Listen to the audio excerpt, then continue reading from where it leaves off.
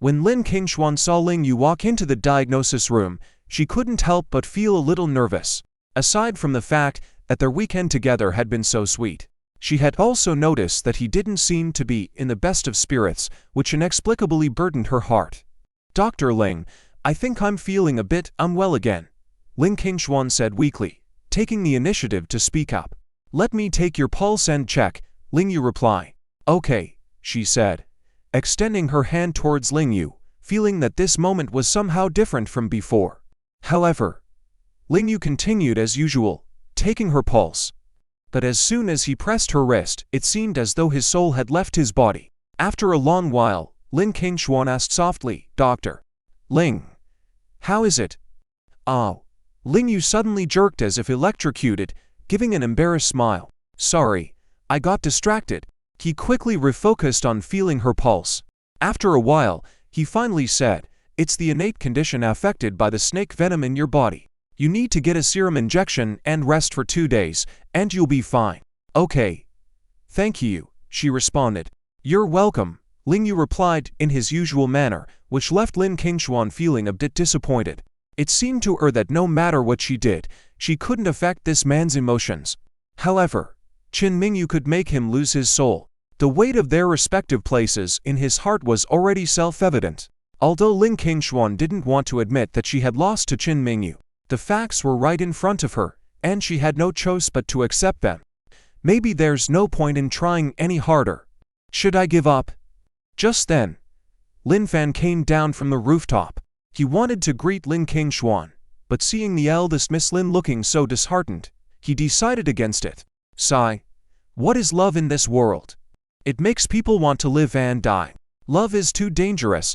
I think I'll stay single for 100 years, Lin Fan muttered to himself, feeling genuinely scared after seeing the state Ling Yu and Lin Kinglong were in today. When Lin Kinglong had arrived, she seemed to be in good spirits, but after seeing Ling Yu, she looked as if she had fallen seriously ill. There's no denying the great power of love. Lin Kinglong didn't notice Lin Fan. She was so lost in her thoughts that she even forgot the entire process of walking out of the hospital. It wasn't until a large Land Rover stopped in front of her that she snapped back to reality.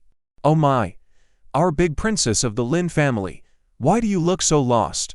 Weren't you daydreaming and giggling last night?" Liu Roshui teased as she looked at Lin Kinglong. Lin Kinglong shot her a glance, but didn't respond. She got into the Land Rover and remained silent. "What?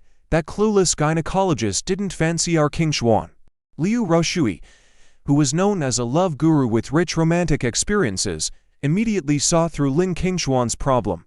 "Auntie, I think I should give up. Dr. Ling doesn't have a trace of me in his heart."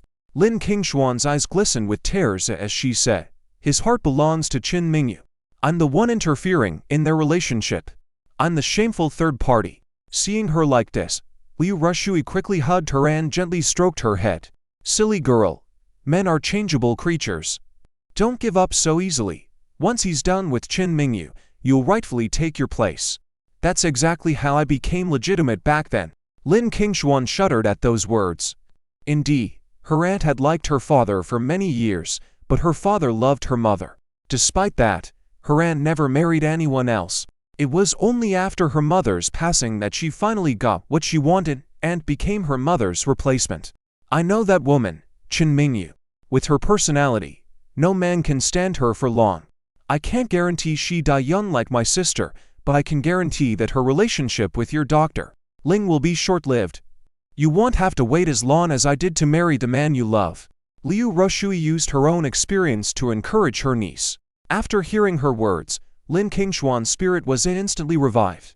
That's right, she just needed to wait. Once Ling Yu and Mingu were done, it might be her turn. Seeing the determination return to Lin Kinglong's eyes, Liu Roshui felt satisfied. She also thought to herself that Dr. Ling must have saved the galaxy in his past life. His luck was incredible.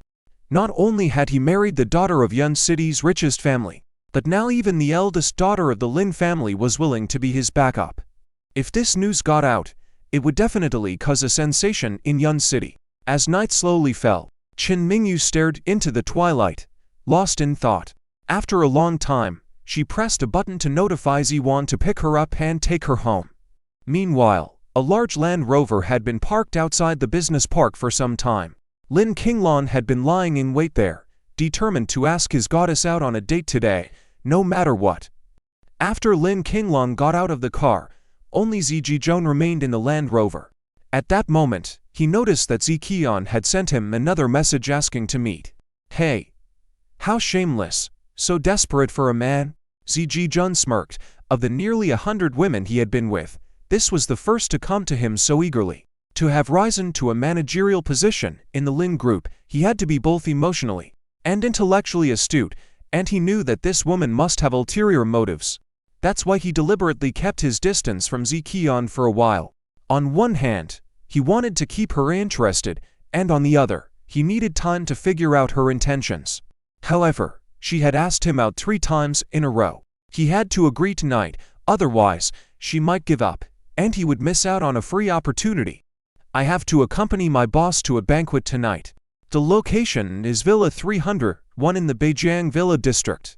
If you're free, come by, Zijijeon replied with a voice message and then casually tossed his phone aside. On the other end, Ziqian was thrilled to receive the message and quickly called her sister over. Great, tonight is a good opportunity. Remember, don't let him have you for nothing.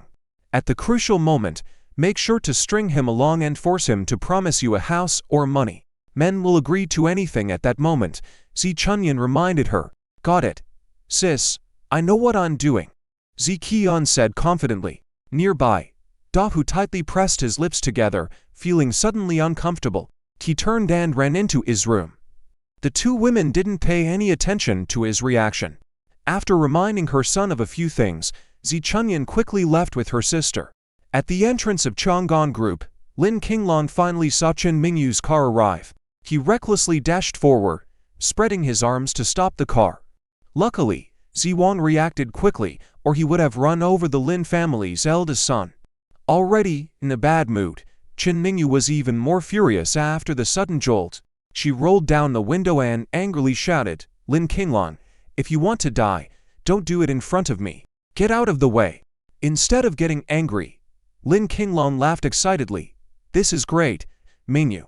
In all the years I've known you, this is the first time you've yelled at me. It proves that I can finally affect your emotions. How? Chen Mingyu was so amused by Lin Kinglong that she laughed out loud. Ziwang was speechless too. Comments like that could only come from someone with years of experience as a lickspittle. Was there a gene for being a sycophant in the Lin family? Lin Kinglong flattered Chen Mingyu, while his sister fawned over Ling Yu, causing discord in Chen Mingyu's marriage. If it weren't for this, Ziwang wouldn't have to pick up Chen Mingyu after work. Mingyu, are you free tonight? We have a party, and if you attend, you'll surely be the star of the show. Lin Kinglong continued, ignoring her expression and Ziwang's thoughts. Your beauty and grace deserve to be seen by everyone. Do you know, you are the most regal peony in Yun City. Please don't keep it to yourself. It would be such a waste. In the past, Chen Mingyu would have called him an idiot and left. But today, she was in a foul mood, and she couldn't deny that he had a point. She had countless admirers, yet she married Ling Yu, only for him to seek out other women. It was infuriating. Yesterday's incidents still weighed heavily on her heart. She wanted to drink and unwind, and a party seemed perfect, no need to drag someone else out.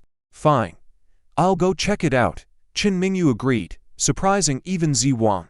Great, Mingyu, get in my car, I'll take you there. Lin Kinglong pushed his luck further, already imagining kicking Zijijeon out of the Land Rover if she agreed.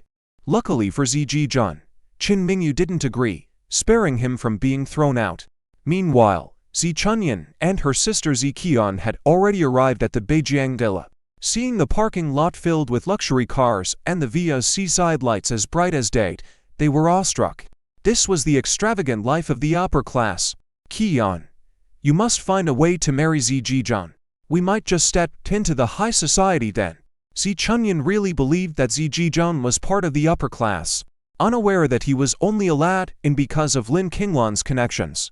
Got it, sis, I'll do my best. Ziqian, who had even less experience than her sister, had no idea how deep the waters of the upper class ran. While waiting for Zijijeon, she adjusted her bra and touched up her makeup. She thought that if she could get into the event with Zijijun, she might meet someone even more influential. Then she could leave Zijijun for a man even more powerful than Qin Mingyu's husband, turning the tables on her. That woman had always looked down on her for being poor. At that moment, a commotion erupted at the party. Many young men and women flocked to the entrance, eagerly awaiting something. Seeing this, the Z sisters, who had been loitering near the entrance, became curious too. It looks like a big shot is arriving. Yeah. Look at these well-dressed people. They must be wealthy. What kind of person could they be waiting for?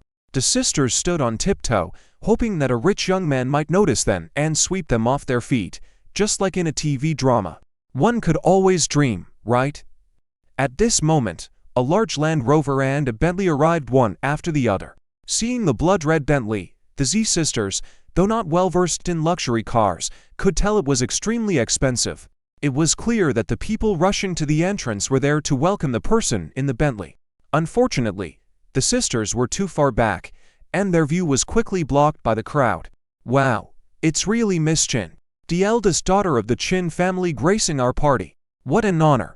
The young men and women exclaimed excitedly. Hearing this name, Ziqian instinctively shuddered. Ling Yu always referred to his wife as Miss Qin. Could this Miss Qin be his wife? Unfortunately, by the time the crowd dispersed and they managed to get to the front, Qin Mingu had already gone inside. Ziqian only caught a glimpse of her back. What's going on? That figure really looks like her. Ziqian suddenly exclaimed. What do you mean, looks like? Do you know the eldest daughter of the Qin family? Zi Chunyan asked, puzzled. Ziqian had never considered the possibility. How could Ling Yu's cousin be connected to the eldest daughter of the Qin family? They were from completely different worlds.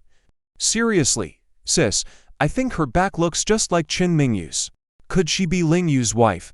Ziqian said earnestly. Impossible, Zi Chunyan exclaimed, then laughed. That loser Ling Yu's cousin could marry the eldest daughter of the Qin family. Not even a novelist would dare write that. Besides, if she were the Qin family's eldest daughter, would she live in a regular upscale apartment? She'd definitely be living in a grand mansion. That's true, Ziqian admitted. However, the similarity between their backs wasn't just a resemblance, it was identical. Stop overthinking it. Ling Yu's wife is indeed beautiful, but don't all beautiful women's backs look similar? Zi Chunyan said dismissively. That's true, Ziqian agreed, accepting the explanation. At that moment, Zijijun approached them and invited Ziqian to the party. Due to his limited status, he could only bring one person inside. Zi Chunyan didn't mind, and before they parted, she gave her sister some intense, meaningful glances. Understanding her sister's intentions, Ziqian nodded and entered the venue with Zijijun. After entering the party, Qin Mingu socialized and had a few drinks with some of the business people present. However, having gotten drunk the previous night and feeling unwell, she didn't want to drink much tonight. She quickly excused herself from the clingy Lin Kinglong and looked for a place to rest. Left alone, she couldn't help but think about Ling Yu. What was that man doing now? Without her permission, he probably wouldn't go home, right? If things continued like this, was their marriage headed for an end? Click. Qin Mingu pushed open the door to an empty room and was about to step inside, when she unexpectedly saw a couple being intimate on the bed.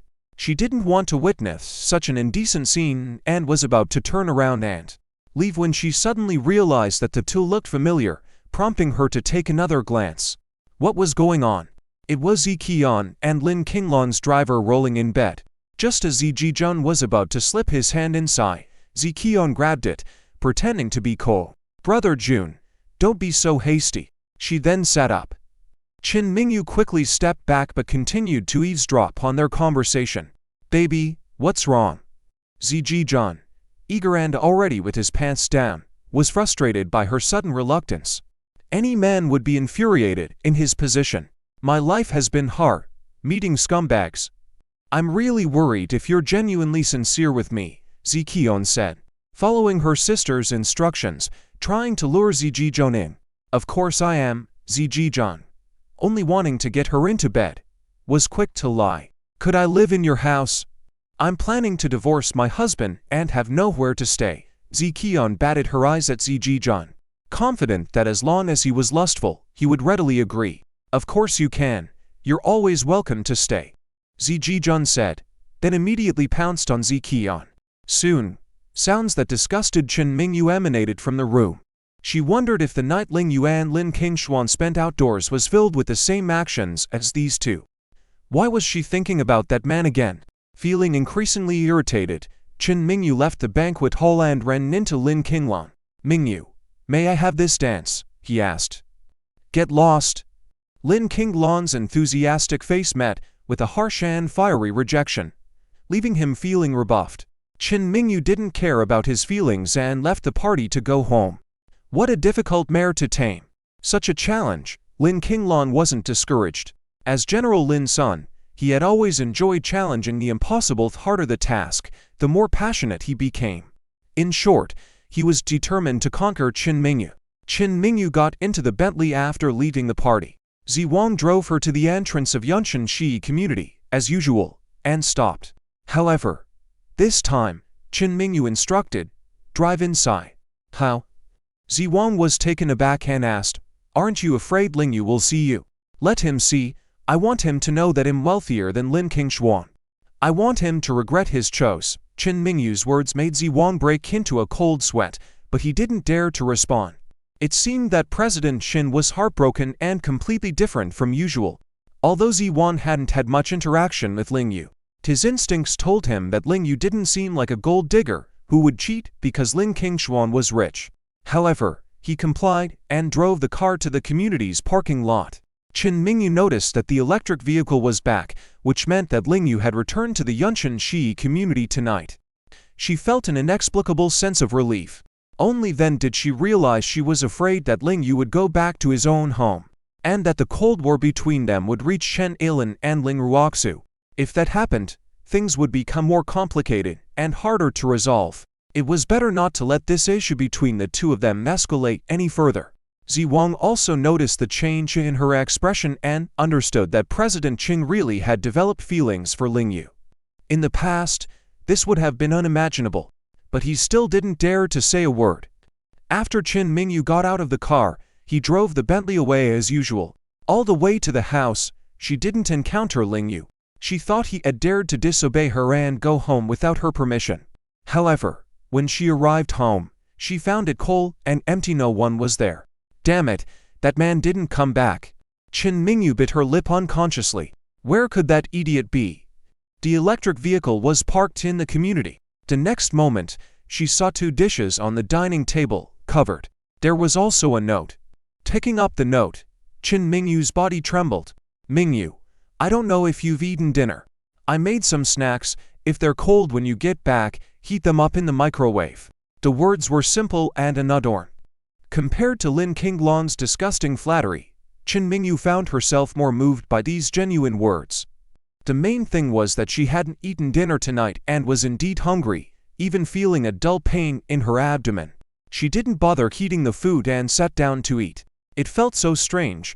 The food wasn't particularly delicious, not compared to the gourmet meals she was used to, but she enjoyed it immensely. As she ate, her eyes became slightly warm, and she regretted telling that man to leave last night. Halfway through eating, she ran out to the hallway window to look down and, sure enough, saw that fool sleeping on the bench again. Even though it was getting cold, that fool was sleeping so comfortably on the cold wooden bench. Forget it. Let him freeze. He could spend the night in the wilderness with a woman.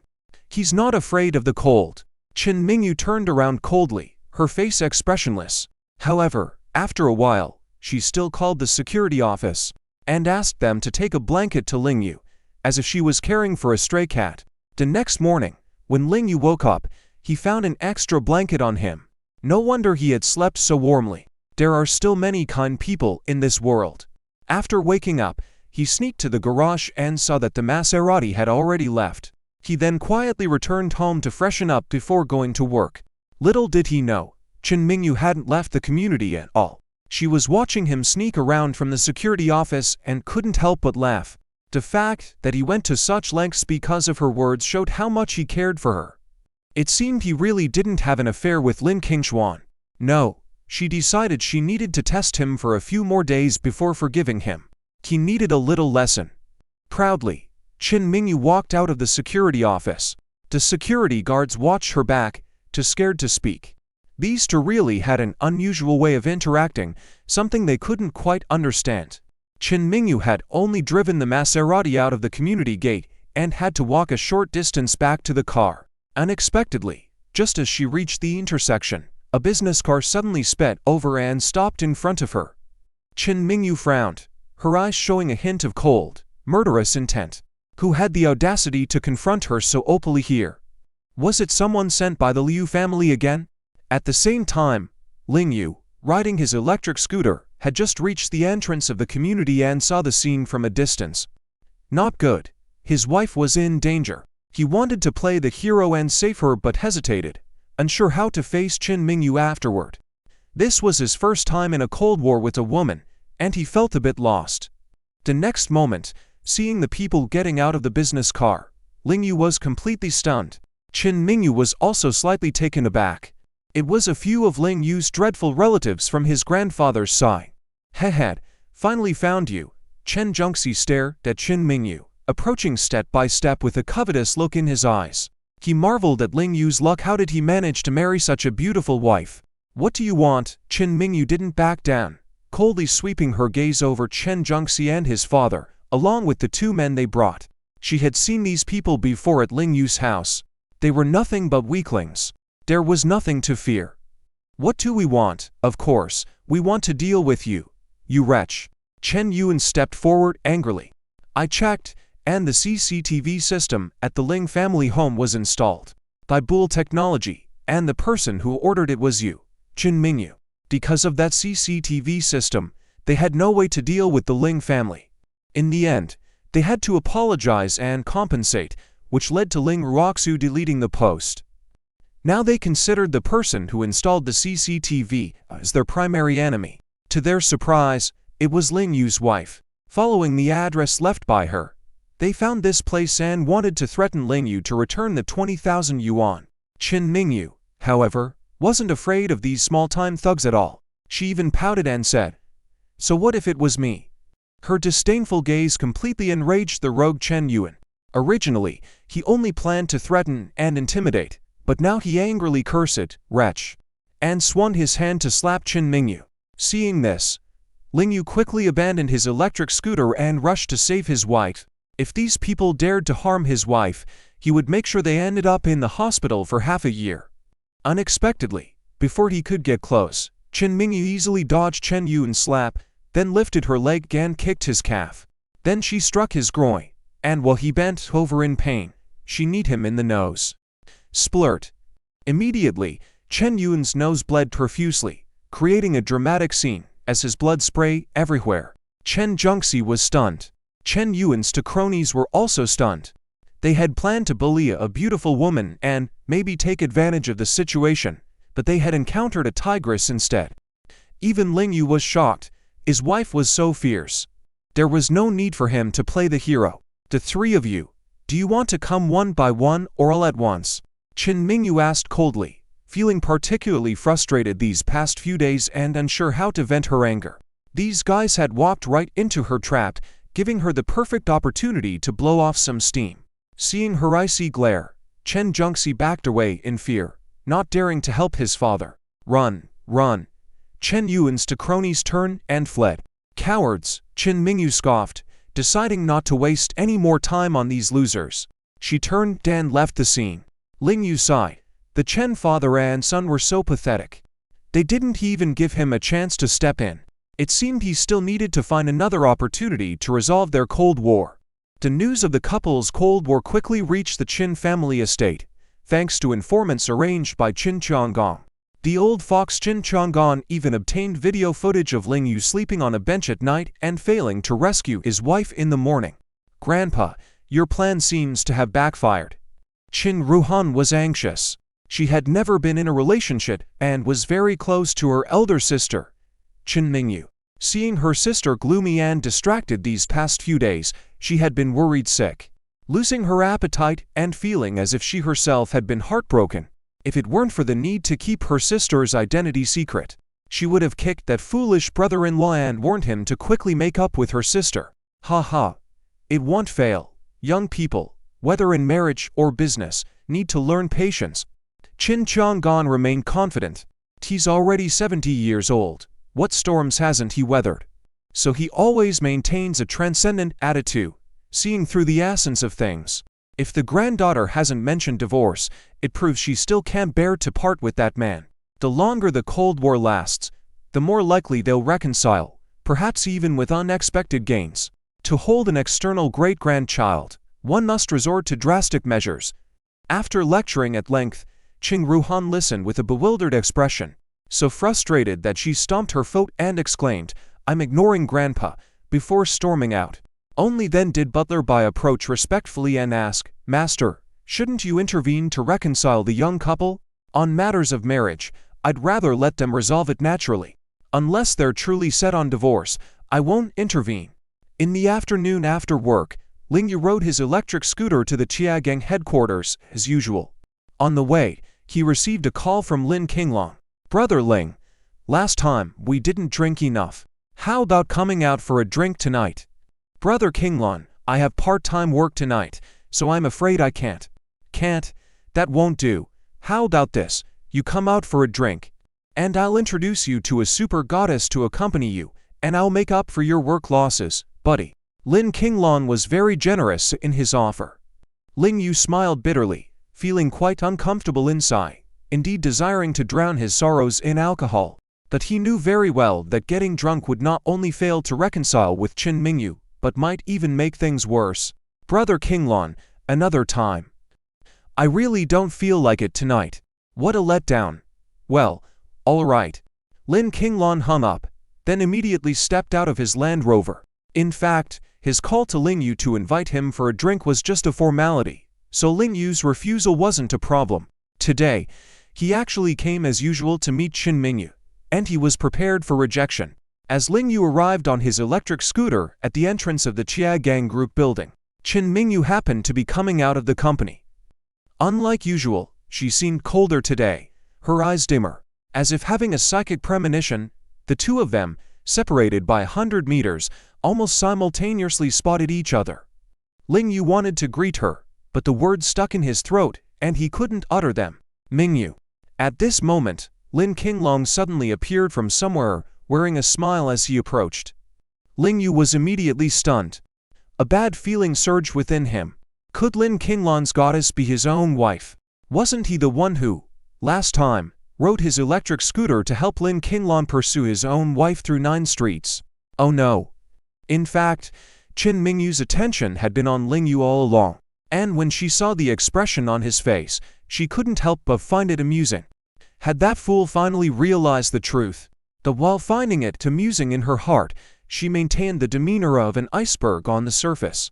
"Lin Kinglong, what do you want again?" Qin Mingu was more proactive today than usual, which surprised Lin Kinglong. "Mingu, tonight I've booked a high-end private club suite. Let's have a drink and relax." Lin Kinglong went through his routine again. He was well aware that Qin Mingu had agreed to go to the party with him yesterday because she was in a bad mood and left halfway through. Tonight, she probably wouldn't agree no matter what. But unexpectedly, when Qin Mingu glanced at Ling Yu, she directly agreed, saying, "Okay, tonight you can give me a ride. I'm gone. What's going on?" Lin Kinglong felt like he had hit the jackpot. The goddess had agreed to his date and even voluntarily got into his car. Look at that, who said being a lapdog had no future? Keep licking, and eventually, you'll have the chance to take the goddess home. Seeing Qin Mingu getting into Lin Kinglong's car, Ling Yu lost all interest in going to work. How could this happen? Was Qin Mingu just playing around with him all along? Now that there's a rich and handsome guy pursuing her, she just casually dropped him. Ling Yu felt extremely stifled, feeling like he couldn't breathe for a moment. After some thought, he decided to call Qin Ruhan. "Hello, Miss Sen. I'm feeling a bit unwell today and would like to take a day off." Sure. Go and do whatever you think is important." Qin Ruhan's voice sounded anxious because she was currently standing on the top floor of the Chiagang Group headquarters, overlooking the scene below. For some reason, even though she knew in her heart that Lin Kinglong was the one who was suitable for her sister. She secretly hoped that her sister would end up with Ling Yu. Okay. Ling Yu felt Qin Ruhan's behavior was a bit strange, but he didn't have time to think about it.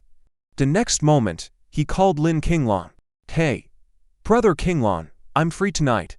Let's go have a drink. Upon hearing Ling Yu's words, Lin Kinglong was stunned. What's going on tonight? How come he's so popular? Seems like he can make plans with anyone he wants. But Ling Yu insisted on coming, so he agreed. After hanging up, he quickly called his sister, Lin Kinglong. Hey, Kinglong, I've managed to arrange a meeting with Dr. Ling for you. Get yourself ready and come to room 888 at Kingya Club. Oh, okay. Lin Kinglong was a bit surprised for a moment but immediately agreed. This time, it was her brother who arranged for her to meet Ling Yu, so it should be considered a coincidence, right? Meanwhile, Mingu sat quietly in the passenger seat of Lin Kinglong's car, silently watching his performance. Knowing that both Ling Yu and Lin Kinglong were about to enter the fray, she gently bit her lower lip, her eyes showing a complex expression. Ling Yu was riding his electric scooter, knowing he couldn't catch up to Lin Kinglong's Land Rover. When he arrived at the private room, Lin Kinglong and Mingu were already seated, with the table filled with expensive alcohol. Just one glass of the priciest drink could cost Ling Yu his entire annual salary. Lin Kinglong sure was wealthy. Ha. Ling brother, come. Let me introduce you. This is my goddess and good friend, Miss Mingu. After Lin Kinglong's introduction, he continued boastfully, You're really lucky today, Ling brother. Miss Qin here is a goddess in Yun City. Many men dream of meeting her but don't have the chance. Ling Yu's smile was complicated as he looked at Mingu, who remained silent. Mingu snorted coldly, turned her head away, intentionally avoiding looking at him.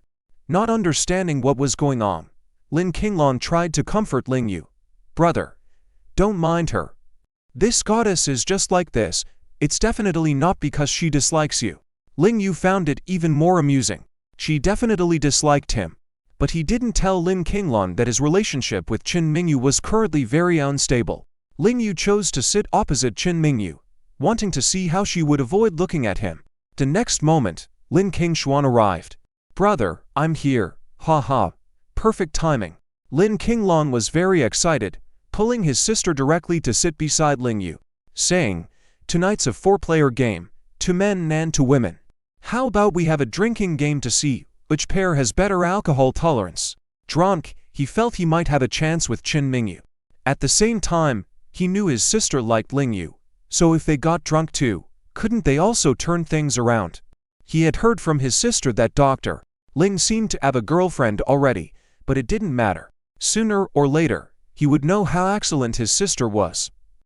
He dumped his girlfriend and be with his precious sister. Hearing it was a drinking game, the other 3 had strange expressions, especially Ling Yu. If he had to be on the same team as Mingu, that would be a disaster. The problem was, from Lin Kinglong's grouping, it was obvious he and Mingu were opponents. What do you all think? Who's in favor? Who's against? Lin Kinglong, as the organizer of tonight's game, tried to create an atmosphere. Just as Ling Yu was about to raise his hand in opposition, he heard Mingu coldly say, In favor. The most surprised wasn't Ling Yu, but Lin Kinglong. Is this for real? The Ice Queen goddess seemed to have changed her mind today. What's going on? I'm in favor too. Lin Kinglong slowly raised her hand. Ha. With 3 votes in favor, the game's on. Lin Kinglong announced quickly. Tonight, he had 2 goals. First, to match himself with Mingu. Second, to match his sister with Ling Yu. So, regardless of which goal he pursued, he couldn't leave any room for Ling Yu to refuse. Well then, let's begin. Ling Yu's gaze suddenly became sharp as he stared at Mingu. He knew his wife was upset, but he was upset too. They hadn't even divorced yet. Why did she agree to go out drinking with another man? What if he didn't come? What would she do with Lin Kinglong?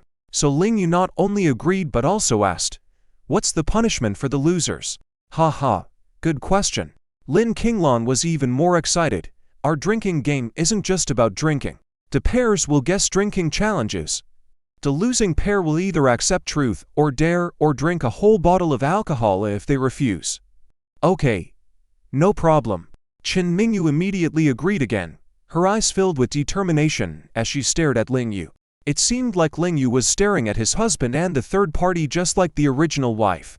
If you're here, then come. Ling Yu was also feeling choked up. Looking at her and Lin Kinglong, it felt like he was seeing his wife with the neighbor again. Lin Kinglong was the most awkward one because she was the only one who knew the identities and relationships of the four people. The more she knew, the more she felt restricted. Great, let's begin. Lin Kinglong became increasingly excited, never expecting the game to proceed so smoothly tonight. Nor did he anticipate what would happen next, gradually losing control and expectations. In the first round, Ling Yu's team lost.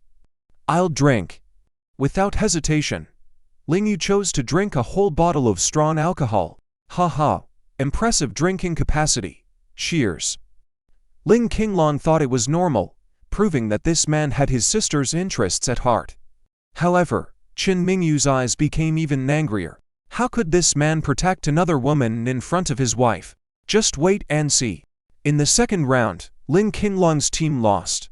Before Lin Kinglong could react, Mingu directly grabbed a bottle of alcohol and chugged it down. Mingu, you have a great drinking capacity. But, no more nonsense, let's continue. Mingu didn't want to hear Lin Kinglong's babbling. Her opponents were only the two across from her. Tonight, she was going to defeat them. Lin Kinglong felt that the atmosphere tonight was somehow off. Even though she was paired with Ling Yu, why did she feel like she and her brother were unnecessary?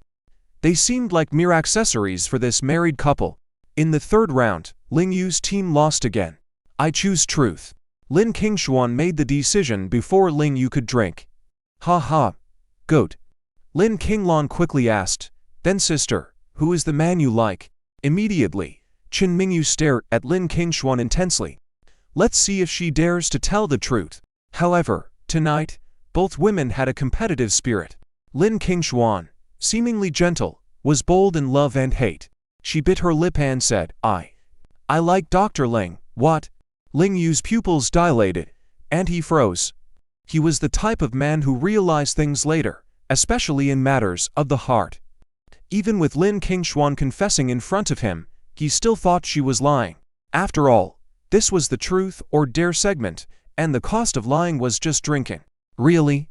Lin Kinglong intentionally asked with a smile, actually wanting to further solidify his sister's determination. And let Ling Yu, this blockhead, completely understand his sister's feelings. Lin Kinglong wanted to nod, but when she saw the murderous look in Mingu's eyes and Ling Yu's still bewildered expression, she ended up picking up the bottle on the table and started drinking. Seeing this scene, the most disappointed one was definitely Lin Kinglong. Why was his sister so cowardly? She'd rather drink than not again. Even though she drank, Mingu still stared at her, full of hostility.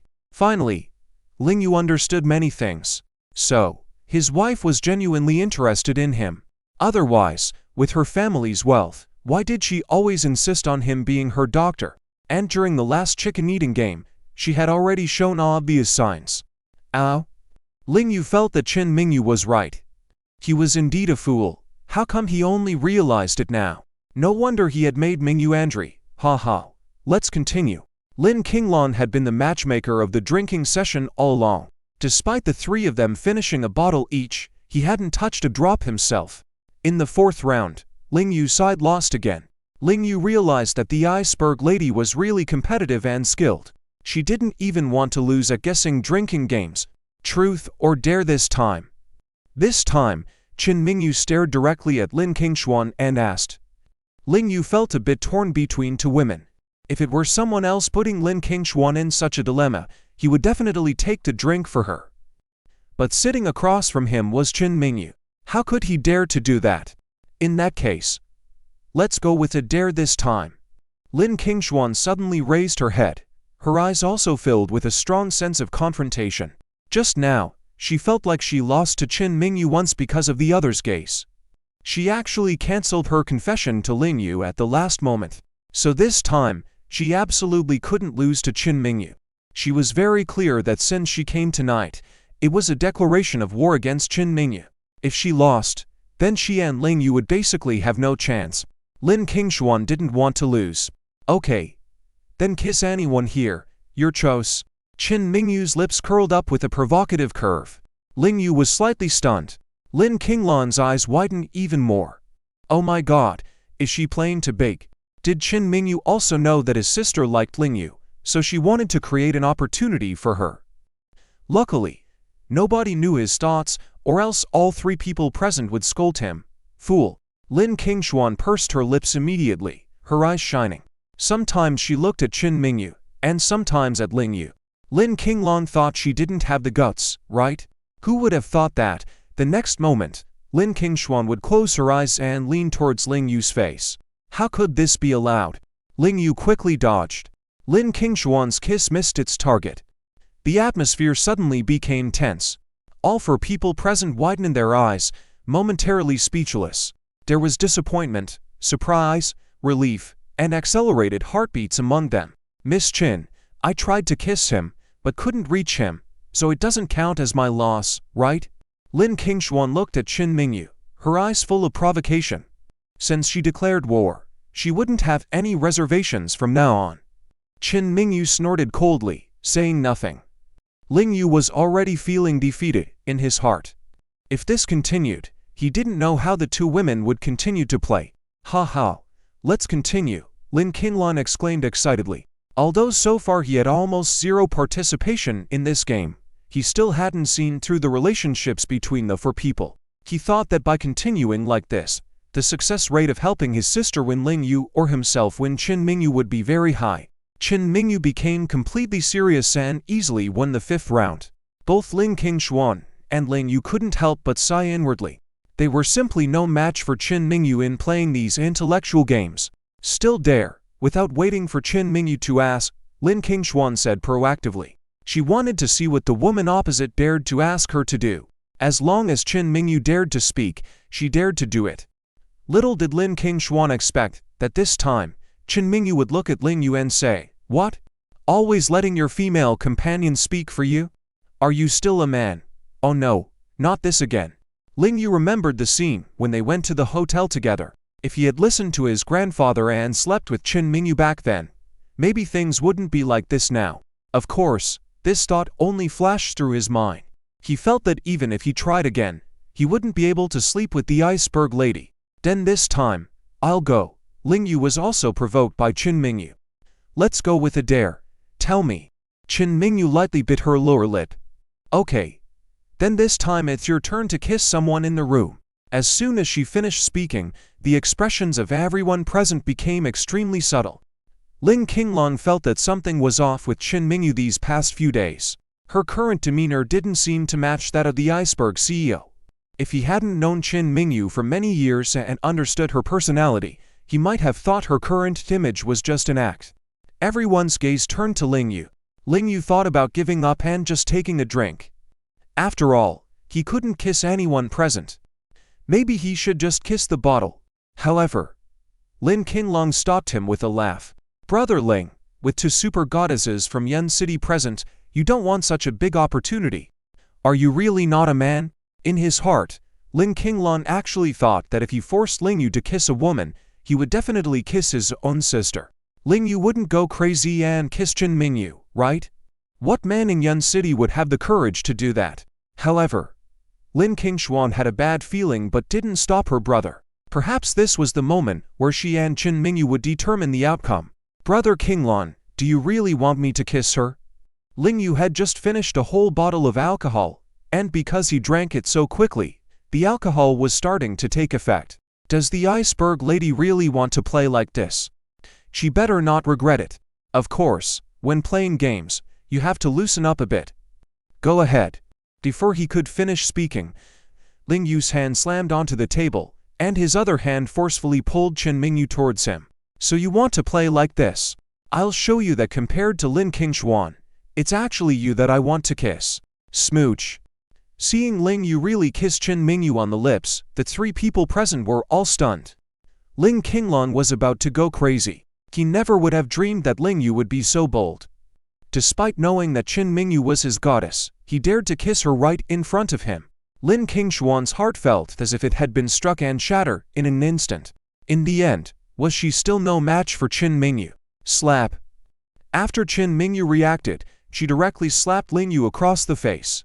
Ling Yu didn't dodge. After taking the hit, he stood there in a daze, locking eyes with Qin Mingyu. He also felt like he was going crazy. He didn't know where he found the courage to kiss Qin Mingyu right in front of the Lin siblings. But he didn't regret it. Whatever consequences came, he would face them. However, just as he was about to pull back, Qin Mingyu, who had just slapped him, grabbed his collar and pulled him back in. Then, she took the initiative to kiss him back. Her eyes also seemed to deliberately glance at Lin Kinglong. Lin Kinglong's heart was once again violently struck, and she bit her lip lightly. Lin Kinglong grabbed his hair in shock. What the heck is going on? What exactly is happening? Ling Yu kissing Qin Mingyu just now was one thing, and it was understandable that the goddess was caught off guard and suffered a loss. But what about this? It wasn't until Lin Kinglong went berserk and started beating Ling Yu that Qin Mingyu let go of him, then coldly snorted and got up to leave. Mingu. Ling Yu hurried to chase after her. Finally, Lin Kinglong reacted. Damn it, it turns out this kid Ling Yu and Qin Mingyu knew each other from before. He was played by them and turned around in circles. He wanted to stop Ling Yu and demand an explanation, but Ling Yu rushed off to chase Qin Mingyu and slipped away from under his nose. Lin Kinglong wanted to chase after them, but he saw his beloved sister standing there, tears streaming down her face. He was torn between going after Ling Yu and comforting his sister, cursing furiously. Damn it! Damn it! How did tonight's perfect game turn into this? Mingu. Mingu. Ling Yu caught up with Qin Mingyu outside, and daringly grabbed her delicate hand for the first time. Whoosh! Qin Mingyu reached out and slapped him again. But this time, Ling Yu dodged, and Qin Mingyu took the opportunity to shake off his hand and continue walking briskly, reaching out to hail a cab home. I'll take you home. Ling Yu pressed down her hand that was hailing the cab. Qin Mingyu opened her hand again. Ling Yu pressed it down once more. Qin Mingyu was slightly stunned. This man was different tonight from usual. Not only did he call her by her name directly, but he also dared to touch her so boldly. Ling Yu himself didn't know why. Maybe it was because of the alcohol. Now recalling that he had kissed Qin Mingyu on his own initiative earlier, he still felt lingering fear. He was truly testing his luck with his life. But why did Qin Mingyu refuse to kiss him back? Was it to show Lin Kinglong, or was it to show Lin Kinglong? All right, save some cab fare, come home with me. Ling Yu, unusually domineering this time, pulled her towards his electric scooter. Qin Mingyu was both shocked and angry, even amused. She adjusted her long hair and wordlessly expressed, "Do you want me, a distinguished miss from the Qin family, to ride your electric scooter home? As the female CEO of Chiagang Corporation, I can't afford to lose face." Ling Yu didn't care what she was thinking. He directly sat on the scooter and ordered, "Get on." No way. Qin Mingyu turned away in a huff, crossing her arms. "If you won't get on, then I'll carry you onto the scooter." Ling Yu retorted in frustration, "Do you dare? Watch." Ling Yu got off the scooter. He didn't want to continue this cold war with Qin Mingyu any longer. Firstly, he didn't want to sleep outside in the cold weather. Who could endure that for half a year? Sooner or later, they had to resolve their conflict. Secondly, he had been feeling restless these past few days. Just thinking about Qin Mingyu made his heart ache. Rather than prolonging the pain, he decided to take a bold step forward. Worst case scenario, if he angered Qin Mingyu and they ended up divorcing, it would still be better than enduring this discomfort. You. Qin Mingyu pounded his shoulder forcefully, but ultimately didn't go all out. Ling Yu forcibly lifted her onto the scooter. Then, the scooter wobbled and set off. Ling Kinglong rushed out, watching the scooter disappear into the distance, cursing loudly. Damn it. Playing the fool. Pretentious master. Lin Kinglong shook his head, incredulously. He had thought Ling Yu was just an ordinary guy, but who would have thought he was actually a hidden king? He had managed to bring back home the goddess that even Hin and Liu Hedong, the super-rich heirs of Yun City, couldn't win over. Ling Yu didn't care about Lin Kinglong's thoughts. Qin Mingyu was his wife after all. What was wrong with giving her a ride home? The scooter swayed along the road, but eventually made it back to the picturesque Yunshan community without incident. The security guards at the entrance were also dumbfounded by the scene. When had they ever seen Miss Chin return home like this? Normally, she either drove a Bentley or a Maserati, but today, she was riding on a scooter, and her man was just as remarkable, pulling down a celestial being and connecting her to the earth. Back at home, Mingu walked straight into her room and slammed the door shut, clearly not intending to say a word to Ling Yu. Ling Yu felt helpless. Mingu's temper was really something else. If he had made a mistake, he could understand, but he hadn't done anything wrong. It was her unjustified accusation about him and Lin Kinglong. Feeling a bit irritated himself, Ling Yu soon retired to his room to rest. Hearing the door shut from outside, and realizing that Ling Yu had no intention of consoling her, Mingu became even angrier. What a stubborn fool! Can't you learn a thing or two from Lin Kinglong or Liu Heading and say something sweet? Mingu sighed in frustration. Were husbands supposed to be pacified by their wives? Was she supposed to take the initiative to add him back on her contact list? Such a pig-headed idiot. How did her grandfather pick such a husband for her? It was infuriating. The next morning, Mingu woke up to find Ling Yu, the stubborn fool, holding a steaming breakfast placed on the table. After enduring 2 consecutive days of coldness, she suddenly realized how important it was to have a man at home. Miss Chin, I made breakfast for you. Ling Yu, despite being stubborn, wasn't petty. He made Mingu's breakfast even though they hadn't made up yet. Humph. Noted, Mingu was initially touched at his addressing her as Miss Chin again pulled her away emotionally. The distance between them widened once more. Ling Yu, seeing her indifferent reaction, felt uneasy. Why was Mingu so difficult to please? After finishing breakfast and preparing to leave for work, Ling Yu had no time for small talk. He could only mention one important matter. This Saturday, my sister is hosting a wedding banquet. I hope Miss Chin can join me. After all, they were still technically husband and wife, and his sister was her sister-in-law. If Mingu didn't attend, it would have significant consequences. He also feared his mother's suspicion. So soon? Mingu blinked. Didn't she just start dating not long ago? It is a bit quick. In fact, when Ling Yu received the news from his sister yesterday, he had the same reaction as Mingu. However, now he just smiled and said, compared to us, their speed is nothing. Mingu coldly snorted. It was precisely because of the rushed marriage that she was frequently irritated by this fool. We'll see about my mood then. Mingu deliberately didn't agree, determined that if this fool couldn't cheer her up by Saturday, she wouldn't go home with him. Ling Yu sighed. This ice-cold woman was really hard to talk to, but at least they were making progress, and things were better than before. Other matters could be discussed slowly. As he drove his small electric bike to work, suddenly a Land Rover blocked his path. Ling Yu had a bad feeling about this.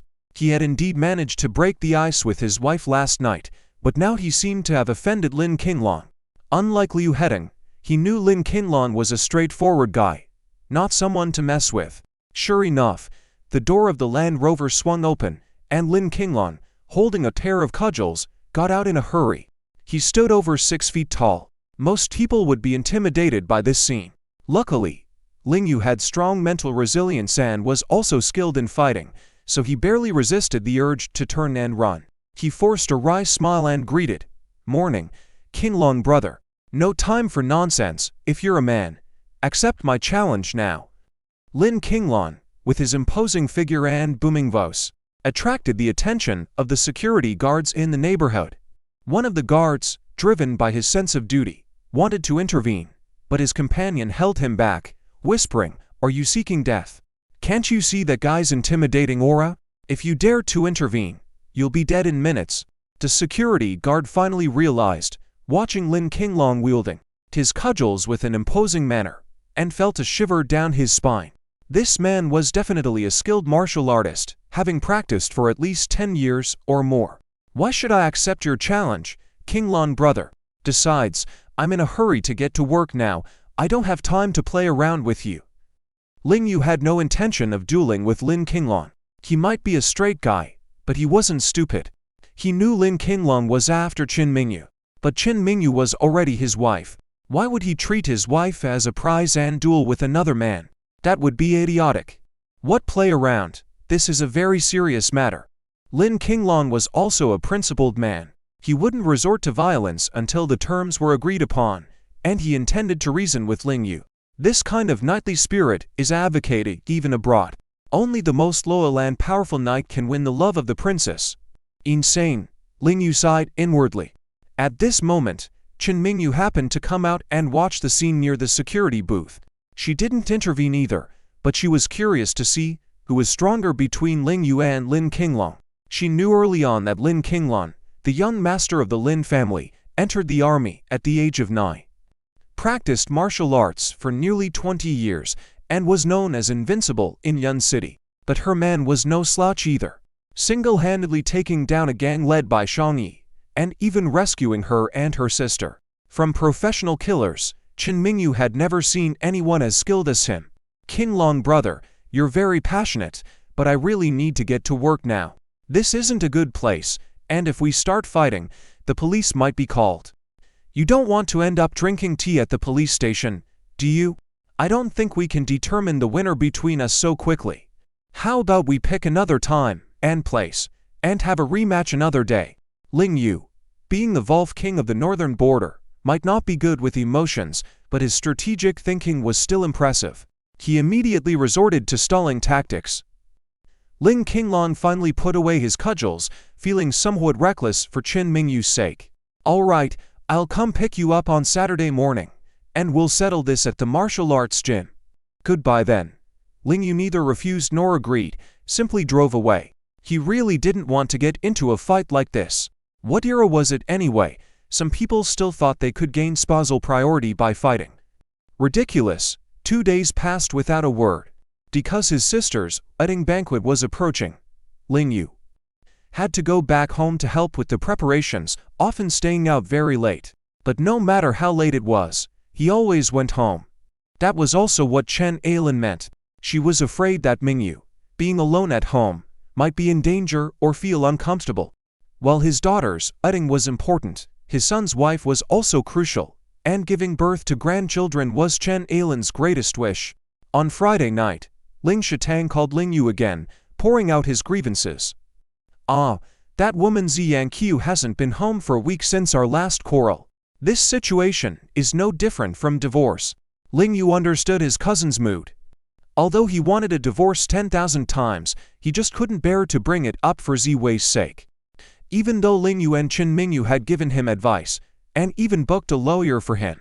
But how could such an honest man as him bring himself to say it?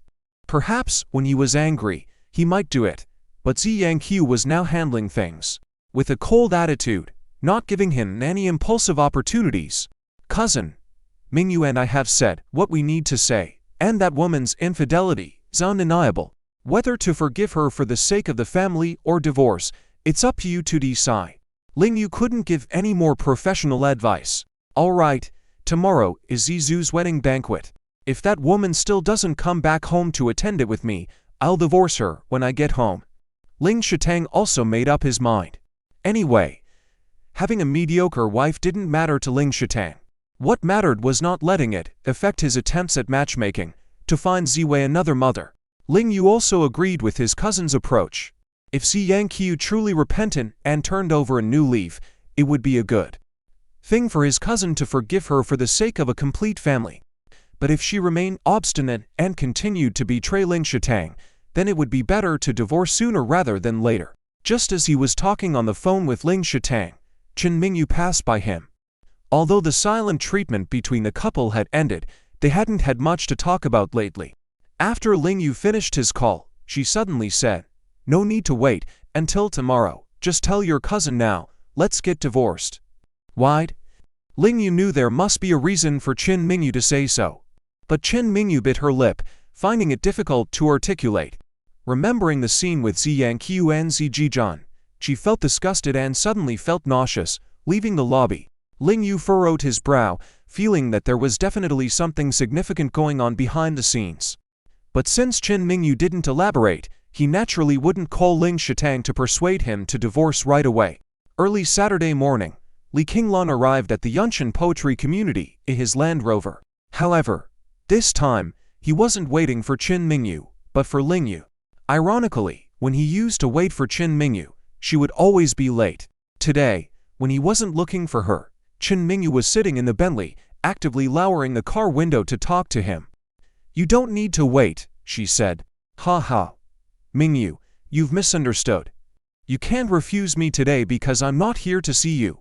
Lin Kinglong smiled somewhat triumphantly. "Wait and see. After I defeat my rival, I'll come after you again." "Idiot."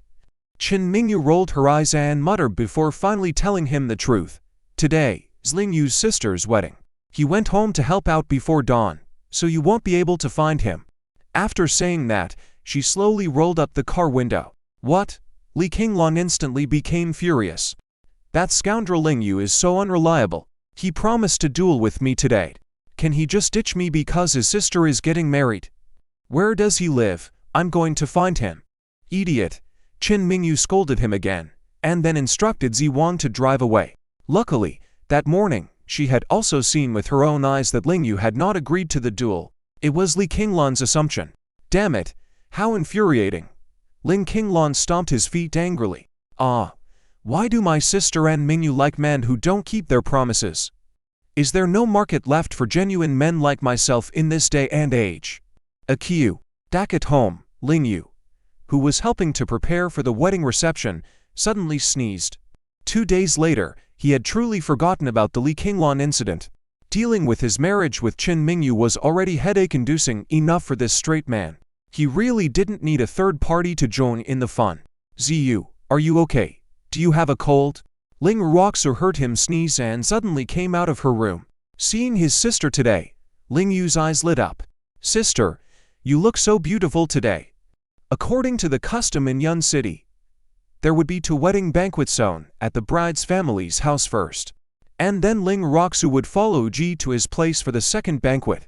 Today, Ling Ruoxu was wearing a tight red cheongsam, showcasing her long legs and slim waist perfectly, exuding feminine charm.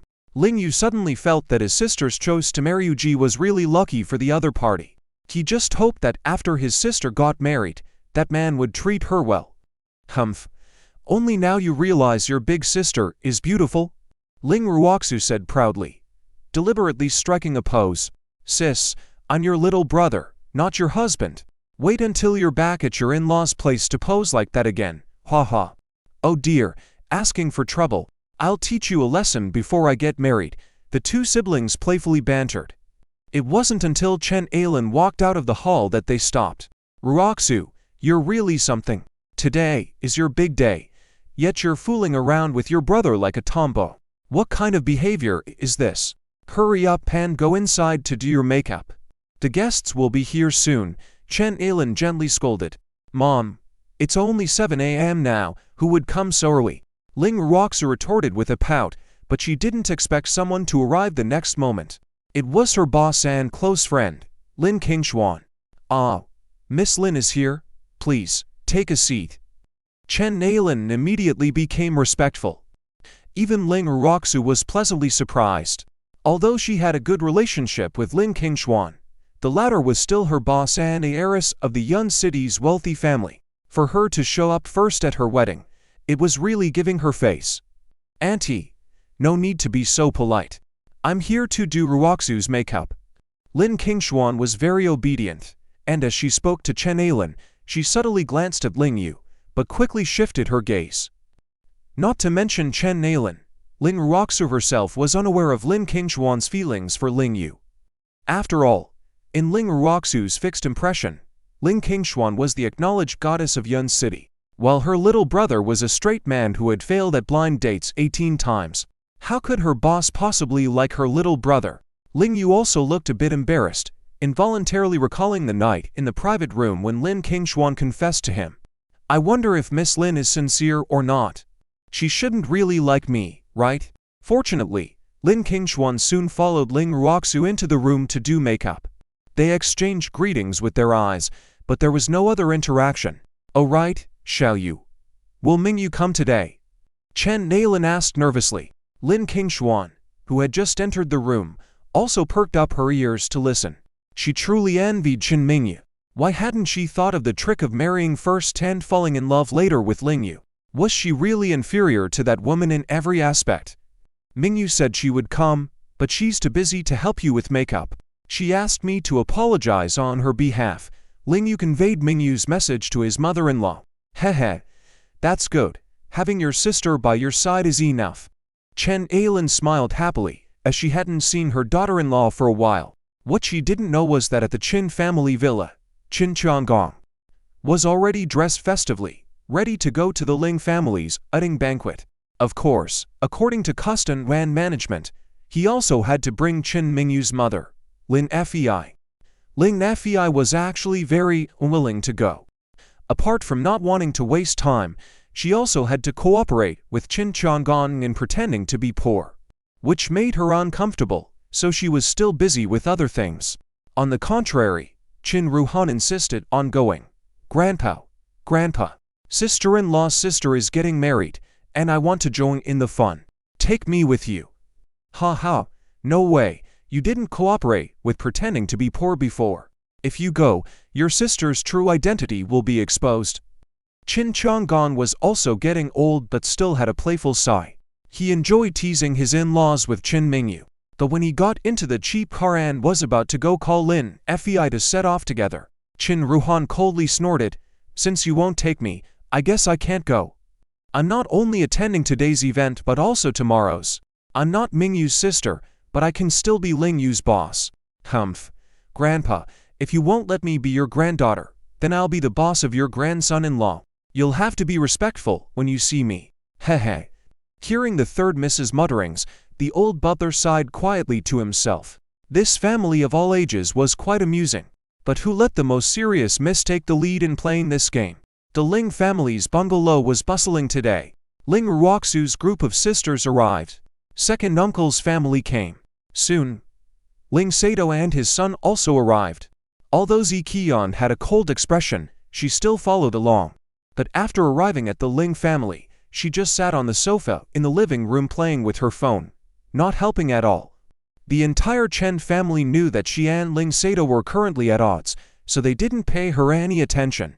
But Ling Yu's cousin Ling Jiawei couldn't stand it. He couldn't help but come over and say, "Big sister-in-law, aren't you acting too much like an outsider? Today is Snow's big day. We've set up over a dozen tables inside and out, and everyone is busy. You're not helping at all." Ling Jiawei's young wife also chimed in, "That's right, sitting here like this is affecting everyone's mood, isn't it? Why don't you just not come if you're not going to help?" Ziqian immediately threw her phone aside.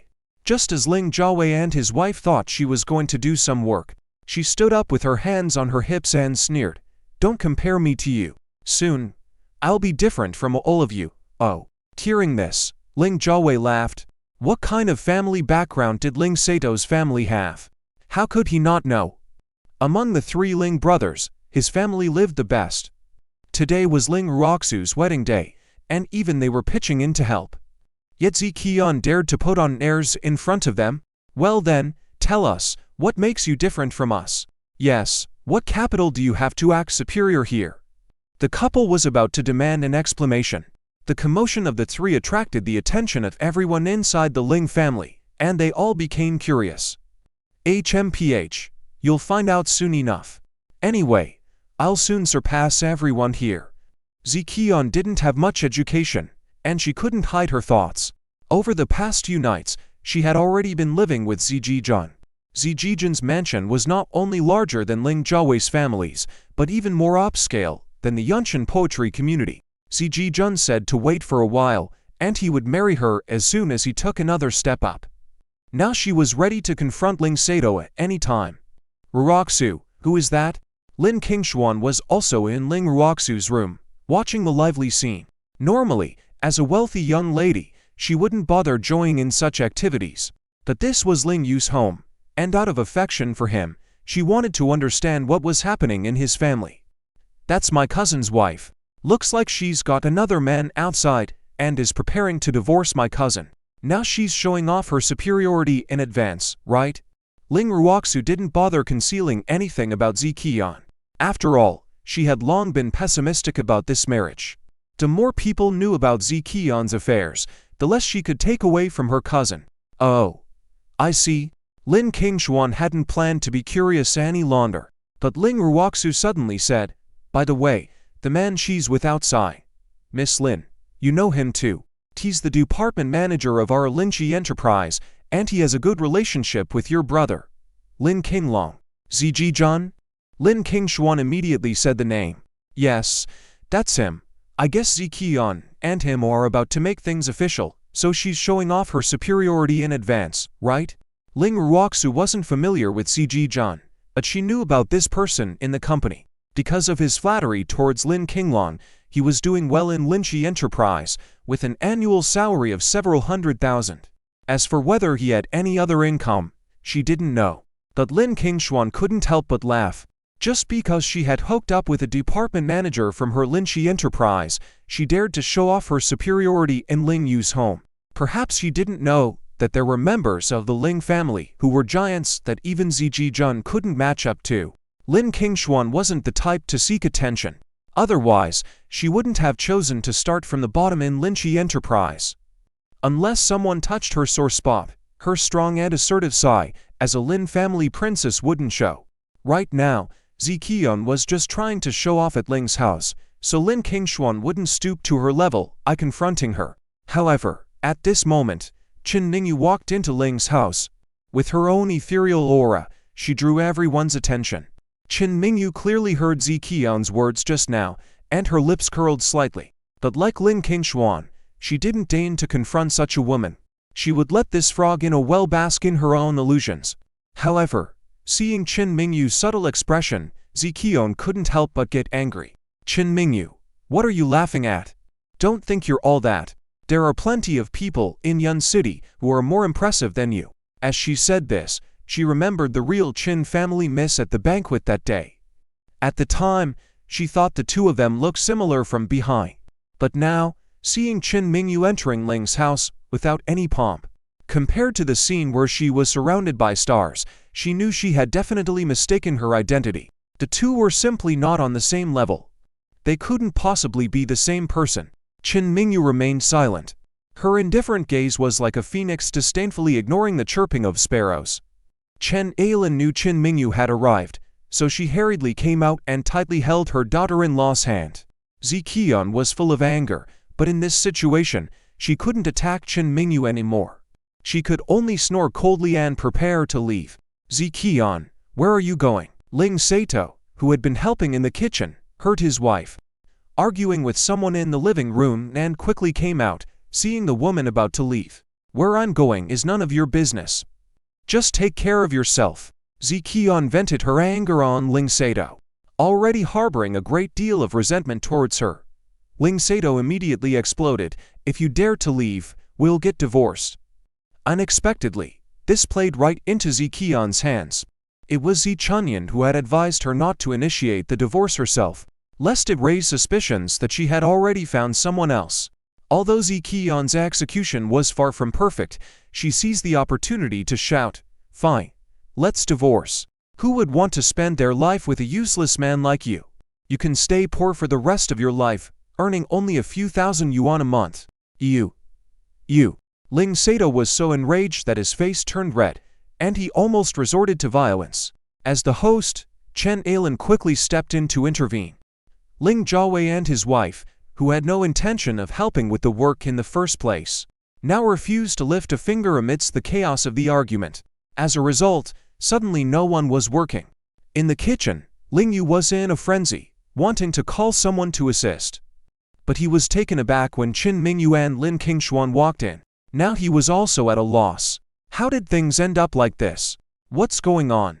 Is this the wedding banquet? Coincidentally, at this moment, the groom's family arrived. Today, it was Uji's sister, Hu Jiling, who accompanied her brother to fetch the bride, along with a few other relatives. According to Yun City's wedding customs and the requirements of the Yu family, the elders from the groom's side would not come today. Instead, when it was the groom's turn to host the banquet, the bride's family and main relatives would attend. This was a customary gesture to save face for the groom's side. Of course, as the groom's family, they had already given a dowry of 200,000 yuan in advance. Seeing the chaotic scene at Ling's house, with people even arguing and talking about divorce. Hu Jiling was instantly furious. We gave your family a dowry of 200,000 yuan, and yet you couldn't even hold the wedding banquet at a hotel. You had to save money by hosting it at your own house. Look at what it has turned into now. Chen Nailin, who was usually gentle and weak, hurriedly stepped forward to apologize to the groom's relatives. Hearing the increasingly loud commotion outside, Ling Ruoxu also came out with her group of sisters to see what was happening, only to witness Hu Jiling scolding her mother and their relatives. Normally feeling superior, Ling's second uncle's family, seeing the well-dressed family, especially Hu Jiling's extravagant appearance, knew that the other side was well off and didn't dare to offend. Ling Ruoxu was immediately furious, striding over in her high heels. 200,000 yuan dowry is a lot. That's for my mom. It doesn't include the money for the banquet. Hu Jiling's face turned red instantly as she pointed at Ling Ruoxu. Seeing this, Hu Ya quickly pulled his sister away.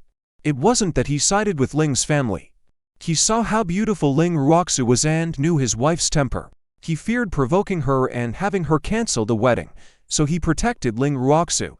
After all, Ling Ruoxu had many suitors before, and he was aware of that. Humph, fine. You sort out your affairs slowly. We'll wait for you to get everything in order. Then we'll come to pick up the bride. Hu Jiling stepped back, letting Ling Ruoxu take charge, thinking she would deal with her after they were done with Ling's family. Sorry. Today's arrangements were indeed our fault. Please forgive us. Chen Nailin quickly apologized to the groom's family. Feeling sorry for Ling Ruoxu's family, Ling Seda reluctantly pushed Ziqian out, not wanting their family's troubles to affect someone else's wedding banquet. Chen Mingu and Lin Kinglong watched silently from the kitchen, feeling that the Yu family had a condescending attitude. They feared that Ling Ruoxu's status might not be very high after marrying into that family. Ling Yu, on the other hand, was too busy in the kitchen to pay attention to what was happening outside. After finally finishing the preparations and with all the relatives and friends gathered, everyone began to feast. Ling Yu was then called out to the hall. According to custom, the groom's brother-in-law had to give a large red envelope to the bride's younger brother. At this moment, Hu Ya and Hu Jiling were already seated at the top, with Hu Jiling sitting like a queen, looking down on everyone. Xiao Yu, where's your wife? Seeing that Chen Mingu hadn't arrived, Chen Ailin hurriedly asked. As Hu Ya and Hu Jiling were supposed to give the red envelope to their couple, Mingu happens to be busy. Can I collect the red envelope on her behalf?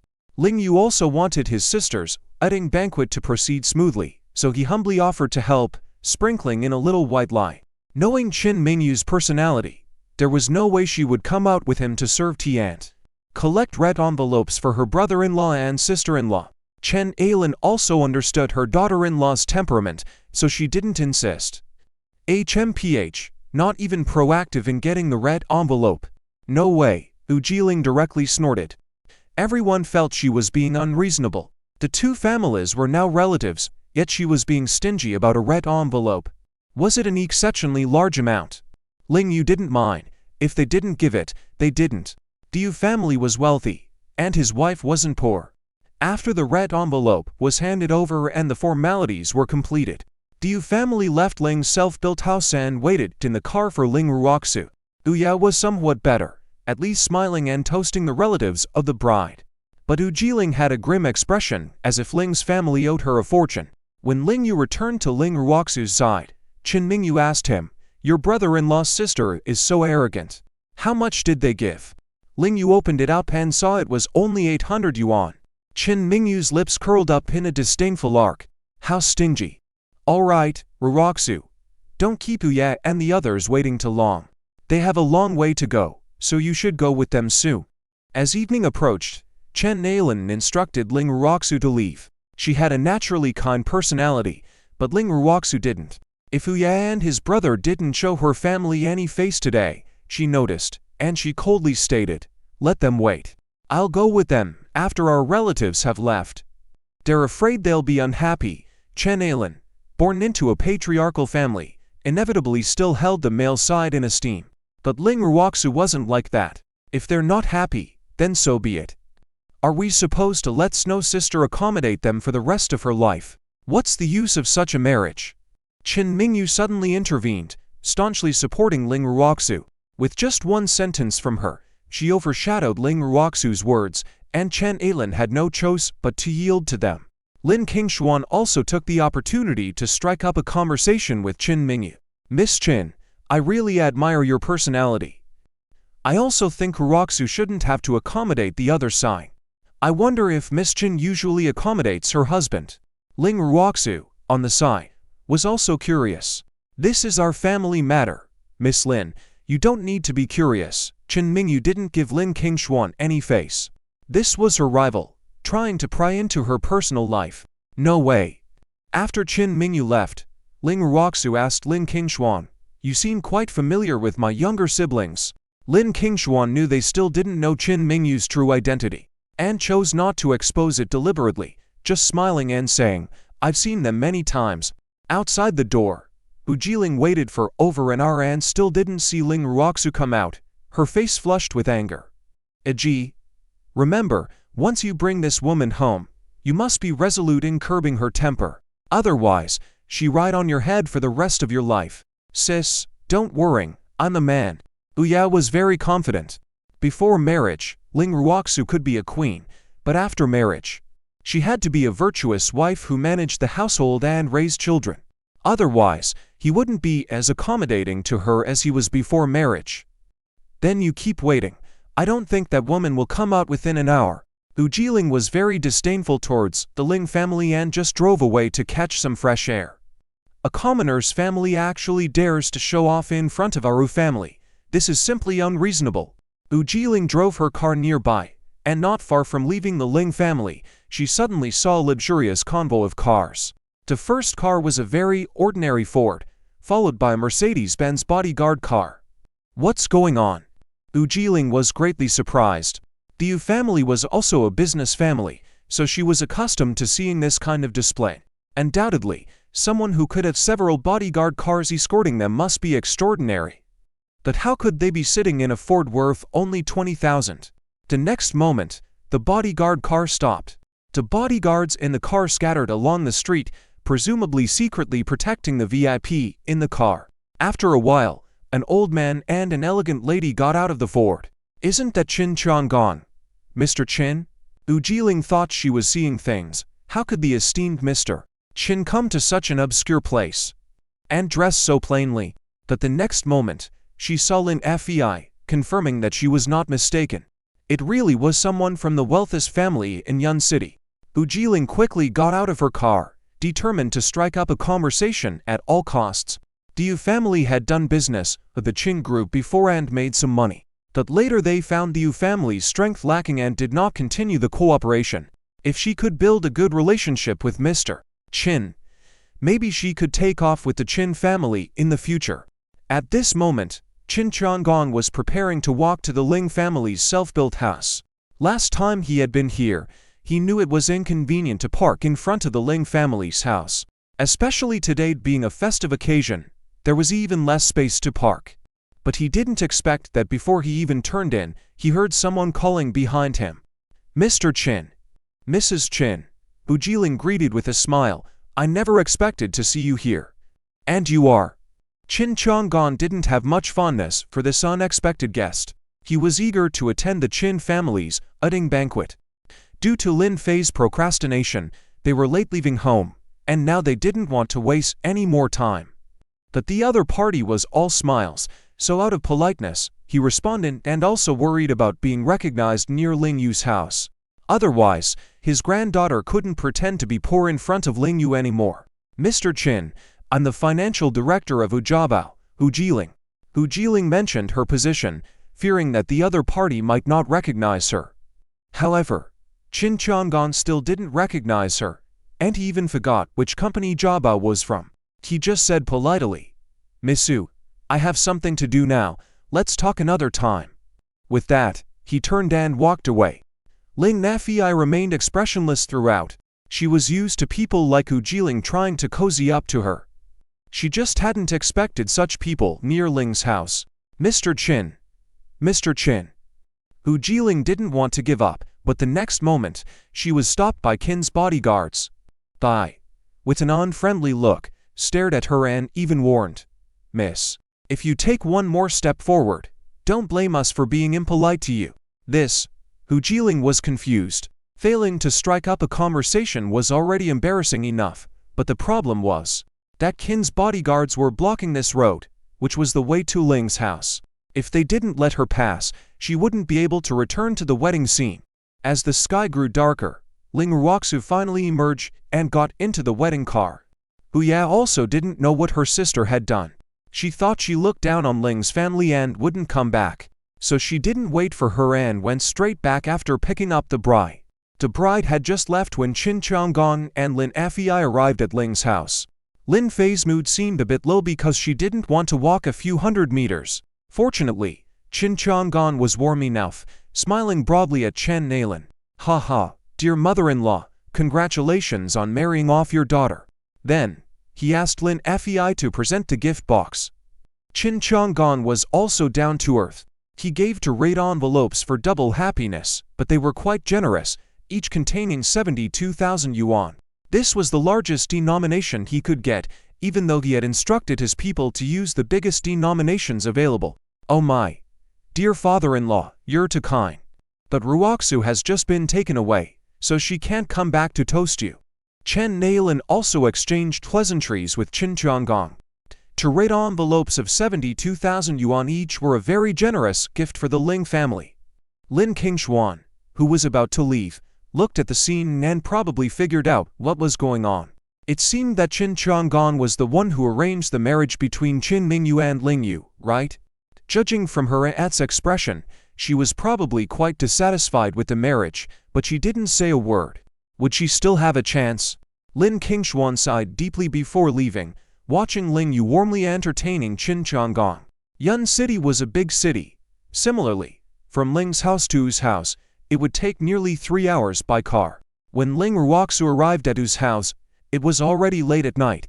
Many relatives who came to welcome the bride at U's house expressed dissatisfaction, especially Uji's parents, although they didn't show anger towards Ling Ruoxu, quietly questioned Uya. "What's going on? You went to pick up the bride early in the morning. Why did you only come back so late?" "Yes. Is it because her family's relatives demanded a large red envelope from you? Otherwise, they wouldn't let her go." The customs of wedding banquets in Yun City were well known to both spouses. There had been instances where some of the bride's relatives demanded a hefty red envelope on the wedding day, causing the groom to leave in anger without even taking the bride with him. "That's not it," Uya spoke truthfully. "It's just that Ruoxu has a bit of a temper and was reluctant to come home with me. My sister even got angry and left first because of it." "A temper? Can't handle that." Uji's mother, Wang Yuhao, immediately frowned. "Uya, you're a man. You must tame her. Otherwise, who can tolerate her temper in the future?" "Mom, I understand." Uya, though small in stature, had a strong sense of masculinity. He was also worried about the future relationship between his wife and mother. In his mind, his mother was a noble woman, and no matter how beautiful Ruoxu was, she was just a commoner. Respecting his mother and adhering to the rules of the Yu family was only natural. The discussion among the family of three was unknown to Ling Ruoxu. After returning home, she entertained the relatives of the Yu family with her weary body. As the clock approached 1 a.m., she finally went to the bathroom for a shower. It was her first day living in the Yu family's residence, so everything felt unfamiliar to her. Although the Yu family's residence wasn't a super mansion, it was much wealthier than the Ling family's. Ling Ruoxu had to fumble around for quite a while before she could understand how to use many of the devices in the bathroom. On her wedding day, she wanted to wash herself clean and radiant, so she ended up bathing until 2 a.m. When she returned to the room, she saw Uya with a dark expression. "What's wrong? If you're too tired, you should rest early." Ling Ruoxu still cared about Uya. In fact, Uya had been relentlessly pursuing her for almost 2 months, and she thought he was overall quite decent. Although he was a bit arrogant, she could accept it. Plus, her mother was always worried that she wouldn't get married, so she agreed to his proposal. After knowing him for so long and never seeing him get angry at her, she subconsciously didn't think that Uya was angry because of her. But to her surprise, Uya suddenly stood up and walked towards her with big steps. The next moment, he pushed her onto the bed. "Hey, What are you doing? Ling Ruoxu was startled. You promised me that I could do as I pleased after we got married, didn't you? Tonight, I'm going to exercise my husband's rights. Uya shouted angrily as he undressed. Ling Ruoxu was a little afraid of him like this and quickly stood up to push him away. Uya, we're both very tired today. Let's talk about this after the wedding is completely over. Okay. Do you think I'll always listen to you? From today onwards, I am the master of this household. Don't set rules for me all the time. Uya directly pounced on Ling Ruoxu. He felt that on their wedding day, this woman was constantly giving him attitude and setting rules for him everywhere. During their courtship, he could accommodate her like this, but after marriage, he wanted to live like a man. You back off. Ling Ruoxu was not a weak beauty. She kicked him to the ground with one foot. Uya, can't you understand what I'm saying? I'm very tired today. Don't bother me. We'll sleep in separate rooms tonight. Ling Ruoxu was really angry. Uya gritted his teeth, his face full of gloom. But he wasn't much taller or heavier than Ling Ruoxu, and brute force couldn't deal with this woman. So he left the room without saying a word. Fine, you wait. Woman. Anyway, after marrying into my family, sooner or later, you'll be tamed by me. Ling Ruoxu didn't know what Uya was thinking. She just thought he was too eager for her body and couldn't help but act impulsively. Since she chose to marry him, she was prepared to give herself to him sooner or later. But she was just too tired today and didn't want any trouble. After locking the door, Ling Ruoxu fell asleep. But just as she was drifting off, she was abruptly awakened by someone knocking on the door frantically. Feeling helpless, Ling Ruoxu opened the door wearing her nightdress, only to find Uya standing outside with an unfriendly expression. What now? Can't you let people sleep? She asked. Why sleep? Get up and serve tea to my parents. Uya ordered coldly, his gaze lingering on Ling Ruoxu's figure. He had defied family pressure to marry this commoner woman because of her excellent figure and skin. Unfortunately, he hadn't tasted her yet, and he was itching for it. Okay, I'll change into another outfit and come out, Ling Ruoxu replied, turning back to her room. Serving tea to the parents-in-law on the wedding day was customary, so she didn't pay much attention to it. Little did she expect Uya to suddenly embrace her from behind and start getting handsy. What are you doing? Ling Ruoxu quickly pushed him away, starting to feel repulsed by this man. Before marriage, he was polite and she thought he was a gentleman with a decent family background who knew romance, which is why she agreed to marry him. But now, it seemed like he was different from before. Ling Ruoxu started to feel a little scared. She had seen her younger brother marry Mingu in a flash, and the couple seemed quite happy after marriage, which gave her confidence in marriage. Compared to her brother, who got married the day after meeting his wife, she and Uya had dated for 2 months, so she didn't think it was risky. But now, it didn't feel the same. She was starting to regret getting married. You're my wife now, can't I hug you a little? Why are you so uptight? Uya also got angry. If it were before, or if they were at his house, Ling Ruoxu would have definitely gotten angry too. But now she still managed to say, your parents are waiting for us to serve tea. We don't have time to linger here, so hurry up and go out. After speaking, she pushed Uya, who didn't want to leave, out the door. Humph. Still pretending to be innocent at 30. I'll expose your true colors sooner or later. Uya muttered angrily outside the door. Ling Ruoxu's sleepiness disappeared in an instant. She looked at herself in the mirror, with dark circles under her eyes. To make a good impression on her in-laws, she spent some time putting on makeup. After half an hour, she followed Uya out of the hall. There, Hu Yongjian and Wang Yuhao had already been waiting impatiently. On the contrary, Hu Jiling, who was high and mighty yesterday, remained calm, but her expression was a bit strange. What's wrong, Ruoxu? Don't you want to serve tea to us two old folks? Wang Yuhao pretended to smile, though she was clearly angry inside. No, Auntie, I was just a little tired yesterday, Ling Ruoxu replied with a weary smile. Still calling me Auntie, Wang Yuhao chuckled. Uya, on the other hand, had a black face the whole time, feeling that this woman had no sense at all. Dad, Mom, please have some tea. Ling Ruoxu still tried her best to cooperate, telling herself that she must adapt to the changes and things would get better gradually. Well, okay. Yongjian and Wang Yuhao didn't lose their temper after all. After drinking the tea, they each gave Ling Ruoxu a large red envelope.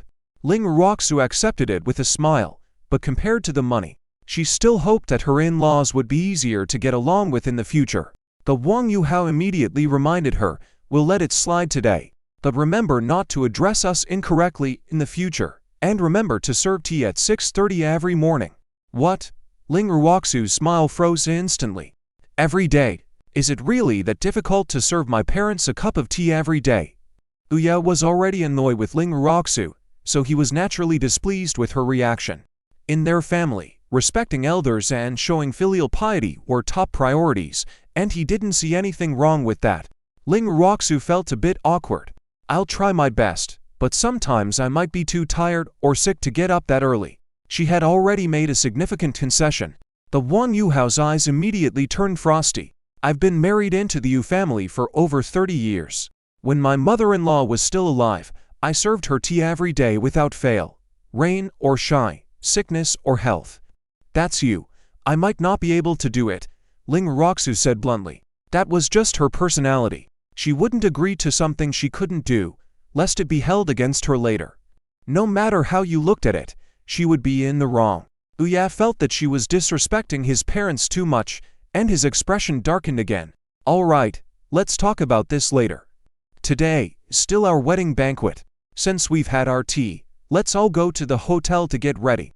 Du Yongjian was still quite satisfied with Ling Ruoxu's appearance, and he didn't want any conflicts to arise on the day of the wedding banquet. After all, it would be the Yu family that would lose face in the end, so he quickly changed the subject. Although the matter was settled for now, Ling Ruoxu couldn't shake off the feeling of unease and dread about entering the Yu family. If she had known that the Yu family was so strict, perhaps she wouldn't have impulsively accepted Uji's proposal. The wedding banquet was held at a local 5-star hotel. The Yu family was in business and had a wide network, so the entire hotel was filled with relatives and friends.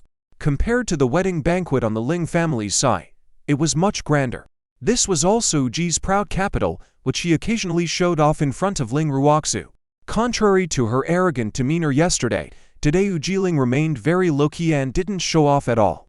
Ling Ruoxu thought maybe no one was giving her the chance to show off, so she didn't pay much attention to it.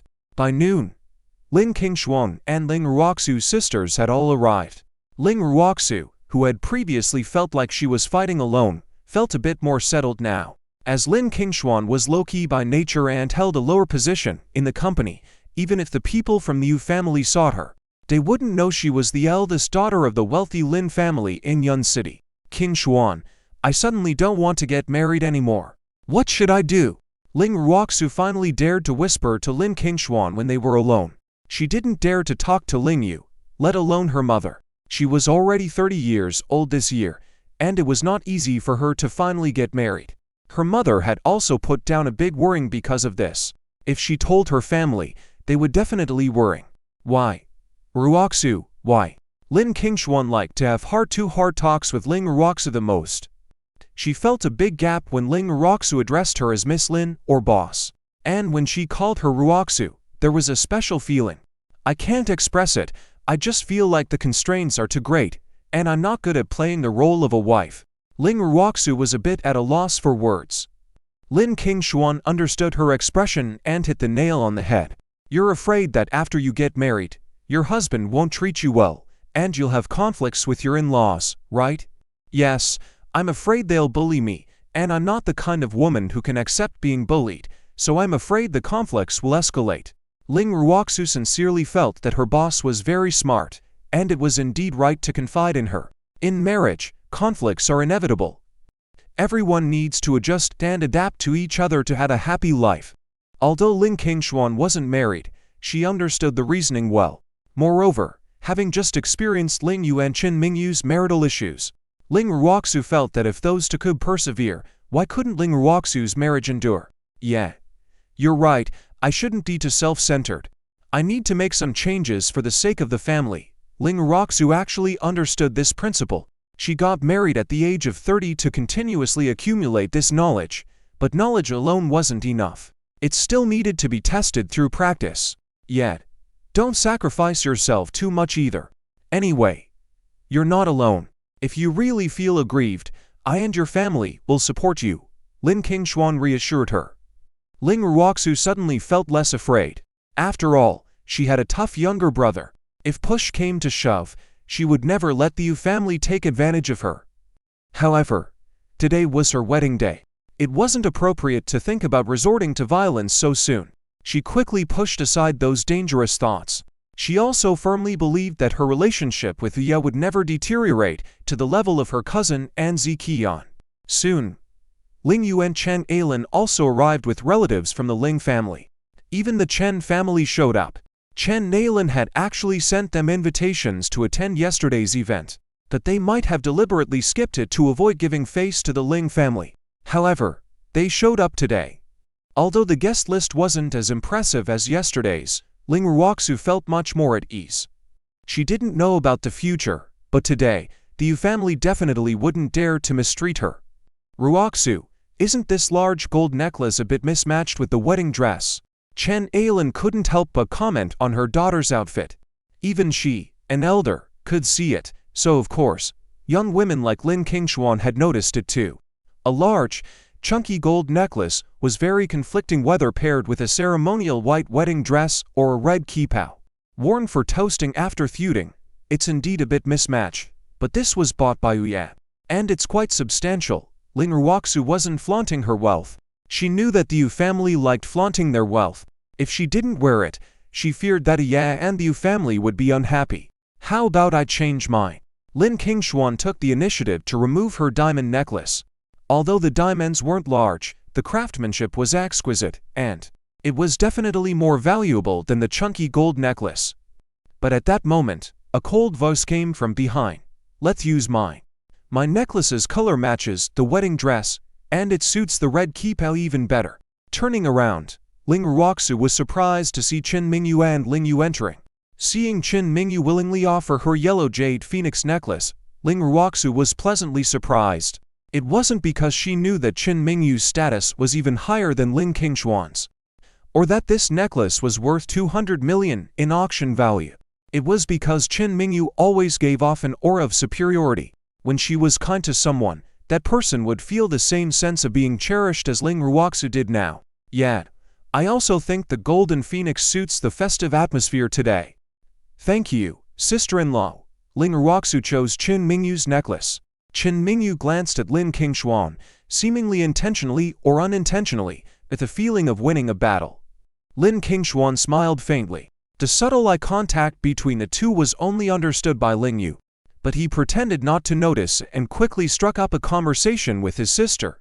Sis, although you've married into the Yu family today, you'll always be a daughter of the Ling family. Remember to tell me if anything happens in the future. Haha, alright. If I didn't know any better, I'd think you were my brother or even my dad. Ling Ruoxu joked, and the atmosphere around them became harmonious. Meanwhile, in another room of the hotel, things weren't as peaceful. The banquet hadn't started yet, and the relatives from both sides were divided into two groups, chatting separately. The Yu family was a large clan. Uji's father, Hu Yongjian, had several brothers, so there were over 50 members in the Yu family. Now, many relatives of the Yu family were attracted to a large room, watching a woman adorned with gold and silver show off. Hehe, since you've all found out, I won't hide it anymore. This is Master Zhuo's carving, his most proud masterpiece. The woman's name was Udation, Uji's cousin. She was only 27 years old, but when it came to flaunting wealth in the family, she was 10 times more formidable than her cousin Ujiling. Is that the yellow jade phoenix carving? I heard about it too. It was auctioned off for 200 million by a mysterious tycoon. I never expected it to be in Shan Shan's hands. Who could this mysterious tycoon be? Is he pursuing Shan Shan? There were many relatives of the Yu family, and where there were many people, there were many who were inclined to flatter. After all, reality wasn't like novels. The common people still made up the vast majority. Anyone wearing a necklace worth 200 million would be envied, and everyone would want to flatter them. Outside the room, Chen Zhengxi was wandering around. It was his idea for the Chen family to attend today's banquet. What was the point of attending a banquet at the Ling family's side? They would have to bring gifts, but if they attended the groom's side, they could get away without giving any gifts and still enjoy the food and drinks for free. Now, seeing the lively scene inside, Chen Zhengxi also came to the door to take a look. When he heard about the necklace worth 200 million, he was almost scared stiff.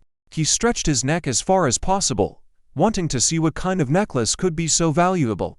"Ha ha, are you all discussing me, Lan Mo?" At this moment, another man outside the door wanted to enter. He had quite a presence, accompanied by 2 professional bodyguards who unceremoniously pushed Chen Zhengxi aside. Dressed in expensive designer suits and meticulously groomed, one could easily mistake him for the groom himself. "Everyone, let me introduce my boyfriend, Lan Zikeng. He's the one who gave me the yellow jade phoenix necklace." Udation proudly introduced Lan Zikeng to everyone, holding his hand tightly. "Oh, Lan Zikeng, isn't he the young master of the Lan family, one of the 4 major wealthy families in Yun City? He should be from the main lineage, right? No wonder he's so wealthy." Regardless of how wealthy he is, being able to give a 200 million necklace to his girlfriend is definitely true love. The crowd began to discuss animatedly. Udation stole the spotlight, feeling extremely pleased. Her gaze frequently met with Ujiling's, seemingly unintentionally. Ujiling's expression was naturally displeased. She knew that Udation had deliberately come to steal the limelight today. Last time at Udation's birthday party, she had driven a sports car given by her husband to attend, stealing Ujiling's spotlight as the birthday star. Now, Udation was clearly retaliating. However, she couldn't believe that Udation had managed to hook up with the heir of the Lan family's main lineage. Not only that, but he also generously gave her a 200 million necklace. Ujiling was speechless and could only quietly watch her show off. Not only that, when they heard that Lan Zikeng had arrived, Du Yongjian and his son specifically came over to greet him and exchange pleasantries. After all, for businessmen, connections were crucial. Regardless of whether the title of one of the 4 major wealthy families was practical or useful, Lan Zikeng was the genuine 3rd-generation heir of the Lan family, and he had even begun to take over many of the Lan family's businesses. Du Yongjian's family also needed to maintain a good relationship with him. With this, Lan Zikeng's face became even more prominent, completely overshadowing the groom. Chen Zhengxi stood outside, silently watching the entire scene. His eyes were fixed on Udation's chest the whole time. Besides the fact that her chest was particularly prominent, the yellow jade phoenix was also extremely captivating. 200 million, I could get that necklace. Chen Zhengxi could also transform from a nobody into a wealthy man. Then he could secretly run away to a distant place, change his name, and enjoy a lifetime of luxury and wealth. However, this thought was just a passing fancy. Setting aside Lan Zikeng's professional bodyguards, today's event was hosted by the Yu family. How many security personnel and bodyguards must the Yu family have on site? Anyone who dared to steal from the Yu family was simply asking for trouble.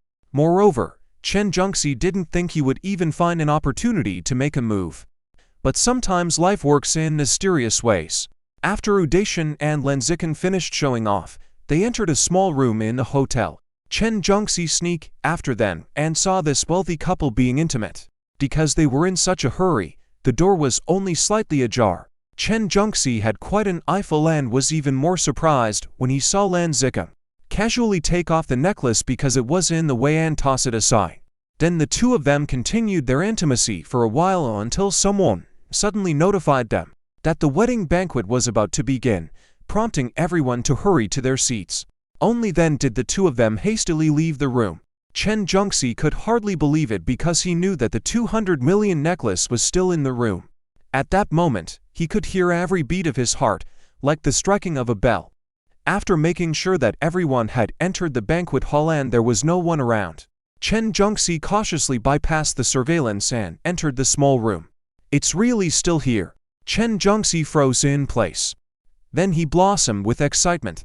It was as if he could already see his future life of wealth and prosperity. With this 200 million, he would reach the pinnacle of life in one step.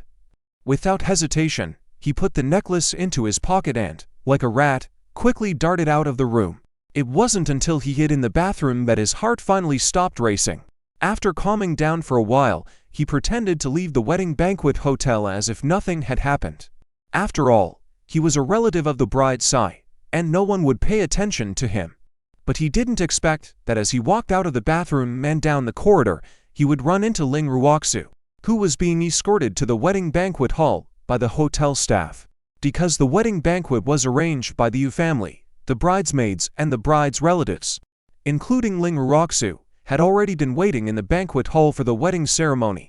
Ling Jungxi, what are you doing sneaking around here? Seeing her cousin, Ling Ruoxu couldn't help but frown, feeling like she had just seen a big rat.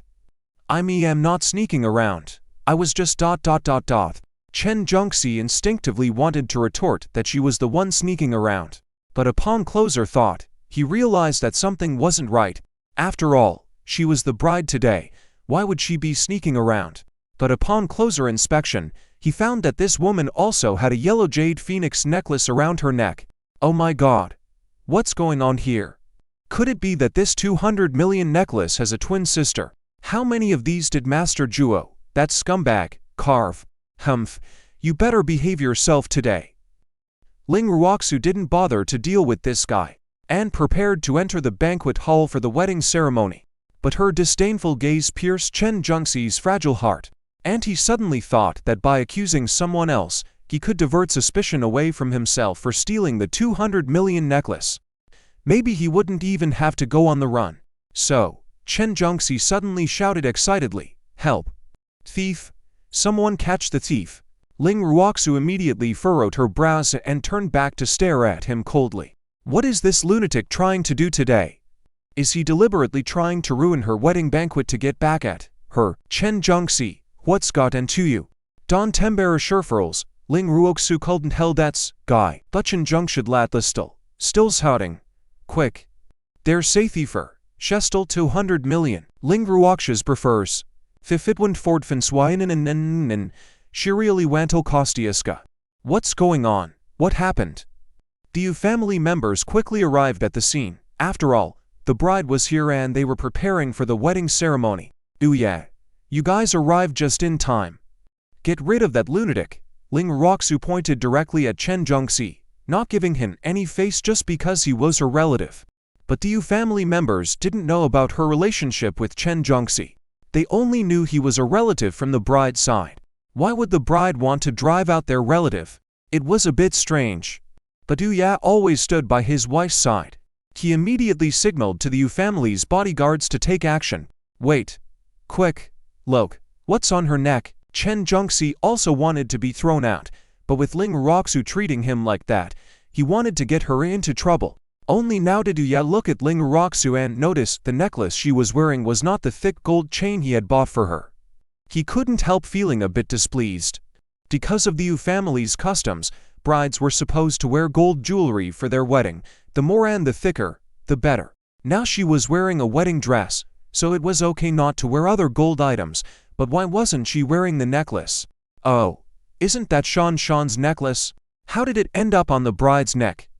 Many relatives from the Yu family recognized it. Just a moment ago, Udation was showing off with it everywhere. How could they be mistaken?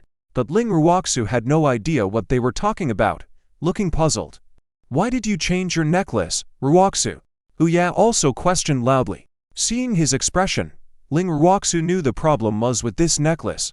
However, she calmly replied, the gold chain is too big and doesn't match the wedding dress, so my younger sister lent me her necklace.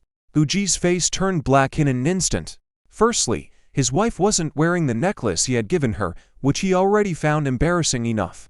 Secondly, this necklace clearly belonged to his cousin, yet she claimed it was her younger sister's. It was simply twisting the truth in public. What's going on? What happened? Udation and Lanzikeng hadn't planned to join in the festivities, but they were notified that her necklace had been taken. Only then did she remember that she had forgotten to put on her necklace. After being intimate with Lanzikeng, so she came over to check. Upon seeing her necklace was actually worn by the bride, she couldn't help feeling displeased.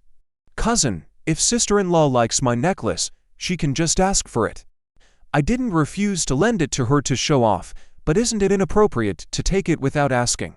Udation said with a serious tone, looking disdainfully at Ling Ruoxu. She had long known that he had married a commoner, but she didn't expect her to be so shameless, stealing her necklace for vanity.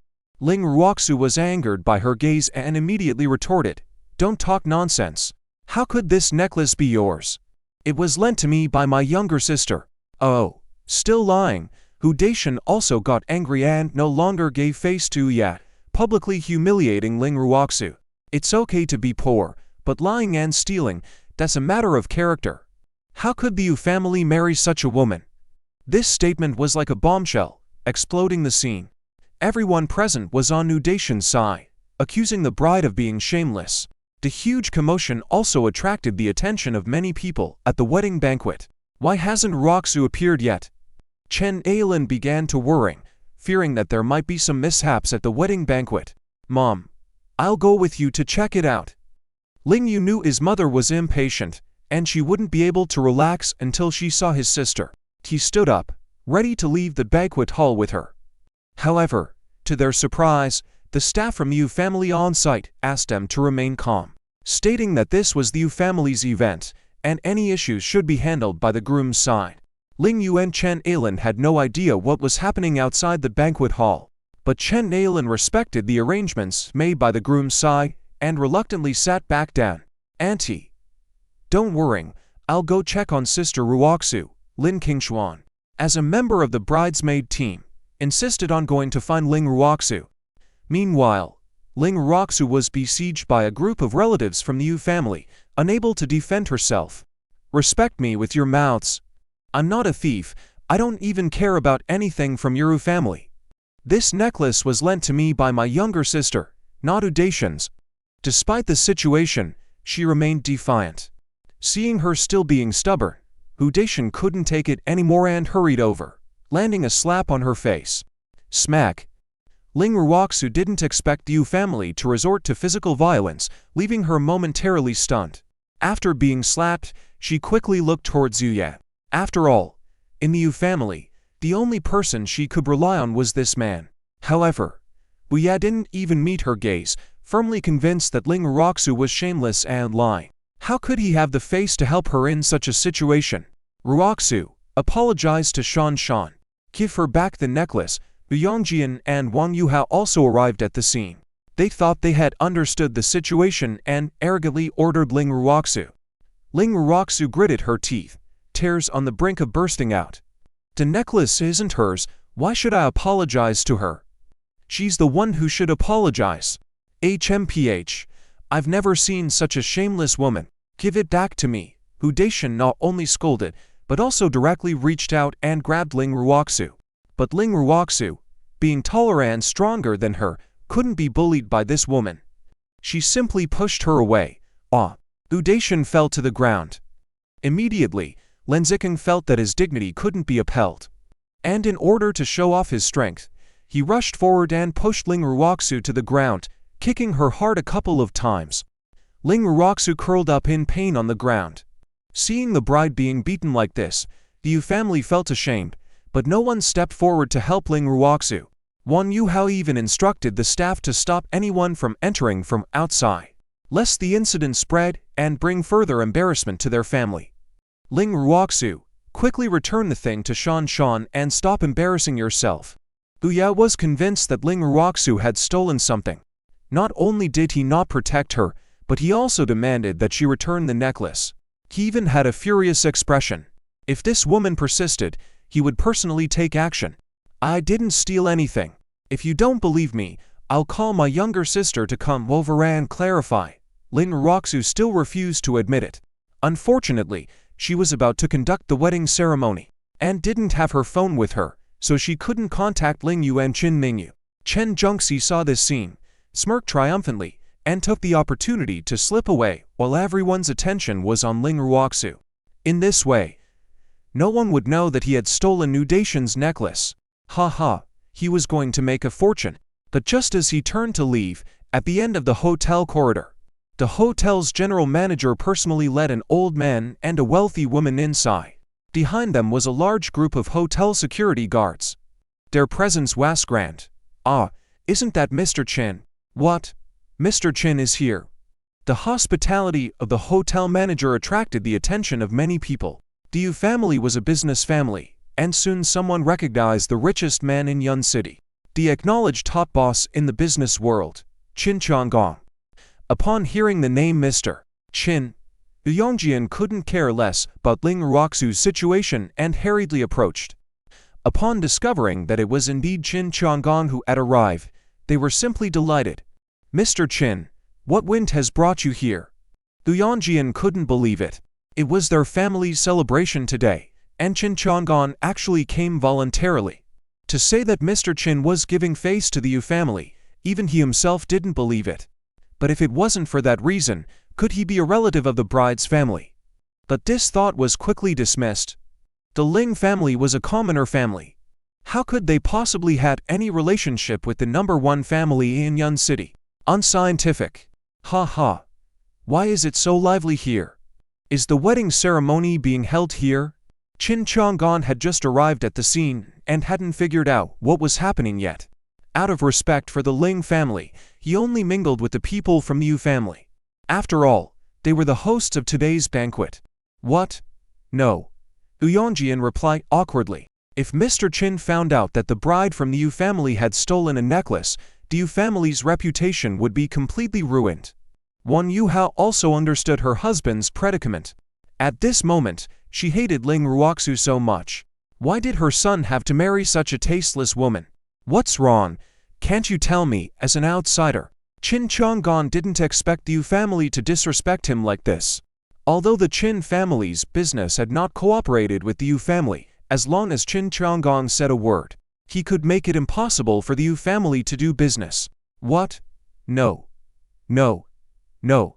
Yu Yongjian shook his hands repeatedly, but still didn't know how to speak. How could he air the family's dirty laundry in public? At this moment, Lin Kinglong suddenly walked out from the crowd and said coldly, "Mr. Qin, they said that Sister Ruoxu stole someone else's necklace.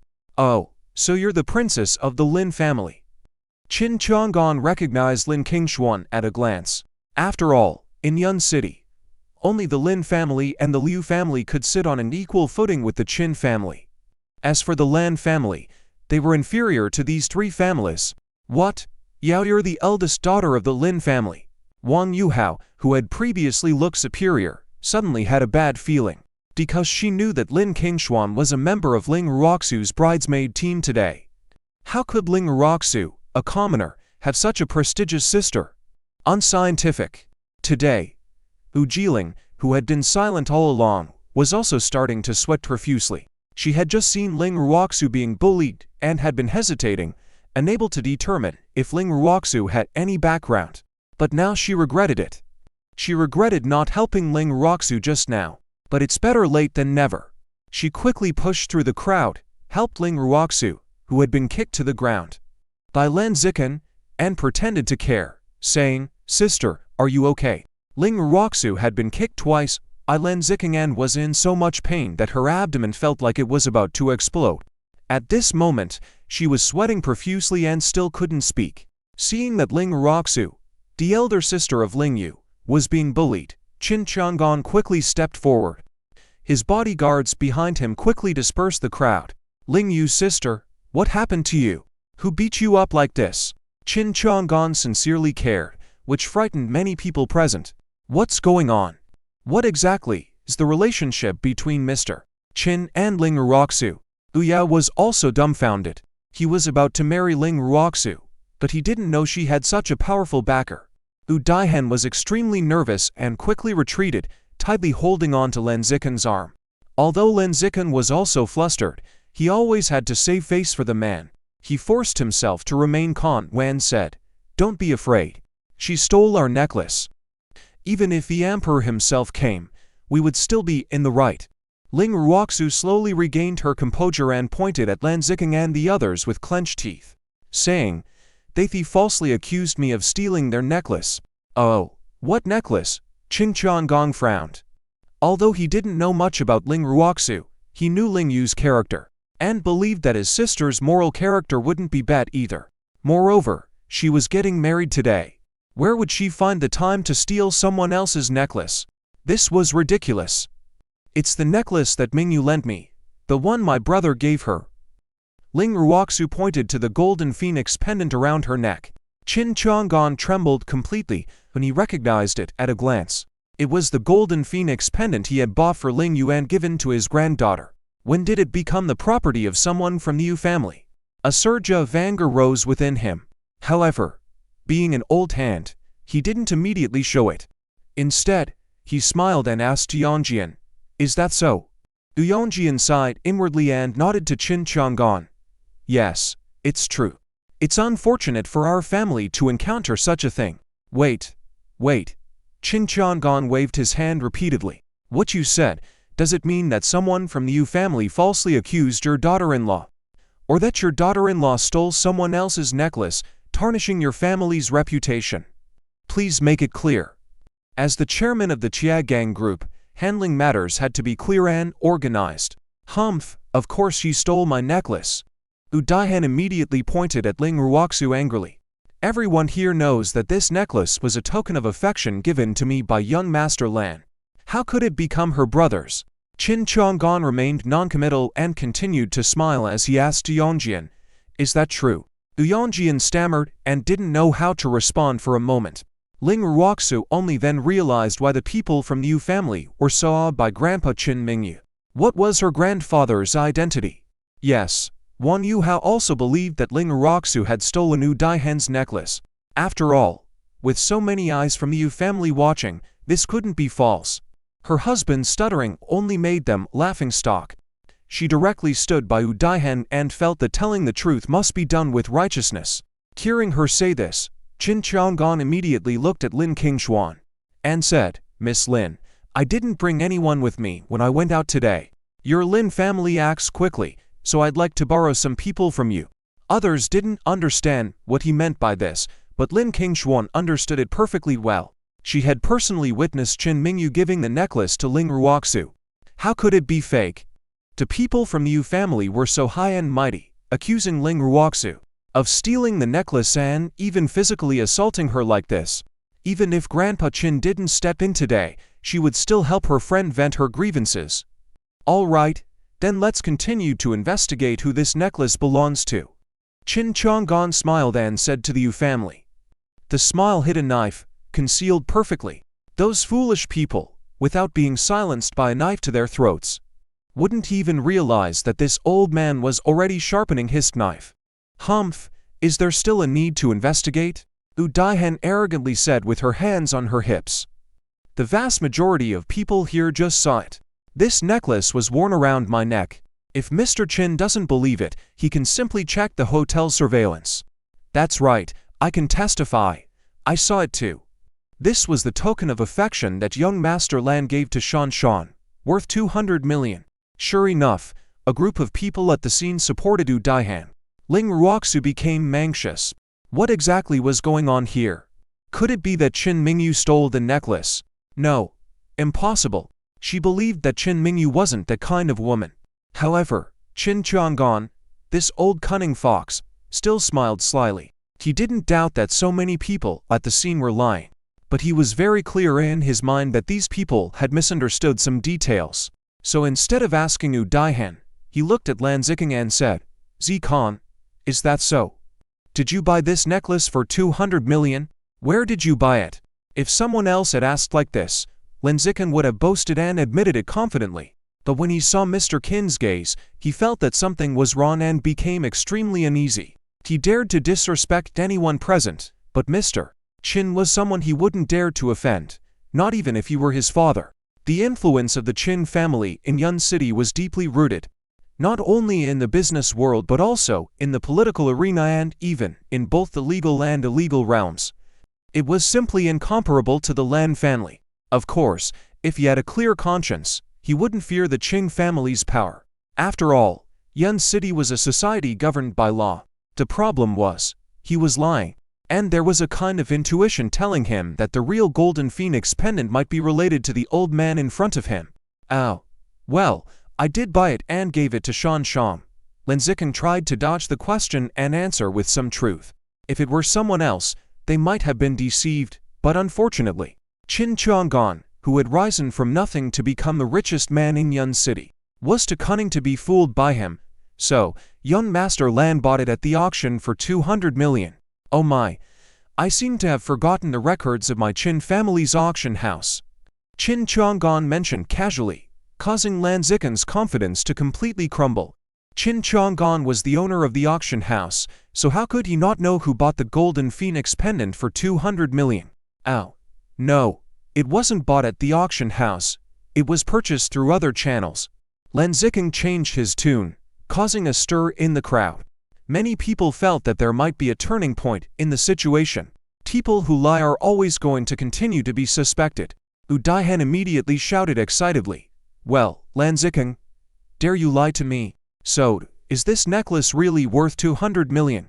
Lan Ziken was sweating profusely. If Qin Chang'an weren't standing right in front of him, he would have surely lied through his teeth.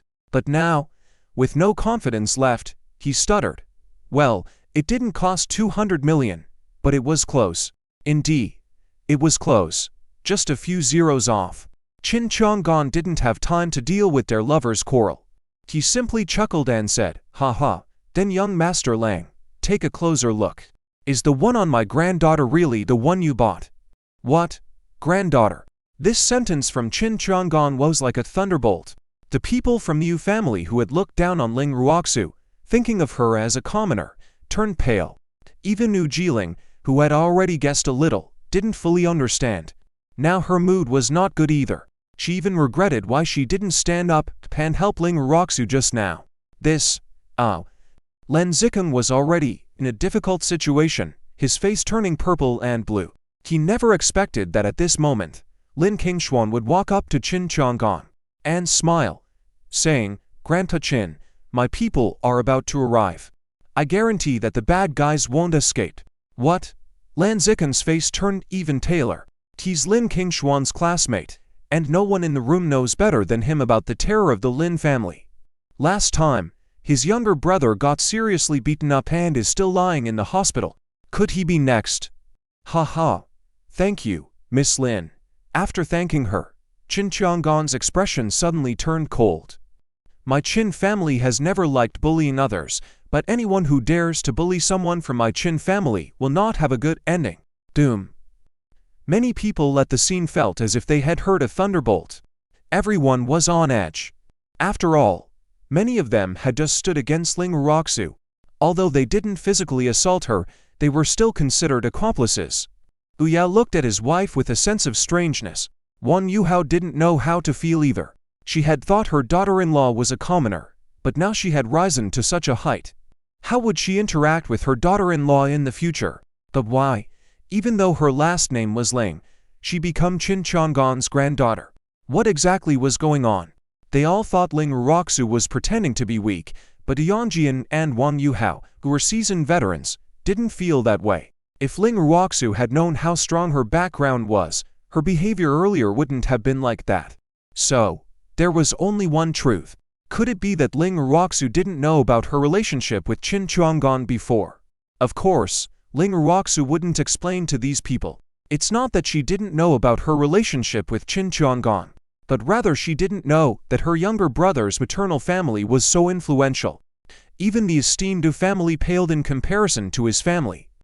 It turns out her younger brother's wife really is the #1 beauty in Yun City, the dignifying miss of the Qin family. Now that she remembered the troubles her family had encountered before, every time Qin Mingu appeared, she effortlessly resolved them. Ling Ruoxu suddenly realized what was going on. After learning the truth, she was still shocked and couldn't believe it. She wondered what expression her younger brother would have when he learned the truth. "How is it, Zikong?" Recognized it. Qin Chang'an's tone became increasingly imposing. The once arrogant Lan Ziken was now trembling at the knees. The relatives of the Yu family couldn't believe their eyes. The boyfriend who seemed so powerful, Lan Ziken, was kneeling before Qin Chang'an. I recognized it," Lan Ziken replied shakily. "Was it you who bought it?" Qin Chang'an's eyes were full of pressure, completely different from his usual kind demeanor. Due to fear and guilt, Lan Ziken knelt down and begged for forgiveness. "Mr. Qin, I'm sorry. I was misled just now. I really didn't know." "Get lost?" Qin Chang'an didn't even listen to his explanation and ruthlessly struck him on the head with his cane. Lan Ziking suddenly saw stars and felt warmth on his head, almost fainting on the spot. The next moment, Qin's bodyguards firmly pressed him to the ground. Boom, boom, boom, boom. At this moment, the hotel echoed with deafening footsteps. The Lin family's troops acted swiftly and had already arrived at the scene, surrounding the hotel completely. With such momentum, it was obvious they were here to close the door and catch the dog. The people from the Yu family couldn't believe it. Just because someone had bullied their daughter-in-law, they had attracted such a grand revenge operation. The Qin family and the Lin family joined forces just to uphold justice for Ling Yu. Don't give me useless explanations. If you dare to hit someone from my Qin family, you will pay the price, Qin Chang'an roared angrily. The entire crowd trembled in fear. Even Ling Ruoxu was completely surprised. The old man who usually smiled so kindly became so majestic and imposing when he got angry. Like the king of beasts, this yellow jade phoenix was clearly given to my granddaughter by her son-in-law, and then my granddaughter lent it to Ruoxu. You bunch of people dare to accuse Ruoxu of stealing your things. Each and every one of you is arrogant and ignorant. Today, I will not let you off, Qin Chang'an scolded the whole crowd. No one dared to speak up, and everyone lowered their heads. The next moment, Chen Zhengxi was also grabbed and thrown next to Lan Ziking. The hotel manager quickly approached Qin Chang'an with a hunched posture. Mr. Qin, we've retrieved the surveillance footage. We found this man sneaking into Mr. Lan and Miss Shanshan's room, and then sneaking out. Just now, he tried to escape from the hotel in the chaos, but our people caught him and found this necklace on him. After speaking, he took out a yellow necklace and handed it to Qin Chang'an. Ah, that's the one, Udation immediately exclaimed. Ling Ruoxu suddenly realized, trembling slightly, and pointed at Chen Zhengxi with anger. So it's you again. A thief crying stop thief. You're finished today. Is there anything more infuriating than this? It's her own good cousin again. He tried to kill her and Ling Yu before, now he's stealing from others and trying to blame her.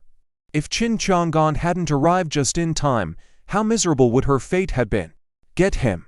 Lin Kinglong saw Ling Ruoxu, her face flushed with anger, and without wasting any words, she directly ordered her people to act. Chen Zhengxi wanted to speak, but was punched in the mouth, causing blood to flow. At this moment, this thief had no need to speak. Hehe. Miss Shanshan, this necklace of yours is a fake. It's not even made by Master Jua. Based on its material and workmanship, it's not even worth 200,000. Qin Chang'an made his conclusion after appraising it. The whole scene immediately erupted into an uproar. The plot was indeed sensational and dramatic. A fake heiress, wearing a fake necklace worth less than 200,000, accused someone else of wearing a 200 million genuine necklace, and even resorted to violence. Now that the truth was revealed, Udation felt the scornful and mocking gazes around her, trembling uncontrollably. Because she couldn't accept the truth, she screamed like a madwoman, "It's impossible. This can't be true. Lan Ziking bought it for 200 million from me. Wake up, you vain and foolish woman." Hu Jiling didn't miss the chance to speak up for Ling Ruoxu. The real heiress is my sister-in-law. You, flaunting fake jewelry everywhere, are like a clown, simply ridiculous. No, I'm not a poor woman, I'm not a clown. Udation was having a hard time accepting reality. From beginning to end, she had been deceived by Lan Ziking. Lan Ziking, however, remained silent throughout, and the truth was now clear to everyone. Ling Ruoxu might have wanted to slap Udation in the face for her behavior. But seeing how miserable she already looked, she decided to let it go. Dealing with a woman like her, a mental blow was 100 times more effective than physical harm. All right, let's all disperse. Go about your business. Qin Chang'an waved his hand, no longer wanting to be the center of attention. Today he came to see Ling Yu and his granddaughter, but fortunately, they seemed to be absent. At this moment, in the banquet hall, the atmosphere was still festive. The sound system at the wedding was still loud, and the people inside didn't even know what had happened outside just half an hour ago. Chen Ailin was originally restless, but later the people from Yu family asked her to calm down. So she sat back down and took the opportunity to say a few more words, while Ling Yu and Chen Mingu were sitting beside her. Of course, the most common question was about Qin Mingyu's recent health condition, whether there were any unusual reactions. Qin Mingyu and Ling Yu were both embarrassed. Unfortunately, neither of them dared to tell the truth. They hadn't even slept together, so how could there be any unusual reactions? Xiao Yu, you're a man. Remember to take good care of Mingyu. Chen Nalin, seeing that they weren't speaking, continued to advise Ling Yu. No matter how trivial the household chores are, you have to do them, especially taking care of Mingyu's body. Women need to be pampered. Do you understand? Qin Mingyu felt comfortable hearing these words and even glanced at Ling Yu with a beautiful, somewhat smug look. He really didn't expect Chen Nalin, who favored her son so much, to favor her daughter-in-law so much. Could it be that this was the law of nature? Ling Yu couldn't help but speak up. Mom, I understand. I'll do all the housework. He even helped Qin Mingyu hang her clothes. He was just short of giving his wife a bath. If this wasn't considered enough, he might as well start feeding his wife her meals in the future. Oh, by the way, I have some money now. I'll give it to you later. Remember to buy supplements and folic acid from Mingyu. Theft. Folic acid. Qin Mingyu, who had been pretending to drink water without saying a word, sprayed water directly onto Ling Yu's face upon hearing Chen Nalin's words. Ling Yu was speechless, staring at the iceberg-like woman, wondering what she was up to. Mom, it's really not necessary. Qin Mingyu quickly refused. Why not? Besides, there's the money you lent me before. I'll pay you back together. Chen Nalin was very insistent. Even though they were family, borrowed money from a daughter-in-law still had to be repaid. No. Really no need. Qin Mingyu was a bit speechless, but also touched. It seemed that Ling Yu's family really wasn't after money. Yes, you need it. You must take it. Chen Nalin instructed her son. Xiao Yu, later I'll give you all the bride price gifts from your sister. Remember to give them to Mingyu and buy her something to replenish her body. Ling Yu knew his mother was serious and couldn't refuse. Seeing that he was really going to do this, Qin Mingyu quickly pinched his thigh under the table, her cold eyes staring at him as if threatening. If you dare to have any ideas about me, you're dead. Ling Yu endured the pain, his face looking unpleasant. Fortunately, at this moment, Qin Tiagang's hearty laughter came from behind them. Ha ha. Mother-in-law. Nice to see you again. Oh, father-in-law is here? Please take a seat quickly. With the back and forth, Chen Nalin and Qin Tiagang were also very familiar with each other, and their relationship was quite good. Qin Tiagang also liked dealing with this simple woman. Although they were a generation apart, they were only about 10 years apart in age and still had a lot of common topics. Of course, the biggest common topic was how to help Ling Yu and Qin Mingyu have children quickly. As the members of the Yu family, including Yu Yongjian, entered, they finally understood that Ling Yu's sister had married into the Qin family. Guya also finally recognized that the beautiful woman was Qin Mingyu. No wonder she seemed familiar when they first met. It was only now that they realized how clueless they had been. Ling Nafei had been silent, accompanying Qin Tiagang quietly to the table. It didn't take long before Lin Kinglong also joined them. She didn't sit with the bridesmaids, but instead followed Qin Tiagang and sat down at the table with Ling Yu's family. Undoubtedly, this table became the focal point of the whole venue. The most esteemed figures of Yun City, along with the most beautiful women, were almost all seated here. Ling Yu also noticed many gazes on him, but he thought it was because of Qin Mingyu and Lin Kinglong, the two beauties at the table. Xiao Yu, it's rare for us to sit together and chat today. I really have to say a few words to you in front of your mother. Qin Tiagang and Chen Nalin were chatting. Then suddenly, they sat up straight and stared at Ling Yu seriously. Ling Yu suddenly felt nervous. The old man must want to admonish him to be loyal to his wife because of his relationship with Lin Kinglong, right? Grandpa, things are really not what you think. Actually, I and Ling Yu wanted to explain quickly, not wanting Grandpa and mother-in-law to misunderstand. But before he could finish his words, he heard Qin Tiagang almost simultaneously, asking, when are you and Mingyu going to give us a little baby? Today, in front of both families, you must promise us. Make a military order. Huh? A military order to have children. Ling Yu was suddenly stunned. So, that's what this was about. Everyone at the table had complex expressions. Lin Fei also looked at Ling Yu, seemingly expressionless, but her eyes revealed complex inner turmoil. Mingu stared coldly at Ling Yu, her eyes seeming to say, "Be careful what you promise. If you dare to guarantee, you're dead." Lin Kinglong pursed her cherry lips, sometimes looking at Ling Yu and sometimes at Mingu, feeling very uneasy.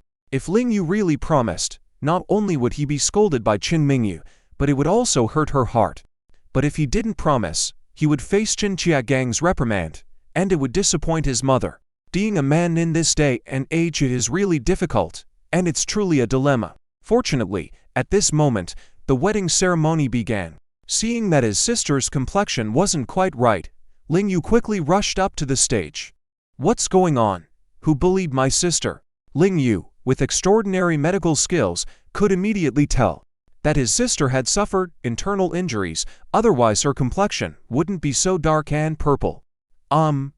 Well, the wedding host's smile stiffened instantly. He had hosted so many weddings and encountered all sorts of situations, but he had never encountered such a situation before. "Sis, what happened exactly?" Ling Yu asked nervously. When his sister didn't appear for a long time, he was worried that something had happened. Unfortunately, the people from the Yu family didn't let them go out, so he chose to trust them and didn't go out. But now, seeing his sister's condition, he knew he had trusted the wrong people. Ling Ruozu was momentarily a loss for how to answer, mainly because if she told the truth, her brother would know Mingu's true identity. However, it seemed that Mingu didn't want him to know, so she didn't want to take matters into her own hands and say it. Afraid that Mingu would be unhappy and it would affect her brother's relationship with Mingu. "Do ya, you say?" Ling Yu saw that his sister seemed to have something difficult to say, thinking that she was considering the Yu family's feelings, but he absolutely couldn't let his sister be wrong. This. Uji's eyes showed a hint of fear as he involuntarily glanced towards Gang and the others below the platform. Now he completely understood that the wife Ling Yu married was actually the young lady of the Qin family. He had thought before that Ling Ruozu marrying into their family was a social climb, but now it wasn't the case at all. He was feeling a bit confused. Seeing him hesitating, Ling Yu directly asserted, "Yeah, if my sister chose to marry you, I'll call you my brother-in-law. My Ling family is indeed a commoner family, without money, power, or connections. But if my sister is ever wronged or bullied in your family, I won't let you off." The scene fell silent, with many people exchanging glances. No one from the Yu family dared to speak up. If Ling Yu had said these words a bit earlier, the people from the Yu family would probably have exploded on the spot. How could a mere commoner dare to speak to them like this? But now, they were feeling quite insecure. Ling Ruozu had indeed been wrong and attacked at the Yu family's place just now. And now, the man on stage was the husband of the Qin family's young lady. How could they dare to speak up? "Ziyu, that's enough. Don't be like this." It was Ling Ruozu who smiled and persuaded Ling Yu. She was deeply moved by her younger brother standing up for her, but now it was unnecessary. After experiencing the power of Gang and Lin Kinglong, the Yu family was now treating her like a noble woman. Who would dare to treat her as they did before? And she also knew that marriage was a compromise. Those who didn't understand compromise couldn't sustain a marriage. She was already over 30 and didn't want to remain single, making her mother worrying. So, she smiled at Ling Yu and said, "In the Yu family, my position is quite high, and no one dares to bully me, right?" "Yeah." Uya was taken aback for a moment, then quickly smiled and said, "That's right. I declare here that I will cherish and treasure my wife, and I will absolutely not let her suffer any grievances or bullying." The audience burst into applause. The applause grew louder and louder, with many people thinking it was a creatively unique wedding ceremony. The atmosphere finally returned to normal. "All right, brother-in-law, I believe in you. I'll leave my sister to you from now on." Ling Yu stopped pursuing the matter. Below the stage, Gang laughed heartily. "Lin Fei and Miss Lin, look at how reliable this man is. As his family, you definitely won't be bullied." "Ha ha." Lin Fei forced a smile. She didn't say anything aloud, but found it amusing in her heart. Mere bravado. If it weren't for the old man backing you up, would you have the confidence and energy to say such things? Lin Kinglong, on the other hand, couldn't force a smile. She felt a sense of suffocation in her heart and excused herself from the table, leaving alone. She felt like she was asking for trouble by sitting at this table. No matter what happens, Ling Yu will always be Qin Mingyu's husband, and that relationship won't change. With such a relationship, whatever happens between them is only natural, including having children. In contrast, she and Ling Yu, any little incident that occurs is unacceptable. It's all wrong, it's not blessed. But she was the one who met Ling Yu first. Miss Lin, wide a lawn face. As Lin Kinglong stepped outside for some fresh air, a young man approached her with a smile that seemed to hide some ulterior motive. Liu Hedong, why are you here? Seeing Liu Hedong, Lin Kinglong was quite surprised. This wedding shouldn't have anything to do with him, right? Little did she know that Liu Hedong was friends with Lan Ziking and, even more importantly, he was classmates with Wu Daishan. Most importantly, Liu Rishui was her cousin, and she had invited Liu Hedong here. So, Liu Hedong came here with Lan Ziking just to join in the fun. He even witnessed Qin Tiagang scolding Lan Ziking just now. He finally realized why Ling Yu reacted so strongly when he confessed to Qin Mingyu last time, even extinguishing his candle with water in a fit of rage. Turns out that guy wasn't Qin Mingyu's driver but her husband. Miss Lin, you seem like you've just gone through a breakup, huh? I'm really curious, which man in this world is lucky enough but also foolish enough not to cherish the love of Miss Lin? Liu Hedong deliberately remarked. This is none of your business. Lin Kinglong didn't have much fondness for Liu Hedong and wanted to leave directly. But Liu Hedong stopped her and continued, Miss Lin, let me be straightforward. I like Qin Mingyu, and you like Ling Yu, right? How about we form a heartbroken alliance and figure out a way to break them up? Lin Kinglong immediately trembled. I'm not interested. Ha ha. Liu Hedong couldn't help but chuckle at her trembling. If you're really not interested, Miss Lin, why are you still here with me? I know you're a good girl who doesn't want to do bad things, but pursuing your own love, how could that be wrong? Lin Kinglong lightly bit her lip. She couldn't deny that Liu Hedong's words were correct. Her aunt, who was also Liu Hedong's aunt, Liu Rishui, had told her the same thing. Everyone has the right to pursue love, so she had been waiting for Ling Yu and Qin Mingyu's relationship to end. So, while she said she wasn't interested, her body was being honest. We're organizing a group outdoor activity in our circle, located at the foot of Yunhua Mountain. The scenery there is very beautiful, it's a holy place for lovers. I wanted to invite Mingyu, but if I ask, she probably refuse. However, if you do the asking, the success rate might be much higher. Liu Hedong explained his plan to Lin Kinglong in detail. It turned out he just wanted to create an opportunity for Lin Kinglong to take Ling Yu away, so he could be alone with Qin Mingyu. At first glance, it didn't seem like a bad idea. Lin Kinglong also knew what kind of person Liu Hedong was, and such a simple plan was very much in line with his abilities. Well, I'll give it a try. Besides, I also want to go see the scenery and relax. After agreeing, Lin Kinglong returned to the banquet. The atmosphere of the wedding banquet was thick, so Lin Kinglong came and went alone without anyone noticing. Lin Kinglong was still thinking about how to bring up a topic when the bride and groom came to their table to toast. Ling Yu and Qin Tiagang had drunk quite a bit of alcohol. They were more talkative today, were reminding Nuya to treat Ling Ruoxu well. Oh, Ruoxu, do you have any plans for your honeymoon? Lin Kinglong suddenly asked. Uji's face immediately turned sour. As the general manager of the family business, he was usually very busy and hadn't made any plans to take Ling Ruoxu on a honeymoon. Well, we have plans, but we haven't worked out the details yet. Ling Ruoxu once again came to Uji's rescue. How about we all go to Yunhua Mountain in a few days? The scenery there is very beautiful, nestled by the mountains and waters. There are also many resort facilities. You can take advantage of the opportunity to honeymoon there, Lin Kinglong suggested. Ling Ruoxu immediately looked at Huya. Well, that sounds good, Huya quickly agreed. He was afraid of neglecting Ling Ruoxu now, which might upset Ling Yu and Qin Tiagang. Yeah. Ling Yu, would you and Miss Qin like to join us? Lin Kinglong smiled and invited Ling Yu and Qin Mingyu. Qin Mingyu's eyes were wary. She always felt that Miss Lin had some ulterior motives. Could it be that she hadn't given up on her husband yet? Unexpectedly, Miss Lin from the Lin family was so shameless. With so many men in the world, with her conditions, she could find anyone. Why did she have to snatch her man? Let's go, we must go. Qin Chang'an glanced at Ling Yu and Qin Mingu, but neither responded to Lin Kinglong. He quickly agreed on their behalf. Ling Yu, come to think of it, I married my granddaughter to you, but you haven't taken her on a honeymoon yet.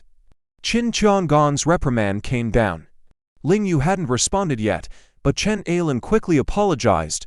Dear father-in-law, I'm really sorry. Our family wasn't doing well financially before, and it was my fault as the head of the family for not sponsoring them for their honeymoon. But this time, I'll make sure they go. Of course they had to go on their honeymoon. Who knows, maybe when they come back from their honeymoon, Qin Mingu will have a few more babies in her belly. The two old folks were simply a perfect team, leaving Ling Yu with no room for refusal. Grandpa, but I still have things to deal with at my company. Qin Mingu tried to resist. Qin Chang'an immediately pressed down in a cold tone. Can't the company's matters be handled by someone else? No matter how busy work is, it shouldn't affect the family. Anyway, you must go, otherwise I'll help you resign from your job. Qin Mingu, resign. Then the Chia gang group would be in for a major shakeup. Unfortunately, Qin Chang'an, as the chairman, really had the power to help her resign. Mingu, let's go together. It'll be more fun with more people, and we're just going to have fun for a few days. Lin Kinglong smiled and invited Qin Mingu again. Qin Mingu ignored her. This enemy's plan would definitely be unfavorable to her. Well, Mingu, let's just go have some fun for a few days, Ling Yu compromised. It's hard to resist the pressure from parents. Qin Mingu snorted coldly, but she didn't continue to refuse, so Ling Yu took it as her agreeing. The wedding finally ended on a high note. The happiest person was Chen Ailan. Before, none of her children were married, and she was almost worried to death. Who would have thought that in less than 2 months, the marriage matters of her children would all be resolved? Now she was just waiting to hold her grandchildren. Today, Ling Shitang didn't attend the wedding. Ever since Ziqian stopped coming home altogether, he had given up hope on that woman. Now he took care of Ziwei alone, regardless of whether that woman was alive or dead. But unexpectedly, as he drove home with his son on the electric bike, they passed by the intersection where Zi Chunyan rented a house and saw a BMW parked there. Dad, why did you stop? Ziwei was curious. Why was his dad staring at that car? There was only a man in his 30s in the car, and Ziwei didn't recognize him. But Ling Shitang did. He was the man who had been intimate with his wife that night. Wei, don't say anything. Ling Shitang hurriedly hid with his son. He had a feeling that the man had parked the car there to wait for his wife. Sure enough, after a few minutes, Ziqian came out of Zi Chunyan's rental house, wearing a tight skirt and heavy makeup. Ling Shitang almost didn't recognize her. His wife had never dressed so beautifully in the 6+ years they had been married. Dad, isn't that Mom? She looks so pretty. Ziwei didn't know what was happening and even wanted to run over to hug his mom. But Ling Shitang was already so angry that he threw down the electric bike and ran over like a madman. Ziqian was just opening the passenger door and getting in, when Zijijun put his hand on her thigh and asked, "What do you want to eat tonight?" "Well, I feel like having." Ziqian was speaking sweetly, but suddenly her expression froze, and she quickly pushed away Zijijun's hand in fright. Zijijun frowned, about to get angry, when he saw a dark-skinned man running towards his car frantically. "Get out of the car, you adulterers and harlots! Get out of the car!" Seeing Ling Shitan's furious expression, Zijijun dared not unlock the door. He quickly locked the car door. Boom, boom, boom. Ling Shitang was losing control of his emotions, kicking the BMW's door frantically. "Get out of the car! Get out now! Watch me kill you, shameless scum!" Ling Shitang shouted angrily. "Brother Jun, what should we do now?" Ziqian, a woman with no initiative, was now completely at a loss, her mind in turmoil. She was terrified that Ling Shitang would be able to open the door. This savage man might really kill her. "How about you get out of the car? I'll leave first. It seems we won't be able to have fun tonight." Zijijun just wanted to escape now. He didn't care what Ling Shitang would do to Ziqian. He was a bit tired of this woman and had already figured out that she actually wanted to marry him. How ridiculous! Zijijun had been thinking of playing with her a few more times and then finding a way to get rid of her. Now that her husband had come knocking, it was the perfect opportunity to get rid of her and never contact her again. But Ziqian didn't dare to get out of the car. She refused to leave Zijijun, and she even planned to force Zijijun to put her name on the property deed tonight. "Brother Jun, how about you drive away, and we'll get rid of this man together," Ziqian suggested. However, Zijijun seemed reluctant. He wasn't stupid. He had been sneaking around before precisely to hide from other people's husbands and enjoy the thrill of cheating. But now, in front of the woman's husband, taking her away would only lead to trouble. Not to mention fearing Ling Shideng's possible retaliation, it would be even harder to get rid of Ziqian afterward. As he hesitated, Ling Shitang couldn't force the door open, and his son was watching behind him. Afraid that his son would see his mother leaving with another man, he became anxious and grabbed a stone, smashing the car window. Clang! Zijijun's eyes widened in shock and frustration. He knew that if he got out of the car, Ling Shitang would definitely beat him up, and he definitely couldn't fight Ling Shitang. But he didn't want to suffer this humiliation for nothing. So, he thought of stepping on the gas pedal and slamming the car sideways to knock Ling Shitang away. "Dad! Dad!" Little Wei ran to Ling Shitang, crying, and found his father covered in blood. Ziqian was also shocked. After a while, she finally reacted, realizing that she hadn't scolded Zijijun and even instructed him to escape. In fact, Zijijun was already regretting it. By hitting someone like this, if he drove away now, it would be a hit-and-run accident, and the crime would be severe if he were caught. Why run? Get out of the car and see if he's dead or not. When the police come later, remember to say that he attacked first, and we acted in self-defense. Understand? Zijijun threatened loudly. Ziqian nodded dumbly, getting out of the car in a panic. "Mom, please help Dad. Call an ambulance." Little Wei pleaded as he hugged her.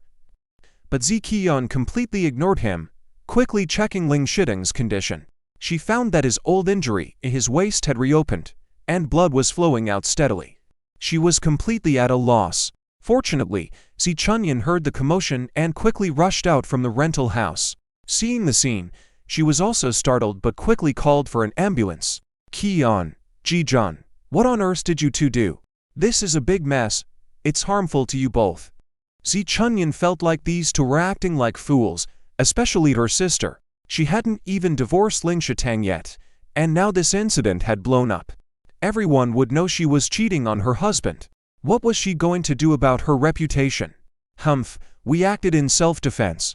He tried to kill me with a stone, so I had no choice but to hit him with the car. You two sisters must testify for me," Zijijun asserted.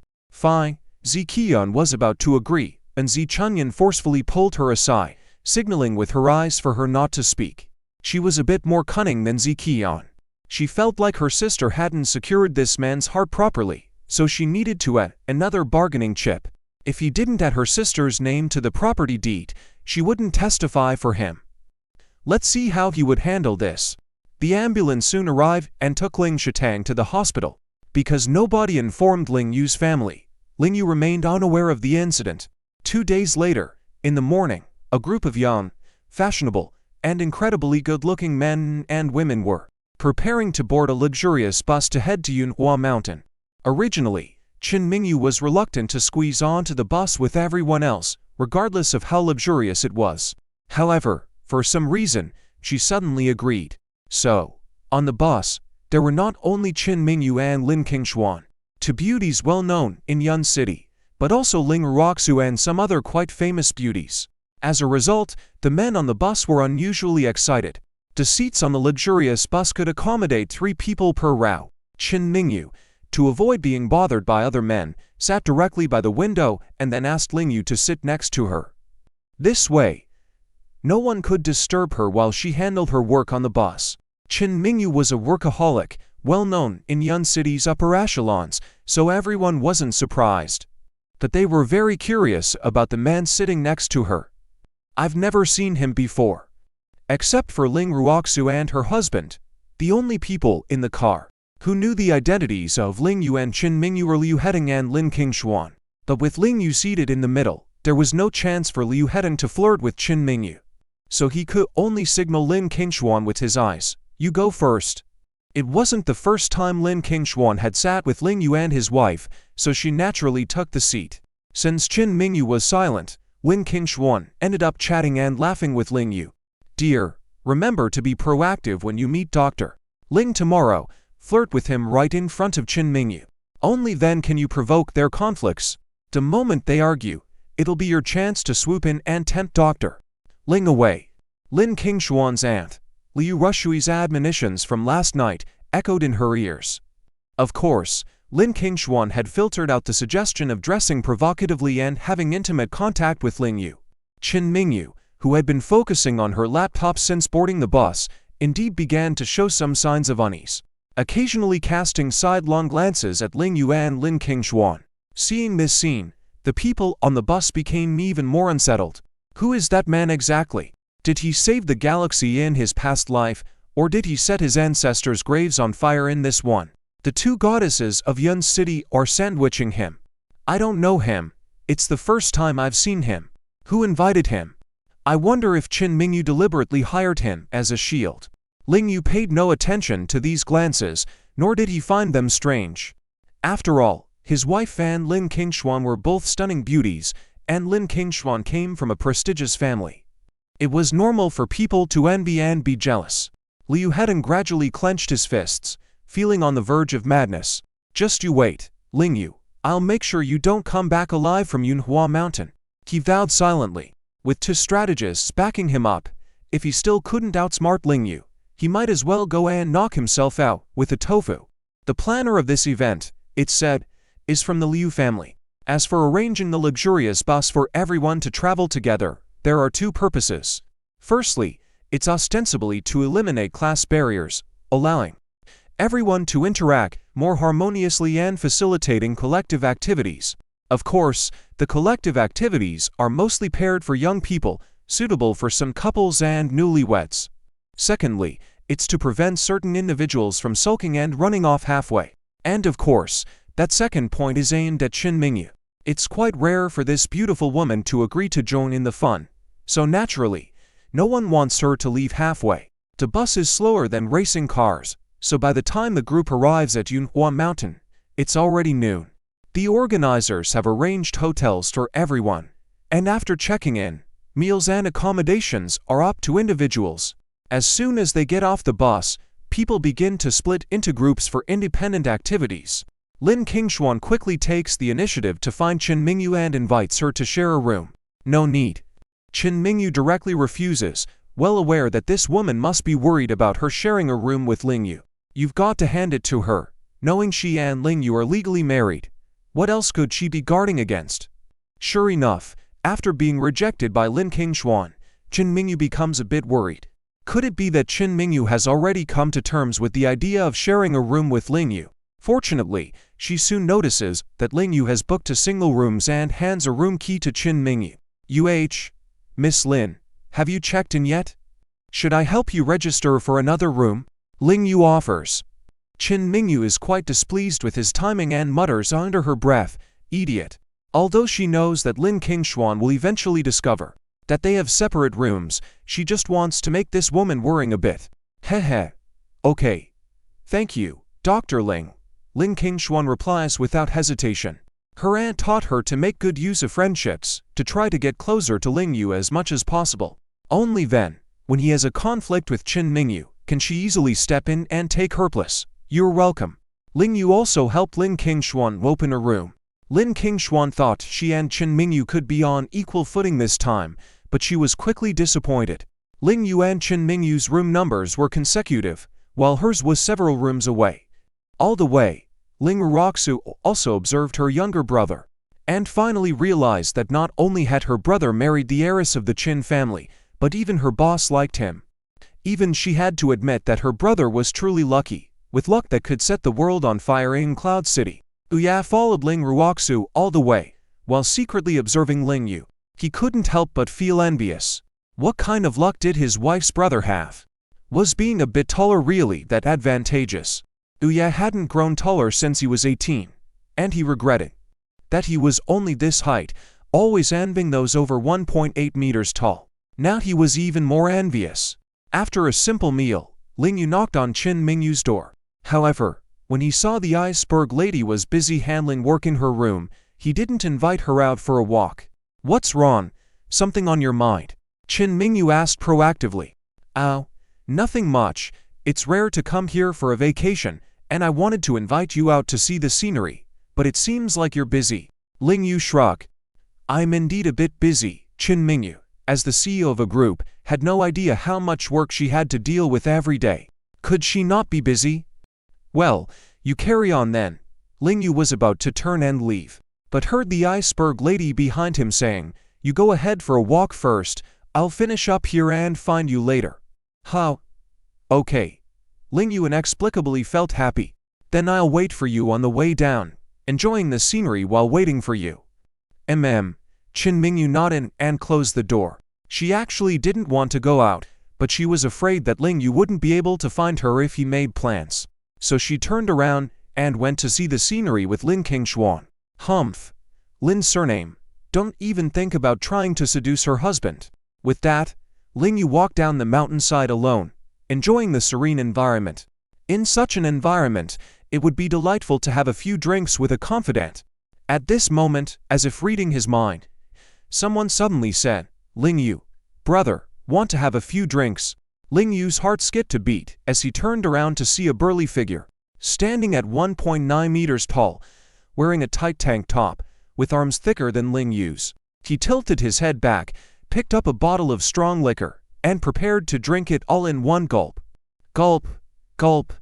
The big guy's throat expanded rhythmically. Once, a beauty had said that men who drank like this were the most charming. That beauty was Lin Kinglong. She also said that if a man drank like this with a bit of a worldly look in his eyes, he would be very attractive. But obviously, this man lacked that worldly look. Drinking heavily, at the moment, he didn't look cool at all. Instead, he seemed more like a burly butcher. Ling Yu couldn't help but shake his head. "Brother Kinglong, why is it you? Why can't it be me?" Ling Kinglong choked on the alcohol, spraying some towards Ling Yu in excitement. Fortunately, Ling Yu reacted quickly and dodged easily. "Brother Kinglong, did you specifically come here to find me?" Ling Yu's brow furrowed tighter and tighter. Why couldn't he shake off this man, like a piece of gum stuck to his shoe? What right did this third party have to interfere in his relationship with his wife? Really? Nonsense, of course I came here to find you. Ling Kinglong's emotions surged, his eyes turning red. "Ling Yu, you promised me a duel, is that so?" "Doesn't seem like it." Ling Kinglong hadn't expected Ling Yu to change, becoming less friendly than before. "Ling brother, are you implying that I'm lying?" Who doesn't know that Ling Kinglong never tells lies? "Well, I don't know." Ling Yu shook his head. "Ling Kinglong, all right, this is a tourist destination, with beautiful surroundings. Why do you have to be so fixated on a duel? Drink up and go back to get some rest." Ling Yu decided to find a way to get rid of this trouble. "Why should I listen to you?" Ling Kinglong quickly intercepted him, becoming stubborn. "Do you know how long I've been waiting for this opportunity to compete with you? Ling Kinglong, like to defeat formidable enemies in a fair fight." "Ha ha, that's spirited." Ling Yu gave Ling Kinglong a thumbs up. "Brother Kinglong, although I also want to have a match with you. As you can see, this place is beautiful, with mountains and rivers, not a suitable place for fighting. Even if we don't accidentally injure tourists, it's not good to ruin the flowers and plants. How about we set another time to settle our score?" Ling Kinglong immediately asked, "Then when do you want to set it?" "Tomorrow, the day after tomorrow. I came here this time specifically to compete with you, for Mingu." "Brother Kinglong, it's really not necessary." Ling Yu firmly refused, and for such a serious and important matter, wouldn't it be better to be better prepared and find a more suitable occasion to settle it? Don't you think that would be better? "Not good." Ling Kinglong shook his head. "Last time, you fooled me like this. This time, don't expect me to fall for it again. Whether I can win against you in strength is uncertain, but at least I won't be bullied by you in terms of intelligence, right? Ling Long brother, although we've only had a few interactions, we can still consider ourselves friends. Why make things difficult for yourself? Go back now, and we can still be friends in the future." Ling Yu sighed. looking very helpless. No. Lin Kinglong shook his head again. In that case, if we're not friends, then there's nothing more to discuss. Goodbye. Ling Yu turned and walked away. He was really annoyed. Mingu was his wife, so why should he accept Lin Kinglong's challenge for no reason? If he lost, would he have to leave Mingu? Besides, he was here for sightseeing, not to fight with others. He wasn't sick. Yes, it must be Lin Kinglong who was sick. Suddenly, Lin Kinglong stomped on the ground again and leapt in front of Ling Yu. The sturdy floor even sunk in a little, showing the strength of this big guy. At this moment, not far away on the mountainside, Mingu happened to come down to find Ling Yu and saw this scene. Seeing Lin Kinglong's terrifying strength, Mingu couldn't help but furrow her brows slightly, wondering if Ling Yu could handle this brute if they really fought. Lin Kinglong, are you reasonable or not? I've already refused to duel with you. Why do you keep bothering me? Ling Yu was angry. I've tolerated you pestering me, and you chased after my wife. But if you keep harassing me like this, don't blame me for being impolite. Ha ha. I just wanted you to be impolite to me. Lin Kinglong's eyes lit up. So, have you finally decided to have a showdown with me? Ling Yu sighed. You're thinking too much. I've already said that today is not suitable for fighting here. Why is it unsuitable? Have you ever seen skilled fighters talk so much nonsense before a duel? That's true. In that case, you're right. Skilled fighters should have their own style. Generally, they exchange a few cold words and then start fighting. That's the kind of style a skilled fighter should have. Not a bad point. Lin Kinglong agreed with Ling Yu's viewpoint. We've already wasted so much time talking. If we fight now, it'll be like two market aunties arguing before throwing punches. You're absolutely right. So, the duel is cancelled. After Ling Yu finished speaking, he quickly turned and walked away. Hey. Lin Kinglong wanted to call him back, but he couldn't think of a reason. Forget it, anyway, they're going to be here for a few days. Ling Yu can't escape. Mingu watched with amusement. In front of Lin Kinglong, this fool was actually quite clever, suppressing the opponent with his intelligence. She was actually annoyed by Lin Kinglong's pestering, but she rather enjoyed seeing him bother Ling Yu.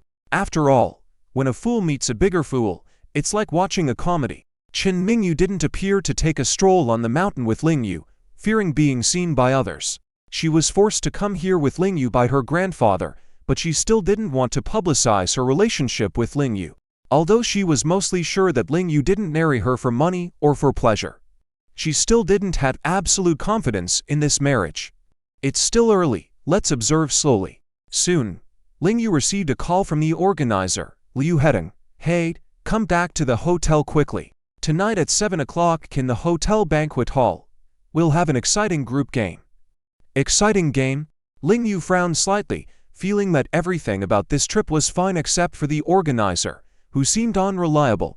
This sycophant was even more annoying than Lin Kinglong. In any case, this is a group activity. Be sure to participate on time. Liu Hedong couldn't be bothered to chat with Ling Yu either. Although he didn't know how this guy managed to marry Mingu, he was always a low-class person, and he looked down on Ling Yu. Ling Yu actually didn't want to participate. He knew that Liu Hedong's arranged activities were mostly malicious towards him, but he was a military man at heart and had a sense of camaraderie. If he didn't attend just because he was worried about Liu Hedong's intentions, it wouldn't be in line with his personality. So, he decided to go anyway. When Ling Yu arrived, a group of handsome men and beautiful women had already gathered in the banquet hall. Ling Roxu and Uya were also there. Uya, who was usually high profile, now became low-key everywhere. It was unclear whether it was because of what happened on the day of the wedding, or because everyone here today was from multi-families, and he didn't feel superior at all. Ling Yu scanned the room and noticed that Mingu and Lin Kinglong hadn't arrived yet. In the banquet hall, there was a spread of buffet food and beautiful music playing. It seemed like they were going to have a collective dance party. Ling Yu was skilled in martial arts, but mediocre in dancing. He hadn't planned to participate, but the next moment, he saw a charming beauty taking the stage. Lin Kinglong actually walked out from behind the stage, wearing a silver evening gown that showcased her flawless figure, like an elf in a flower garden. She smiled, holding a microphone, as she gracefully walked onto the stage. instantly attracting many eyes and becoming the sole focus. Many men even screamed loudly, "Wow, goddess! Super goddess!" It was Ling Yu's first time seeing Lin Kinglong so stunningly beautiful. Compared to the last time they met at the chicken-eating game, she was even more sexy and beautiful now, with an immense attraction to the opposite sex. Noticing Ling Yu's gaze on her, Lin Kinglong's heartbeat suddenly accelerated. What that woman, Liu Rushui, said was right. Women really need to dress like this to attract men. Lin Kinglong's confidence soared again. She was most worried that Ling Yu wouldn't be interested in her, but now it seemed that this gynecologist also had an interest in women. Everyone, tonight's dance party is sponsored by the two young masters, Liu Heading and Liu Qingyu. Let's dance and enjoy ourselves to the fullest. Lin Kinglong ignited the atmosphere with just a few words. A group of young men and women cheered and screamed, excitement written all over their faces. Although Ling Yu didn't know what the Liu brothers from the Liu family were up to, he decided to go with the flow and blend into the atmosphere. As the dance began, men at the venue boldly invited women to dance. Liu also took the opportunity to invite Ling Ruoxu, his newlywed wife, seeing it as a good chance to bond. Plus, he really wanted to hold Ling Ruoxu's waist. He had a special fondness for taller women compared to himself, which made him unusually excited and was one of the reasons he had put so much effort into pursuing Ling Ruoxu.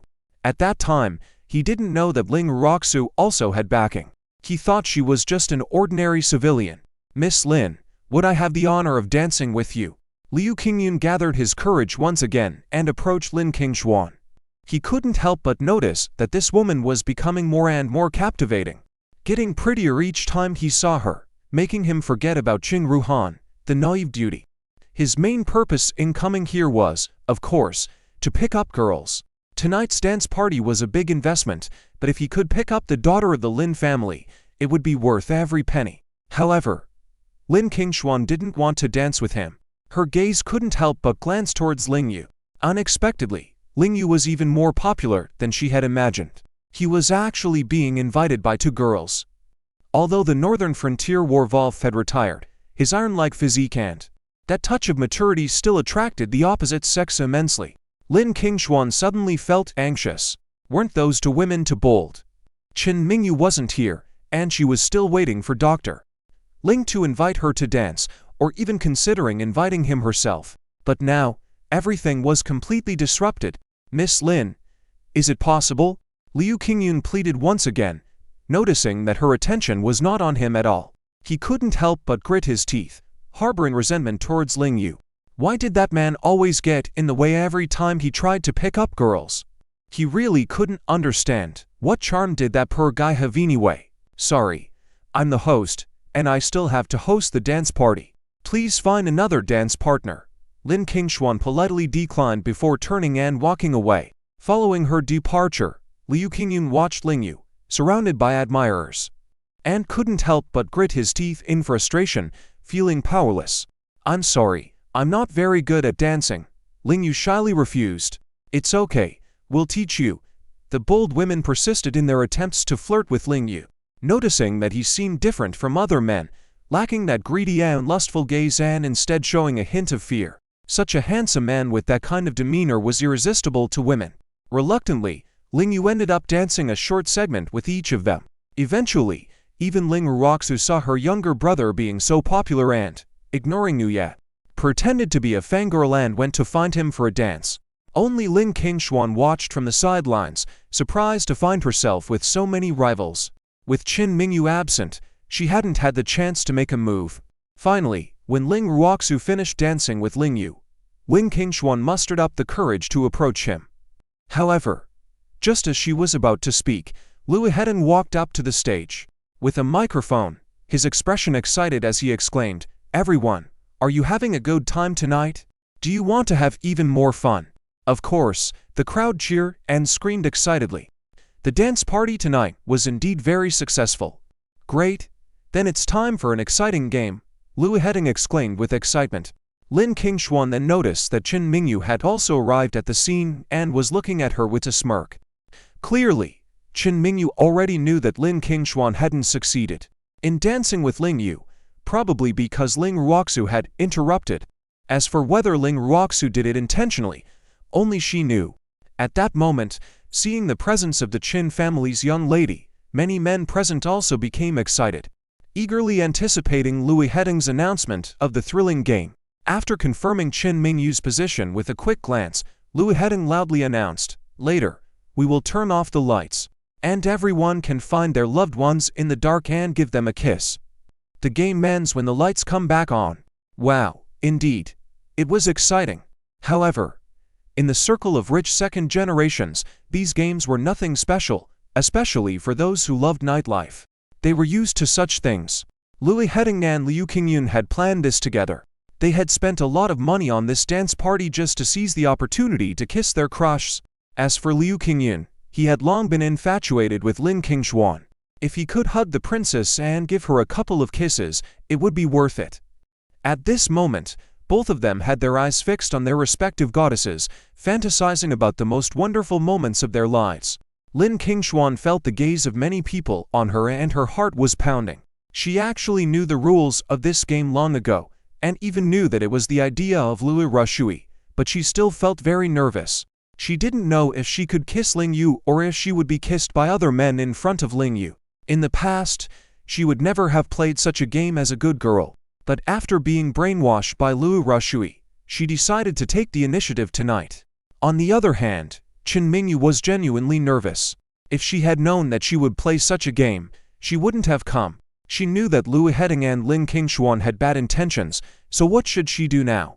She couldn't let others kiss her, especially in front of her husband. As she looked towards Ling Yu, the light suddenly went out. In an instant, the dance hall turned into a battleground. Various screams filled the air. Whether it was excitement, or fear, or saying no with their mouths. While their bodies were honest, the atmosphere was certainly electrifying.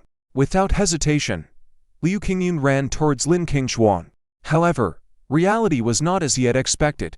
Even though he had located the position of his goddess, in the pitch-black darkness, he quickly lost sight of her. Bumped around by others, Liu Qingyun couldn't even tell which way was which, let alone stand steadily. He had no hope of finding his goddess to give her a kiss. On the other side, Lui Heding was even more reckless. He dashed towards Qin Mingu without a care in the world. In the darkness, he reached out and hugged a woman, expecting her to respond warmly. But wait, why did the feel of her body seem wrong? It was clearly the waist of 3 Qin Mingus. In the darkness, the other person tightly hugged Lui Heding and even forced him down to the ground. What the heck? What's going on?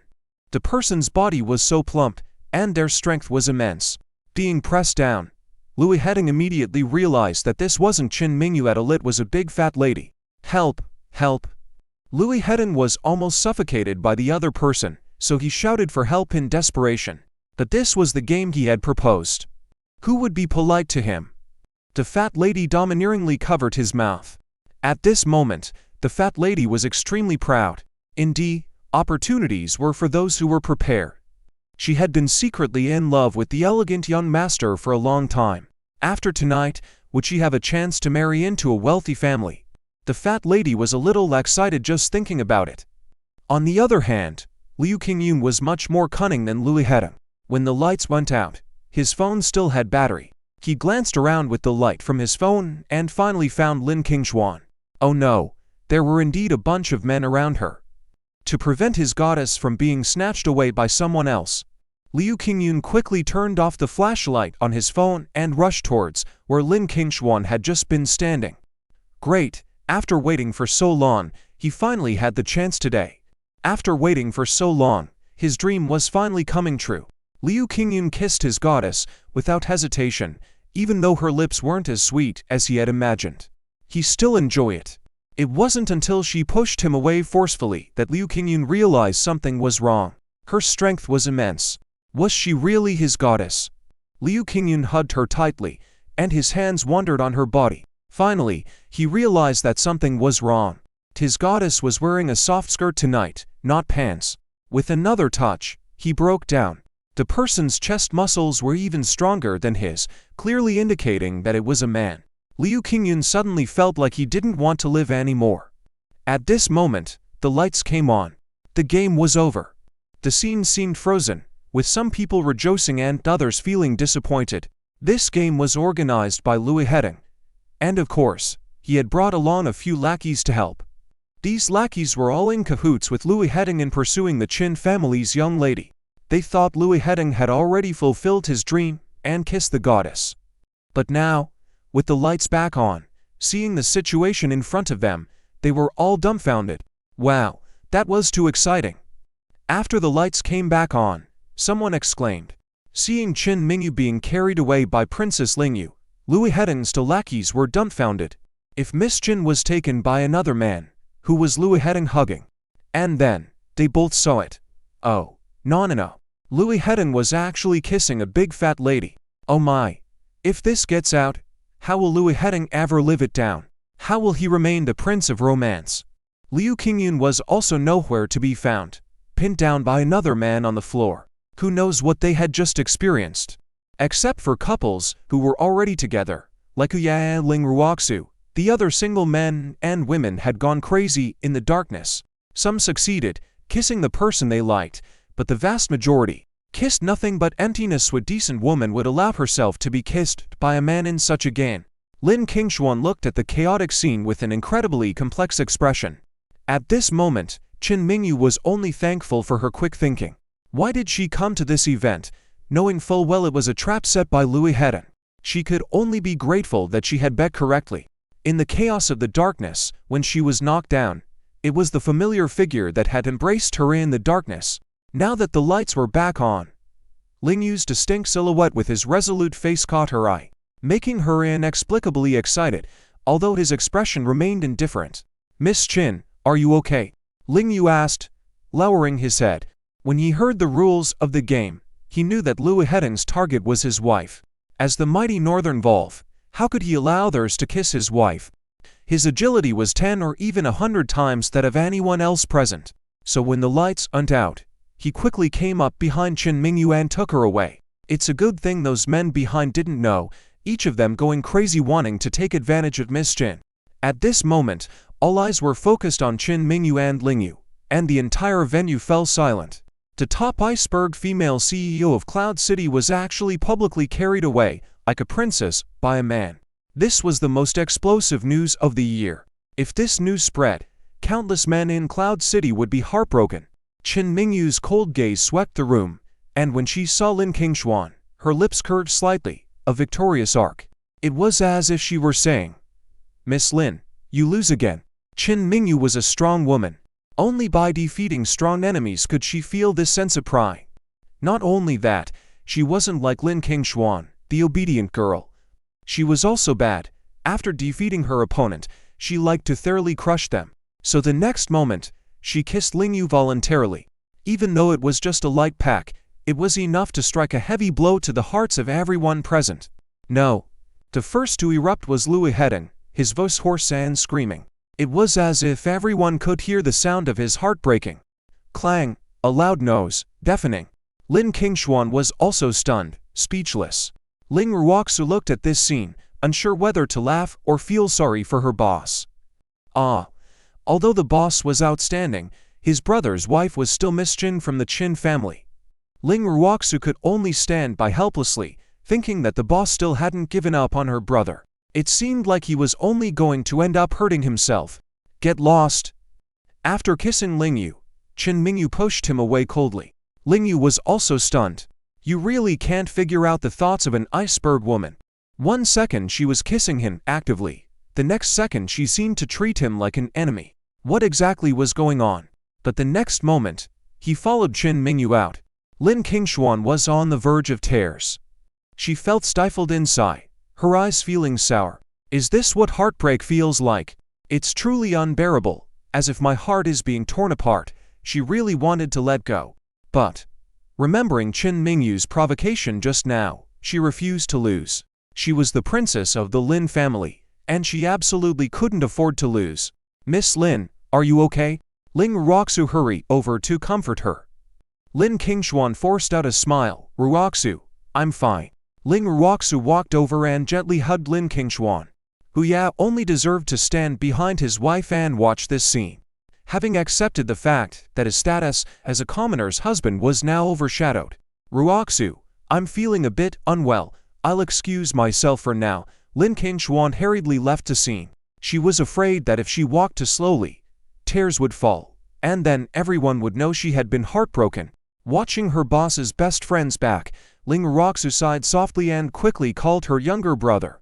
While a wife was important, she couldn't completely disregard her boss's feelings. You should go talk to Miss Lin, Ling Ruoxu suggested to her brother. Okay. At this moment, Ling Yu had already followed Mingu back to the hotel room door. Unfortunately, the iceberg woman had already closed the door, and he was hesitating whether to knock. Now that his sister told him Lin Kinglong wasn't feeling well, he decided to go check on her first. Although he wouldn't develop feelings for any woman while married, he had long considered Lin Kinglong a close friend and couldn't ignore her. Why hasn't that idiot knocked yet? Inside the room, Mingu was waiting for Ling Yu to knock, her heart inexplicably beating faster. It felt like the princess being chased out of the castle by the prince. As long as Ling Yu knocks, she let that idiot in. Unfortunately, Ling Yu didn't knock. Instead, he turned and ran out of the hotel. He saw Lin Kinglong standing by the hotel's water pool, quietly wiping away tears. This was her first heartbreak, and she felt a bit lost. All along, she had been surrounded by admirers because of her beauty and wealth, always being the center of attention. So she never imagined that one day she would have to actively pursue a man. Even more unexpectedly, she couldn't even win him over, and her rival was very powerful, even taunting her after defeating her. She really didn't know what to do next. Ling Yu watched Lin Kinglong's trembling figure and sigh.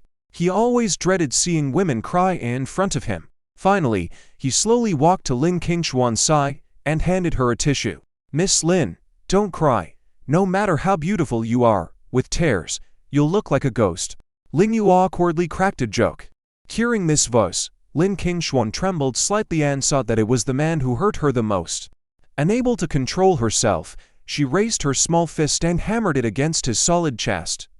Ling Yu, you idiot, how could you be so stupid? Why are you so rude? Clearly, I met you first. Lin Kinglong kept cursing in her heart, but her mouth couldn't articulate anything. She just kept hammering Ling Yu as if he were an enemy. Lin Kinglong had never hit anyone before, but now she found hitting someone to be so liberating. It was as if her blocked heart became more relieved with each blow. Ling Yu didn't expect that the punches from the Lin family's princess could hurt so much. But he still stood still, letting her vent. Little did they know, upstairs, in the hotel room, Mingu watched silently through the window, her teeth clenched in anger. The pride of defeating Lin Kinglong just now vanished in an instant. Ling Yu, you jerk. Miss Lin, feeling any better? Ling Yu asked as Lin Kinglong tired herself out from hitting him, lowering his head to look into her eyes. Lin Kinglong's eyes shimmered with teardrops, her heart filled with mixed emotions. She truly enjoyed the time spent with Ling Yu, especially when she was vigorously hitting him. Just now, experiencing a joy that no other man could give her. This man gave her a unique feeling. Why did he have to be with someone else? All right, Miss Lin, it's late, we should go back to sleep. Seeing Lin Kinglong suddenly looking up at him, Ling Yu hurriedly added an explanation. We should go back to sleep together, in terms of time, but separately in space. Theft. Lin Kinglong was amused by this straight man's candidness again. That after the laughter, she immediately returned to sadness. Damn it, who dared to bully my princess sister? At this moment, with someone shouting loudly, a strong wind suddenly blew by the water pool. The wind was blowing towards Ling Yu. The newcomer obviously had martial arts skills. Ambush. That's too unfair. Ling Yu quickly spun around, dodging the attacker's blow. Sure enough, it was that big guy again. Lin Kinglong failed to land a blow with his first attack and wanted to continue attacking Ling Yu. He had originally wanted to compete with Ling Yu for Mingu, but being stood up twice and now seeing his sister cry because of him, he decided to take action no matter what.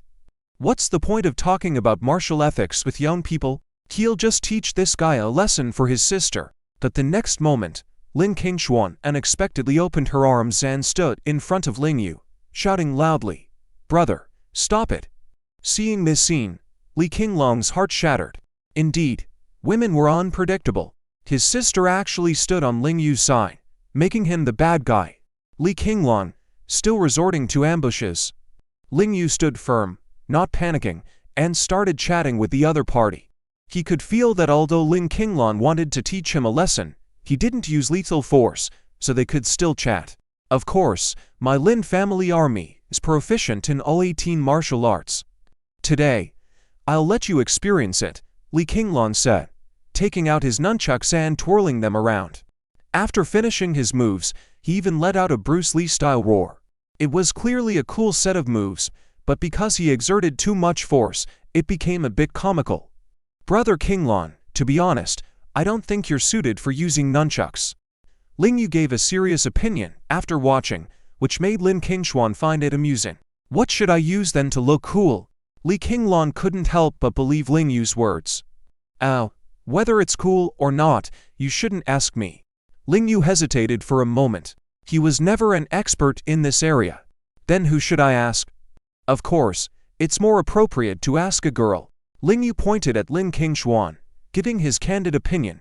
Miss Lin is the recognized goddess of Cloud City. Whether you're cool or not, you should ask her.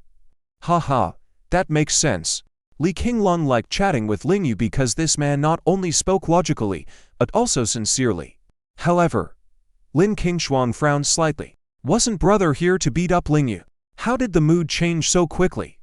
After just 2 sentences, why did the topic change? Lin Kinglong always felt like her brother was being intellectually suppressed by Ling Yu.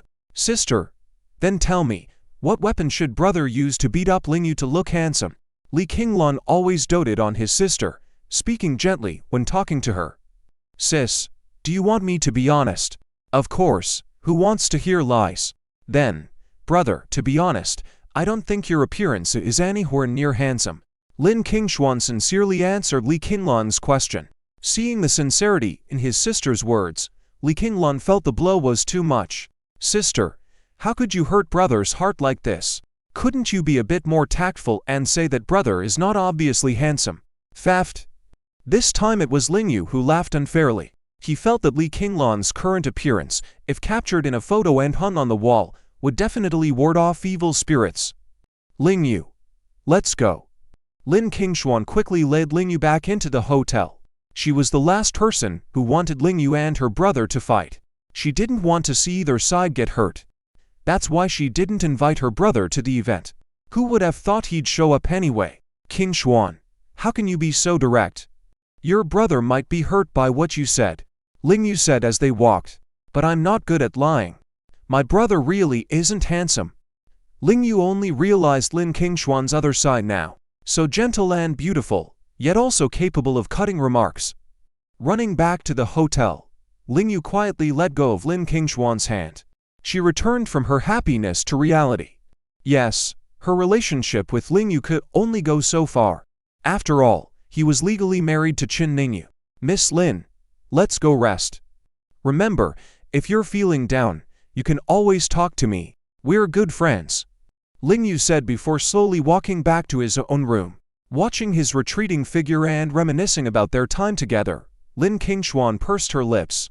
Ling Yu, I'll wait for you forever. I believe that you will eventually divorce Ling Yu, and then I'll be the most suitable woman for you. On the other side, Liu Hedong returned to his hotel room and brushed his teeth frantically. He had just driven away the fat woman who tried to kiss him. This is ridiculous. Not only was she ugly, but she also kissed him after eating garlic. Is there no sense of decency? No respect for others? Liu Hedong's original plan was to publicly kiss Mingu, then evaluate how things would develop. Who would have thought that he would end up kissing a fat woman and letting Ling Yu take Mingu away? What's most infuriating is that Mingu kissed Ling Yu in public. What does that mean? It means that Mingu likes the country bumpkin. This is outrageous. Absolutely outrageous. Liu Hedong felt like he was going crazy. Kill. He must make Ling Yu die so he can have a chance. Liu Hedong's eyes became increasingly sinister. It seems that little sister Liu Raoshui's plan didn't work, so it's time to execute Big Brother's plan B. Mingu, it's your fault for being blind to my feelings. Don't blame me for being ruthless. I won't let others have what I can't get. The next morning, the dawn was beautiful. As the sun slowly rose and a gentle breeze blew, The 100 Flowers Mountain was in full bloom, radiating a captivating brilliance, making people linger. Following the organizational process, the men and women on vacation woke up early in groups, preparing to go in teams to admire the beautiful scenery. Of course, Ling Yu also took the opportunity to invite Mingu. But unexpectedly, the Ice Queen resumed her icy demeanor today and coldly snorted, "I'm busy. Go flatter your Miss Lin." Bang. After saying that coldly, she angrily slammed the door shut. Ling Yu felt frustrated and puzzled. He didn't know what he had done to upset Mingu again. She's really a woman of capricious moods. Forget it. If she doesn't want to go, then she doesn't want to go. Ling Yu didn't understand why Mingu was angry again. After all, she was the one who kissed him last night. Could she blame me again now? Ling Yu, isn't Miss Chin going out to play today? Lin Kinglong happened to come out of her room and saw this scene, so she hurriedly joined Ling Yu. Ignore her. She has no sense of collective spirit. Let's go, Ling Yu said, then hurriedly went downstairs. Lin Kinglong was naturally happy. But she also noticed that Ling Yu only said that because he was angry with Mingu. She was just to back up to him. Fortunately, she had already adjusted her mentality. As that woman, Liu Rishui, said, being a backup was fine as long as she could become the main someday. The two went downstairs to gather outside the hotel. Seeing this combination, Ling Ruozu was stunned. The boss actually pushed Mingu aside today. This could be dangerous. Although Ling Ruozu and Lin Kinglong had a good relationship, she was very aware that Mingu was her brother's wife, and she still had some sense of the big picture. If her brother and Lin Kinglong continued like this, their marriage could really be in crisis. However, Ling Ruozu couldn't intervene in the relationship between the three of them, so she had to turn a blind eye and trust that her brother knew what he was doing. Seeing that Mingu unexpectedly didn't participate in today's activities, Liu Hedan was also slightly surprised. But if she didn't participate, then she didn't participate. As long as he could get rid of Ling Yu, it would still be a great accomplishment. So, the group set off together, starting today's journey. They took a cable car to the high altitude and enjoyed the sight of flowers covering the mountains. Soon, they arrived at the most famous attraction on Yunhua Mountain, the Flower Cliff Bungee Jump. Two people were tied with ropes and jumped together from high altitude, feeling like flying in a flower paradise. It was very thrilling and romantic. Lin Kinglong had also heard that many lovers who played bungee jumping here ended up getting married. And many couples who played bungee jumping together here decided to become boyfriend and girlfriend. Therefore, the bungee jumping on Yunhua Mountain is also called Love Bungee. Uya and Ling Ruoxu took the lead, their screams echoing from the valley below, whether out of fear or excitement. Anyway, it looked exciting to the others. Miss Lin, since we're all here, why don't we play too? Liu Qingyun still didn't give up and invited Lin Kinglong again. I don't want to play. I'm scared.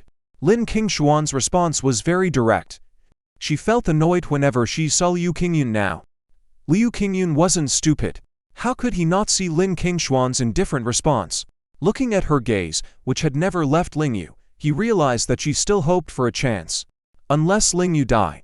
But he also knew, how could Ling Yu die so easily? Because of his unwillingness to give up and his persistence, he spoke publicly. Miss Lin, you don't have to be afraid. Play with me. I'll protect you with my life. His heartfelt confession only earned him a disdainful smile from Lin Kinglong. Then I definitely can't play with you. I don't want to owe you my life. With that, she walked away directly. Feeling humiliated, Liu Qingyun's eyes filled with murderous intent out of love turned to hatred.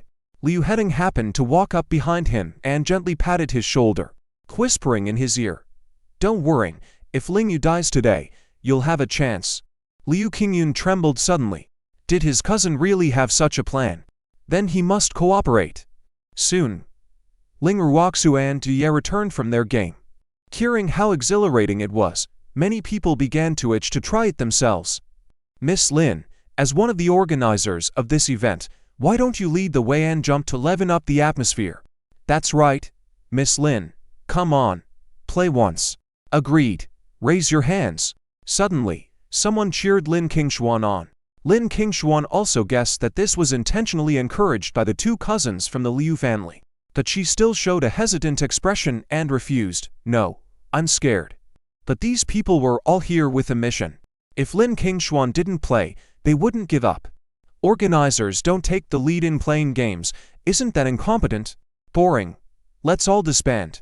Lin Kinglong was deliberately made difficult and didn't know how to step down for a while. Seeing the situation, Liu Qingyun took the initiative to step forward again, with a smile on his lips. "Yeah.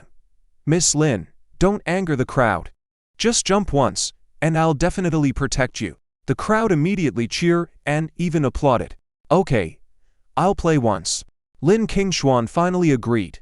Her words elicited cheers from the crowd. Liu Qingyun was extremely excited. The boss still had means. With this, he could embrace Miss Lin and play bungee jumping with her. Wouldn't it be possible for him to establish a relationship with Miss Lin through this bungee jump and eventually enter the Lin family as a son-in-law? Just thinking about it made him a little excited.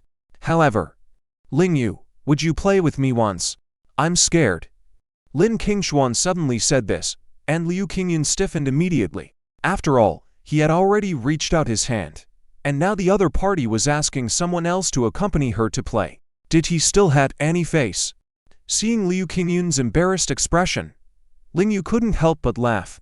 He didn't have much good impression of this guy either. He was the kind who liked one person after another. To help Lin Kinglong out, he could only nod. But the expression on Liu Heding's face was completely different from Liu Qingyun's. This was exactly the effect he wanted. "Ling Yu, farewell. After you die, I'll take care of Qin Mingu for you. Ha ha." During the interval, and the two were tying the rope, Liu Heding quietly made a phone call to his eldest brother. He organized everyone to come here for sightseeing and play because their Liu family had shares in this attraction. His eldest brother, Liu Yejian, said a word, and arranging anything here was not a problem. "Are you two ready?" Soon, the staff tied the ropes for the two and confirmed again. "Yad." Lin Kinglong nodded nervously, her hands tightly holding onto Ling Yu, her delicate body pressed against his. This feeling was simply wonderful. Looking up at Ling Yu's distinct profile, Lin Kinglong's beautiful eyes shimmered, feeling a tingling sensation throughout her body. Every moment from now on was extremely precious to her. "How about it? Are you very scared?" Ling Yu felt that she was very tense and couldn't help but lower his head to ask. Seeing his gaze and his concerned expression, Lin Kinglong's cheeks turned even redder. Ling Yu also felt a bit embarrassed. Ever since he guessed that Lin Kinglong liked him, he always felt that sometimes he couldn't be as calm around her as before. Enjoy the visual impact brought by the flower paradise. The staff didn't dilly-dally either. With a shout, they let the two of them fall from high altitude together. In an instant, Lin Kinglong felt like she was flying through the entire world. Because she was afraid, she tightly closed her eyes and buried her head in Ling Yu's chest, only hearing the whistling wind. This feeling was too thrilling, she was almost suffocating. "Miss Lin, the flower scenery is really beautiful. Open your eyes and take a look."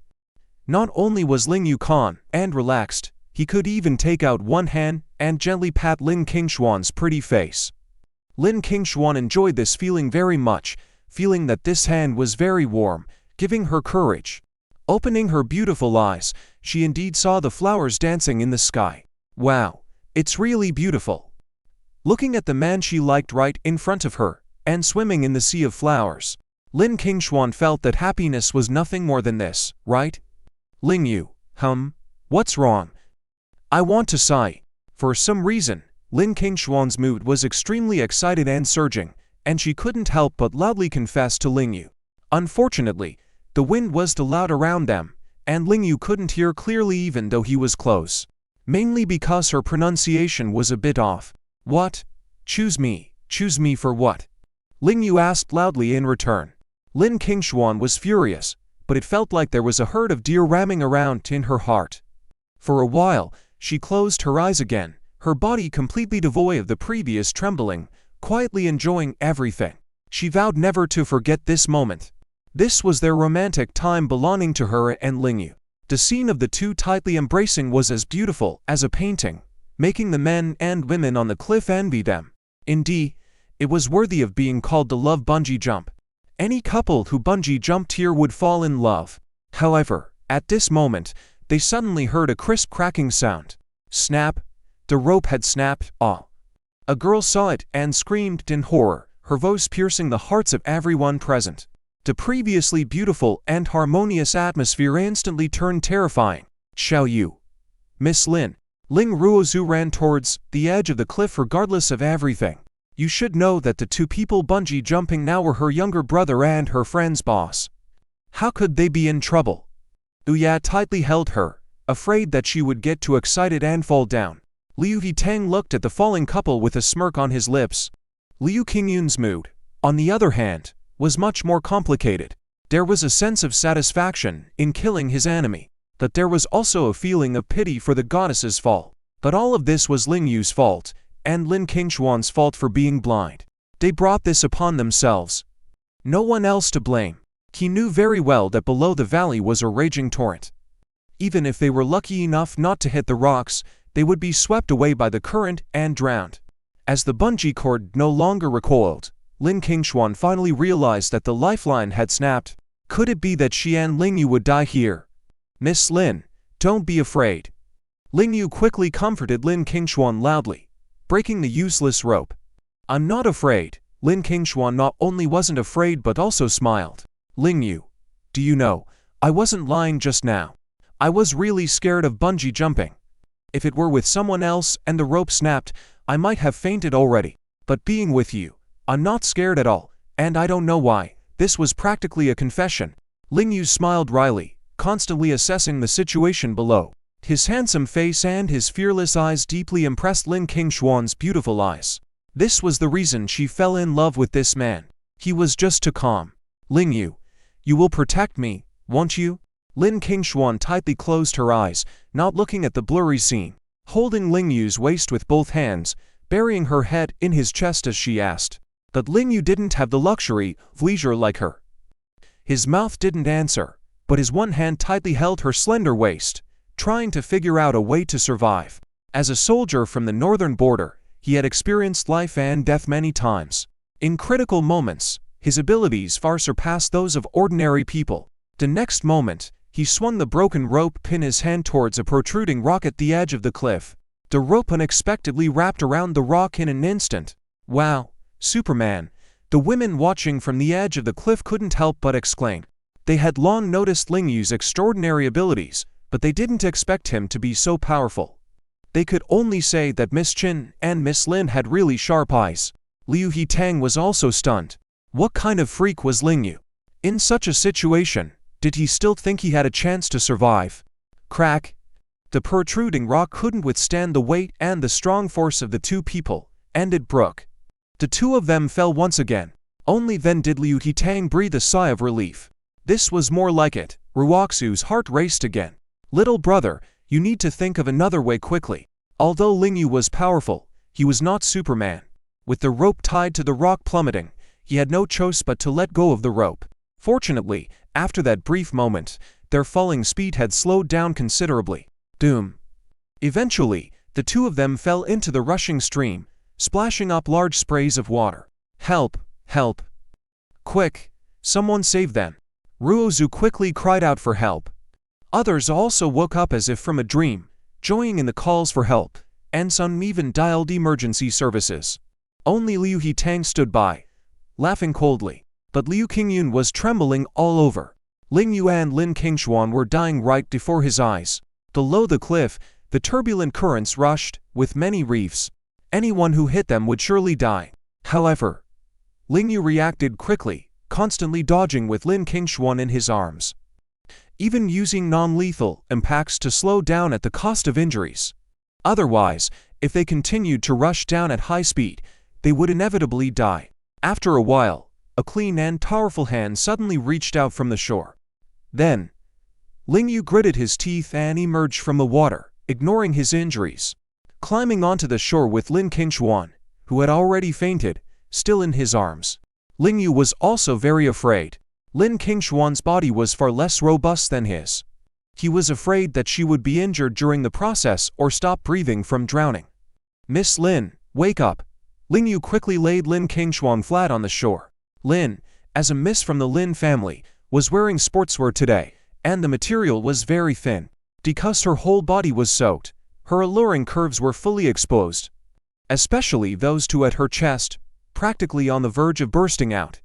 You see, this was one of the top goddesses in Yun City, especially now that she was unconscious, and there was no one around. In this situation, it was practically every man's dream in Yun City. Without hesitation, Ling Yu's large hand pressed directly on Lin Kinglong's chest. As a gynecologist, treating women was a routine task for Ling Yu, the Lin family's goddess, soaked through, her clothes clinging tightly to her body, displaying the most graceful lines and rounded contours of a woman, did not stir any desire in him. He approached the task with the utmost professionalism, providing chest compressions to the goddess admired by countless people in Yun City. Splutter. After pressing down forcefully a few times, Lin Kinglong spat out some water. Even after expelling the water, Lin Kinglong still didn't wake up. In order to save her, after assessing the situation, Ling Yu had no choice but to pinch her nose, preparing to perform artificial respiration. Fortunately, at this moment, Lin Kinglong coughed lightly a few times, and her originally pale face slowly regained some color. Seeing this, Ling Yu stopped. The next moment, Lin Kinglong instinctively sat up nervously, feeling chilly all over, and hugged herself tightly. But when she saw the man in front of her was Ling Yu, not only did she relax her guard, but she also pursed her lips. "Dr. Ling, did you save me?" Lin Kinglong's face grew increasingly red, a kind of unnatural blush. She thought Ling Yu had performed CPR on her. Did she just give away her first kiss? Yeah. It was really dangerous just now. Ling Yu's expression was natural as he took off his jacket and draped it over Lin Kinglong. Then, he stood up and began to observe the surrounding natural environment. Wrapping herself tightly in Ling Yu's jacket, Lin Kinglong sniffed the faint scent on the clothes. Unlike other men, his scent was pleasant, not like a woman's body fragrance, but it felt warm and enchanting. "Dr. Ling, how did you revive me just now?" Watching Ling Yu's tall figure, Lin Kinglong couldn't help but ask softly. "Just normal chest compressions to expel water, and I was about to perform artificial respiration." Ling Yu responded to Lin Kinglong as he searched for some wood around. He knew they wouldn't be able to go up for a while, so they had to dry their clothes by the fire first. Otherwise, if Lin Kinglong got sick, things would be even more troublesome later on. But sometimes, what's said and what's heard can have different interpretations. Ling Yu didn't fully explain himself, and Lin Kinglong really thought he had already kissed her. And she feared it wasn't just once. Too good to be true. Regardless of whether she could end up with Dr. Ling in the end, giving her first kiss to the man she liked would be regret-free in this lifetime. Watching Ling Yu's busy and reliable figure, Lin Kinglong's lips gradually curved into a happy smile. "Miss Lin, the fire is starting.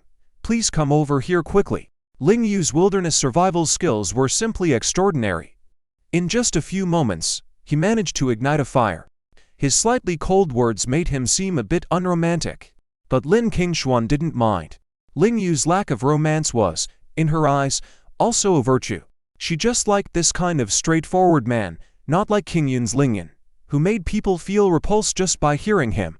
Lin Kinglong quickly got up and walked towards the fire, wondering if she could snuggle up next to him by the fire. This was more romantic than any ball. Unfortunately, as soon as she walked over, Ling Yu stood up. "Miss Lin, you should warm yourself by the fire first, don't catch a cold."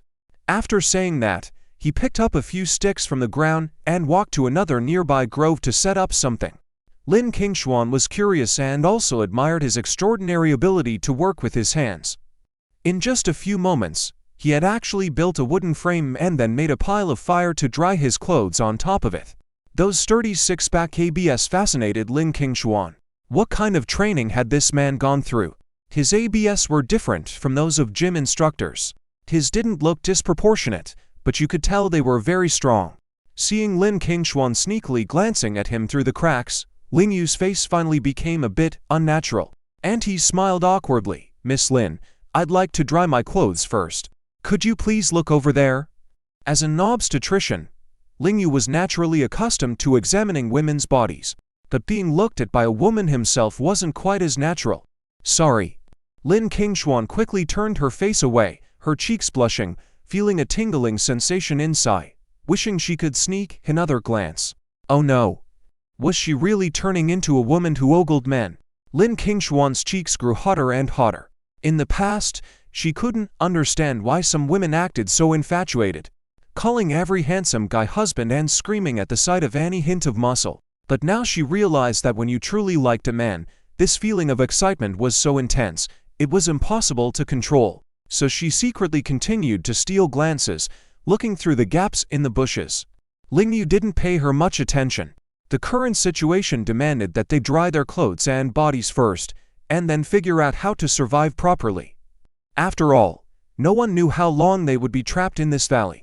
Some time later, as he finished putting his clothes back on, he turned around to find Lin Kinglong had also taken off all her clothes to dry them by the fire. Her skin, smooth as jade, glowed in the flickering flames, utterly captivating. The sudden visual impact made Ling Yu feel a surge of heat. This was the second woman, after Mingu, who had stirred such feelings in him. Just as Ling Yu was about to turn away, Lin Kinglong noticed him. Their eyes met, and the atmosphere became a bit awkward. But the next moment, Lin Kinglong squinted and smiled. "Doctor Ling, am I pretty?" "Oh." Ling Yu was surprisingly nervous, but he nodded. "Very pretty." Lin Kinglong was genuinely delighted and graciously replying, "Thank you."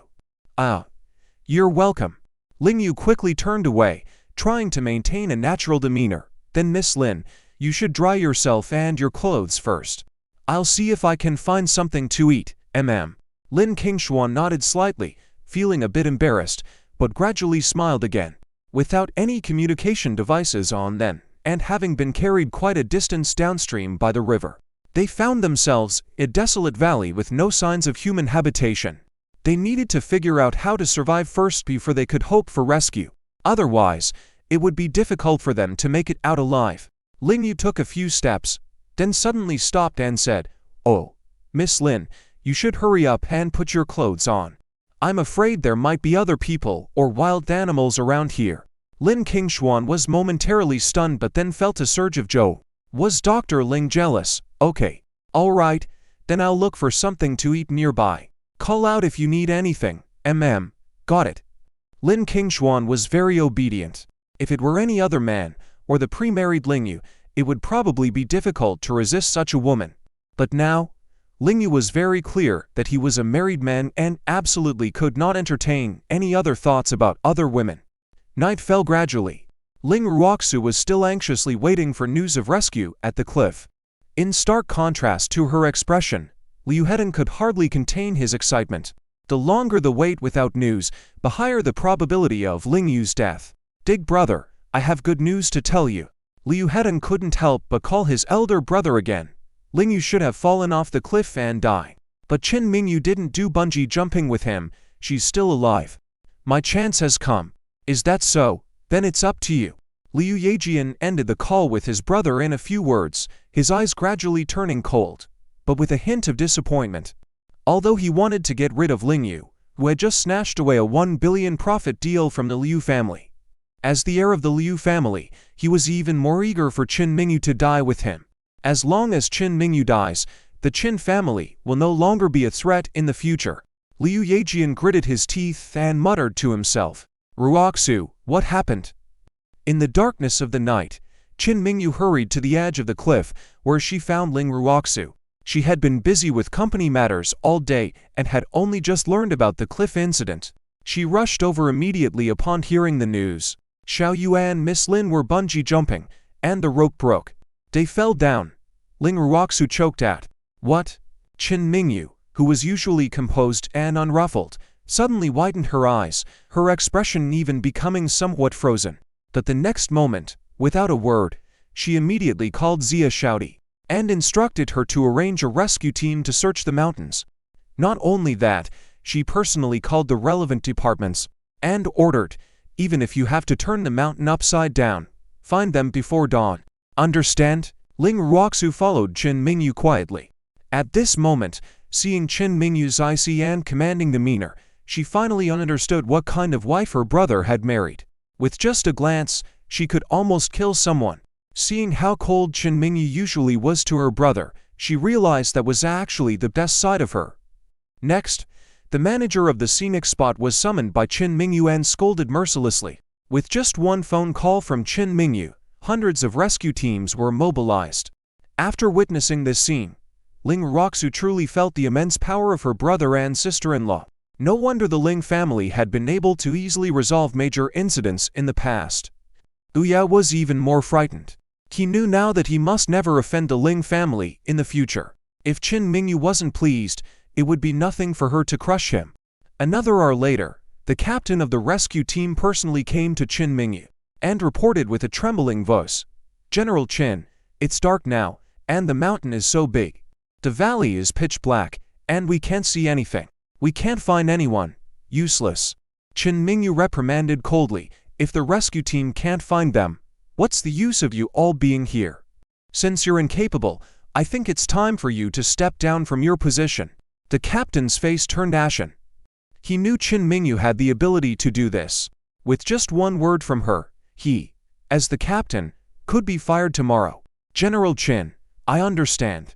I'll immediately dispatch more manpower to search the valley." After the captain promised this, he couldn't help but wonder who the two people who fell were to Miss Qin. Qin Mingu had been waiting for news impatiently. Seeing that it was already past midnight, she gritted her teeth and ordered the rescue team to secure her and prepare to descend into the valley herself to search.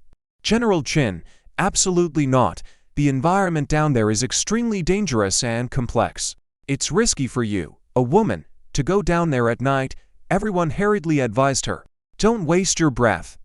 Just do as I say." Qin Mingu disregarded their pleas and issued her orders forcefully. "Stupid Ling Yu, letting you go play with Lin Kinglong, and you actually went?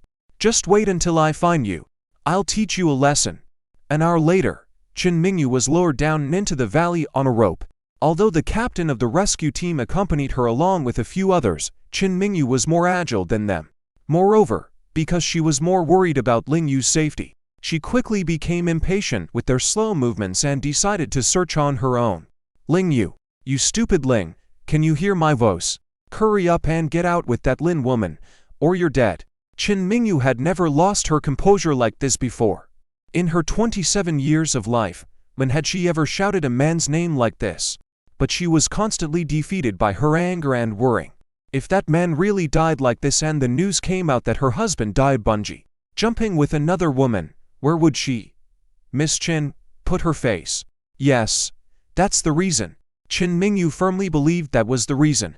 She was here in the middle of the night looking for that man, absolutely not because she cared about him, and certainly not because she liked him. Phew. For a long time, there was finally some movement around her. Qin Mingu quickly stopped in her tracks, her eyebrows furrowing lightly. Listening to the sound, it didn't seem like two people, and it certainly didn't sound like members of the rescue team. "Ling Yu, is that you?" Qin Mingu called out softly again. There was still no response from the other side, and the footsteps became even quieter. "Assassin." Qin Mingu suddenly felt something was amiss. Since she embarked on this journey, she had known it was a trap set by the Liu family. However, unwilling to let Ling Yu and Lin Kinglong come together, and unable to resist the pressure from her grandfather, she had agreed to come. Now, in order to save Ling Yu, she had finally fallen into the carefully laid trap of the other party. She didn't believe that the simple-minded Liu Hedan could arrange for a backup plan. This must have been arranged by Liu Yajian. That's why Qin Mingu was even more nervous. Swoosh! A dark figure approached her, but when she looked over, it had already disappeared into the night. "Come out. Stop hiding. I'm standing right here." Qin Mingu spoke coldly to the darkness, her starry eyes becoming sharper than usual. She had been practicing martial arts since she was young, precisely for moments like this to defend herself. However, there was no movement in the darkness. It seemed like, in the vast darkness, there was only her. Qin Mingu knew someone was there, but despite knowing that the person was right beside her, she couldn't determine their exact position. This feeling of unease made her increasingly nervous. Ninja. This assassin was a ninja. As the successor of the Qin family, Qin Mingu had a broad understanding of the world from a young age, and she was quite knowledgeable about ninjas. She even knew that there were several elite jonin ranked on the global assassin list. She only hoped that the opponent wasn't that kind of master, otherwise, she would surely meet her end tonight. Silence. The scene was quiet. Even the sound of the gentle breeze felt piercing. In the silence, the sound of a cold blade slicing through the air made Qin Mingyu's scalp tingle instantly. Just as she leapt backward, a silver light landed exactly where she had been standing moments ago. Her black hair, along with the weeds beside her, were cleanly severed. Qin Mingyu broke out in a cold sweat. Although she was skilled in martial arts, how could she be a match for such a high-level opponent? Ling Yu, you fool, come save me. At this critical moment, all Qin Mingyu could think of was her husband who had once saved her life. Unfortunately, apart from her, there was no one around.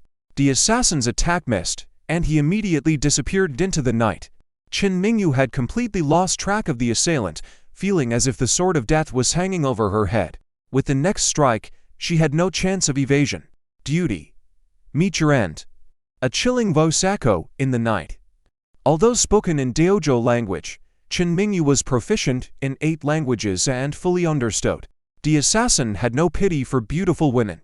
In his eyes, a beauty was no different from a cow.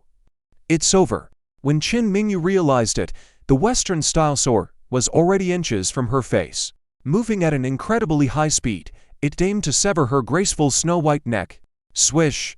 Just as Qin Mingyu felt like she was about to touch the gates of hell, a stone flew directly towards her, like a strange bullet. Clang! With a crisp and intense collision sound, the ninja assassin's wrist went numb, causing the blade to deviate several inches. Qin Mingyu's survival instincts kicked in, and she instinctively dodged, avoiding the blade from grazing her neck. She felt a sharp pain as if her neck was splitting open. Fortunately, the wound wasn't too deep. She quickly covered it with her hand, confirming that the injury wouldn't be life-threatening for the time being. The assassin attempted to strike again, but stones flew accurately towards him in the darkness. Each stone was as lethal as a bullet.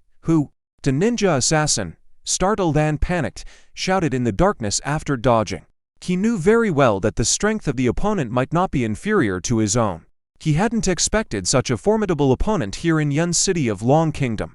No one responded. In the darkness, a tall figure moved at an extremely fast speed until it stopped in front of Qin Mingyu. After seeing his face clearly, Qin Mingyu rarely showed an excited expression. Ling Yu. Sure enough, it was this big fool who had come. Finally rescued. Mingyu, are you okay? Only then did Ling Yu dare to look back at Qin Mingyu, knowing how formidable the assassin before them was. Who invited such a high-level assassin to kill his wife? Damn it! Seeing blood oozing from Qin Mingyu's neck, the anger in Ling Yu's eyes became uncontrollable. I'm fine. Let's deal with this assassin together. Qin Mingyu still wanted to fight side by side with Ling Yu. She could never be a delicate woman who needed protection from others. No need. Rest for a bit. I can handle him on my own. Ling Yu rarely acted arrogant, but his current demeanor of arrogance was surprisingly captivating to Qin Mingyu. She had already experienced firsthand how powerful this assassin before them was, undoubtedly ranking high on the assassin's list. However, Ling Yu dared to show contempt towards him. What a bold fool he was. But she wondered if he could really deliver on his words. You shouldn't underestimate him. This ninja isn't easy to deal with. Don't worry, I told you. Dealing with him will be a piece of cake. Before Qin Mingyu could finish, Ling Yu interrupted again. He injured my wife. As her husband, how can I spare him? What a fool. Qin Mingyu was slightly surprised. She hadn't expected this side of Ling Yu on the battlefield, so different from his usual self. HMPH. Arrogant, you'll regret it when you're dead. The ninja assassin couldn't stand others showing off in front of him. He swung his cold sword again, emitting cold light in the darkness. The unpredictable cold light enveloped Ling Yu. Step back. Ling Yu faced the cold light barehanded, shielding Qin Mingyu behind him. Qin Mingyu was deeply worried about Ling Yu, but she was a very rational person. This wasn't a TV drama. She didn't have time to exchange sentimental words with Ling Yu. Upon hearing Ling Yu's command, she quickly stepped back. Here it comes.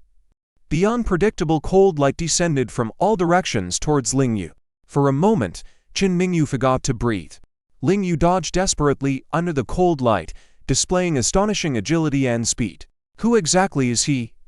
The ninja assassin had completely lost his sense of measure. Ling Yu's strength exceeded all his expectations. Such a figure was rare even on a global scale. How could he encounter him in a place like this? Taking advantage of his distraction, Ling Yu counterattacked with a roar.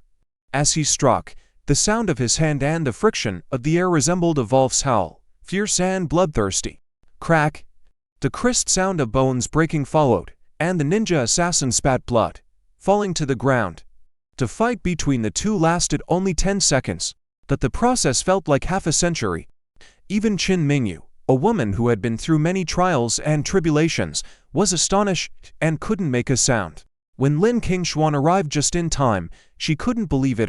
Ling's skills were even more impressive than her brother's. Don't let him go, Mingu reacted, and quickly instructed Ling Yu. Ling Yu knew he couldn't let him escape, but he was also injured. By the time he rushed over, the ninja had already displayed a strong will to survive and fled under cover of night. Ling Yu, don't chase him anymore. Lin Kinglong rushed out and stopped him, fearing that Ling Yu might make a mistake in pursuing the assassin. Ling Yu stopped again. Quickly, pursue, we must catch that assassin. Mingu was worried about Ling Yu, but she didn't want him to listen to Lin Kinglong's words. She was his wife. If he didn't listen to his wife but listened to other women, how could that be acceptable? Ling Yu wanted to continue the pursuit, but Lin Kinglong called out again. Don't chase. Ling Yu stopped once more. Mingu then said coldly, chase. Don't chase, must chase. The two women were at odds. Ling Yu felt a headache coming on. Since he couldn't catch the assassin anyway, he simply stood still and watched the two women confront each other. Ling Yu, are you okay? Let me bandage your wound. Lin Kinglong, not wanting to argue with Mingu, quickly approached to check Ling Yu's injuries. Pretending as if she didn't know Ling Yu was married, she said, if you ever get married in the future, make sure you don't marry someone who isn't caring, okay? Mingu was suddenly enraged. She hadn't expected that the whole city would regard Miss Lin from the Lin family as a well-behaved girl, only to discover she was quite scheming. After so many encounters, even if she and Ling Yu hadn't publicly announced their marriage, could the woman with the surname Ling not know? The next moment, Mingu also approached. Although Lin Kinglong intended to help Ling Yu with the bandage, she didn't have anything on her. Mingu, however, took out a handkerchief, pushed her aside, and started to bandage Ling Yu. She said coldly, Ling Yu, be smarter and don't be deceived by those women who only know how to sweet talk. Lin Kinglong stomped her foot in anger. Ling Yu couldn't help but smile bitterly. He really couldn't figure out Mingu's thoughts. Yesterday morning, she was still angry with him, but now she was voluntarily helping him with his wound. A woman's heart is truly as elusive as the depths of the sea. Mingu, how did you come down here? Ling Yu decided to steer the conversation away from the two women's argument and focus on the matter at hand. I came down to enjoy the scenery. Mingu certainly wouldn't directly reveal the truth. As the proud representative of the Qin family, how could she admit that she was worried about him and followed the rescue team down to find him? Of course not. Although Lin Kinglong was Mingu's enemy, she was also one of the women who understood her best. It seemed that Miss Qin's affection for Ling Yu wasn't any less than his own. Oh, I see, then why did you call my name just now? Ling Yu, though a bit straightforward, wasn't lacking in intelligence. Otherwise, he couldn't have outsmarted Lin Kinglong. Moreover, he had clearly come after hearing Mingu's call. Could he have misheard? Mingu's face instantly turned red. This idiot Ling Yu actually exposed her lie in public. He was really audacious. Mingu's anger caused her vision to darken suddenly. Mingu, since the night was too dark, Ling Yu couldn't see her facial expression clearly. He only rushed over to catch her when he noticed her collapse. Feeling Ling Yu's concern and care for Mingu, Lin Kinglong felt a pang of sourness in her heart. It seemed that his worrying for Mingu was even more intense than when she had been bitten by a venomous snake. Mingu, pull yourself together. Ling Yu quickly checked Mingu's pulse, sweating profusely within moments. They were both scared out of their wits. Ling Yu, don't worry too much. Miss Qin is very resilient. Lin Kinglong hurriedly wiped the sweat off Ling Yu, feeling even more jealous sensing his unusual state. Ling Yu didn't have time to respond to Lin Kinglong. He was astonished to find that Mingu had been poisoned. The assassin's sword was poisoned. Gritting his teeth, Ling Yu regretted not finishing off the guy earlier when he had the chance. In the next moment, Ling Yu pressed several acupoints on Qin Mingyu's body and began the race against time to suck out the poison from her neck wound. However, this position was too sensitive, and excessive blood loss could endanger Qin Mingyu's life. Ling Doctor, what's happening to Miss Qin? Lin Kinglong also understood the seriousness of the situation. Her fair face appeared even paler in the dim moonlight. Don't ask for now. Ling Yu was desperate to save Qin Mingyu, and his straightforward words unintentionally made Lin Kinglong feel distressed. However, she didn't get angry. Instead, she quickly ran to the riverside, tore her clothes, and used the waterproof fabric to fetch water for Ling Yu. Thank you. Lin Kinglong's help was truly valuable to Ling Yu. Having clean water made it easier to clean the poison from the wound. However, fetching water this way was too slow.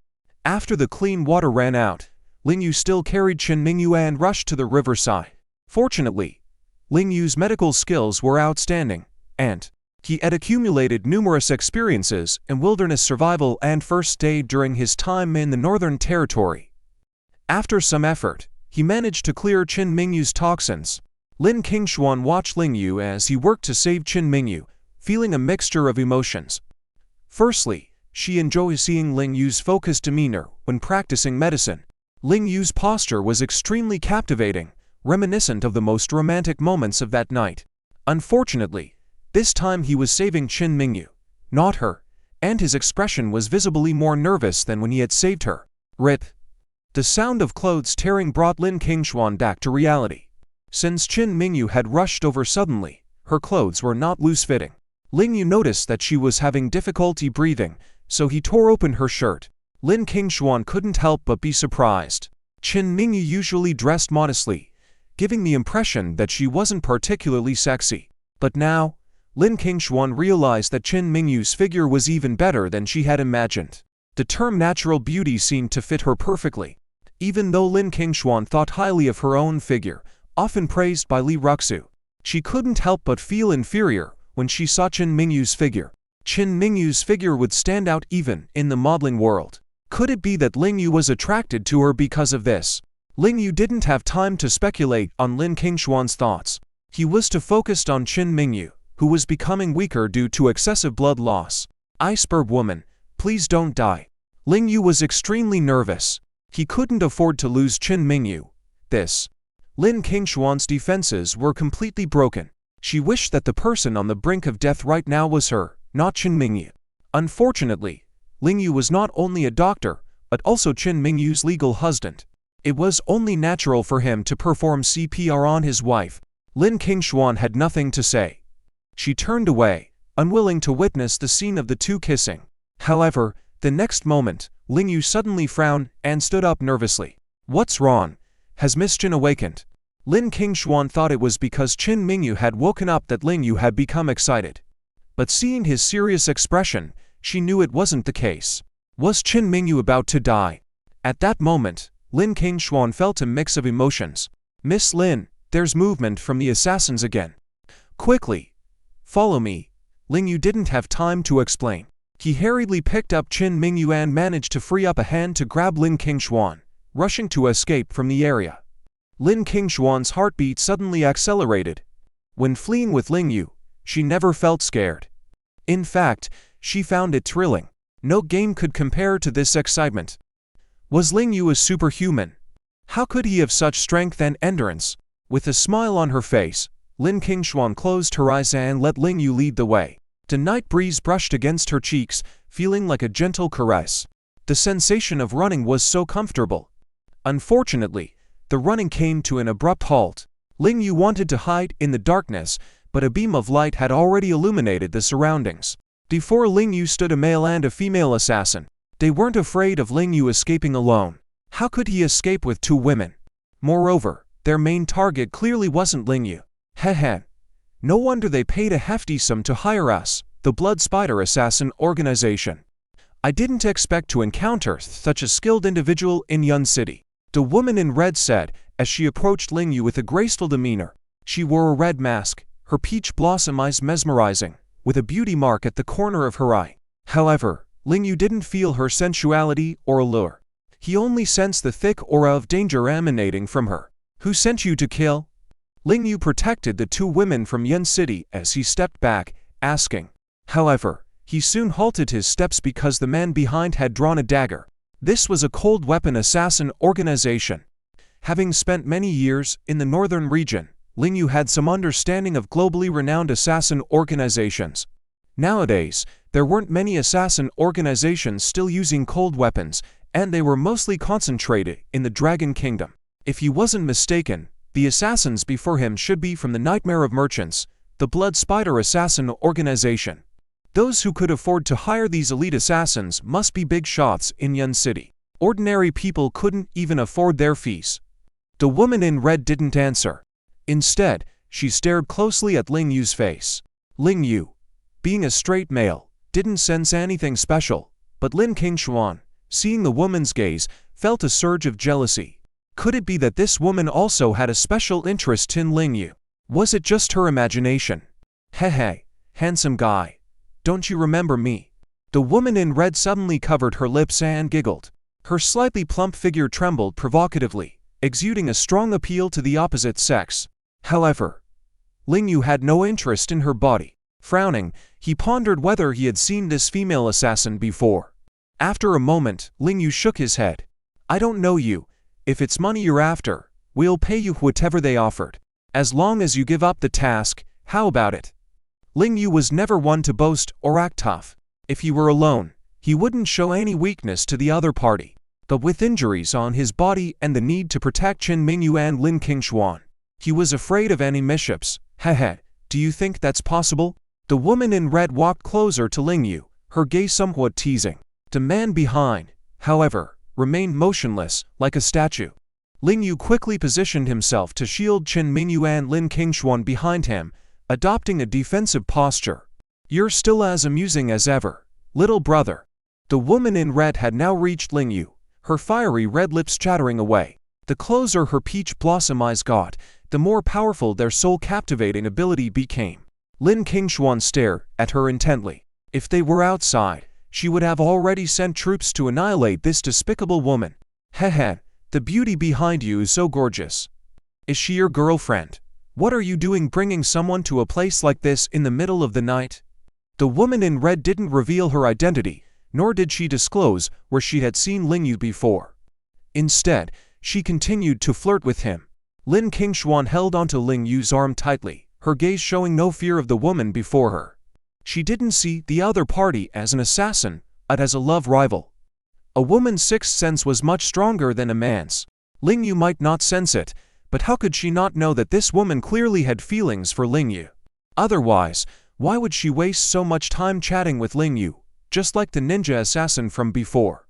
The more nonsense, the stronger the feelings, as Liu Su often said. Miss Lin, don't be afraid. Ling Yu gently patted Lin Kinglong's hand, giving her courage. Yeah. With you here, I'm not afraid of anything. Lin Kinglong nodded. Seeing this scene, the woman in red's eyelashes curved even more. Oh, I really didn't expect this. You, a tough straight guy, actually have a girlfriend? And it seems like more than one. Glancing at Mingu still in Ling Yu's arms, the woman in red sighed in amazement. Are you three playing together? This is truly the eighth wonder I've seen. Ling Yu, although he was a straight guy, he wasn't stupid. How could he not hear the woman in red mocking him? So, just because other men had women, it was normal, but he wasn't worthy of having one. No matter who sent you to kill, if you want to harm them, you'll have to step over my dead body first.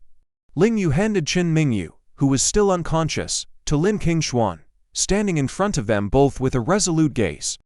His magnetic voice instantly pierced Lin Kinglong's heart. That was the reason she fell in love with Ling Yu. And she loved him at all costs. She loved him willingly, like a moth to a flame. Looks like the handsome guy from the northern region is indeed righteous. Then I'll kill them first and see what you can do. The woman in red deliberately taunted. At the same moment, the male assassin behind Ling Yu also assumed a combat stance. Seeing that the woman in red didn't stop him from acting, the man was also quite surprised. It seemed that the man before him was really strong. Otherwise, the woman, who usually worked alone on missions, would never allow others to help her. The aura of the three warriors made the night wind sharp. Ling Yu saw that the opponents were about to attack together and quickly taunted, "I didn't expect the prestigious Blood Spider organization to need people to deal with an injured prey. This will surely ruin your reputation. Hehe, does the Northern Region's Warvolf fear us? That's truly our honor." The woman in red also refused to back down and directly mentioned Ling Yu's identity. Lin Kinglong shuddered suddenly. Other women might not have heard of the Northern Region's Warvolf, but she was General Lin's daughter. How could she not know about the Northern Region's Warvolf? No wonder Ling Yu is so powerful. He's the strongest lone fighter in the Northern Region, known as the Warvolf. My judgment is really good. Ling Yu also trembled slightly, his brows furrowing even deeper. It seemed that the woman in red had indeed clashed with him before. Unfortunately, she didn't reveal her true identity, and he couldn't remember who she was. It's not about fear or not, Ling Yu responded. Since you know me, how about we settle this one-on-one? According to the rules of the martial world, personal grudges should not involve others. The woman in red chuckled, not expecting this straight guy to be so dense in matters of love but quite cunning in other aspects. Who wanted to fight one-on-one with you? The man even heightened his vigilance, afraid that Ling Yu might suddenly attack his little senior sister. Ling Yu sighed in disappointment. The world had changed, there were fewer fools, and it wasn't easy being a liar anymore. Kill. With a cold drink, the woman in red and the man attacked Ling Yu from both sides. The Blood Spider organization rarely used a multiple against one approach, but the man before them had such a loud reputation, and the woman in red had been defeated by him before. They couldn't afford to take any chances. The principle of the Blood Spider assassination organization, completing the mission, was always the priority. Ling Yu was already injured, and facing top-tier assassins from the organization barehanded was extremely difficult. His wounds were increasing. Dodging another fatal attack, cold sweat covered Ling Yu's forehead. For the first time, he felt death so close to him. Seeing Ling Yu clearly at a disadvantage, Lin Kinglong, bursting with courage she didn't know she had, ran out and spread her arms, blocking in front of Ling Yu, shouting, "You can't kill him." The woman in red blocked the brother's dagger, coldly sneering, "Why can't we kill him?" As she spoke, she licked the blood on the blade. Her weapon was quite peculiar, a blood-red curved blade. Like a blood moon. Lin Kinglong didn't know how to answer her question, so she just stood in front of Ling Yu.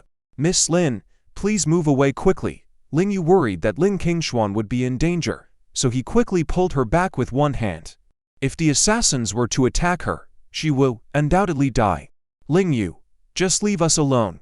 You can escape on your own for sure."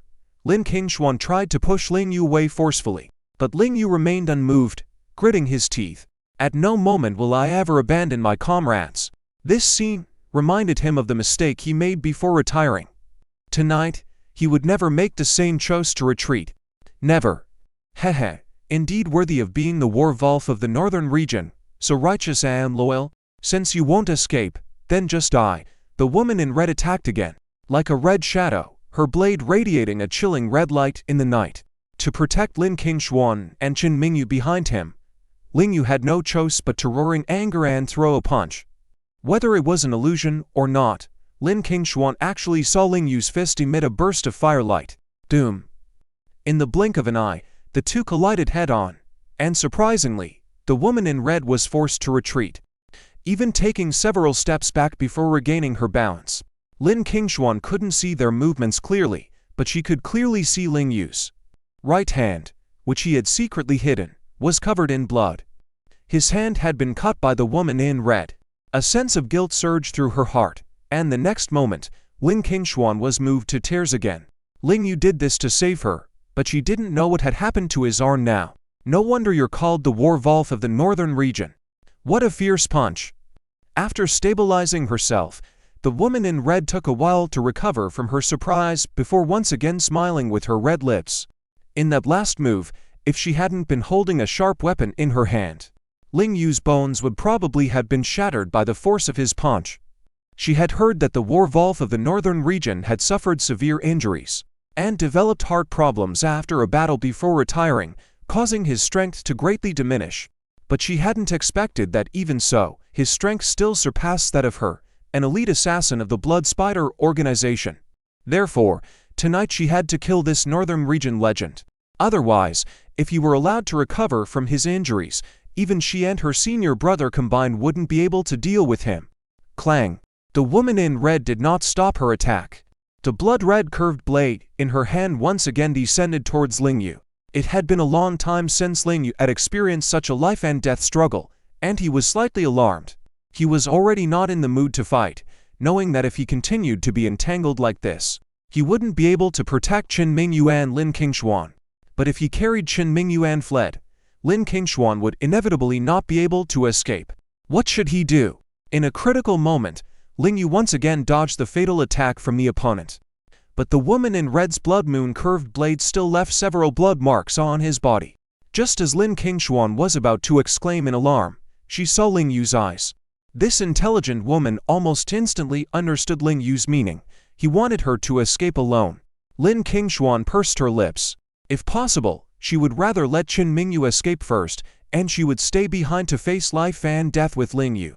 But she was a woman who understood the bigger picture, so she ultimately turned and ran away, but she kept looking back every few steps.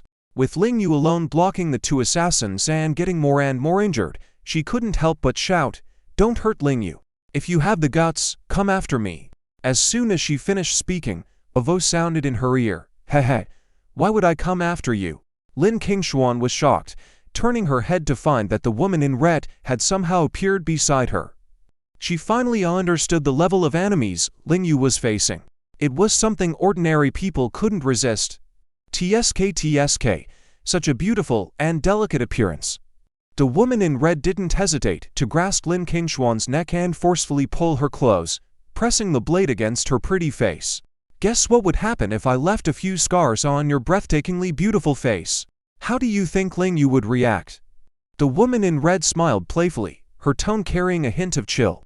Although Lin Kinglong was clearly terrified, she couldn't help but ponder the assassin's question. What if she disfigured herself? How would Ling Yu react? Would she lose her chance?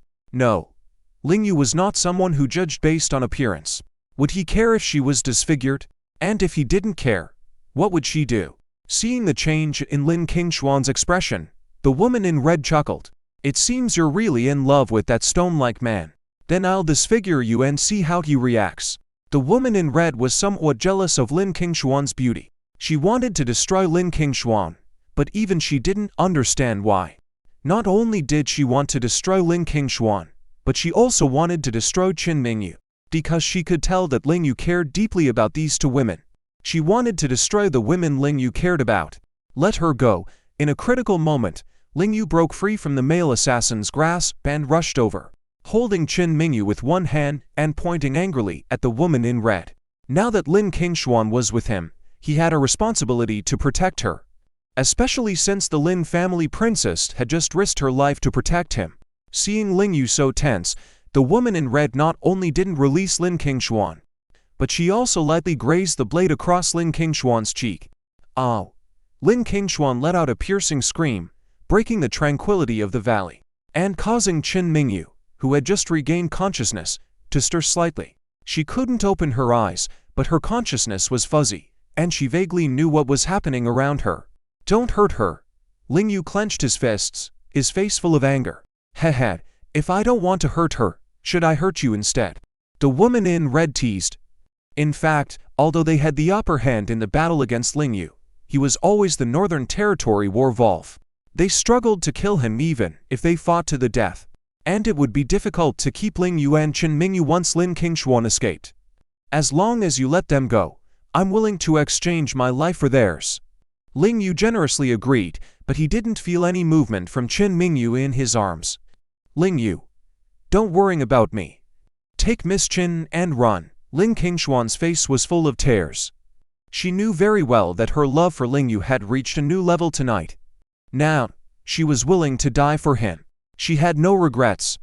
And if she could die for Ling Yu tonight, she would consider herself happy. She knew she had been lucky since she was a child, born into a wealthy family, enjoying a life of luxury, blessed with a pretty face and a tall figure. Since birth, she had her father, her brothers, and countless admirers to protect and cherish her. She had lived for over 20 years, possessing everything she could, except for one thing: a man she could love unconditionally. In the end, God had fulfilled her wish and let her meet Ling Yu. Before, she was only attracted to him by his mature demeanor, rugged eyes, and tall figure, but her love for him hadn't surpassed life and death. But tonight, it had. So now, she was happy, feeling no regrets even if she died at this moment. King Xuan. Don't do it, Ling Yu suddenly roared. Lin Kinglong, afraid that Ling Yu would surrender for her sake, even threw her head forward towards the woman in red's blood-red curved blade. The woman in red was also shocked. It seemed this crazy woman's love for Ling Yu far surpassed her own. The scene froze at this moment. Ling Yu was too late to save Lin Kinglong. In the nick of time, a massive black shadow flashed through the night.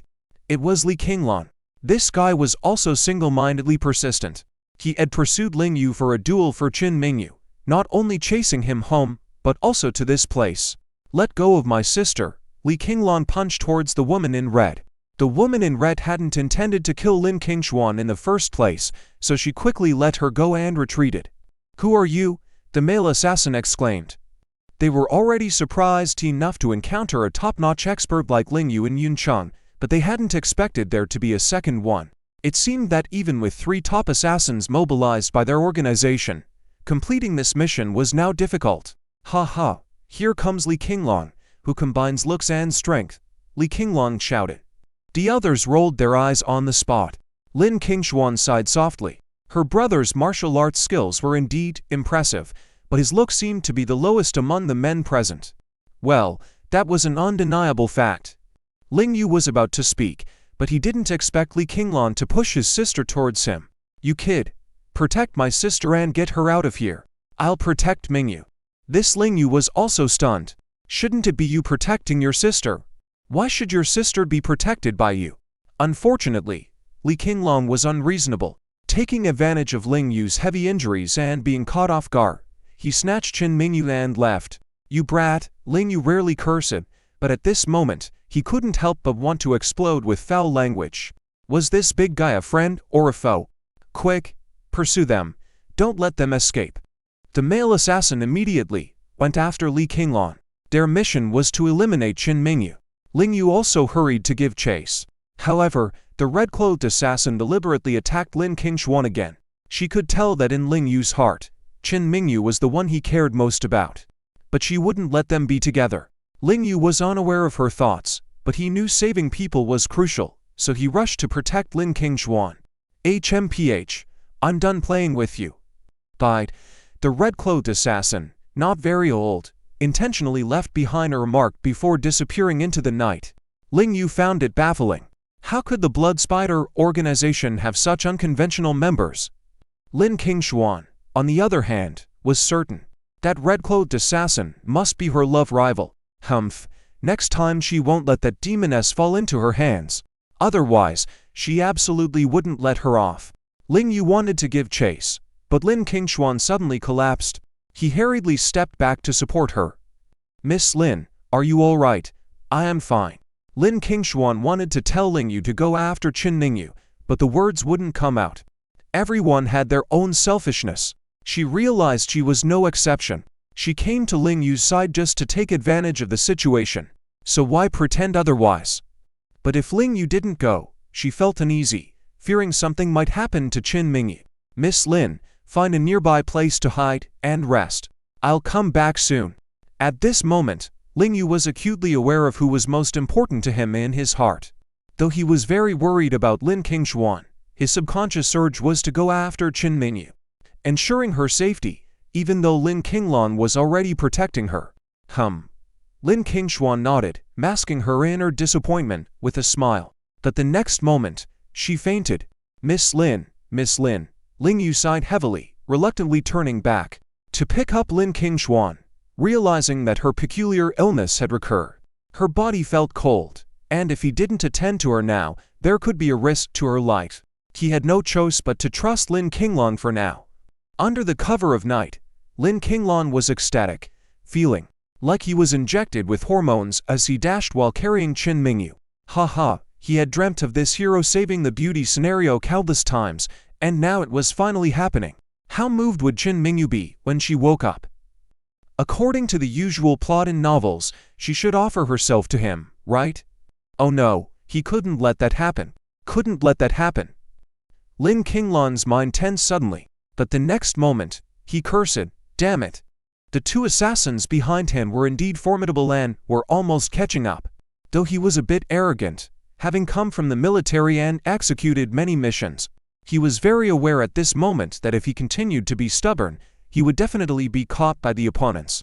The only solution was to leave Qin Mingyu behind temporarily and then lead the two assassins away. The problem was, Qin Mingyu hadn't woken up yet.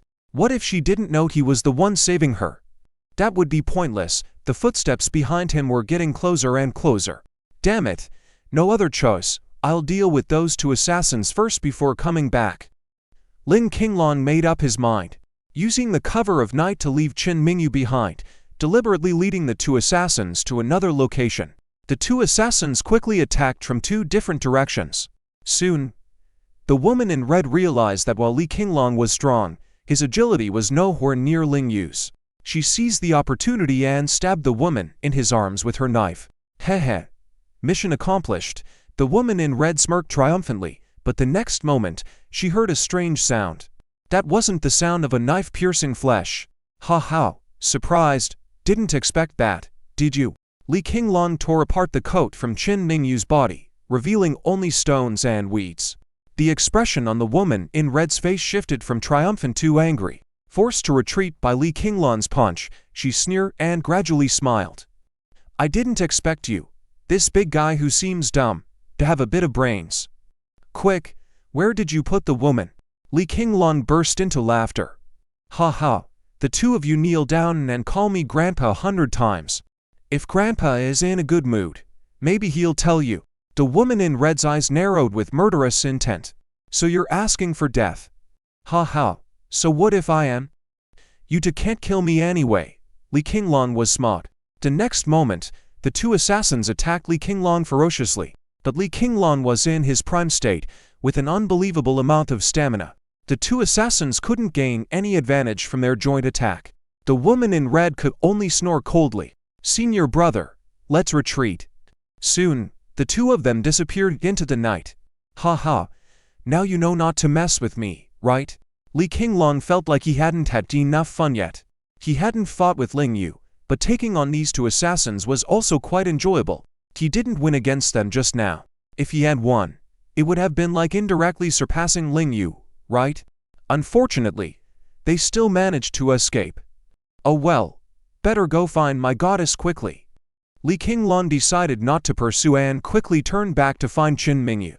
But when he arrived at the spot where he had just left Qin Mingyu, there was no sign of his goddess anywhere. Darn it, could the assassins have other accomplices? On the other side, Liu Yejian quickly received news of the refund. As one of the top global assassin organizations, Blood Spider not only values success rates, but also places great importance on reputation. Seeing the return of the 30 million, Liu Yejian knew that the mission had failed. He gritted his teeth and clenched his phone tightly after reading the detailed failure report sent by the other party, as if he wanted to crush the phone. He had known that Ling Yu was extremely skilled. The last hired assassin was defeated by him, saving Qin Mingyu's life. But he never expected Ling Yu to repel even the three top assassins of Blood Spider. Who exactly was this man? I knew Qin Mingyu's taste wouldn't be bad.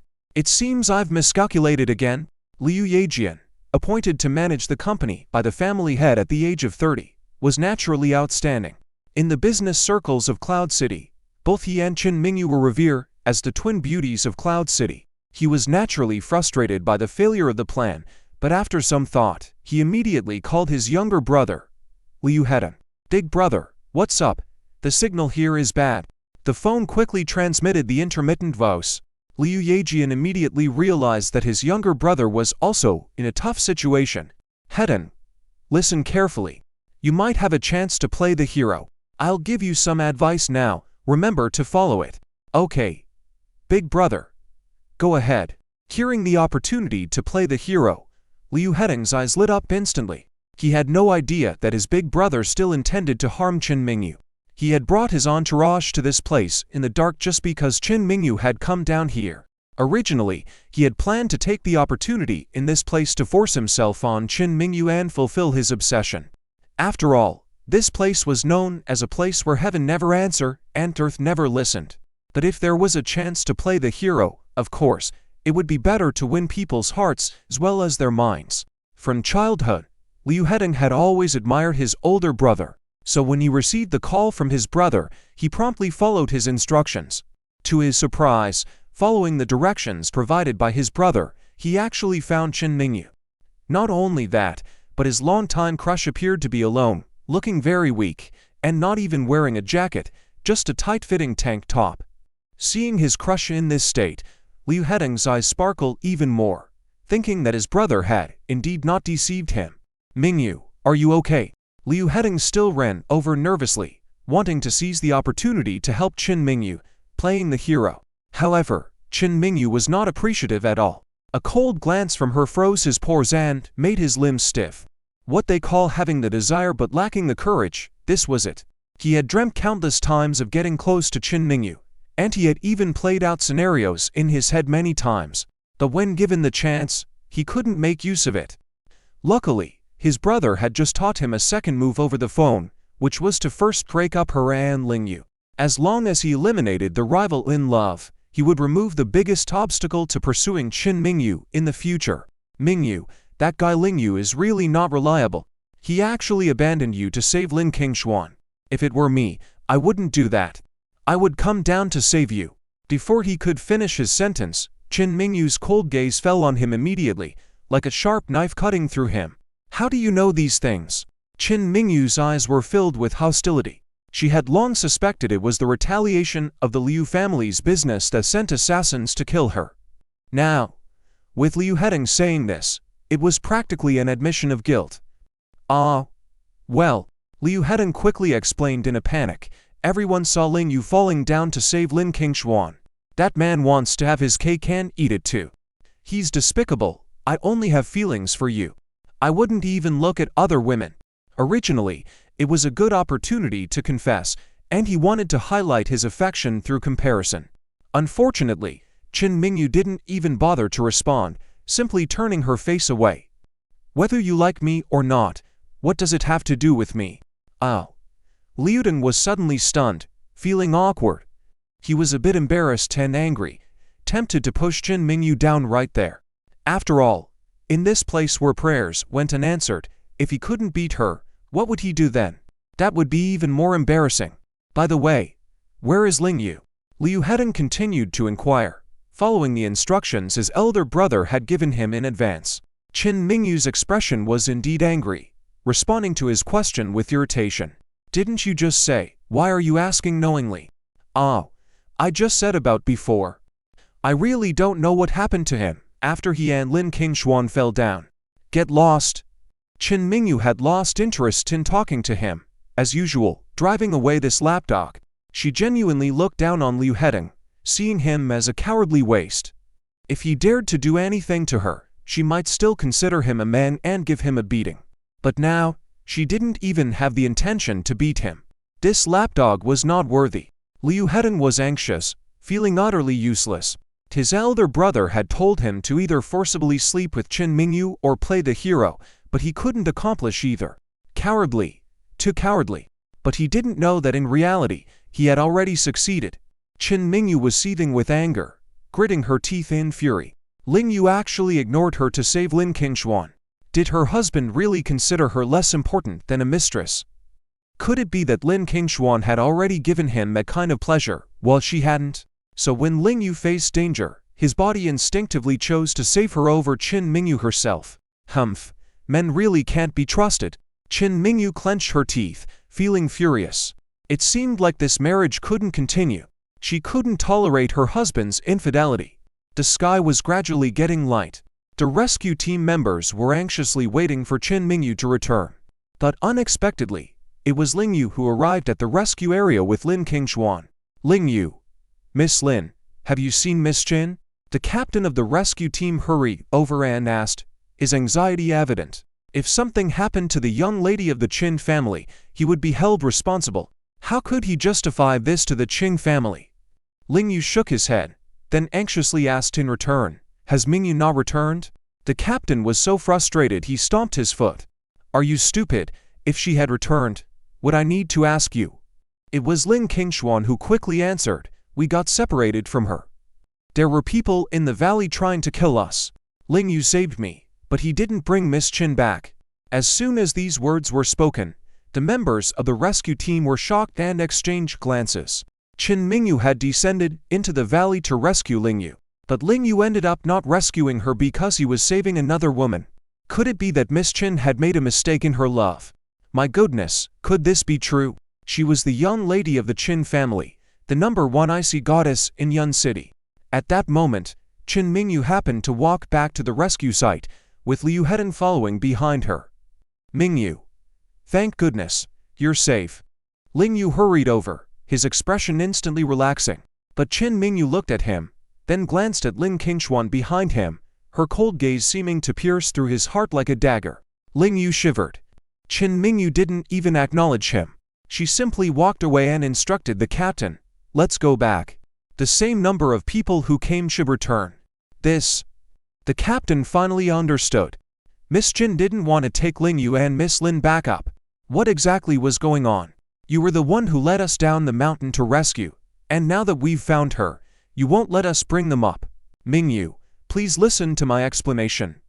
Ling Yu knew Mingu had misunderstood and hurried to explain publicly, but Mingu simply ignored him. The happiest person witnessing this scene was Liu Hedan. He was even exchanging flirtatious glances with Lin Kinglong, celebrating the success of their operation. It seemed that Mingu was definitely going to dump Ling Yu, the toad. However, Lin Kinglong pursed her lips, not responding to him, feeling a bit uncomfortable in her heart. Mingu happened to catch the scene of Liu Hedan and Lin Kinglong exchanging flirtatious glances, and she coldly stared at Lin Kinglong. She hadn't expected Lin Kinglong to be so scheming. "Miss Lin, I don't want this reject, you can have him back. Goodbye." Mingu left with these words. "Don't leave, however." Ling Yu grabbed her hand and exclaimed excitedly, "Miss Qin, please listen to my explanation." Mingu tried to struggle, but found herself unable to break free. This man had some nerve. How dare he do this to her in public? "Believe it or not, I actually wanted to save you.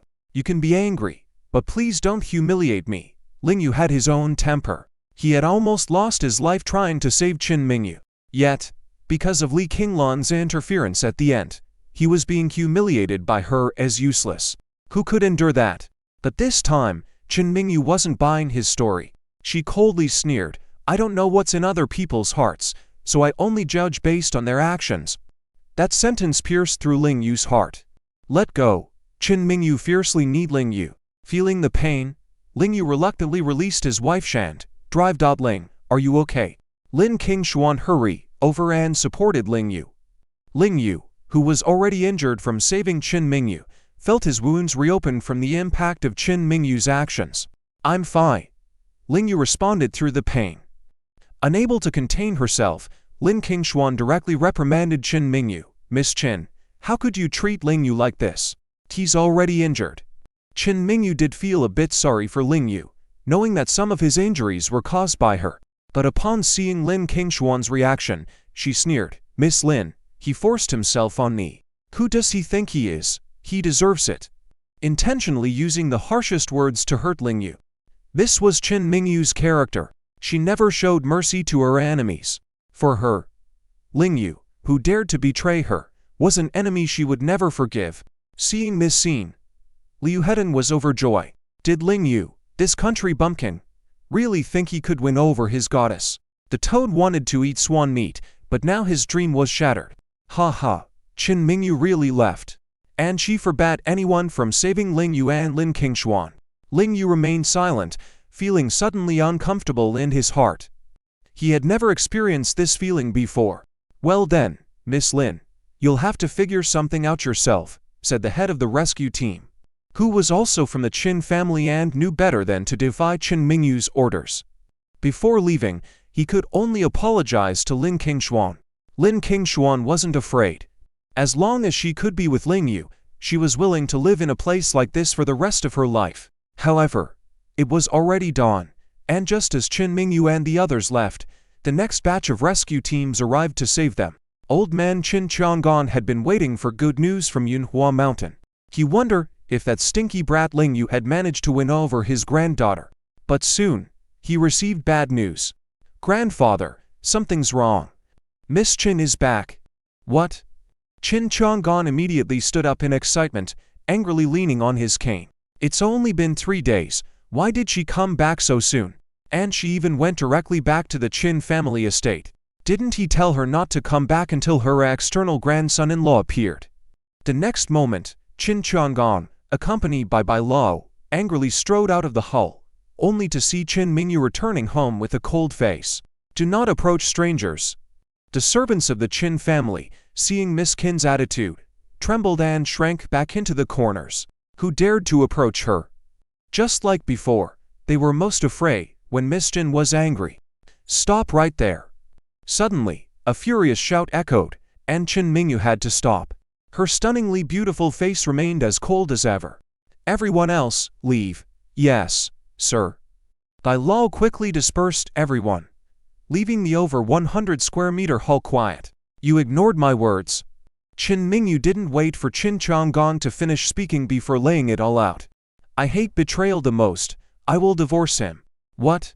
Qin Chang'an was startled, almost unable to believe his ears. Ling Yu, that typical straight male, would betray a woman. Did he even have that potential? Mingu tried to leave again, but Qin Chang'an stopped her. "Mingu, your father passed away early, and your mother rarely taught you anything. Today, your grandfather will teach you something." Mingu didn't say anything, but her eyes showed impatience. She felt like she knew everything, especially about Ling Yu. Qin Chang'an sighed suddenly. "Mingu, I don't know what misunderstanding there is between you and Ling Yu, but you must not act impulsively. You must not divorce him. Otherwise, you will regret it for the rest of your life." Mingu coldly turned her face away and muttered softly, "I won't regret it." As the eldest daughter of the Qin family, she never knew how to regret. Regret for a man for the rest of her life. What a joke. "Ah, you've fallen for Ling Yu, haven't you? Don't you know it yourself?" Qin Chang'an knocked his cane in frustration. "Feelings are not business deals. If you lose a business deal, you can still find a way to salvage it. But if you lose feelings, you may never get them back." He was worried that if Ling Yu and Mingu divorced, he would really go and marry the daughter of the Lin family. Mingu stubbornly retorted, "I don't like him. It was you, grandfather, who forced me to marry him." Qin Chang'an was furious, but could only say angrily, "You are my most promising granddaughter. Can I not understand you? When you like something, you will change. Fine. You don't admit it, right? Then go ahead and leave. But don't come to me begging to bring Ling Yu back in the future." Mingu didn't say anything more and went straight back to her room. Having lived in Yunshan poetry for so long, she missed home a lot. Seeing his granddaughter's stubbornness, Qin Chang'an could only sigh helplessly.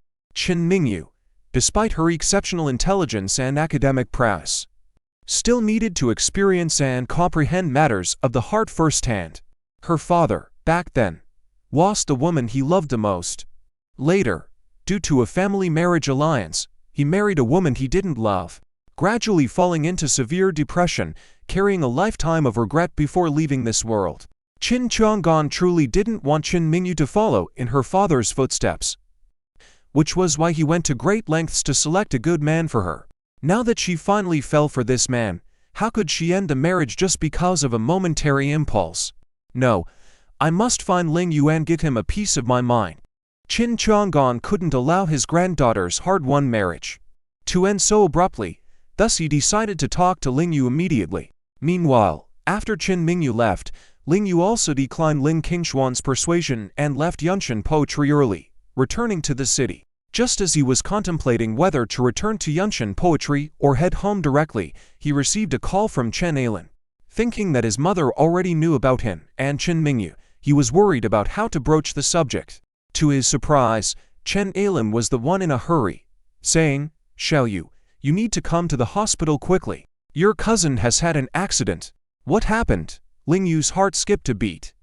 Did his cousin get stabbed again by Zikion's wild man? Your cousin was hit by a car driven by Zikion's henchman 3 days ago. Because no one informed us until today, I only found out now. Chen Ailin was extremely anxious. Mom. Don't worry, how's cousin's condition now? Ling Yu knew that his mother had always treated his cousin like her own child, so she must be very distressed now that something big had happened to him. And he can't wake up. What? Can't wake up? Ling Yu was also shocked, feeling a sudden pain in his heart. Did his cousin die from the accident? Outside the police station, Zikion hurriedly walked to her sister's house after coming out. Auntie, you're back. Seeing Zikion again, Dahuo's expression lit up with excitement. He always liked it when his aunt came to their house. If she could stay overnight, it would be even better. Yet, Dahuo, you're a good boy. Where's your mom? Zikion patted Dahuo's head, forcing a smile to hide her anxiety. Auntie, come in and sit. My mom went out to buy groceries. I'll cook for you first. Dahuo eagerly pulled Zikion into the house, showing great hospitality. Zikion was puzzled by Dahuo's behavior, finding her sister's child to be very sensible, unlike Xiaowei, who was lacking. It was all because of Ling Shiden's incompetence in teaching children. After a while, Zichunyan also returned from grocery shopping. Sis, you're finally back. Zikion hurriedly ran over, instinctively holding her sister's hand tightly. What's wrong? Did you go to the police station to cooperate with the investigation? Zichunyan was also very worried. If the police investigation revealed that Zijijun had premeditated murder, then Zikion's dream of marrying a wealthy man and getting a suite would be dashed. I just went to give my statement, as you advised. The police still suspect there's a homicide. What should I do? Zikion was very anxious. Zichunyan, however, remained calm. As long as there's no evidence, and Ling Shitang doesn't wake up, just make sure Xiaowei doesn't blabber. The situation will pass soon. Yeah. Sis, I trust you. Zikion hugged her sister like a child. Zichunyan reminded her, right now, we're worried about Ling Shiden's meddlesome cousin. If he gets involved, things might get complicated. Zikion was also worried about this and gritted her teeth, saying, Humph, that man only married a good wife. If it weren't for his wife, he would be nothing like Ling Shitang. Unfortunately, that guy just has that luck. Zichunyan's eyes darted around, and she suggested, how about you find a way to cry and say that Ling Shitang intended to harm you first, and then try to spread the word to that man. This move is called the villain cries first. Zichunyan obviously wanted to prejudice Ling Yu. Zikion was flustered. But sis, what should I do? Do I have to deliberately go find that man and talk to him? Our relationship is very bad. Even if it's bad, you're still his sister-in-law, so you still have that relationship. Zichunyan's husband died early, and she had seen her fair share of melodramatic soap operas. So improving the relationship between sister-in-law and brother-in-law wasn't too difficult for her. As long as that man didn't cause trouble, no one would care about Ling Shitang, who was useless. Dahuo felt a bit uncomfortable seeing his mother's expression. He didn't know what his mother wanted his aunt to do. Was she going to persuade her to take a loss for someone else again? On the other side, Ling Yu arrived at the hospital and heard sobbing outside his cousin's ward. It was Zikion's crying. Ling Yu paused outside the ward door. It seemed like the woman was still talking to someone inside. Aunt, I've always treated you like my own mother. This time, you really have to speak up for me. Inside, Zikion appeared very aggrieved in front of Chen Ailin. I really didn't do anything to Zijijun. Ling Shitang suddenly came to school and hit me. Look at my body, it's all bruised. Just as Ling Yu cracked the door open slightly, he was shocked to see that Zikion didn't seem to mind his presence and was undressing in the ward. A set of blood-red underwear was revealed. This woman had obviously lost weight recently, and her figure had improved a lot compared to before, with a slender waist and ample hips. Is this really from Shitang hitting you? Chen Ailin was somewhat incredulous. She had watched Ling Shitang grow up, so she knew his temperament very well. How could he have beaten his wife like this? But it was hard to say. Last time the couple had a domestic violence incident, and Ling Shitang did hit Zikion. Auntie, this is absolutely true. Not only did he hit me, but he also hit Zijijun. He was afraid that we would report him and demand compensation and imprisonment. So he intentionally crashed into Zijijun's car, resulting in the current situation, Ziqion sobbed. You ask why he would do this? We really didn't do anything. He just misunderstood. Zijijun is just a friend from the same village. He misunderstood everything, Ziqion cried bitterly, and even Ling Yu, who had just walked in, was almost convinced. Ling Yu, you're here? Chen Nailin suddenly called out. Ziqion quickly stood up and turned to look at Ling Yu. Her dress hadn't been properly put on and slipped off her body, revealing her voluptuous figure almost entirely. Ah, Uncle Ling is here, Ziqion said, pretending to cover her skirt, but she wasn't covering the right areas. She even deliberately squeezed her impressive chest. But no matter how she performed, Ling Yu remained expressionless. As a gynecologist, what kind of woman stripping he hadn't seen? Ziqion, what you just said is true. Uncle Ling, you heard it all? Ziqion pretended to be pitiful. I never lie. I really want to repair this family, but your cousin acted impulsively, and now it's become like this. What about me and Ziwei in the future? Ling Yu didn't know that these words were taught to her by Zi Chunyan. Hearing her constantly mentioning his cousin's family, he was inclined to believe her words to some extent. Of course, he wouldn't believe it just because of that. He maintained a stern expression and said, if it's really like this, I will definitely help you and Ziwei. But if someone intentionally harmed my cousin, after I find out the truth, I won't let her go. His eyes looked particularly menacing.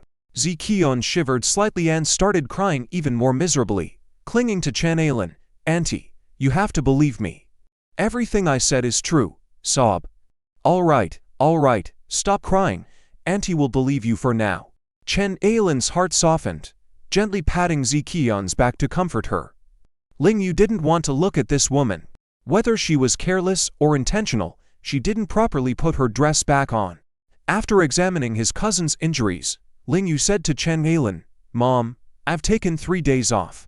I have some things to take care of at the hospital. You watch over cousin for now. Okay. Ling Yu, go ahead. Chen Ailin replied. Ling Yu nodded and left. His cousin was currently in a deep coma. With the modern medical equipment in the hospital, there might only be a 20 to 30% chance of waking him up. However, with the addition of their family's inherited medical skills, there was still a 70% chance of his cousin waking up. They could ask him for the truth then. Seeing Ling Yu leave the hospital room after the examination, Ziqion's expression turned somewhat cold. This man actually looked down on her figure. Although she didn't consider herself as good as Qin Mingyu, she still had considerable appeal to men. Even if Ling Yu didn't dare to show any lustful intentions in front of his mother, he should at least take a few more glances. Her sister had also said that when a man sees a woman revealing herself, he would naturally feel more sympathetic towards her crying. However, she didn't see any sympathy in Ling Yu's eyes. Humph. Pretending. Ziqion felt mentally imbalanced. After Ling Yu left the hospital room, she didn't want to stay there for another second. Who would want to take care of Ling Shitang? This useless guy. It would be better if he died sooner. But she didn't expect to see Jin Kaon coming to find Ling Yu. When she was ready to leave the hospital, Ziqion was startled, feeling guilty. Could Jin Kaon be instructed by Qin Mingyu to help Ling Shitang's? Oh no. Oh no. Ziqion felt like a mouse seeing a cat when she saw the lawyer. For a moment, she even thought about hiding. Jin Kaon had a well-known reputation in the industry. If he helped Ling Shitang with the lawsuit, she would definitely end up in jail. Then her affair and the plot to harm her husband would be exposed, and everyone in the city would know. What to do? What to do? But before she could hide, the next moment she heard Jin Kaon say to Ling Yu, Mr. Ling, Miss Qin asked me to discuss divorce matters with you. What? Divorce? Ziqion was startled at first, but then she reacted, revealing an excited and gloating smile. She had long felt that Ling Yu marrying Qin Mingyu was like a toad eating swan meat. It wasn't that Ling Yu wasn't good looking. It was that he was poor. Why should he marry someone as beautiful and wealthy as Qin Mingyu? Now, this mismatched marriage was finally coming to an end. She just didn't expect it to happen so quickly, not even 2 months. Ling Yu was also stunned, his expression showing some discomfort. But ultimately he didn't get too excited, just nodding with a tinge of sadness. Well, take a look at this document. If there are no objections, we will proceed according to this. Jing Kaon handed a divorce agreement to Ling Yu. Ling Yu felt a bit uneasy in his heart.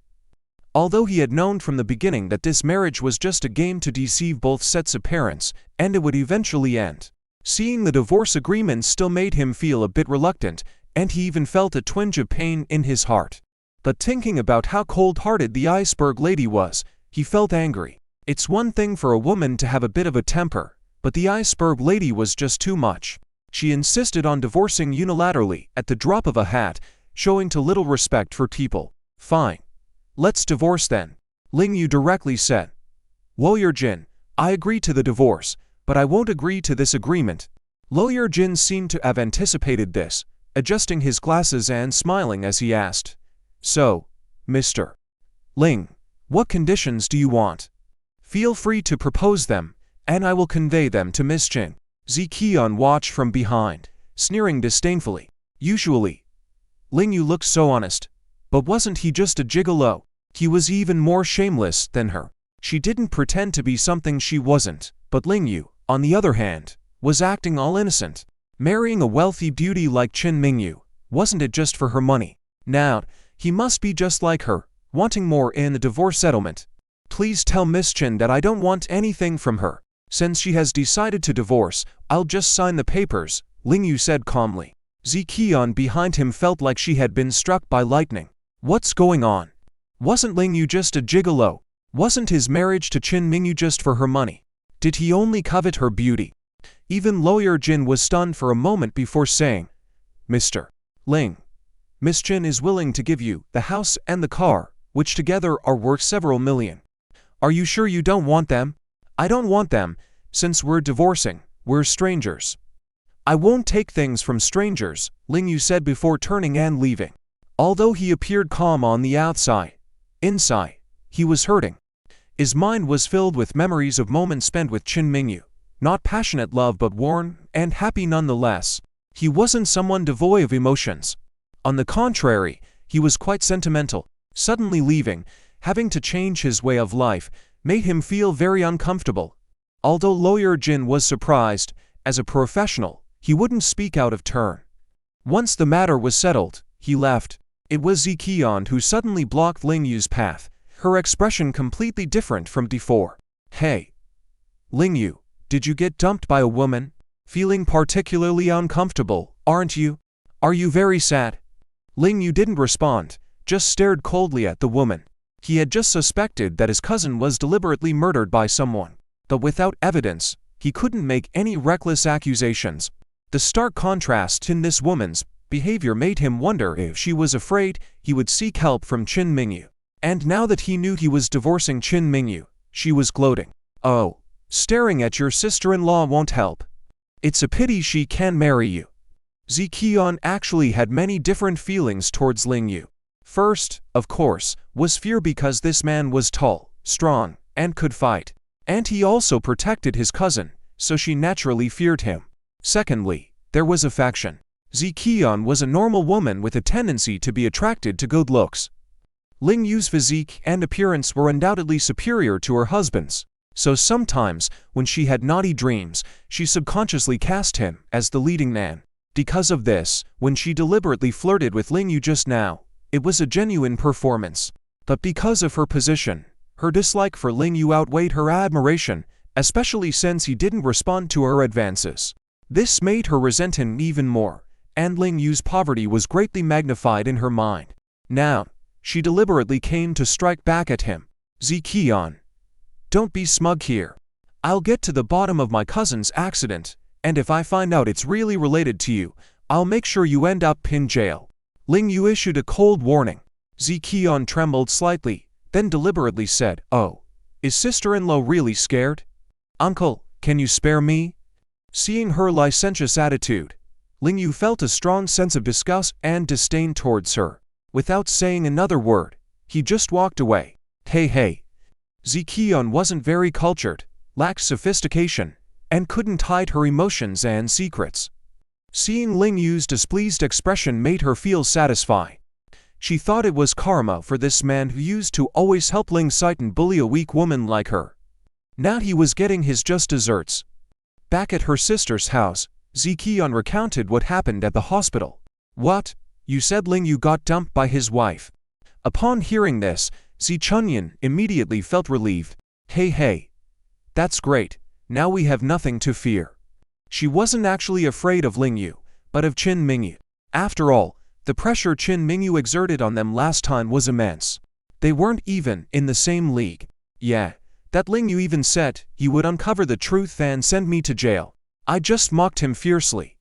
Ziqian wanted to share her satisfaction with her sister. But upon hearing this, Zichunyan couldn't help but frown. Sister, are you a fool? How is this any different from confessing? Even if Ling Yu wasn't originally planning to investigate, now that you've provoked him like this, he might just decide to pick a fight with us.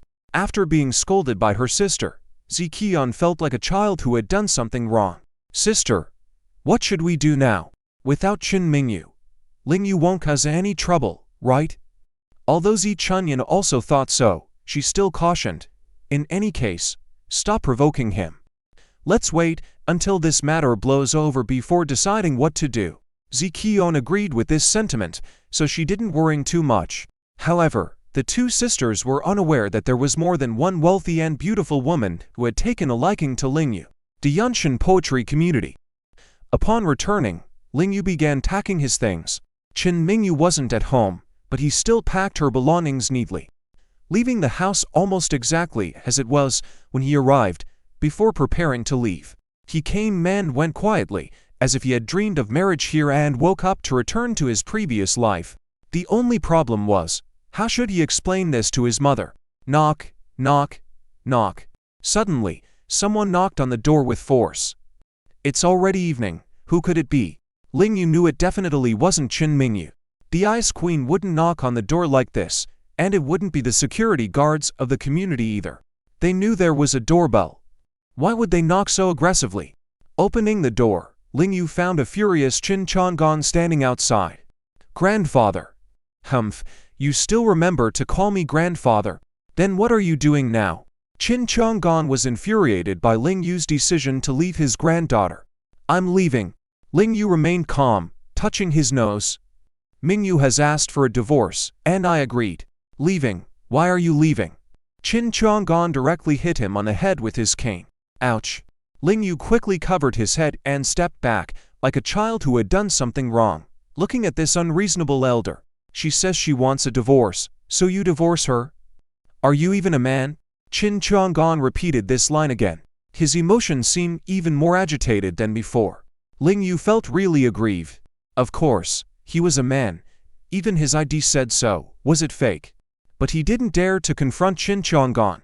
Firstly, he was his elder. Secondly, this old man had an air of authority. Considering even Qin Mingyu listened to him, who could resist this kind of authority? Grandfather, but if she asks for a divorce and sends a lawyer to talk to me, should I still cling to her? Ling Yu couldn't help but get emotional. Don't men chase after girls like this? Who doesn't need to be persistent and tenacious? Don't you like my granddaughter? Is she not pretty enough? Qin Chang'an asked 3 questions in a row. Ling Yu was speechless again. Of course, he liked Qin Mingyu, and it was love at first sight.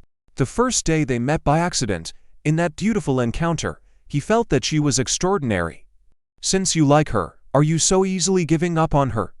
Qin Chang'an, this old fox, how could he not see through these 2 young people? They both liked each other, but they were both idiots when it came to expressing it, especially his granddaughter. She was stubborn and liked to say one thing but mean another. Because of this, he was going to be driven mad by the 2 of them, and he had to continue to meddle in the affairs of these 2 troublesome youngsters. Otherwise, if he let them develop freely, once the red thread of fate was broken, it would be difficult to rekindle it. So, grandfather, what can I do now? Ling Yu said excitedly. Mingu thinks I care more about Lin Kinglong, but I don't. I've explained everything I need to. As long as you don't give up, everything will be fine. Just listen to me.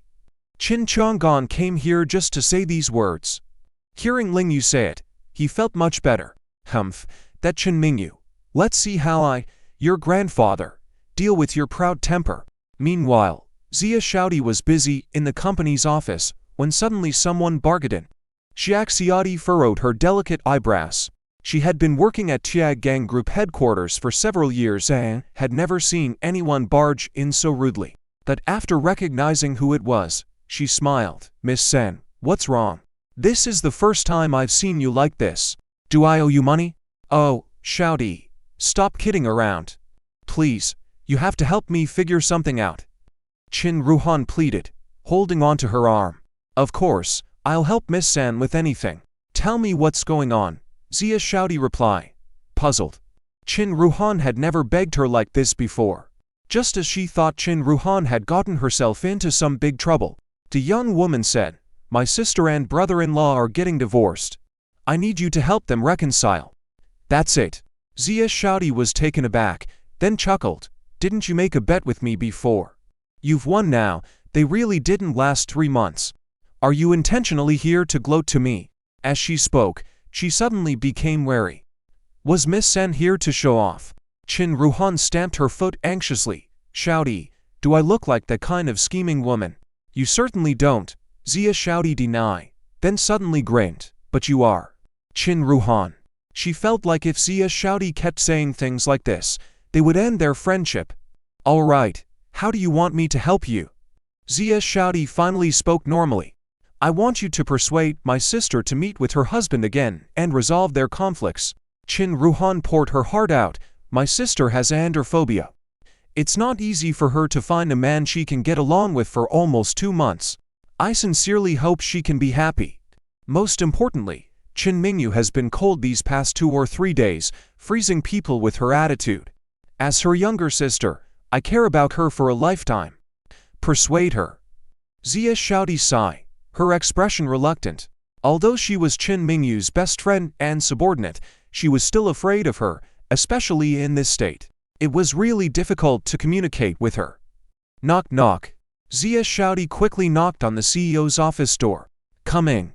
Qin Mingu didn't even lift her head, her expression unchanged as she gave the command. After Zia Shouty entered and looked around, she couldn't discern any abnormalities in Qin Mingyu's demeanor. It was almost the same as usual. No wonder it had been 2 or 3 days, and she still didn't know that Qin Mingu was getting divorced. What's up? Qin Mingu suddenly looked up, her gaze like lightning. Why are you staring at me like a monster? Zia Shouty immediately waved her hands and smiled apologetically. No, General Qin, I'm just here to talk to you. If it's not business related, don't speak. Don't be more anxious than the emperor's eunuch. Mind your own business. Qin Mingu lowered her head again, continuing to deal with her work, appearing calm and showing no signs of a recent divorce. She left no trace. Zia Shouty couldn't help but sigh. General Qin, sometimes being too smart and too strong may not be a good thing. Women are always like water, needing someone to cherish them. Before she could finish her sentence, Qin Mingu suddenly looked up again. Seeing those powerful eyes, Zia Shouty quickly shut her mouth and obediently walked out of the office. Sister Shouty, how did it go? Was it successful? Qin Ruhan, waiting outside, hurriedly asked. Zia Shouty shrugged. Sorry, the mission failed. After Zia Shouty and Qin Mingu left the office, Qin Mingu tossed the pen in her hand onto the desk in frustration. Why did everyone around her think that maintaining a relationship with Lin Yu was a good thing? Qin Mingu stood up from her seat and walked to the window, gazing out at the scenery. Heavy-hearted. A few days ago, Qin Chang'an had told her that Lin Yu was different from other things. She couldn't just throw him away like she used to when she didn't like something. But she didn't understand. Since childhood, she had thrown away countless things she liked, some of which were even very important. But with her carefree personality, once she threw them away, when would she ever regret it? She believed that Lin Yu was no exception. Yes, as long as some time passed and no one around her mentioned him anymore, she would naturally forget about him. Even though her mood was indeed a bit heavy now, she always felt like something was pressing on her chest, making her very uncomfortable. Sometimes, even breathing was painful. But she believed that Lin Yu would eventually become an insignificant passerby in her life. Forget it. If you blame anyone, blame that man for choosing to save Lin Kinglong in that situation. Mingu muttered to herself. She was a very strong woman who never liked the feeling of losing. Especially since this was her first experience with love, losing to Lin Kinglong made her very angry. Moreover, that man was her husband. Every time she thought of this, she was determined to divorce him. Otherwise, if this matter spread, where would she, Miss Qin from the Qin family, put her face? After Lin Shatang was hospitalized, Xiaowei was picked up by Ziqian. However, Ziqian will only pick him up if she remembered. If she forgot, she wouldn't come to pick him up for half a day. This afternoon, Xiaowei was waiting pitifully at the entrance of the kindergarten again, with the teachers by his side often checking the time and feeling a bit impatient. I've been a teacher here for so many years, and I've never seen any parents not coming to pick up their children. Is she really his biological mother? The teacher couldn't help but complain. Xiaowei watched the teacher getting upset but dared not speak, his expression becoming even more pitiful. Teacher, I'm here to pick up Xiaowei. At this moment, a magnetic voice suddenly sounded. Finally, you're here. What had you been up to these days? Your wife comes to pick up the child later every day. Really? The teacher didn't know what had happened to Lin Shatang. Hearing a man's voice, she thought it was Xiaowei's father who had come and complained a few words. But suddenly feeling something was off, she looked up. Wow, the man in front of her was so tall, and much more handsome than Xiaowei's father. The teacher was just a woman in her 20s. Seeing a handsome guy, her tone softened immediately. I'm sorry, I thought you were Xiaowei's dad. No problem, you're right. Lin Yu's lips curled slightly, revealing a charming smile. Thank you so much for staying after school for so long and taking care of Xiaowei. Uncle. Xiaowei hurriedly excitedly ran over and hugged Lin Yu's thigh. It was so good that it wasn't his mom who came to pick him up. His mom was always indifferent to him, and she scolded him at the drop of a hat. He really didn't want to be with his mom. Hehe, it's my teacher's duty. But you'd better come earlier tomorrow. The young female teacher smiled at Lin Yu.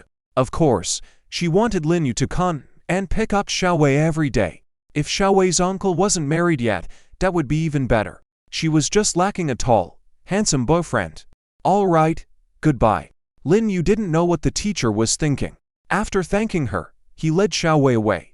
What a handsome and mature man, the teacher murmured, her gaze somewhat infatuated. She always felt that Xiaowei's uncle was a man with stories, especially those slightly melancholic eyes, which were huge attractions to women. But such a man, neither cold nor sinister, with a smile that carried a healing touch, how could a single woman like her resist? Xiaowei, unaware that his uncle had caused the teacher to swoon, asked as they left, Uncle, why are you here? Lin Yu patted his little head and said, Uncle quit his part-time job. From now on, I'll come to pick you up after work. Quitting his part-time job meant not wanting to see Mingu again, to avoid the awkwardness of facing her. And his family's financial situation was starting to improve, so he didn't need to work so hard anymore. Secondly, he knew what kind of woman Ziqian was. That's why he rushed to pick up Xiaowei after work, and indeed, that woman didn't even come to pick up her own son. Okay. Thank you, Uncle. Xiaowei was delighted. He had been worried sick these days, afraid that his father would leave this world and no one would love him anymore. With his uncle's assurance, he felt much relieved. By the way, Uncle, do you know how my dad is doing now? He needs a few more days of rest before he can leave the hospital, Lin Yu said, not wanting to tell Xiaowei too much to avoid worrying him. Besides, he was currently researching traditional Chinese medicine treatment methods, and would wake up his cousin within 2 days at the latest. Oh, Uncle, when my dad was hit by the car, did you see it? Lin Yu didn't know the details of the accident, he just casually asked. Xiaowei, however, exclaimed excitedly, of course, I saw it. Mom was in another man's car, and that man deliberately hit my dad with the car.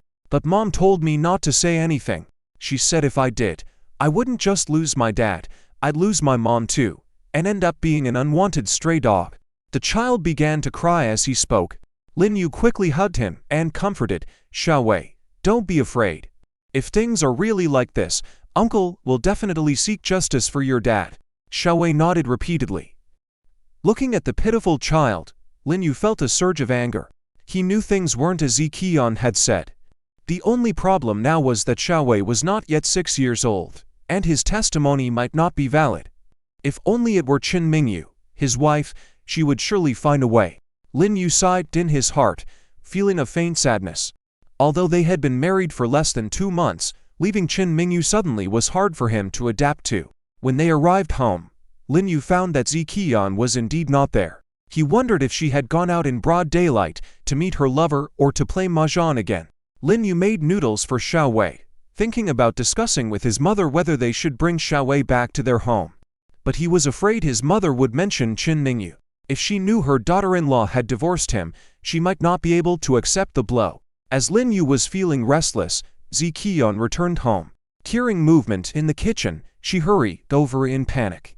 Lin Yu, why is it you? Ziqian's expression changed quickly, first from nervousness to relaxation. Then her red lips gradually curved into a strange arc. Ignoring whatever she was thinking, Lin Yu rebuked directly, you didn't even pick up your son. How heartless can you be? Maternal love was a woman's nature, but he didn't feel any love for Xiaowei from this woman. Unexpectedly, Ziqian wasn't angry either. She just smiled and walked over. Haha, I was a little busy today, that's why I'm late. Thank you, uncle, for picking up my son. What are you doing? It smells delicious. With that, she moved closer to Lin Yu. Frowning, Lin Yu stepped away from her body and said sternly, sorry, this is for Xiaowei, not for you. Ziqian's eyes flashed with annoyance for a moment, but the next moment, she resumed her smile. Uncle, I've already eaten. You guys eat, I'll go wash up first. Ziqian blinked repeatedly, Lin Yu before swaying her hips and walking away. With Lin sitting not around, this woman was clearly different from before, becoming even more indulgent. Lin Yu was quite repelled by her behavior, but for the time being, he didn't say anything to her. Before long, Lin Yu and Xiaowei were eating noodles in the living room when Ziqian walked out wearing thin pajamas. She wasn't wearing a bra, and the fabric clung to her body, almost revealing her unique contours. This move had never failed to entice Ziqian. When that man saw her like this, he would pounce on her like a wild beast. But Lin Yu remained unmoved, simply averting his gaze. Ziqian pouted, feeling that this man was just good at pretending. Having worked in bathhouses before, she believed all men were the same, so she refused to believe that Lin Yu wasn't interested. Humph, Lin sitting was at home before, but now that he's not here, she didn't believe this man didn't have any thoughts. Uncle, is the food delicious? Ziqian intentionally walked over, leaned in front of Lin Yu, and blinked as she asked. Firstly, she had never been intimate with a man with such a good figure as Lin Yu's. Secondly, she was afraid Lin Yu would take her to court, so if she could use her charm to deal with him, she would have nothing to worry about. Therefore, she was shameless now, just to seduce Lin Yu. Although Lin Yu was a straight man, this woman's intentions were so obvious that if he didn't understand her thoughts, he would be mentally handicapped. Seeing him still indifferent, Ziqian felt angry, but she continued to smile and turned to ask her son, Xiaowei, is uncle's cooking delicious? Xiaowei had no idea what she meant and quickly nodded, it's delicious. Hehe, mommy wants to eat too. I wonder if uncle will let me have some. Ziqian licked her lips at Lin Yu, seemingly craving the noodles and actually lusting after him. Lin Yu finally couldn't bear it anymore and glared at her angrily, saying, sister-in-law, don't set a bad example in front of your son.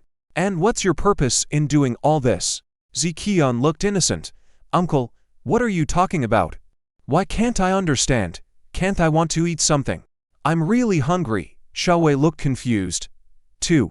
Lin Yu knew that Ziqian was up to no good. He blamed his cousin for marrying such a woman, which led to this miserable situation today. If you're hungry, find something to eat yourself. Lin Yu remained extremely cold towards her. Seeing her snort and walk away swaying her hips, he continued, sister-in-law, I'm taking Xiaowei with me tomorrow. I'll take care of him until my cousin wakes up and the truth comes out. Ziqian quickly turned back, looking somewhat panicked. What did you say? Can Lin sitting still wake up? Lin Yu stared at her and asked, sister-in-law, why are you so afraid? Are you afraid of my cousin waking up? Ziqian trembled.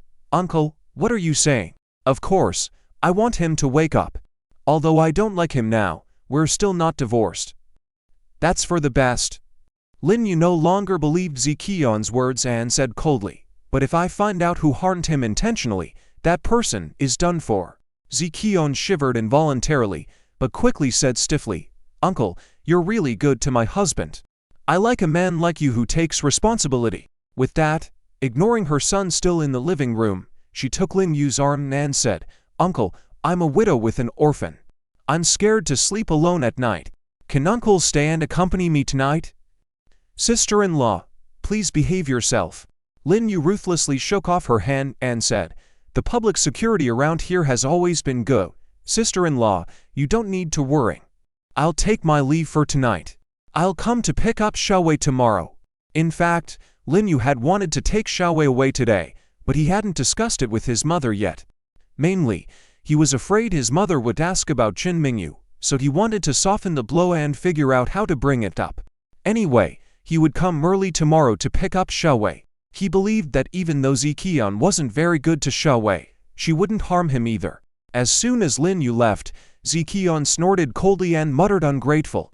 Then, she quickly called her sister. After hearing what Zi Qian had to say, Zi Chunyan also coldly responded, That man really loves to meddle. But since Lin Sitting can't wake up, as long as you keep Xiaowei's mouth shut, no matter how he tries to stir things up, it won't work. Zi Qian quickly asked, Sis, didn't you say Xiaowei is not yet 6 years old, so his words can't be used as evidence? Qian, don't be so naive. A clever person keeps a boat intact for 10,000 years. Understand? Zi Chunyan lectured her sister. Anyway, don't let that man see Xiaowei, and don't let him into the house. He's lost his wife now, and though he's strong, he can't do anything without a plan. Okay, sis, I understand. Zi Qian quickly agreed. At this moment, Lin Yu had already left on his electric scooter. With the Chen family's affairs settled and Chen Zhengxi sent to prison for theft, Chen Ailin had also returned to her own home. Although the house provided by Qin Mingu was beautiful, she couldn't get used to it. Where could be more comfortable than her own home? After some thought, Lin Yu decided to drive back home. Although Qin Chang'an had given him a lecture last night and advised him not to leave Qin Mingu easily, he still hadn't considered actively reconciling with her. You can't hide the truth forever. Sooner or later, you have to face it. Lin Yu had already decided to go home and confess to Chen Ailin.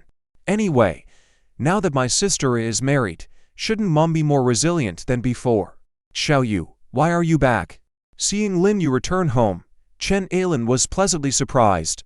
She even looked around outside the door, apparently looking for her daughter-in-law's figure. Seeing this scene, Lin Yu felt even more pressured. Sure enough, Chen Ailin immediately continued, Where's Mingu? Didn't she come back with you? Seeing the expectant look in his mother's eyes, Lin Yu sighed inwardly but still said, Mingu and I got divorced. What? Chen Ailin's body went limp. Mom. Lin Yu didn't expect his mother's reaction to be even more intense than he had imagined. He hurriedly hugged her. Fortunately, he was a doctor and had experience in handling such emergencies. He helped his mother sit down and massaged her acupoint. Finally, Chen Ailin's condition stabilized. Xiao Yu, why did this happen? Didn't you just go to Yunhua Mountain for your honeymoon with your sister and brother-in-law? How come? In less than a week, you got divorced. No wonder she couldn't bear this blow. She had been thinking about hugging her grandson as soon as possible. Who would have thought she would receive the devastating news of her son's divorce instead? Who could endure that? Lin Yu didn't know what to say, and he was angry too. For Qin Mingu, he had been a shield, then had even absorbed the toxicity of drugs. But in the end, all he got was the cold shoulder and a divorce notice from the Ice Queen for no apparent reason. He didn't think it was his fault. However, he wasn't someone who liked to blame others, so he chose to remain silent. Xiao Yu, why aren't you saying anything? Are you trying to make me angry? Chen Ailin became anxious. She had never hit her son before, but at that moment, she really wanted to kick Lin Yu twice. This son of hers, sometimes he could be as unyielding as Eruk. Mom, Qin Mingyu's temper is too strange, I just can't understand her. Lin Yu, pressured by Chen Ailin, could only turn his head and say, This This. Chen Ailin was also at a loss, hurriedly approached him again. With a teaching posture. Xiaoyu, girls' minds are naturally a bit more delicate and complicated than men's. It's normal for women to have some temper. Can't you, as a big man, accommodate her a little? Mom, Lin Yu wanted to say, I had been accommodating her all along, but his nature prevented him from saying anything at all. He even felt like pulling out a cigarette to smoke. However, Chen Ailin snatched his cigarette away and reprimanded, You don't usually smoke. Why start now?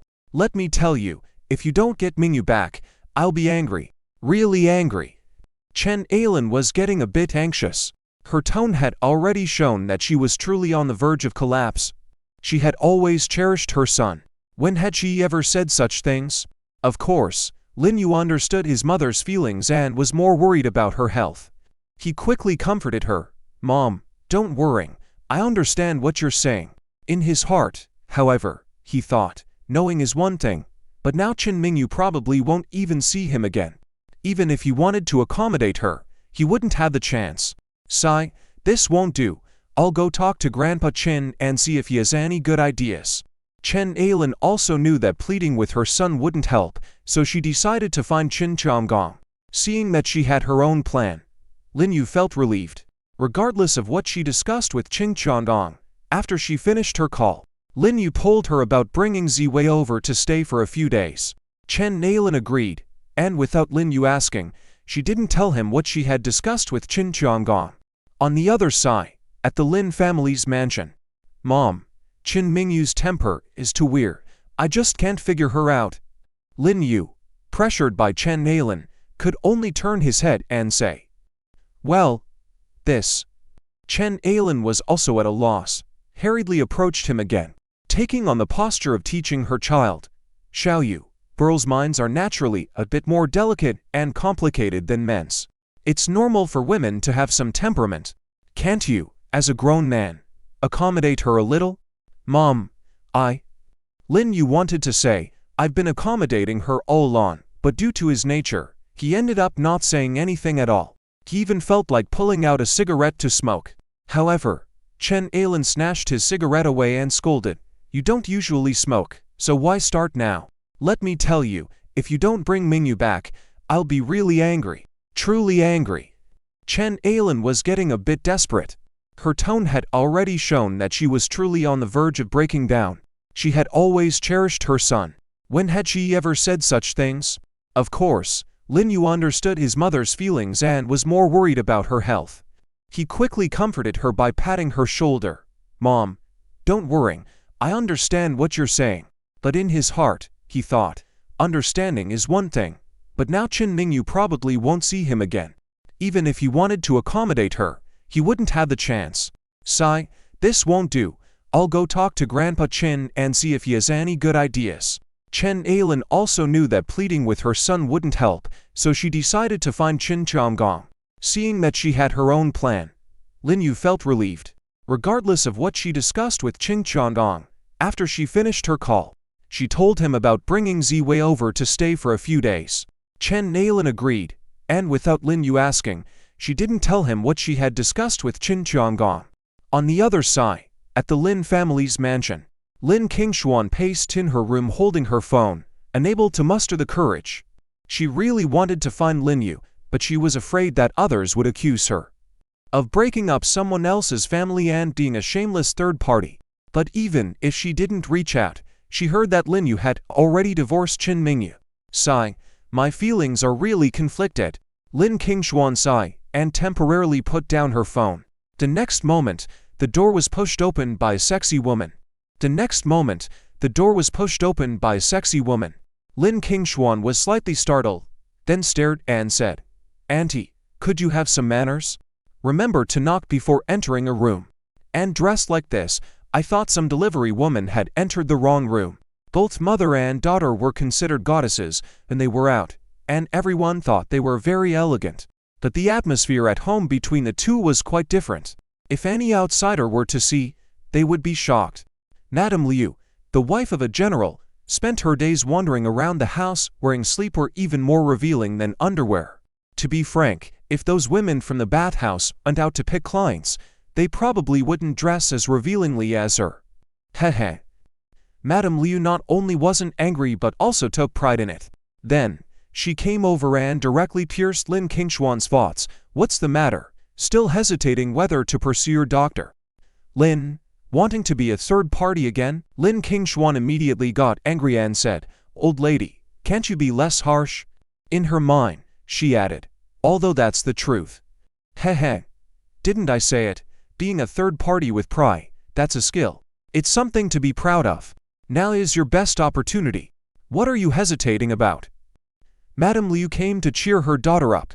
At this critical moment, if Lin Kinglong hesitated, wouldn't all her previous efforts be in vain? Seeing Lin Kinglong silent, Madame Liu continued, this Lin Yu is definitely not an ordinary person.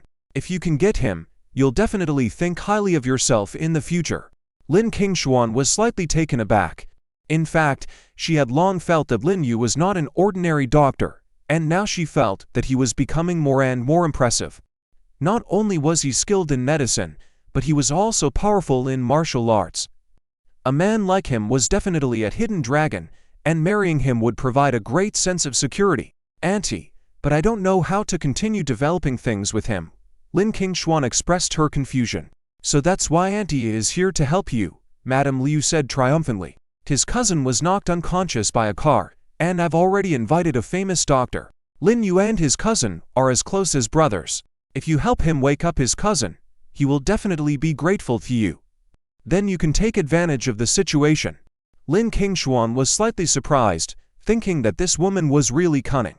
No wonder even her father fell into her trap. Early the next morning, Lin Yu went to pick up Ziwei, but to his surprise, his cousin's house was locked, and no one answered no matter how hard he knocked. Could it be that Ziqian sent Ziwei to school so early?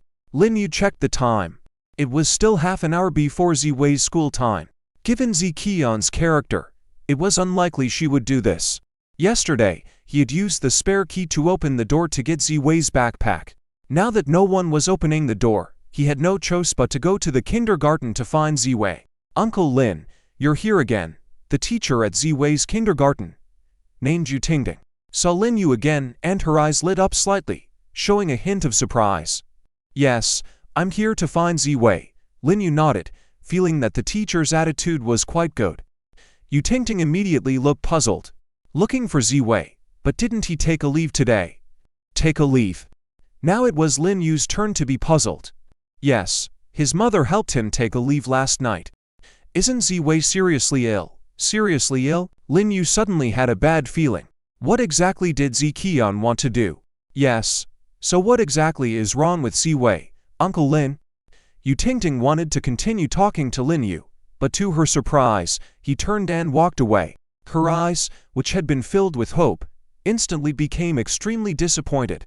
At least tell someone your name first and leave a contact method for future communication. Really? Lin Yu returned to his cousin's house again, but still, there was no response no matter how hard he knocked on the door. He felt extremely annoyed. It seemed that he had underestimated Ziqian. It would be very easy for him to break in, but it wasn't necessary, and it wouldn't serve any purpose if no one was inside. The urgent matter at hand was to cure his cousin as soon as possible, send Ziqian to court, and then naturally he would be able to find Ziwei. Meanwhile, Mingu sat in the Bentley, staring expressionlessly out the window. Ziwang drove the car towards Chiagang Group, but suddenly heard an order from the back seat. Stop the car. Ah. Yes. General Manager Qin. Ziwang stopped the car, not knowing what General Manager Qin wanted to do. They were in the middle of the road, after all. The next moment, Mingu gave another command. Ziwang, quickly go and intercept that mother and son. Following Mingu's direction, Ziwang saw a mother and son arguing in front of a breakfast shop. It seemed that the mother wanted to force the son to do something, but the son was unwilling. It was Ziqian and Ziwei. Ziwang didn't need to understand what was going on. He just needed to execute General Manager Qin's orders. He immediately got out of the car and intercepted Ziqian. Let go of the child. Ziwang's voice was cold. As Mingu's trusted driver, he definitely had some skills, and he looked very intimidating. Ziqian was startled, and instinctively loosened her grip on Ziwei. But surrounded by onlookers, she regained her composure and held on to her son again, emboldened to confront Ziwang. "Who are you?" "This is my son. It's none of your business how I discipline him." Ziwang had no intention of wasting words and acted directly. Yesterday, he had used the spare key to open the door to get Ziwei's backpack. Now that no one was opening the door, he had no choice but to go to the kindergarten to find Ziwei. "Uncle Lin, you're here again." The teacher at Ziwei's kindergarten, named Yu Tingding, saw Lin Yu again, and her eyes lit up slightly, showing a hint of surprise. "Yes, I'm here to find Ziwei." Lin Yu nodded, feeling that the teacher's attitude was quite good. Yu Tingting immediately looked puzzled. "Looking for Ziwei, but didn't he take a leave today?" "Take a leave?" Now it was Lin Yu's turn to be puzzled. "Yes, his mother helped him take a leave last night." "Isn't Ziwei seriously ill?" "Seriously ill?" Lin Yu suddenly had a bad feeling. What exactly did Ziqian want to do? "Yes. So what exactly is wrong with Ziwei, Uncle Lin?" Yu Tingting wanted to continue talking to Lin Yu, but to her surprise, he turned and walked away. Her eyes, which had been filled with hope, instantly became extremely disappointed. "At least tell someone your name first and leave a contact method for future communication." "Really?" Lin Yu returned to his cousin's house again, but still, there was no response no matter how hard he knocked on the door. He felt extremely annoyed. It seemed that he had underestimated Ziqian. It would be very easy for him to break in, but it wasn't necessary, and it wouldn't serve any purpose if no one was inside. The urgent matter at hand was to cure his cousin as soon as possible, send Ziqian to court, and then naturally he would be able to find Ziwei. Meanwhile, Mingu sat in the Bentley, staring expressionlessly out the window. Ziwang drove the car towards Chiagang Group, but suddenly heard an order from the back seat. "Stop the car." "Ah. Yes. General Manager Qin." Ziwang stopped the car, not knowing what General Manager Qin wanted to do. They were in the middle of the road, after all. The next moment, Mingu gave another command. "Ziwang, quickly go and intercept that mother and son." Following Mingu's direction, Ziwang saw a mother and son arguing in front of a breakfast shop. It seemed that the mother wanted to force the son to do something, but the son was unwilling. It was Ziqian and Ziwei. Ziwang didn't need to understand what was going on. He just needed to execute General Manager Qin's orders. He immediately got out of the car and intercepted Ziqian. "Let go of the child." Ziwang's voice was cold. As Mingu's trusted driver, he definitely had some skills, and he looked very intimidating. Ziqian was startled and instinctively loosened her grip on Ziwei. But surrounded by onlookers, she regained her composure and held on to her son again, emboldened to confront Ziwang. "Who are you?" "This is my son. It's none of your business how I discipline him." Ziwang had no intention of wasting words and acted directly. Ziqian was no match for Ziwang. She panicked and cried out, "Help! Someone is trying to abduct my son in broad daylight." The onlookers began to stir, realizing that this was no minor incident. However, in the next moment, a cold voice cut through the commotion. "Just ask Ziwei if he wants to go with you." Ziqian lifted her head and saw Mingu, freezing in place. Mingu's presence was overwhelming. Every time she encountered Mingu before, she was powerless to resist. Now, seeing Mingu felt like facing a natural enemy, and she dared not struggle. "Sister Mingu." Ziwei saw Mingu and rushed over as if he had seen a savior. He cried out, "Mom wants to send me to the countryside, but I don't want to go. I want to stay here." Mingu comforted Ziwei as she held him. "Don't be afraid, with sister here, I'll protect you." Seeing this scene, Ziwang was almost wide-eyed. He had been working with Mingu for many years, but it was the first time he had seen this maternal and tender side of General Manager Qin. "Sister will take you home now." Mingu put down Ziwei and led him directly to the Bentley. Ziqian was completely stunned. Who is this Mingu anyway? Why would she marry someone like Ling Yu, a poor fellow? The enthusiastic onlookers around dared not meddle in the matter. Even the blind could tell what kind of person Mingu was. Besides, Ziwei called her sister and willingly went with her, so she definitely wasn't a human trafficker. "Ziwei, why did your mother want to send you away forcefully?" Mingu asked with concern after they got into the car. My mom is afraid that I'll speak out. She and her lover knocked down my dad, and she said, if I dare to speak, I'll become an orphan, an unwanted illegitimate child. Oh, Sister Mingu, please save my dad.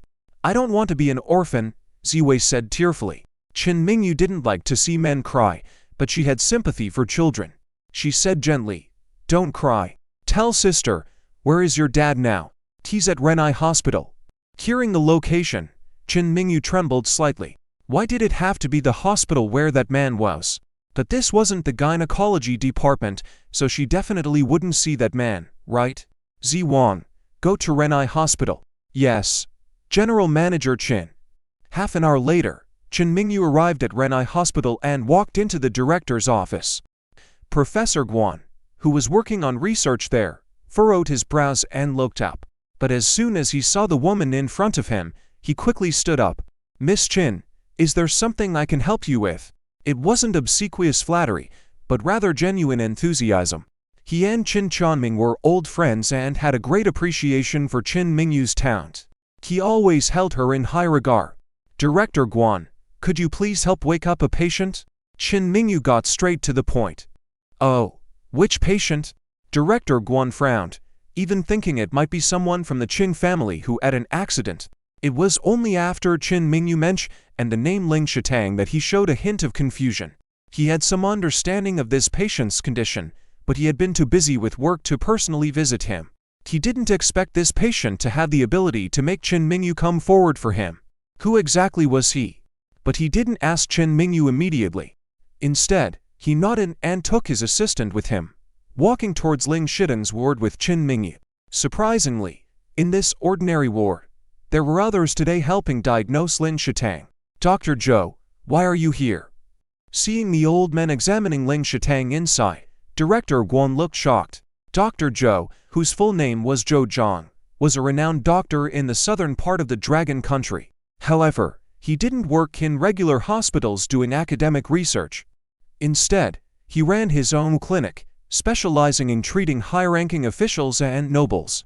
It was said that he had treated many prominent figures, and his reputation had grown louder because of it. Even Director Guan, the head of a regular hospital, held him in high esteem.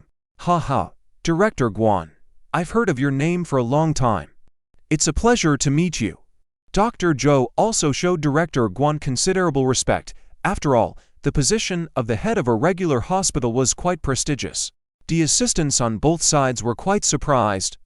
They had thought that their teacher coming specifically to treat this man was already a sign of his auspicious background. They hadn't expected that two top figures in the medical world of Yun City would show up at the same time.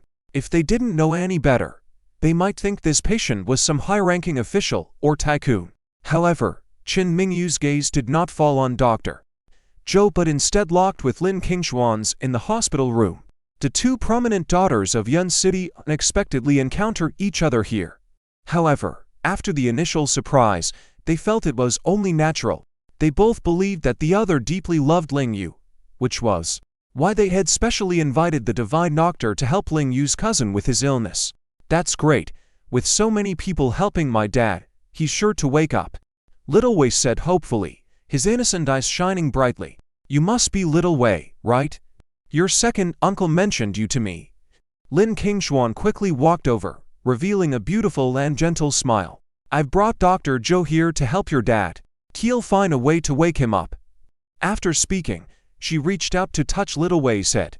However, Mingu forcefully pulled Little Wei to her side and stared coldly at Lin Kinglong.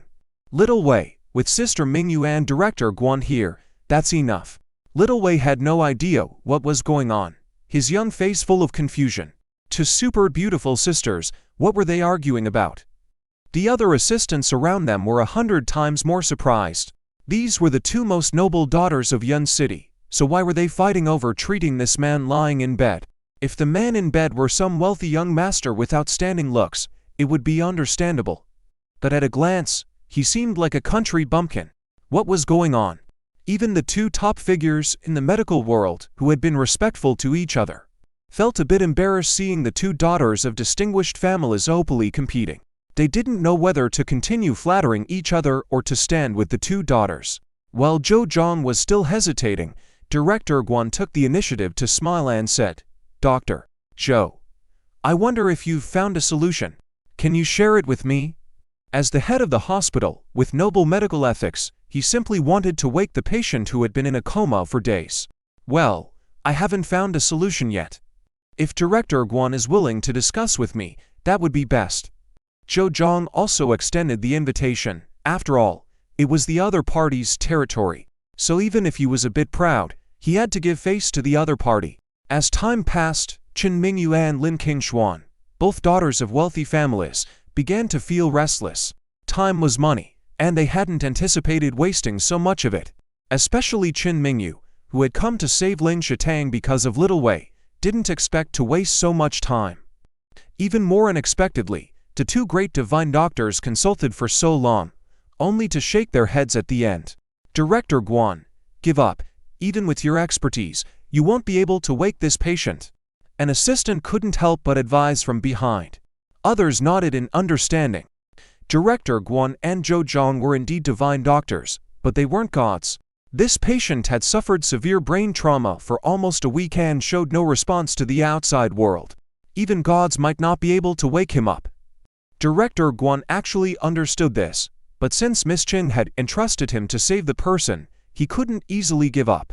It wasn't just about his personal reputation, but also the reputation of the hospital. Zhou Zhang, who had been nervous before, now felt much more relaxed. Originally, if he had said he couldn't save the patient alone, he might have been criticized for his medical skills.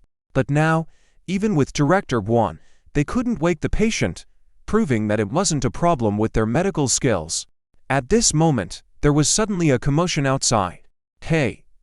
Who are you? We're in the middle of a consultation. Outsiders can't enter. I'm the patient's relative. Please let me in." "No way." There was a dispute on both sides, but someone still barged in. Everyone turned to look, only to see a tall man forcefully entering the ward despite the attempts to stop him. Seeing the man's appearance, both Mingu and Lin Kinglong, the two distinguished daughters, trembled slightly. Both of them were deeply moved, but their expressions were completely different. One trembled slightly and deliberately put on a cold face. The other trembled slightly, unable to hide her excitement. All because the newcomer was Ling Yu. "Hey! Visitors are not allowed in the ward today. Get out now." The two assistants were about to approach and drive Ling Yu out, but they heard Lin Kinglong instructing, "He's the patient's brother. Let him stay." The assistants stopped in their tracks. "Ling Yu, what are you doing here today?" Director Guan recognized the obstetrician from his hospital and couldn't help but wonder. He knew Ling Yu was skilled in medicine. Initially, he had wanted to persuade him to join the emergency department or the ICU, but Ling Yu insisted on choosing obstetrics. Everyone had their own aspirations, so Director Guan didn't force him. But seeing Ling Yu insisting on barging in despite the obstacles today, he couldn't help but feel a strange sense of anticipation. Was Ling Yu here to try and wake up his relative? "Director Guan, I'm here today to wake up my cousin. Please let me take charge." Ling Yu stated his purpose directly. Instantly, the crowded ward fell into shock, and many exchanged glances. Mingu also blinked in surprise. Was Ling Yu's medical skill superior to Director Guan's and Zhou Zhang's? Lin Kinglong couldn't contain her excitement. Her body trembled slightly, her eyes filled with excitement, as if she were a fangirl waiting to see her idol perform. Before Director Guan could respond, Ling Yu walked towards Ling Shitang's bed and forcefully pressed on his acupoints. "Hey! What are you trying to do? You can't touch the patient without permission. What if something happens? Are you going to take responsibility?" The assistants exclaimed, trying to stop him. Ling Yu felt helpless. He didn't understand why there were so many people in the ward today, hindering his plan. "Don't embarrass yourself here. Yet, Director Guan and Dr. Zhou are both here consulting. When will it be your turn to show off? Get out." A group of assistants still wanted to drive Ling Yu out. Lin Kinglong wanted to help Ling Yu, but then she heard a loud shout, "Stop!" It was Director Guan. Mingu, who had wanted to speak, had to shut her mouth again. The assistants immediately took Director Guan's command as their order and shouted at Ling Yu, "Did you hear that? Director Guan told you to stop. Are you going to disobey Director Guan's orders? But to their surprise, Director Guan said coldly, I told you to stop. How'd this? The assistants felt awkward and stood frozen in place. Lin Kinglong couldn't help but find it amusing. Director Guan ignored them and nodded, indicating that Ling Yu could continue. He not only understood Ling Yu, but also realized that Ling Yu wasn't acting recklessly just now. He was using professional acupressure techniques to help the patient regain consciousness. Thank you, Director Guan. After expressing his gratitude, Ling Yu even took out silver needles. Everyone was astonished. Mingu and Lin Kinglong's eyes sparkled. They weren't surprised at all that Ling Yu knew acupuncture. In fact, they had experienced Ling Yu's acupuncture treatment multiple times. However, they didn't expect that when even two eminent doctors couldn't solve the symptoms, Ling Yu could do so with acupuncture. Director Guan was also quite shocked. Ling Yu, are you able to stimulate his brain nerves and even cells with acupuncture? He had studied medicine for many years and knew that traditional Chinese medicine could achieve many things that Western medicine couldn't. However, stimulating brain nerves and cells with acupuncture was beyond even his abilities as an experienced doctor, or rather, it was something he dared not attempt. Because the brain system was too complex, even the slightest mistake could be fatal. How did this young man, Ling Yu, learn such profound medical skills? And why was he so confident? However, the assistants didn't have Director Guan's generosity and understanding. Seeing Ling Yu wanting to use silver needles to save the patient, they sneered secretly. Is he a fool or insane, treating brain problems with acupuncture? We should record a video. Just in case the patient dies, we need to clear our names. Yet, we won't take responsibility for this. Hearing these voices, Lin Kinglong really wanted to tell them to shut up. However, Mingu kept staring at Ling Yu, noticing how focused he was. His concentration was so captivating that it even drew her in a little. Ling Yu paid no attention to the nosy voices around him from start to finish. With a swift and precise motion of his hands, two silver needles ended on his cousin's acupoints in the brain. His technique was fast, accurate, and steady. Dr. Zhou was slightly surprised, and Director Guan couldn't help but admire. The assistants around were suddenly silent. Those who had studied traditional Chinese medicine couldn't help but feel ashamed. After years of diligent practice, their skills couldn't compare to those of a gynecologist. However, this was just the beginning. Ling Yu continued to insert needles one after another, with the silver needles going in and out, creating a seamless and mesmerizing display. Lin Kinglong was so fascinated that she quickly took out her phone to record a video. She wanted to watch this video 1,000 times in the future. Mingu didn't know what to feel. Her ex-husband was actually so skilled. Did she act recklessly and impulsively this time? After some time passed, a miracle occurred. Ling Yu called out to Ling Shitang, and the man who had been lying on the hospital bed for a week suddenly reacted. This. Everyone wanted to speak but couldn't make a sound. Cousin, I'm Ziyu. It's time for you to wake up. Do you hear me? When Ling Yu's words reached Ling Shitang's ears, he suddenly trembled and then opened his eyes. This scene not only shocked everyone but also sent shivers down their spines. It would be absolutely terrifying if word of this got out. Amazing, it's so amazing. I've been studying medicine for decades, and I've never seen such profound and mysterious acupuncture techniques. Director Guan exclaimed on the spot, deeply impressed. This is unbelievable, isn't it? It's like a miracle. The assistants gasped in astonishment, unable to believe their eyes. Ling Yu's medical skills had excited Director Guan to such an extent that if word got out, it would shock the entire hospital and even the medical community of Yun City. Lin Kinglong looked at Ling Yu with even more admiration in her eyes. This man, with his extraordinary abilities amid his weathered appearance, had clearly experienced many hardships and trials. That's great, the patient's consciousness has recovered, and they will soon be able to fully recover. Director Guan made the diagnosis after examining Ling Shitang. Mingu's gaze, however, fell on Ling Yu, looking surprised. Everyone present looked at Ling Yu in awe. Ling Yu, however, showed no trace of pride. He didn't save his cousin to show off his medical skills. Moreover, His master in the Northern Territory had warned him when imparting his medical skills, advising him not to flaunt them, as it would bring more harm than good in the future. It was because of this advice that Ling Yu, upon retiring and returning to Yun City, chose to become a gynecologist, preferring not to draw attention to himself. If it weren't for saving his cousin, he wouldn't have used such ancient medical techniques. Ling Doctor, I never expected to have such a talented individual like you in our hospital. Director Guan was excited, tightly gripping Ling Yu's hand.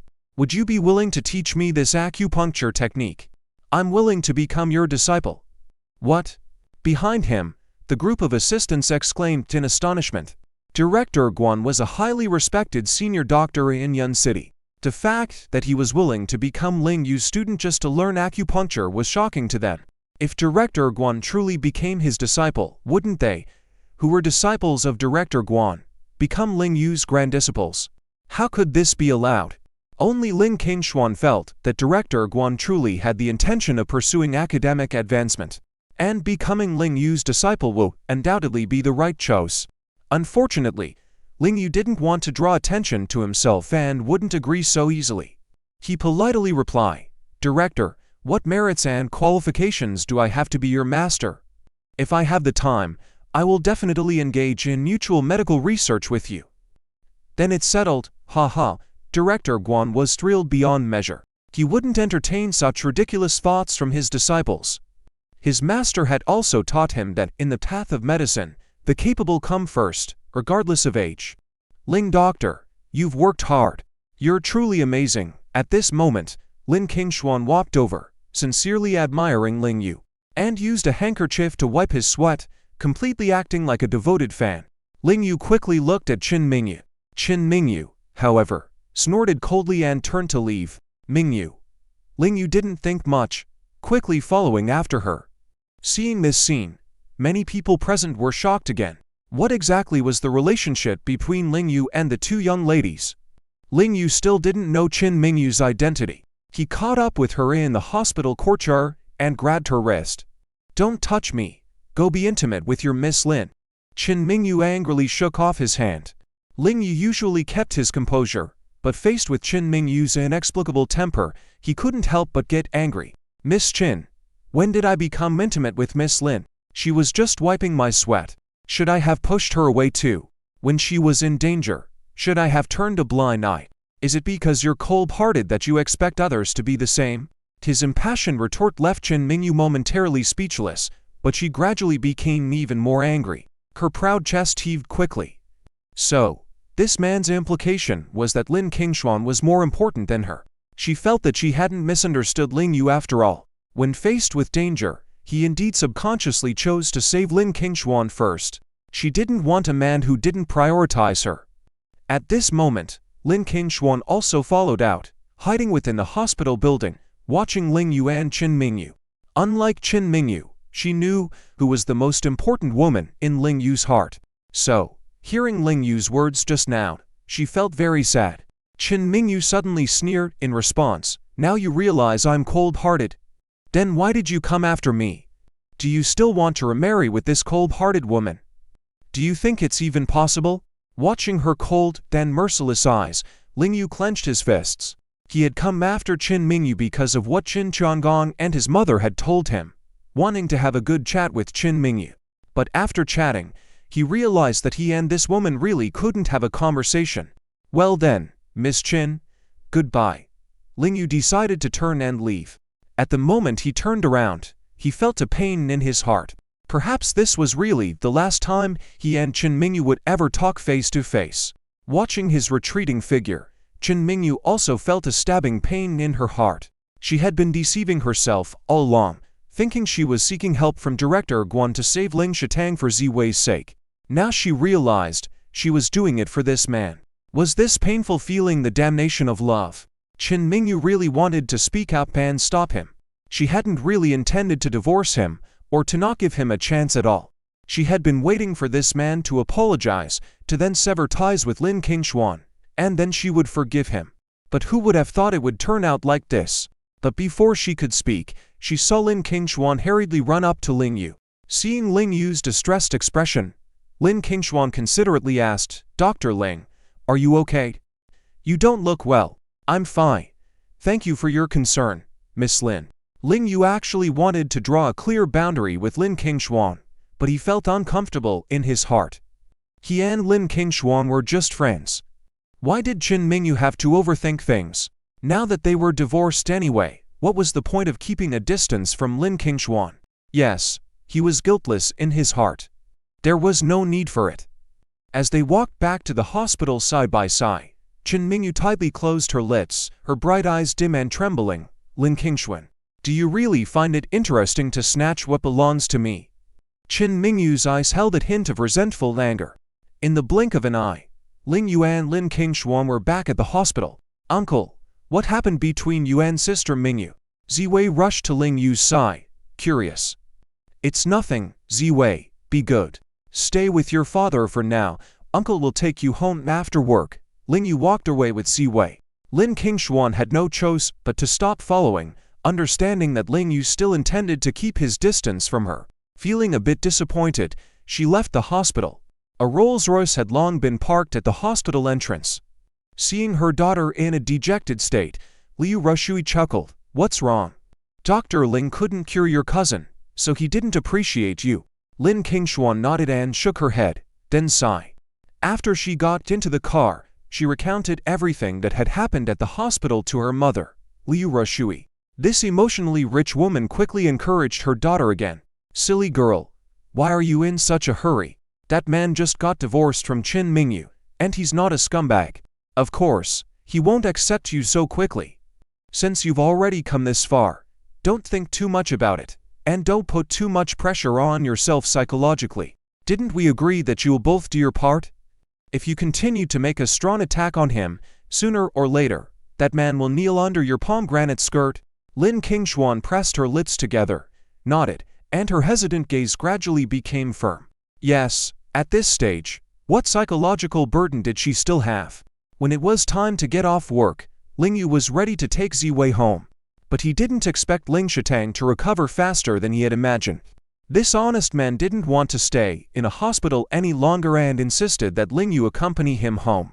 Unable to refuse him, Ling Yu agreed in the end, but he was worried that once the two father and son returned home, they would have some conflict with Ziqian, that woman. Ziwei, you're finally back. Ziqian saw Ling Yu bringing Ziwei back and immediately prepared to rush over to take her son back. Because Ling Shitang's movements were still not very convenient, he followed behind and entered the house. When Ziqian saw him, all her actions stopped abruptly, and she had a bewildered expression on her face. It took her a while before she trembled, then said, who are you? Ling Shatang just stared at her with bloodshot eyes, not saying a word, which made her feel a bit eerie. Qian, is it your son who's back? In the house, Zi Chunyan and her son, Dehua, also came out. Both mother and son were even dressed in home clothes, evidently treating this place as their own home. Seeing Ling Shatang awake and back, Zi Chunyan felt like she had been struck by lightning, and her whole demeanor changed for the worse. She actually had two plans in mind. First, let Ziqian continue to pester Zijijun, using whatever means necessary to get the house. Second, let Ling Shatang die like this, so the house would naturally belong to her sister. But now that Ling Shatang had suddenly woken up, it was like a catastrophe for them, which might leave them in a dilemma. HMPH, Ziqian, do you want me dead? Too bad your wishful thinking failed. If I don't kill you, this Western witch, I won't die. Asterisk cough cough asterisk Ling Shitang's temper flared up as soon as he saw Ziqian. Due to his excessive excitement, he started coughing violently, even coughing up blood. Cousin, you're not fully recovered yet. You need to take care of yourself. Ling Yu hurriedly supported Ling Shatang and performed some medical procedures for him. Ziqian took the opportunity to look at her sister and whispered softly, Sis, what should we do now? Zi Chunyan didn't speak out of turn, but her eyes signaled her sister not to panic. Then she stepped forward. Ling Shatang, what do you mean by that? It's clear that you've been bullying my sister all along. What does your accident have to do with my sister being hit by a car? Hearing Zi Chunyan's words, Ling Shatang, who had just calmed down a bit, started coughing violently again, trembling all over as he pointed at Zi Chunyan. It's you, you malicious woman, who's been inciting Zi Qian, right? Are you trying to kill me so your son can move into my house? Hot. I'll tell you. Dream on. No matter what, I won't let you and your son take over my house.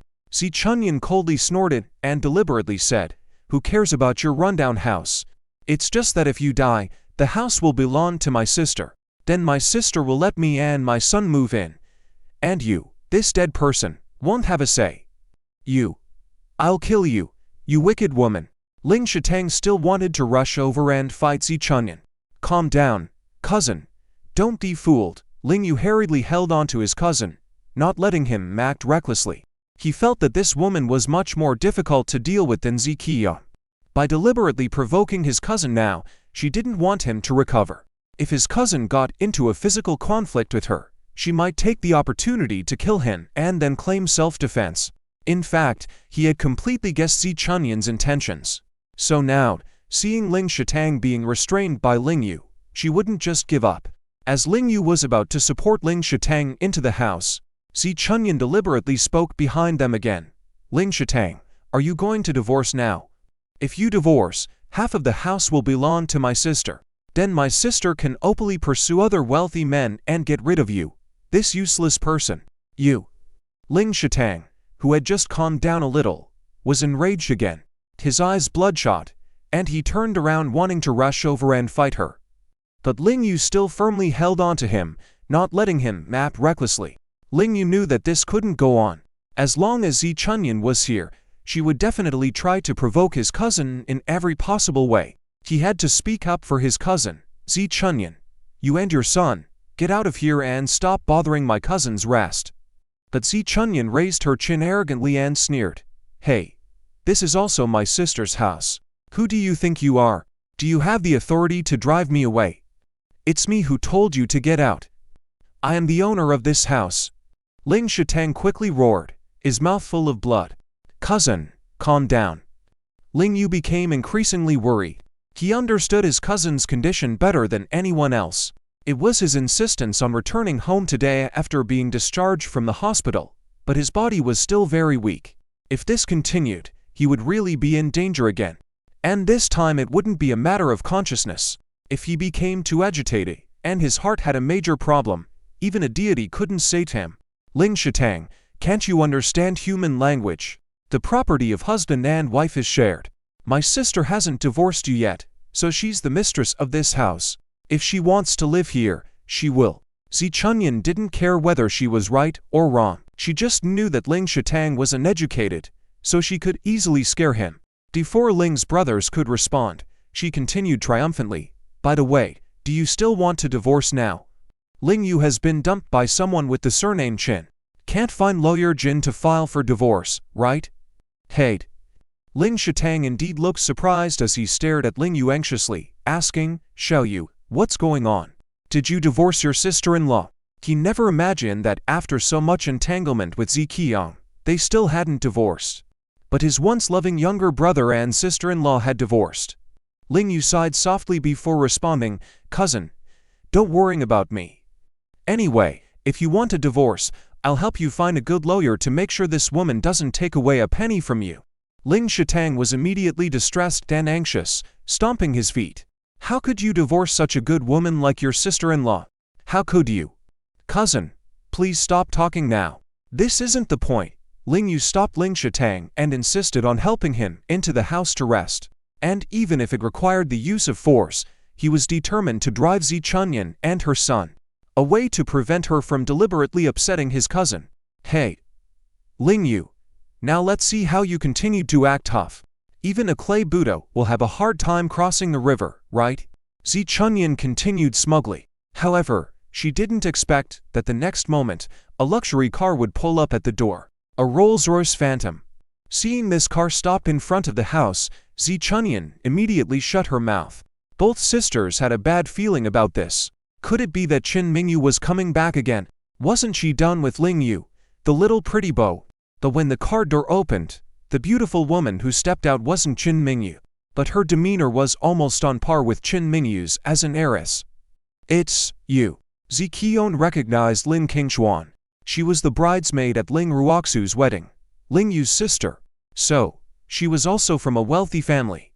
Lin Kinglong didn't pay any attention to Ziqion. After the driver opened the car door for her, she quickly walked in and approached Ling Yu. "Miss Lin, why are you here?" Ling Yu asked with a furrowed brow. Lin Kinglong smiled lightly. "Dr. Ling, I overheard you talking about divorce at the door. Since I have a good relationship with Lawyer Jin, I'll arrange a meeting for you both." Instantly, the Z sisters were petrified on the spot. "Wow, it's Lawyer Jin again. Just when Mingu left, why did another beautiful and wealthy woman come back? All right, then I'll trouble Miss Lin." Ling Yu accepted Lin Kinglong's offer without hesitation this time. Firstly, Mingu had heartlessly divorced him. Secondly, the Z sisters were just too despicable. They needed a serious lesson.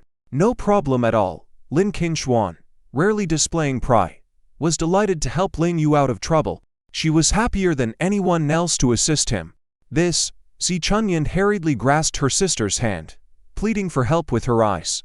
With no immediate solution in mind, Ziqion could only snort coldly. "Sister, let's go. Lawyer Jin is just a lawyer. What's so special about him? Does he have superpowers or something? What's ours will eventually be ours. No one can take it away." With that said, she quickly took Big Tiger and pulled Ziqion away in a rush. Finally able to relax a bit, Ling Yu let out a sigh of relief. If those two sisters continued to quarrel and deliberately upset Ling Sidon, his cousin might not be able to handle it. "Sis, what do we do now? That woman named Lin seems to be quite wealthy and influential." Ziqion couldn't stop complaining as they left their home. Ziqion was equally frustrated. She just wanted to secure a house so her son could attend school in the city. Why did things have to be so difficult? The Ling brothers were really unbearable. They insisted on driving her and her son to extremes. "Why don't you go find Ziqion? Ask him to help find a good lawyer for us too. We absolutely cannot show weakness. The law is on our side. Understand? Sis, I get it. I'll go find him right away." Ziqion also believed that the law was on their side. She was beautiful, after all, and marrying someone like Ling Sidong hadn't brought her a good life. Now, she's still young, finding a better man, pursuing her own happiness, and bringing a better life to her sister's family. Where's the fault in that? It's the Ling brothers who are shameless. They didn't help her sister, and they even wanted to kick her out without a penny. That's why things have come to this. Ling Sidong deserves it too. If he hadn't gone crazy and attacked Zijijin's car, the accident wouldn't have happened. So, this brood doesn't deserve pity. He got what was coming to him. Soon, she arrived at Zijijin's apartment. After hearing her complaints and sweet talk, Zijijin pinched her chin arrogantly and said, "Darling, why are you worried? The law is clear, and no lawyer can change that. What's yours will always be yours." Of course, he hoped to help Ziqion get half of Ling Sidong's property. That way, this woman wouldn't be so crazy about his house. Zijijin was indeed wealthier than the average person, but he only had a few million, not tens of millions. How could he casually give a woman a house, especially a married one who he was already tired of? "Well, with your words, I feel much better now, darling." Ziqion quickly hugged Zijijin and kissed him on the neck. Then asked, "So, can you please hire a lawyer now and confront Ling Sidong? With you by my side, we won't have to fear him." Zijijin hesitated for a moment, but he couldn't resist Ziqion's initiative. Eventually, he agreed. The next day, Zijijin arrived early to borrow a car from his boss, Lin Kinglong. "Haha, are you borrowing a car to pick up girls again?" Lin Kinglong knew all about Zijijin's character. He always liked to poach other men's women. Over the years, he'd had countless lovers. Sometimes, just to impress a girl, he'd borrow a luxury car from him. Lin Kinglong liked to show off, but he was quite faithful in relationships. He only loved Mingu, so whenever his subordinates asked to borrow a car to impress a girl, he would generously lend it to them. "It seems like the boss knows me well. This time, I want to borrow your Ferrari," Zijijin boldly requested, knowing Lin Kinglong's personality. "Oh, a Ferrari?" Lin Kinglong was taken aback. He rarely drove his Ferrari. He preferred his Land Rover. He only used the Ferrari for gatherings with some privileged sons. In the past, Zijijun wouldn't borrow his Ferrari. Most of the time, he'd just take his Land Rover. Sometimes, he'd switch to a Porsche or a Hummer. It seems like this time's target is quite something, Lin Kinglong remarked curiously. Who could Zijijun have hooked up with this time? That's right, I'm going to show off for a woman. I heard she's quite something, so I want to impress her, Zijijun admitted openly, intentionally leaving out that the woman was Ziqian. He knew Lin Kinglong had some relationship with Ling Yuxi and didn't want him to meddle. Ha, this sounds like a fun game. If you need me, I can step in and help you impress her, Lin Kinglong volunteered eagerly. He wanted to join in on the fun. All right, thanks, Lin Deshao. If necessary, I'll invite you along, Zijijun responded, though he had no intention of actually inviting Lin Kinglong. He enjoyed pretending to be the big shot himself. That afternoon, Zijijun indeed drove the Ferrari to pick up the Z sisters and headed to Ling Xiding's house. Wow, this is incredible. Is this car yours, Z Shao? It must be worth at least tens of millions, right? The Z sisters were dazzled by the Ferrari before getting in. Ziqian felt particularly smug. The luxurious car Z Yuxi had driven yesterday surely couldn't match up to this flashy sports car, could it? Humph. Let's see you try to show off now. Who knows if there's always someone out there trying to one-up you. Ha, tens of millions. This car is over 30 million. Anyway, since I'm driving it now, it's mine. Zijijun boasted shamelessly, proudly ushering the two sisters into the car. Meanwhile, Dehua watched from inside the house. After the man had hugged his mother and into the car, it trembled and swayed for a good 10 minutes before finally stopping. He had no idea what they were doing inside. Half an hour later, the car drove away. At Ling Xiding's house, after leaving work early in the afternoon, Ling Yu came to take care of him and Xiaowei. Not only that, but Lin Kinglong came to the hospital to see him today and followed him to Ling Xiding's house. Lin Kinglong liked watching Ling Yu practice medicine. Seeing that Ling Xiding's house was in a mess, she wanted Ling Yu to know that she wasn't like Qin Mingu, a pampered young lady. She even took the initiative to help tidy up. Before long, the sound of a sports car's engine came from outside.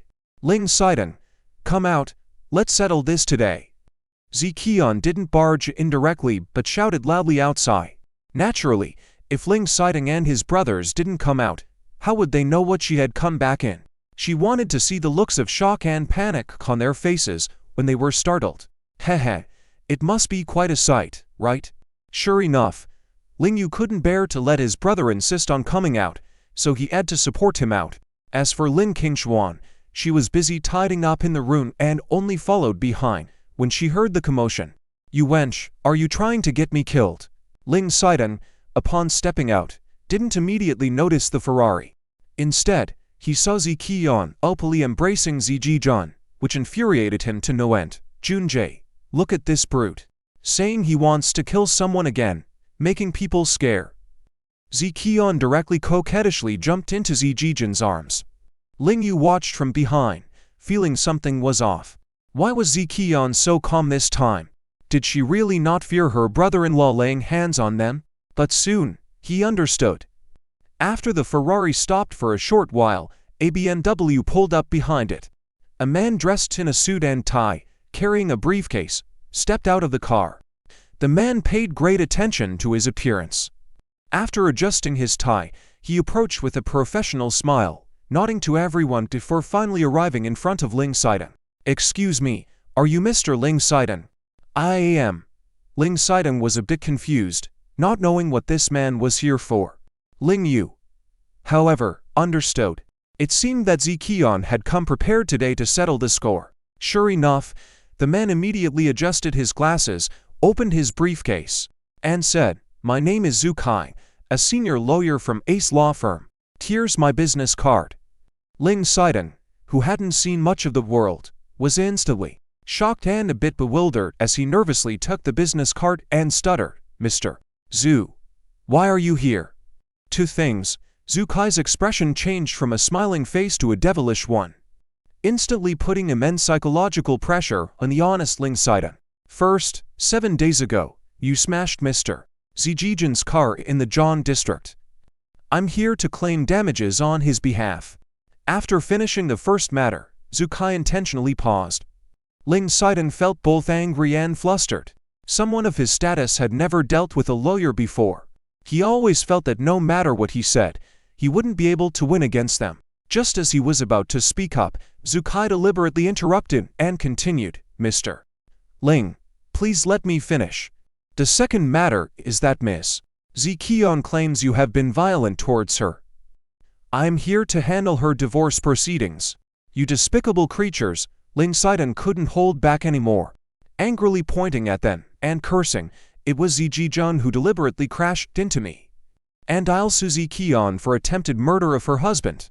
You're twisting the truth, you're all black-hearted. You'll have a bad end. As he got angrier, his wounds reopened, and he started coughing violently, looking miserable and pitiful with blood all over him.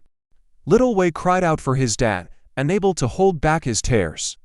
Brother, take care of yourself. Ling Yu tightly held on to Ling Sidon.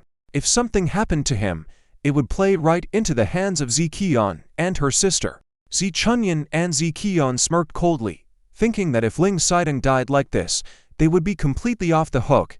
Only then did Lin Kinglong come over. Seeing the scene, she couldn't bear it. Zikion was truly despicable.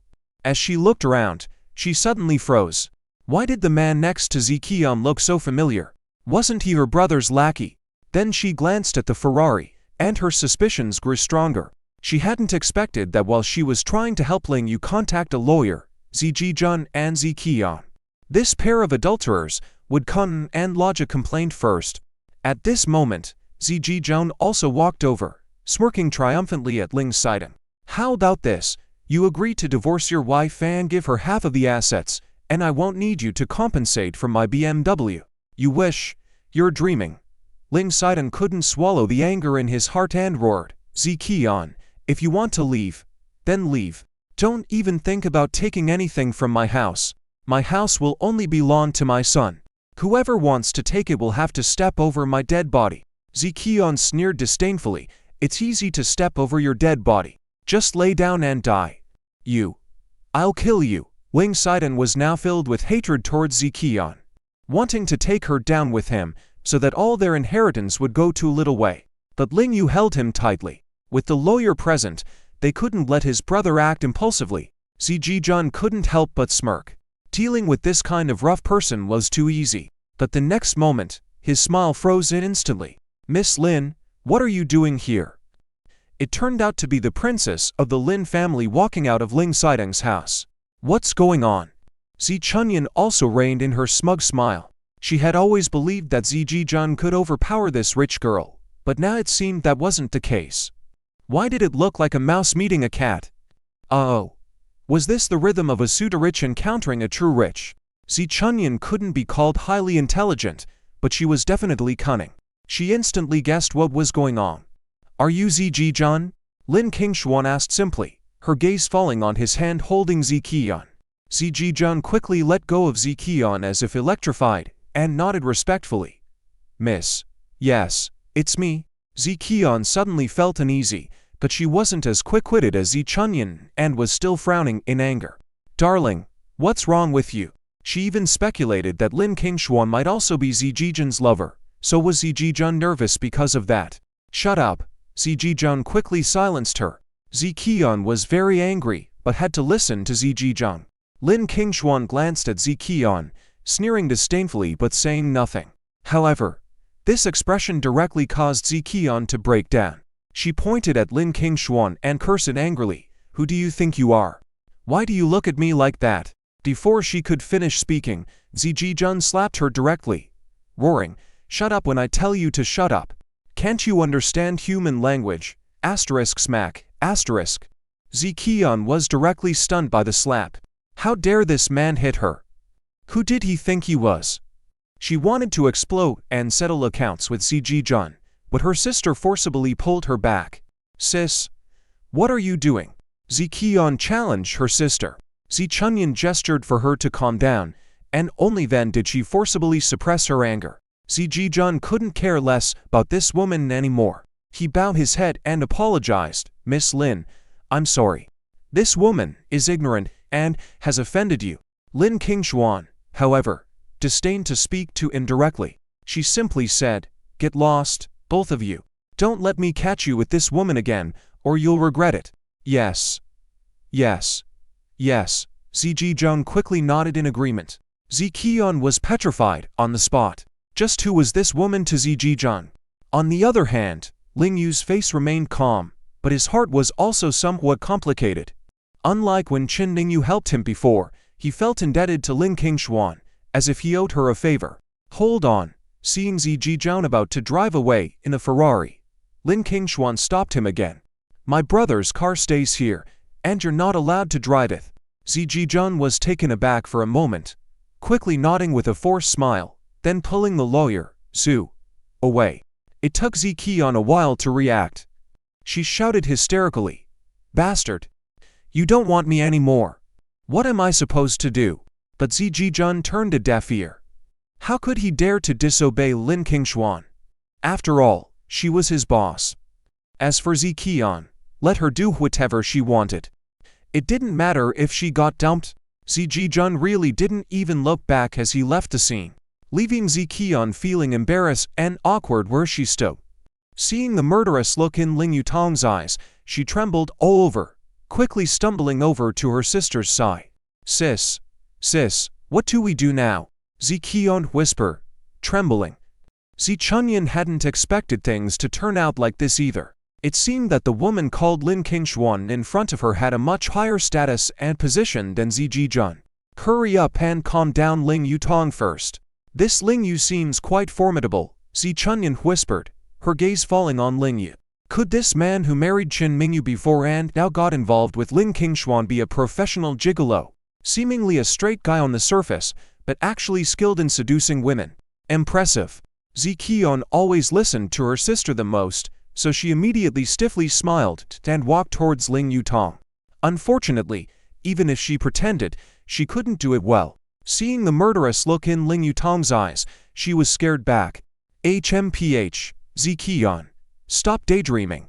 Get lost, we're getting a divorce, and you're leaving with nothing. Ling Yutong roared. Ziqian dared not be arrogant anymore. Besides, she knew in her heart that no matter what lawyer Ling Yutong hired, he wouldn't be able to leave her with nothing. For now, let him indulge in his own fantasies. Tang Jie. Let's go home. Ling Yu waited for Ling Yutong to vent his anger before helping him back inside. Letting his brother-in-law vent his anger would also be beneficial for his recovery. After Ling Yutong and Ling Yu left, Ziqian and Zichunyan were left behind. Ziqian suddenly felt a chill around her and couldn't help but look at Zichunyan. Sis, what should I do now? It seems like divorce is inevitable, but we haven't settled things with Zijijun yet. Zichunyan gritted her teeth and said, yeah, with Ling Kinglong around, it looks like we won't get anything from Ling Yutong. It's better to quickly find Zijijun and get whatever we can from him. All right, Ziqian nodded in agreement, ready to take action. She quickly tried to call Zijijun, but couldn't get through no matter how many times she tried. Sis, it seems like he's blocked my number. Ziqian immediately panicked. Zichunyan became even more anxious. She had already guessed that Zijijun was trying to evade them. Quick, you need to go to his place now. Don't let him avoid you. Okay. I'll go right away. Ziqian hurriedly hailed a taxi to Zijijun's residential area. However, she waited until late at night, but Zijijun still hadn't returned home. She couldn't get in at all, so she became desperate outside the gate. Zijijun, you bastard! How dare you abandon me? I won't let you off easily. I curse you to have no descendants and a miserable life. You won't die a good death. Wah. The thought of possibly being abandoned by that man and being kicked out by her wife was unbearable for Ziqian. Out of fear, she felt like there was a huge hole in her heart, unable to imagine how the days ahead would be. Her shouting attracted the attention of residents nearby, and some couldn't help but point and comment. Really pitiful. Seems like she got dumped by a man. Look at her age. Isn't she quite old? Can't she live without a man? Does she really need a man to survive? So embarrassing. Already on the brink of collapse, Ziqian heard these voices and completely broke down. You all shut up. Whoever dares to say another word, I'll tear his mouth apart. Seeing her fierce appearance, some timid ones left, but others continued to mock her. Especially some men even said that if she felt lonely and cold at night and couldn't find a man to play with, she could come to them. Ziqian still wanted to maintain some dignity, so after cursing those people fiercely, she bowed her head and left the scene. Meanwhile, Ling Yu and Ling Yu didn't care what Ziqian was doing. They had already arranged for Lin Kinglong to contact lawyer Jin to handle the divorce lawsuit and were actively preparing the documents to get Ziqian kicked out without anything. Miss Lin, I really appreciate your help this time. After everything was settled, Ling Yu drove Lin Kinglong home in the Ferrari and thanked her sincerely. Mr. Ling, you don't need to be so polite to me. What's our relationship? Lin Kinglong responded playfully. If you want to thank me, how about treating me to dinner tomorrow night? That's no problem. Ling Yu smiled faintly in response, but his gaze subconsciously avoided hers. He didn't know what his relationship with Lin Kinglong was exactly. He always felt too intimate with her, which gave him a strange sense of guilt, as if he was betraying Mingu. Ling Yu also knew this feeling was irrational and unnecessary, but he couldn't shake it off. So, he decided to maintain some distance for now. Lin Kinglong's smile gradually faded, as she also felt there was an invisible wall between her and Ling Yu. What should she do to break through this wall? Suddenly, Ling Yu's phone rang. Glancing at it, he saw that it was his older sister calling. Ling Ruoxu had returned to their parents' home and wanted him to come back immediately. I'm sorry, Miss Lin. I won't be able to drive you home. Can you drive yourself back? Ling Yu apologized and decided to end the ride. Lin Kinglong felt a bit disappointed but not angry. She still smiled gently and said, Dr. Ling, it's faster for you to drive home. I'll have my driver come to pick me up. Is that really okay? Ling Yu hesitated, not understanding why he felt this resistance now when he didn't feel it when driving Mingu's car before. Perhaps it was because that woman was his legal wife. But it seems urgent from what my sister said, right? You can return the car after you're done with your business, Lin Kinglong suggested, not wanting to hear any more refusals. She opened the car door and left a Ferrari. Ling Yu wanted to say something, but the wealthy young lady had already walked away. This section of the road only allowed parking for 30 seconds. Ling Yu couldn't continue to argue with Lin Kinglong unless he was willing to risk getting a ticket. But since the car wasn't his and he didn't want to cause trouble for others, even if it was Lin Kinglong, he decided to drive on after a moment's thought. Watching the Ferrari disappear from sight, Lin Kinglong's eyes flashed with a hint of disappointment, and the forced smile on her lips gradually faded. There's a saying, while you are admiring the scenery, you may also become someone else's scenery. Lin Kinglong didn't know that on the other side of the road, there was a Lincoln parked. In the Lincoln, Liu Yejian happened to be on a call with a business friend from Zhangzhou. He noticed his friend's gaze fixed on Lin Kinglong walking along the road. He chuckled and said, Lord Wuji, are you enjoying the beautiful scenery? The man beside him smiled and replied, Yes, I used to think that beautiful scenery should be enjoyed with someone you love. But now I realize I was wrong. The most beautiful scenery is wherever your beloved is. Liu Yejian laughed heartily. Lord Wuji, you're so cultured. Every word you say is so profound and elegant. Well, I'll take my leave now.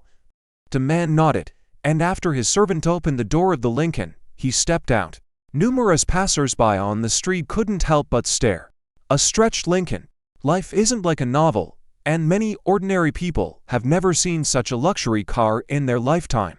Who wouldn't want to know who the owner inside is? On a chilly night in Yun City, Lin Kinglong found herself getting out of the car in just the right place, a somewhat aged civilian commercial street. Although it wasn't as magnificent as the upscale areas, the street had its own charm and was one of the liveliest pedestrian streets in Yun City. Princess Kinglong. Suddenly, an excited voice came from behind. The voice was quite pleasant. Lin Kinglong slightly furrowed her brows and turned around. A man wearing a windbreaker walked up to her side, smiling. The knight is finally able to protect the princess again. Lin Kinglong, however, showed a polite yet awkward smile, remaining silent. Zhao Wuji, a sign of a prominent family in Zhangzhou, was born with a silver spoon in his mouth. Because he had seen her once in the military camp when they were young, he insisted on being her knight ever since. At that time, Lin Kinglong thought he was just being childish and didn't take it seriously. Who would have thought he would still want to play this game now? Thus, a pair of golden boa and jade girl walked on the civilian street of Yun City, exuding elegance and naturally attracting the attention and gazes of numerous commoners. Sun even volunteered to take photos with them. Are you guys celebrities? I think you guys have more elegance than celebrities. A group of people praised them one after another. Ling Kinglong remained expressionless and unenthusiastic. She wasn't a woman who liked to be in the spotlight. Zhao Wuji was very wise and knew how to strike a balance. His expression made people feel that he was cultured, yet he didn't push people away. Surrounding bystanders felt that this man and woman were truly a perfect match. However, Lin Kinglong didn't think so. She walked aimlessly down the street, her gaze wandering, but she had no intention of shopping. After waiting for a long time and seeing that Zhao Wuji neither spoke nor intended to leave, Lin Kinglong couldn't help but furrow her brows. You're really boring. Zhao Wuji wasn't upset and wasn't discouraged. He still had a charming smile. Many people say that. Lin Kinglong finally stopped and sighed lightly, puffing up her cheeks. What do you want by following me all the time? A knight should protect a princess, Zhao Wuji said calmly. It's the knight's duty and honor. Lin Kinglong didn't know whether to laugh or cry. She sighed and asked, everyone says that the 4 young masters of Zhangzhou are all geniuses. You've won numerous international awards and I've heard you even know how to simulate nuclear explosions. How come you say such cringy things? I thought that was my brother's line. My brother and I were good friends to begin with. Zhao Wuji pointed to his high nose bridge. When we were kids, he even broke my nose. At that time, he was 12 years and 3 days old. I was exactly 10 years and 10 days old. And you were 9 years and 130 days old. That day, you were wearing a pink princess dress, black princess shoes, and lace white socks. When you saw me injured, you took out a white handkerchief to stop the bleeding. Lin Kinglong sighed softly. It seems your super brain power is indeed well-deserved. You remember every detail. A knight must have the ability to protect the princess in various fields, Zhao Wuji said. I've been improving my skills all along so that one day I can always protect you, the beautiful and smart princess. Me? Smart? Lin Kinglong pointed to herself, half smiling. Am I really smart? She felt that she was far behind Mingu in this regard. Otherwise, at a similar age, Mingu had already taken control of a large conglomerate, while she was still at the bottom of the family company. You're a top-tier tea master, an 8th-grade ballet dancer, proficient in flower arrangement, and even a female poet. Zhao Wuji listed Lin Kinglong's strengths. I think if these don't count as intelligence, then there are no intelligent people in the world, right? Lin Kinglong finally showed a hint of a genuine smile. These are just some useless skills of mine, far inferior to Master Wuji's. To earn the reputation of wisdom beyond Wuji, that's truly being exceptional. Titles can be given by anyone, but it also depends on who grasps them and who acknowledges them. The title bestowed upon Zhao Wuji was granted by the chief scholar of the Dragon Kingdom. The chief scholar was academically recognized as the best in the world, so Zhao Wuji, who received his praise, immediately became famous and secured his position as one of the 4 young masters of Zhangzhou. It's worth noting that Zhangzhou is filled with prominent families, and there are many young talents among the young masters. To stand out in such a group naturally requires extraordinary strength and influence. Although Zhao Wuji was happy to receive Lin Kinglong's praise, he wasn't proud. Zhangzhou is just one place where talents abound. Looking at the Dragon Kingdom as a whole, there are countless young talents. For example, in Yun City, there are Liu Jian and Mingu. Their talents are no less than mine. How could I dare to call myself wisdom beyond Wuji? When Lin Kinglong heard the name Mingu, she sighed softly. Although she had always wanted to prove that she was not inferior to this woman, in reality, she still had a sense of inferiority. She truly didn't deserve the admiration of so many men, especially Zhao Wuji. Why didn't he go after Mingu instead?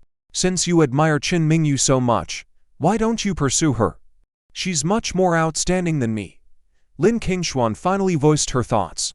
The knight's heart is always loyal to the princess, Zhao Wuji smiled. It's really awkward talking to you.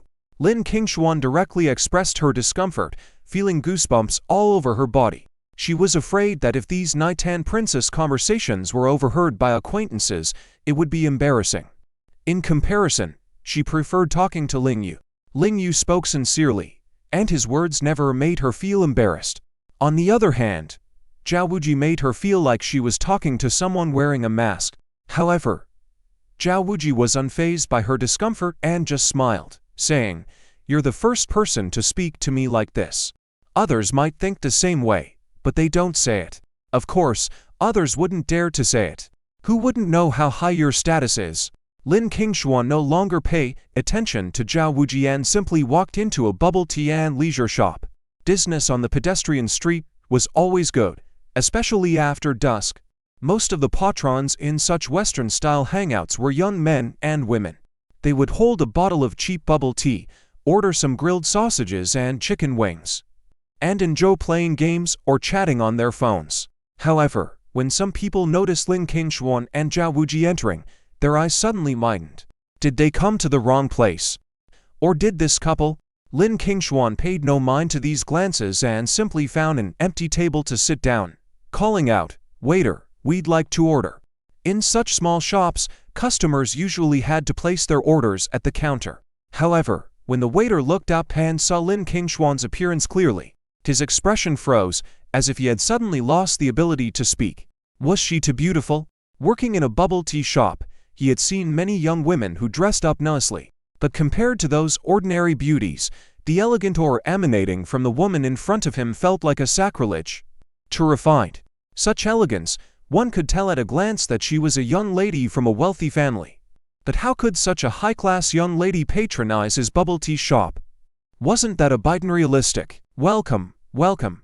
The waiter greeted a bit awkwardly. Lin Kinglong found him a bit strange, but still pointed to the menu and casually placed her order.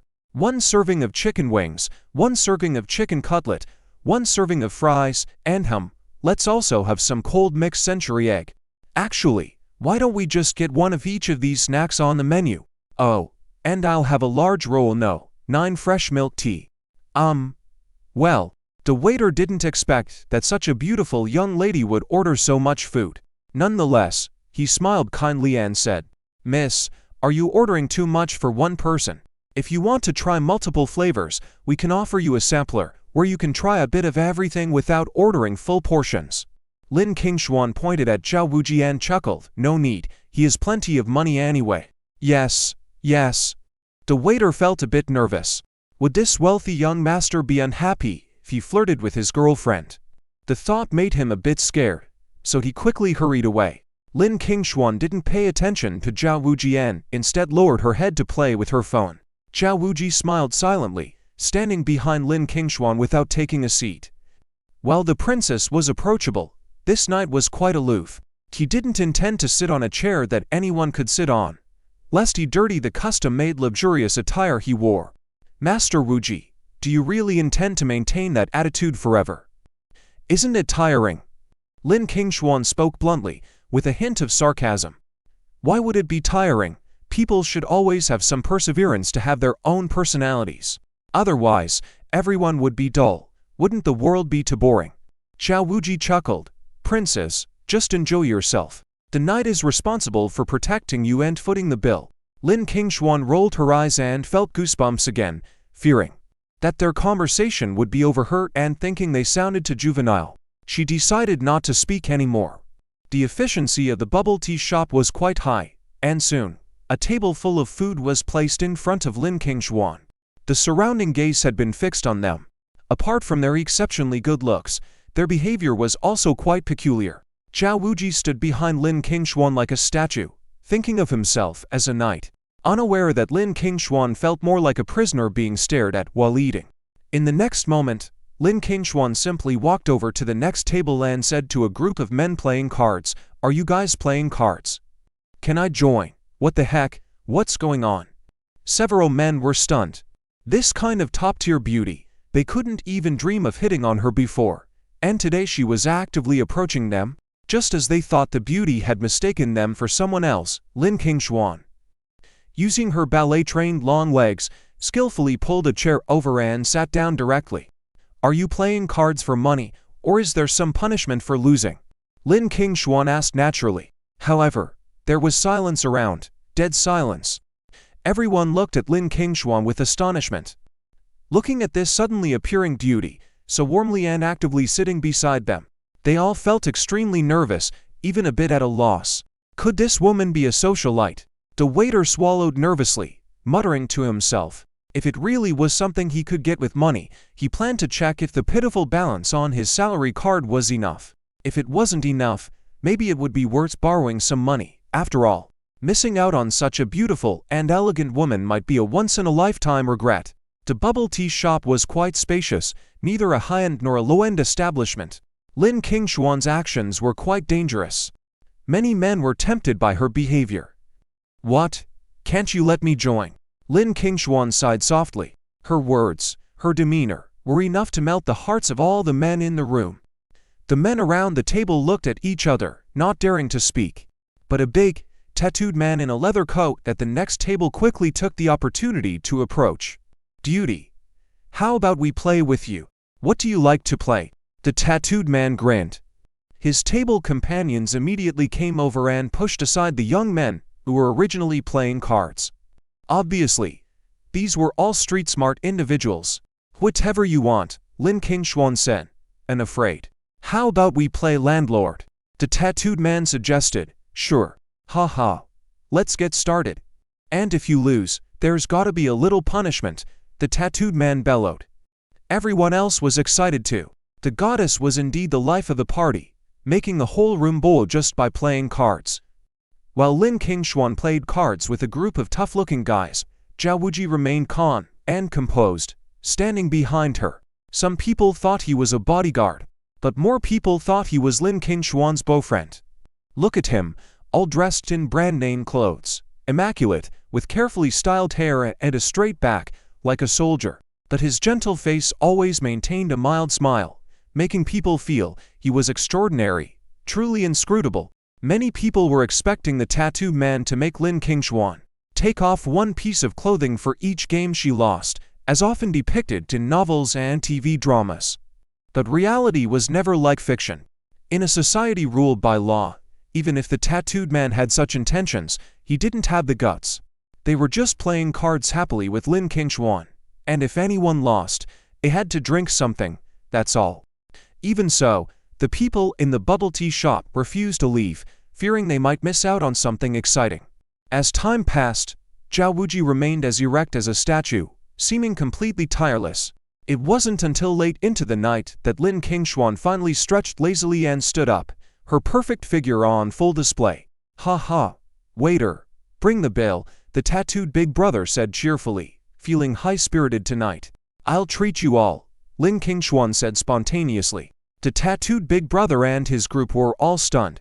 Even the waiter found it unbelievable. Wasn't this woman a socialite? She was so beautiful, yet she was actually spending money to entertain thugs. What kind of world was this? Ignoring the bewildered gazes around her, Lin Kinglong prepared to pay via mobile payment. Zhao Wuji, who had been as motionless as a statue all this time, suddenly seemed to come to life and quickly scanned the QR code to settle the bill. Lin Kinglong seemed to have anticipated this, standing up and preparing to leave. The tattooed big brother paused for a moment, then burst into laughter directly at Zhao Wuji. "Damn, I've seen plenty of bootlickers, but you're the first super bootlicker I've seen." The people around also reacted. So this guy, who clearly wasn't an ordinary person, wasn't Lin Kinglong's boyfriend or bodyguard, but a bootlicker. Facing the ridicule from the crowd, Zhao Wuji just smiled indifferently and followed Lin Kinglong out. He already knew Lin Kinglong's intention behind her actions. She would only say he was boring, but she wouldn't directly call him a bootlicker. So everything she had just done was to make everyone in the room speak out what was on their minds and make him understand the relationship between them. "Ha. Beauty. Don't leave so soon." Despite being happy tonight, the tattooed big brother clearly wasn't satisfied yet. He strode over and blocked Lin Kinglong's path. "It's getting late, I need to go home." Lin Kinglong remained patient, a patience that surprised the group of thugs in front of her. When had they ever encountered such an approachable and down-to-earth goddess? And not just any goddess, but a super goddess. Compared to their previous attempts to flirt with ordinary beauties who were somewhat aloof towards men, the difference was huge. Since we've had such a fateful encounter today, how about exchanging contact information? Then we can escort you home. The tattooed big brother tried to maintain his composure, even though he wasn't usually like this. He just felt that since the goddess was so approachable, he shouldn't scare her away, right? There's no need for that. Goodbye, Lin Kinglong said, lowering her head and walking away. These men had no idea they were being manipulated by Lin Kinglong. The tattooed big brother couldn't accept this abrupt end to what he thought was a wonderful beginning. He was hoping for a beautiful love story that broke through societal norms, a rogue paired with a goddess, a perfect tale. Duty. Let's be friends. The tattooed big brother reached out to grab Lin Kinglong's hand this time. Isn't that how the song goes? Be a little more proactive, and I'll let you hold my hand. Lin Kinglong's appearance today fulfilled his fantasies of over 30 years. But fantasies quickly shattered. Zhao Wuji, who had always been gentle and refined, kicked his hand away. Ah, the tattooed big brother screamed in pain, his wrist numb and cold sweat pouring out. Big brother. Several of his lackeys rushed over, their faces turning pale at the sight. The tattooed big brother's wrist was broken. You're asking for death. Get him. The lackeys wanted to help their boss fight, but Zhao Wuji, who had just been insulted as a lapdog and still smiled, was now a different person. In no time, he swiftly took down several men. Stop, please, we can't beat you. Spare us. The tattooed big brother sat down, desperately waving his hands for mercy. But Zhao Wuji had no intention of stopping. He walked over and stepped on the hand of the tattooed big brother, who had just tried to touch Lin Kinglong, and forcefully twisted it. Snap. The tattooed big brother let out a pig-like scream, his other hand frantically slapping the ground. Veins bulged on his forehead, clearly in excruciating pain. People in the milk tea shop watched through the glass window, astonished at the scene outside. Many felt a shiver down their spines. They had just mocked Zhao Wuji as a big lapdog, never expecting him to be so formidable. Looks can be deceiving. Zhao Wuji, you've gone too far. Lin Kinglong couldn't help but scold. Have I? Only then did Zhao Wuji let go and stand up, taking out wet wipes and a handkerchief to wipe his hands. He even wiped his shoes before calling Liu Yejian. Liu Yi, I've beaten up some people in Yun City. Will there be any trouble? On the other end, Liu Yejian was stunned. If one of the four elites of Zhangzhou beat someone up in Yun City and didn't kill them, there shouldn't be any trouble. Master Wuji, tell me the specific location, and then you can leave with Miss Lin. Liu Yejian didn't need to ask to guess why Zhao Wuji had intervened. It must be for the sake of the beauty. Otherwise, who in Yun City would dare to mess with him? All right. Thank you. Zhao Wuji politely expressed his gratitude, graceful and courteous. After hanging up the phone, he noticed Lin Kinglong walking alone by the roadside and hurriedly caught up. Princess Kinglong, let me escort you home, all right? It's dangerous to walk alone on the road at night. Zhao Wuji expressed his concern.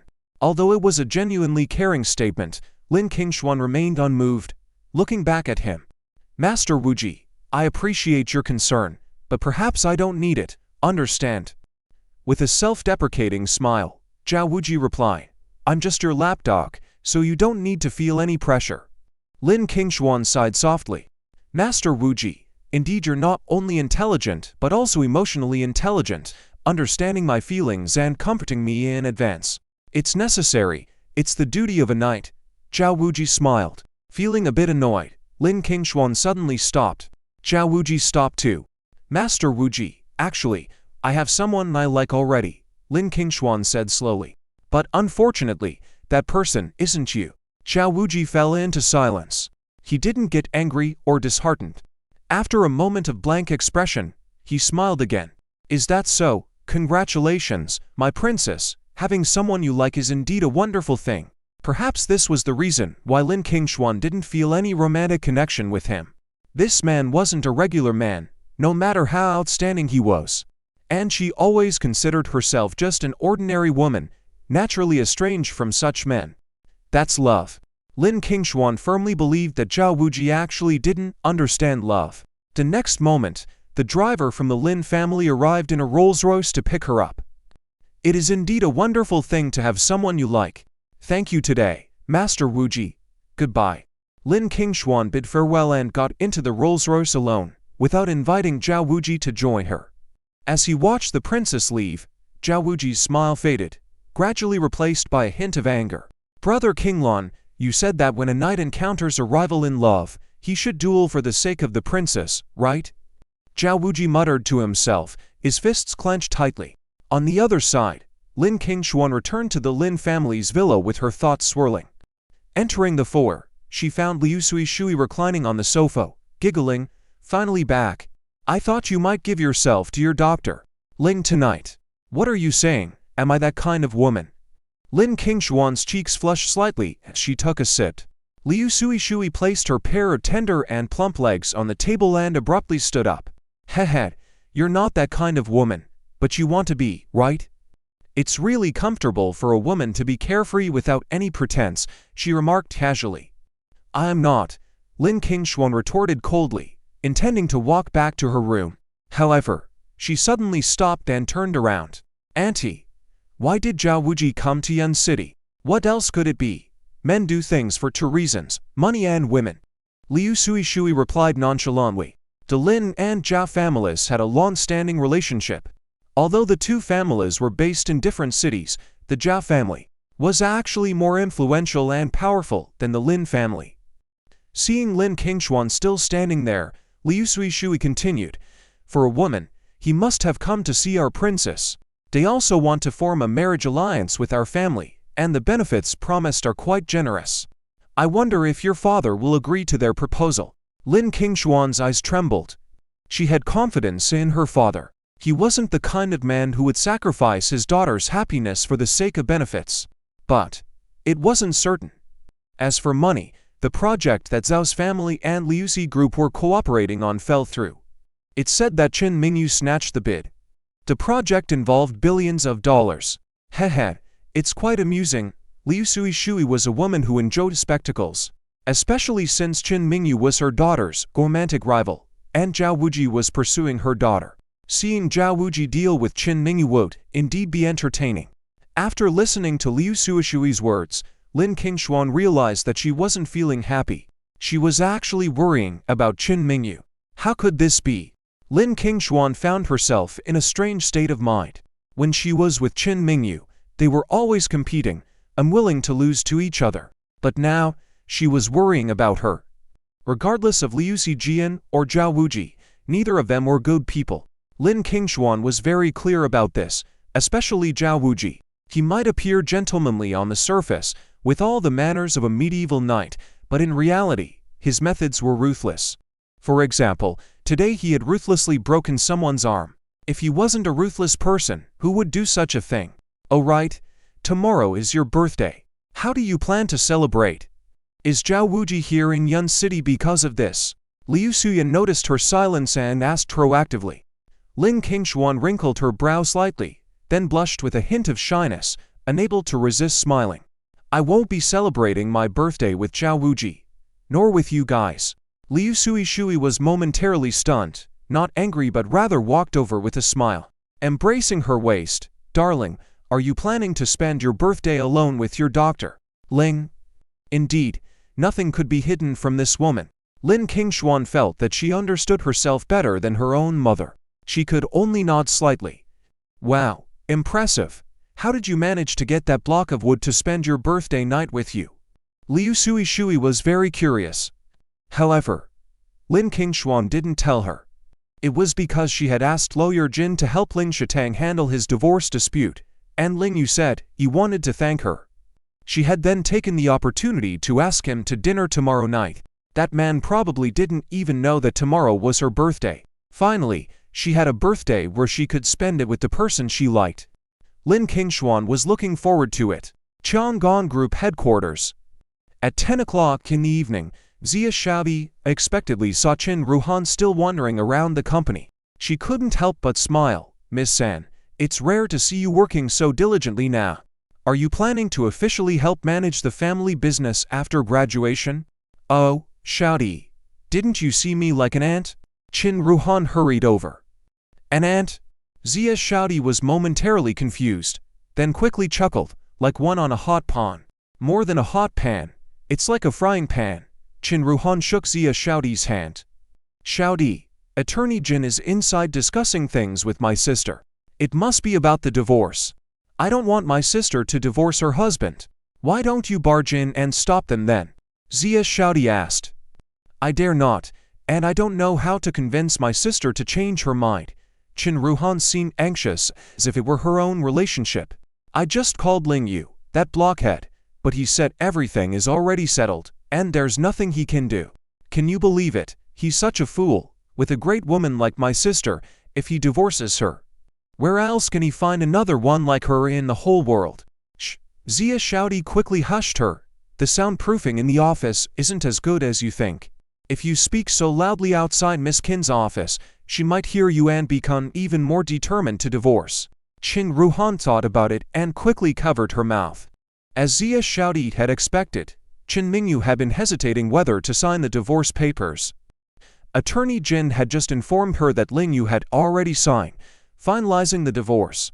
All the formalities had been completed, and as long as she signed on the document, he could help her obtain the divorce certificate from the Civil Affairs Department the next day. Today, Qin Chang'an had scolded her again, and she was under a lot of pressure.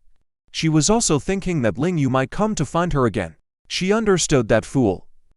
Even if he couldn't say sweet words, at least he would come to pick her up, right? Especially since she guessed that her grandfather must have given him a lecture. But unfortunately, she had been looking out the window all this time, even asking little Wang to watch the company's entrance, but she hadn't seen any trace of Ling Yu. Humph, let that man regret it, Qin Mingu thought to herself. Then, with a cold expression, she signed the documents. Qin Kaon collected the documents and respectfully said, Then, Miss Qin, I will take care of everything for you tomorrow. Qin Mingu nodded, and the man walked out. Qin Mingu suddenly felt empty inside, lightly biting her lips and murmuring to herself. The past 2 months have indeed been a waste of time. As Jin Kaon walked out of the office door, he saw Qin Ruhan looking at him with a grimace, causing him to shudder involuntarily. But after reacting, he still nodded in acknowledgement to Qin Ruhan before leaving with his briefcase. Sister Shouty, what should we do now? Qin Ruhan's academic performance was good, but she lacked life experience, especially when dealing with urgent matters. Now that Jin Kaon had left, her sister's divorce would become a reality. She really wanted to kidnap Jin Kaon, drag him back, and use a whip to punish him for being so bad, daring to break up her sister and brother-in-law. Humph. Unexpectedly, Zia Shouty also whispered, Miss Sen, don't just stand there. Come with me and intercept Attorney Jin. Qin Ruhan was taken aback. Could it be that Sister Shouty had the same idea as her? Heavens, she didn't expect Sister Shouty, who seemed so elegant, to also be a hidden violent maniac. Halt! The two of them chased Jin Kaon to the lobby on the first floor of the office building. Qin Ruhan shouted, gearing up to pounce on this man who appeared cultured but was actually harming others with his mouth. Fortunately, Zia Shouty noticed her intentions beforehand and quickly grabbed her to stop her. What are you thinking, Miss San? Sister Shouty, didn't you say we should intercept him? While there's no one around now, I'll pin him down, and you can grab his briefcase. Qin Ruhan's expression was serious. Zia Shouty. She was speechless for a moment, then whispered, Miss San, are you crazy? That's illegal. What should we do then? Qin Ruhan realized she had misunderstood. It turned out Sister Shouty wasn't suggesting violence. She almost acted. Miss Qin, is there something wrong? Jin Kaon was startled by Qin Ruhan's aggressive posture. Was Miss Sen really considering violence against him? Fortunately, Zia Shouty pulled Qin Ruhan back and smiled, stepping forward. Attorney Jin, Miss Qin just instructed me to bring you back upstairs. Oh, is there something else? Jin Kaon frowned, somewhat skeptical. Yes, we have another business case and would like to see if Attorney Jin can help us. With the lawsuit, Zia Shouty led Jin Kaon towards the elevator. Qin Ruhan didn't know what Xia Shouty was up to until she led Jing Kaon to the door of the No. 8 confidential room. Then she instantly understood. Attorney Jin, our company has a rule that, for confidentiality reasons, no one entering this room is allowed to bring anything inside.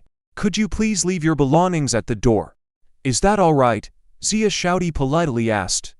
Although Jing Kaon was meticulous, he wouldn't suspect something like this. He nodded and placed his briefcase in the storage cabinet. Here's our chance. Qin Ruhan realized that Xia Shouty was creating an opportunity for her. This was much more refined than directly resorting to physical force. Hehe. Early the next morning, Qin Qiangan arrived at Tiagang Group. Although he was the chairman of Tiagang Group, he rarely came to the company, especially in the past 2 to 3 years. After handing over the management of the company to Qin Mingu, he visited the company less than twice a year. Today, seeing his gloomy face, the company's senior executives trembled and greeted him, while some lower-level employees didn't even dare to approach him. Qin Qiangan barged directly into Qin Mingu's office. Qin Mingu furrowed her eyebrows tightly. No one had ever dared to do this before. Who was seeking death? But when she looked up and saw Qin Qiangan and Madame Bai, she quickly stood up. Grandfather, why are you here? Are you trying to kill me? Qin Qiangan stormed in, banging his cane. Didn't I tell you not to divorce? Didn't I tell you to give me a great-grandchild? Now you're not listening at all. Do you really think I wouldn't dare to replace you? If it were anyone else threatening her like this, Qin Mingu could have made them suffer 100 deaths. But facing her grandfather's threats, she had no choice. She didn't argue back, nor was she afraid. She just turned her face away and remained silent. Qin Qiangan was truly furious. He could replace Qin Mingu and let other women from the Qin family manage Tiagang Group, but those women didn't have Qin Qiangan's capabilities. Miss, your grandfather has some heart problems, you should consider his health, old Madame Bai couldn't help but advise from the side. Grandfather, this really isn't my fault, Qin Mingu finally spoke unwillingly. I gave him a chance, but that man not only didn't admit his mistakes, but also continued to be entangled with Lin Kinglong. What do you want me to do? You, sighed. Qin Qiangan sighed heavily. He knew his granddaughter's stubborn temperament very well, and once she made up her mind, even he couldn't do anything about it. That brat Ling Yu was really something. He had told him that his granddaughter didn't respond well to forceful approaches, preferring indirect expressions of affection. He advised him to say some sweet words, then no matter what she said, to hug her, kiss her, or even push her down forcefully. But that brat didn't listen. He didn't say anything and continued to be entangled with Lin Kinglong. It was truly infuriating. You wait, I'll make Ling Yu come and clarify things immediately. Qin Qiangan didn't really want to intervene in their relationship, but he knew that Qin Mingu was pretending to be poor, and Ling Yu didn't know his granddaughter's true identity. If that brat knew that his granddaughter was the young miss of the Qin family, with a status no lower than Lin Kinglong's, would he stop being indecisive and wholeheartedly commit to her? Although Qin Qiangan had always believed that Ling Yu wasn't that kind of person, it was time to lay all the cards on the table. Grandfather, it's too late. I've already instructed the lawyer to handle the divorce proceedings. By now, he should have obtained the divorce certificate from me, Qin Mingu said coldly. What's done is done. I will never go and get married to him again. Hehe, sister, but what if the lawyer hasn't completed the divorce for you yet? Would you still be determined to divorce him? Qin Ruhan suddenly stuck out her tongue as she walked in from outside. In a room filled with highly intelligent people, upon hearing her words, they immediately began to speculate. Ruhan, what do you mean by that? What have you done? Qin Ruhan immediately frowned, her gaze shooting coldly at her. Qin Ruhan shivered. Fortunately, Qin Qiangan was there to support her immediately. Ruhan, well done. They didn't need her to continue speaking. They already knew what she had done. But Qin Ruhan still had to stick to the original plan and lie. Otherwise, if she admitted it, even if she managed to evade her sister for a while, she feared her sister would seek revenge later. So she quickly pouted and said, I was just kidding. I didn't do anything at all. As soon as she finished speaking, Qin Mingyu's phone rang. Jin Kaon was hailed as the #1 divorce lawyer in Yun City, and he usually handled things with great confidence. But this time, he panicked and reported to Qin Mingu in a flustered manner. "Miss Qin, I'm very sorry. I seem to have misplaced your divorce documents. But please rest assured, I'll make sure to handle everything properly after a slight delay." "Understood." Qin Mingu hung up the phone directly, her cold gaze sharp as a blade, seemingly ready to cut her younger sister into pieces. "Quickly, send the documents back to Lawyer Jin." "Dig sister, I really didn't take them." "I didn't do anything," Qin Ruhan refused to admit, not waiting for her sister to fully investigate. Quickly hiding behind Qin Chonggong and acting coy. "Grandpa, you have to help me." "Ha ha. I knew it couldn't be you. If the documents were destroyed on their own, it must be fate," Qin Chonggong quickly said. Glaring at his eldest granddaughter, Mingu, "Fate cannot be defied. You are not allowed to divorce Ling Yu." Apart from wanting to have a great-grandchild, he could also see that his granddaughter had developed feelings for Ling Yu. If this marriage ended like this, his granddaughter would surely regret it for the rest of her life. Seeing that her family didn't want her to divorce, and each one was better at lying than the other, and the documents had even mysteriously destroyed themselves, was this what the chairman of a major corporation said? However, she still coldly snorted, "Not divorcing is also fine. It just depends on whether that man can make me change my mind." Hearing this, both Qin Chonggong and Qin Ruhan were very happy, smiling at each other. Even Bai Lao was shocked, looking at the young miss in front of him with a bit of unfamiliarity. It seemed that this marriage had changed the young miss a lot. Previously, the young miss had misandry, but now it seems to have disappeared. Or is it that she just doesn't dislike that man anymore? "Ruhan, why don't you go do something?" Qin Chonggong quickly instructed. This kind of task was most suitable for this little girl. "Yes, Grandpa, I'll go right away." Qin Ruhan went off like she was injected with chicken blood. Her thoughts were similar to Bai Lau's. Ling Yu really seemed to have changed her sister a lot. She was no longer as cold as before, but more like a normal woman now. But what made her angry was that no matter how she messaged Ling Yu, that guy just wouldn't reply. Darn it, did he quit and stop treating me, his boss? Seriously. Qin Ruhan stamped her foot and directly called him, first on his private phone. Since no one answered, she dialed his workplace. "Are you looking for Ling Yu? He's busy with a surgery today and can't answer the phone. Is there anything I can help you with?" It was Lin Fan who answered the call at the hospital. Since Ling Yu showed his skills in front of Director Guan last time, he had been highly regarded. Not only did he get a promotion, but today he had a neurological surgery. And Director Guan even asked him to participate in the consultation. Oh, so the idiot has some skills now. No wonder he's getting cocky, Qin Ruhan blurted out in frustration. Lin Fan was taken aback, then couldn't help but laugh. "Hey, little girl, who are you? If I didn't know that Ling Yu is straight, I might have mistaken you for his little lover. HMPH, I'm his little boss. Tell him, my surname is Qin, and he should come to room 1314 at the Xianyan Hotel tonight at 6. If he still wants his wife." Qin Ruhan hung up the phone angrily. She had done her part. If that guy still couldn't win back her sister, then it was his own fault. Ling Yu finally emerged from the operating room, and it was nearly 6 in the afternoon. Seeing him rushing to change and leave after work, Lin Fan quickly approached and joked, "Bro, there's a girl surnamed Qin who says if you still want a wife, you should go to room 1314 at Xianyan Hotel tonight at 6 o'clock. Xianyan Hotel? Ling Yu's expression froze for a moment. Wasn't that where he was supposed to go? That the one who invited him was King Xuan, not someone surnamed Qin. Who could this be? "Are you sure it was a girl?" Ling Yu asked. "Absolutely, it should be your wife's younger sister, right? Hurry up and reconcile with your wife. If you're a man, don't dilly-dally." Lin Fan patted Ling Yu on the shoulder. Qin Mingu was such a perfect wife, in Lin Fan's eyes. He had helped Ling Yu's family multiple times. She was beautiful and wealthy, simply the dream wife of countless men.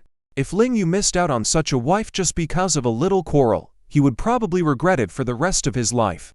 Ling Yu nodded, feeling conflicted inside. He had agreed to have dinner with Lin Kinglong last night. Was he going to stand her up now? That wasn't his style. But he really wanted to go find Qin Mingu. After leaving Yunshan for a few days, he had thought he could return to his calm single life. but he found that there was always a figure lingering in his mind.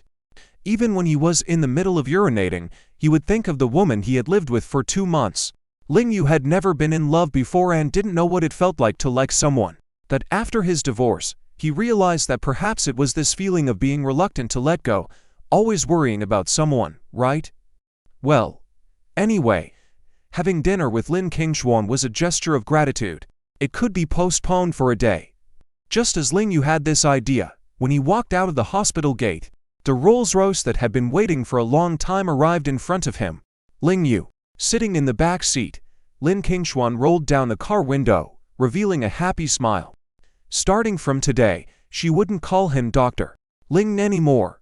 Liu Rushui said it felt awkward. As the mistress, she was going to set things straight today. Miss Lin. Ling Yu was taken aback, clearly not expecting Lin Kinglong to wait for him after work. Get in the car. Lin Kinglong motioned for him with her eyes, a look that was hard to refuse. Through the open car window, Ling Yu also noticed how beautiful she looked today, like a delicate Barbie doll. Miss Lin, you look really beautiful today. Ling Yu complimented, feeling a bit pressured at the same time. Well, today is my birthday. Lin Kinglong stated directly. Ling Yu was taken aback once again, feeling a bit awkward. I'm sorry, I didn't know. Should I go prepare a gift for you now? Please get in the car quickly. Lin Kinglong didn't let him leave, lowering her head with a blush on her face. She whispered almost inaudibly, having you is the best birthday gift from me. Huh? What did you say? Ling Yu seemed to have not heard clearly. I said you don't need to bring a gift. Treating me to dinner is the best birthday present. Lin Kinglong changed to a less cheesy excuse. Ling Yu still felt a bit uncomfortable, but in the end, he gave face to the birthday girl and got into the car. He actually didn't know who the Qin family girl was, but he wouldn't associate her with Qin Ruhan, the heiress. He wasn't even familiar with Qin Mingu's family members. Except for Qin Chonggong and Lady Lin, he hadn't met anyone else from Qin Mingu's family. Married for 2 months, and he couldn't even recognize his wife's family members. It was quite funny to say the least. It also seemed to prove that Qin Mingu had never wanted to spend her life with him. Anyway, let's just go to Xianyan restaurant first. When the time comes, I'll go find Qin Mingu and let her join in celebrating with Lin Kinglong.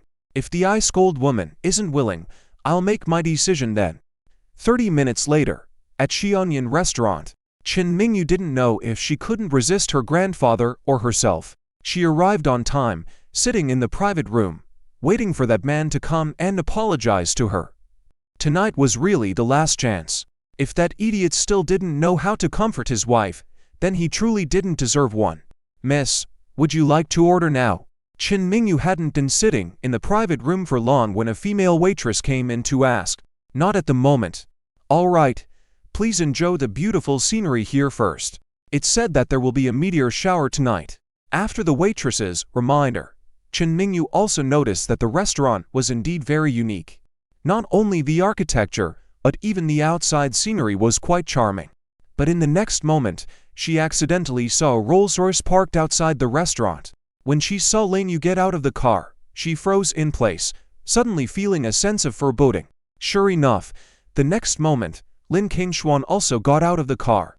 Although the two of them just walked into the restaurant side by side, in Qin Mingyu's eyes, it was like a dagger to the heart. In this last chance, this man still chose to do this. Was he trying to tell her that he liked Lin Kinglong and not her? Qin Mingyu's fingertips holding the water glass suddenly trembled, and then her whole body trembled. Eventually, she fiercely smashed the glass and stood up, turning around and leaving. Ling Yu, where are you going? My reservation is over here. Seeing Ling Yu enter the restaurant, Lin Kinglong looked around, and even walked in the opposite direction with her. She couldn't help but wonder and remind him, Miss Lin, please sit down first. I'll be right back. Ling Yu didn't have time to explain, realizing it was already 1 minute past 6. He knew Qin Mingu hated it when people weren't punctual, even if it was just for a minute. Actually, they could have arrived a bit earlier, but the car encountered a few minutes of traffic outside, causing them to be late. Would Qin Mingu really not wait for him, not even for a minute? However, He didn't know that the 1314 private room had a view of the outside scenery and could see the restaurant's entrance. When he arrived at the room, he found it empty, except for a broken glass bottle. What's going on? Is this a prank? Ling Yu was puzzled, unsure if someone was playing a trick on him or if the ice-cold woman had already left. Ling Yu, what's wrong? Lin Kinglong followed him to the 1314 private room, wondering why he came here. It's nothing. Ling Yu smiled casually. Oh, I see. You think the view from this room is better, right? So, you prepared this in advance. Lin Kinglong found the private room special, especially with the windows on one side that allowed a direct view of the scenery outside the restaurant. Because Xianyan Restaurant was built on a mountain, they could even see the starry reflection on the lake surface below, which was extremely romantic. Ling Yu wanted to explain, but he saw Lin Kinglong's sparkling eyes staring at him. Ling Yu. Thank you. This. Ling Yu almost showed his straight male syndrome again, but he didn't want Lin Kinglong to be disappointed on her birthday. He smiled and said, as long as you're happy. Perhaps the ice-cold woman wouldn't come here at all. He shouldn't have too many illusions. Feeling a bit disappointed, Ling Yu muttered to himself, it may not be a good thing, nor is it necessarily a bad thing. Qin Chang'an released the tension he was holding, then walked away with his hands behind his back. Bai Lao also lowered his head and followed behind him as they left. Just as they were about to return to the main hall, they saw Lin Fei walking out from another direction. Judging by her expression, it seemed like she was going to find a young lady. Bai Lao didn't interfere further. Soon, Lin Fei knocked on Qin Mingyu's door. After a while with no response, she gently pushed the door, which unexpectedly swung open. This daughter, she still doesn't like to lock the door. Lin Fei entered the room, closed the door behind her, but didn't see Qin Mingyu. The room was quite large, over 100 square meters, with other small rooms inside. Where could Qin Mingyu have gone? Get out! A cold shout suddenly came from the bathroom, indicating that someone had entered, but whoever it was definitely not Qin Chang'an. Lin Fei didn't leave but instead walked slowly to the bathroom door, sighing softly. Didn't I tell you since you were little, women shouldn't fall for men, or the consequences would be severe. Men are not good creatures, they're all ugly. Dirty demons. Why don't you believe me? As her words fell, everything inside and outside became eerily quiet. Lin Fei knew that Qin Mingyu must have been touched by her words. Although this daughter didn't often listen to her, she was quite obedient in this regard. Otherwise, she wouldn't have developed misandry like her. Women. Only by being heartless can they avoid being hurt. Only by being heartless can they be strong. Only by being heartless can they have no weaknesses. Forget about the past 2 months, just treat it as a bad dream. Continue, Lin Fei said. There was still no response from inside. Lin Fei felt that her goal had been achieved. From start to finish, she never supported her daughter marrying Ling Yu. How could a man like that be worthy of her daughter? If her daughter really married such a man, the Qin family would sooner or later decline. She absolutely would not allow such a thing to happen. However, the Qin family was now completely under Qin Chang'an's control. With that old man still around, she had no say in the matter. She wanted to break up Ling Yu and Qin Mingyu, but she could only wait for their internal dissolution. She had always believed that two people from different worlds could never be brought together by external forces, no matter how much pressure Qin Chang'an exerted. Now, the facts indeed confirmed her thoughts.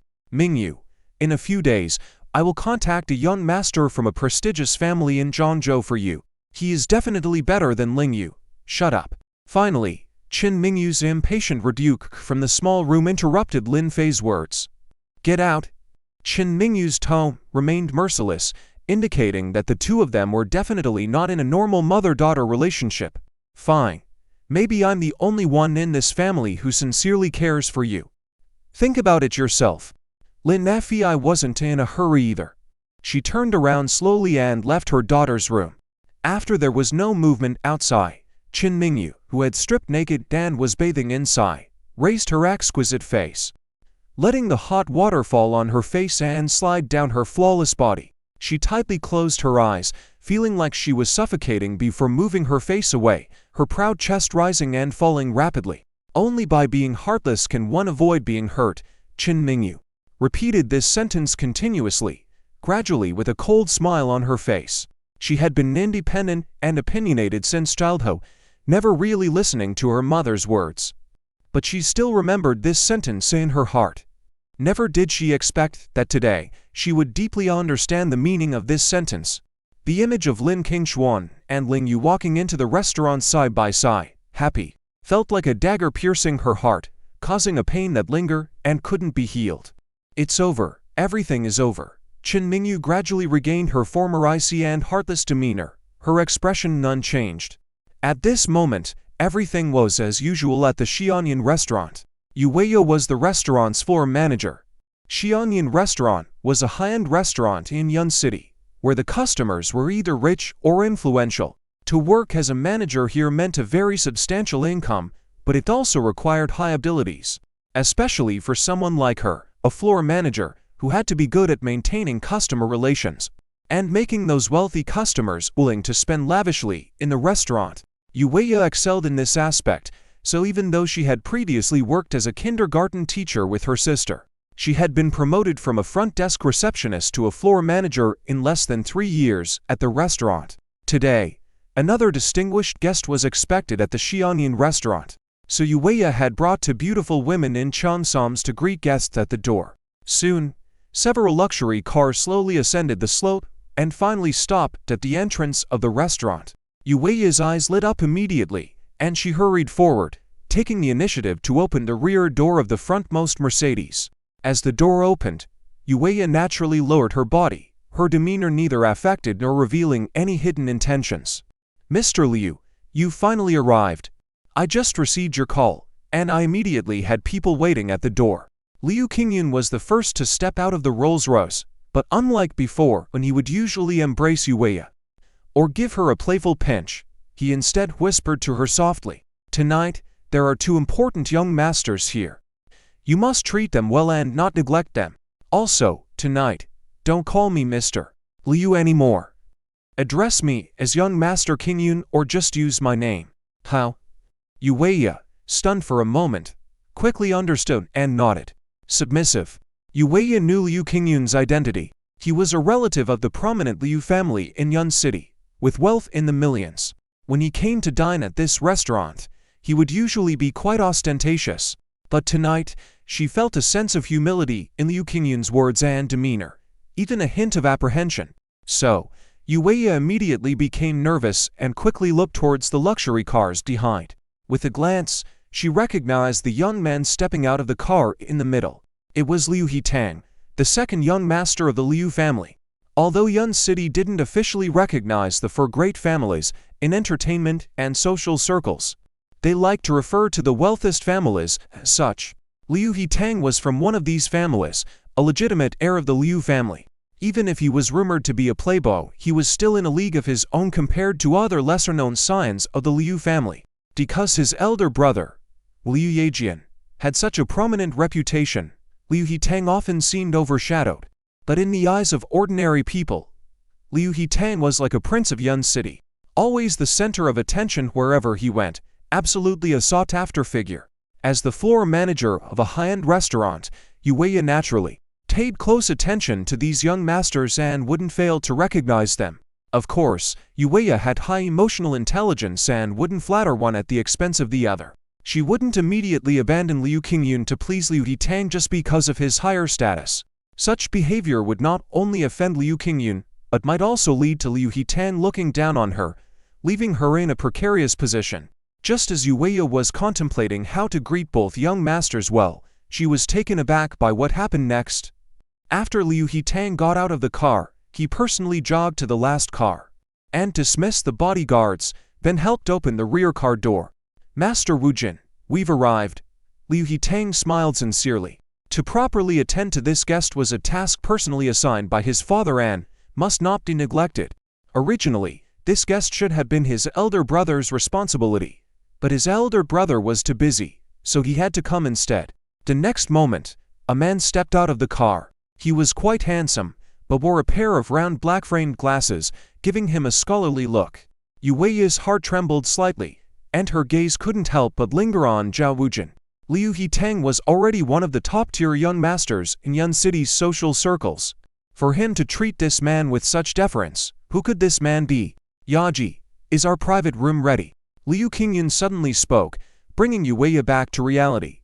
Oh, Master Liu and young Master Kingyun, the private room is ready. Let me lead you in. Please. Yueya's adaptability was top-notch. After a moment of surprise, she immediately smiled warmly and led the esteemed guests into the restaurant. Upon hearing that their private room was ready, Zhao Wujin was also somewhat surprised but didn't say anything. Their private room had been reserved by Liu Hitang. Yagu Liu Rushui had informed him that Princess Chengchen would be celebrating her birthday in the 888 room tonight. However, upon entering the 888 room, he found it empty. Just as Liu Hitang was unsure how to handle Zhao Wujin, he realized that Zhao Wujin hadn't followed them into this room at all. Instead, he had been pacing in the corridor, lost in thought. Noticing that the room was empty, Zhao Wujin left without a word. After some contemplation, he walked to room 1314, gently pushed open the door, and stopped there. Seeing his peculiar actions, Liu Hitang hurriedly followed suit, with a group of people trailing behind him, giving off an air of accompanying a prince on inspection. In room 1314, a man and a woman were chatting and laughing. The woman's smile was radiant, clearly enjoying her evening. Zhao Wujin silently observed this scene without speaking. Liu Hitang also didn't dare to speak. Although he was a playboy who didn't manage the family business, he had heard his elder brother mention that Zhao Wujin didn't like people talking nonsense, so he decided to keep quiet to avoid any mistakes. Seeing the two young masters silent, the others remained outside the room in the corridor. Liu Kingyun, being more presumptuous than Liu Hitang, followed Zhao Wujin's gaze and immediately instructed Yueya. This room seems better. Let's take it. As a lesser-known son, he had no idea whom Zhao Wujin favored or what his personality was like. He merely assumed that Zhao Wujin had taken a liking to Lin Kinglong by chance and wanted to help him. Furthermore, he had disliked Ling Yu for a long time and saw this as an opportunity to kill two birds with one stone. Yueya's smile froze for a moment but quickly returned to normal, because she also knew who Lin Kinglong was. Unable to offend on either side, she quickly wrapped her hand around Liu Kingyun's arm, pressing her ample chest against his hand, and blinked coquettishly, saying, Master Kingyun, if you like this private room, just let me know in advance next time, and I'll make sure to prepare it for you. Yueya understood Liu Kingyun's temperament. This young master was fond of women, and being affectionate towards him worked wonders. Plus, he enjoyed showing off, so giving him an opportunity to do so was enough. But this time, Liu Kingyun became even more ruthless and harsh than before, pushing Yueya away mercilessly with a stern face, saying, Can't you understand human language? We want this private room now. Yueya quickly pleaded, Master Kingyun, our restaurant doesn't have a rule of forcibly ejecting guests.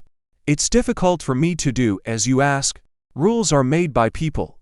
Today is a time to change the rules. Liu Kingyun smirked arrogantly. Anyway, I don't care how you do it, but get rid of that guy immediately. He was giving Yueya some leeway. Of course, he knew Lin Kinglong's noble identity, and Yueya wouldn't dare to drag her away. But driving away someone like Ling Yu, a commoner, should be easy, right? However, Yueya still refused and continued to plead. Master Kingyun. Actually, the environment in the 888 private room is also very good. There's even a balcony where you can go out and admire the brilliant stars tonight. Slap. Before she could finish her sentence, Liu Kingyun slapped Yueya's face hard.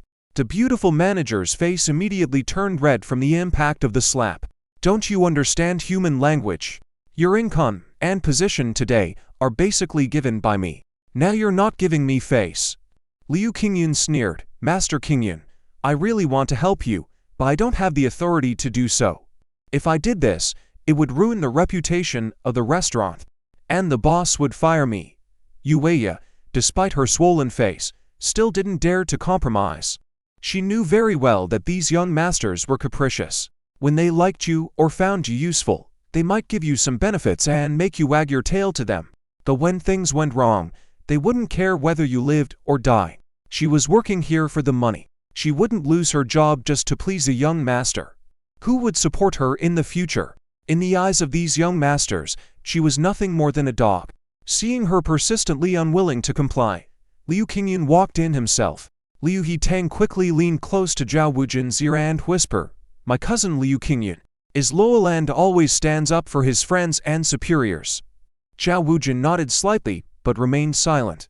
Liu Qingyun was very clear about his position. As a relative of the Liu family's side branch, he was born one step lower than the main branch's young masters. He had to live at their mercy, so he knew early on that he was just a dog of the main branch. If a dog wanted praise and bones from its owner, it had to be ready to bite people for its owner at any time. Liu Qingyun had several brothers, and he wasn't the eldest or the most talented. If he wanted to get more, he had to earn his father's favor. And to gain his father's favor, he naturally had to please his father's master. He had no chance to please Liu Yejian directly, so he had been following Liu Yitang all along. Although this playboy had no real ability, he was still the master's son. Tonight, he was going to take a risk and come forward for his own future and to settle an old score by dealing with Ling Yu, that bastard. The commotion outside had long caught the attention of the two dining inside. Lin Kinglong pretended not to notice, while Ling Yu received a phone call at this moment. Looking at the caller ID, he saw it was Due, whom he had recently reconnected with. Knowing Due's character well, Ling Yu understood that she wouldn't call him without something important to discuss. So, despite knowing that someone outside was causing trouble, he still answered the call. "Hello, Ling Yu." "Yeah, it's me." Once she confirmed his identity, Due got straight to the point. "Our enemy from back then is in Yun City." Ling Yu's body trembled immediately, whispering, "The traitor from back then." His mind went back to 3 years ago, when the one who betrayed the Werewolf Squad's intelligence turned out to be a bounty hunter undercover. Before Ling Yu retired, the old commander in the northern frontier had already told him the person's name.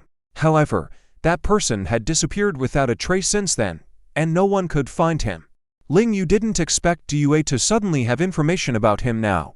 "That's right, I had registered his name and appearance. As soon as he entered Yun City, I would be notified," Due said confidently. Ling Yu also believed her. Due now had eyes and ears all over Yun City. If their enemy came to Yun City, she would definitely be the first to know. Never would he have thought that they would stumble upon their enemy without any effort. "So, Xiao Yu, have you located him?" "Yes, he's at the Xianyan restaurant right now." "What?" Ling Yu was extremely shocked. Their old enemy was now in the same location as him. Was it a coincidence, or?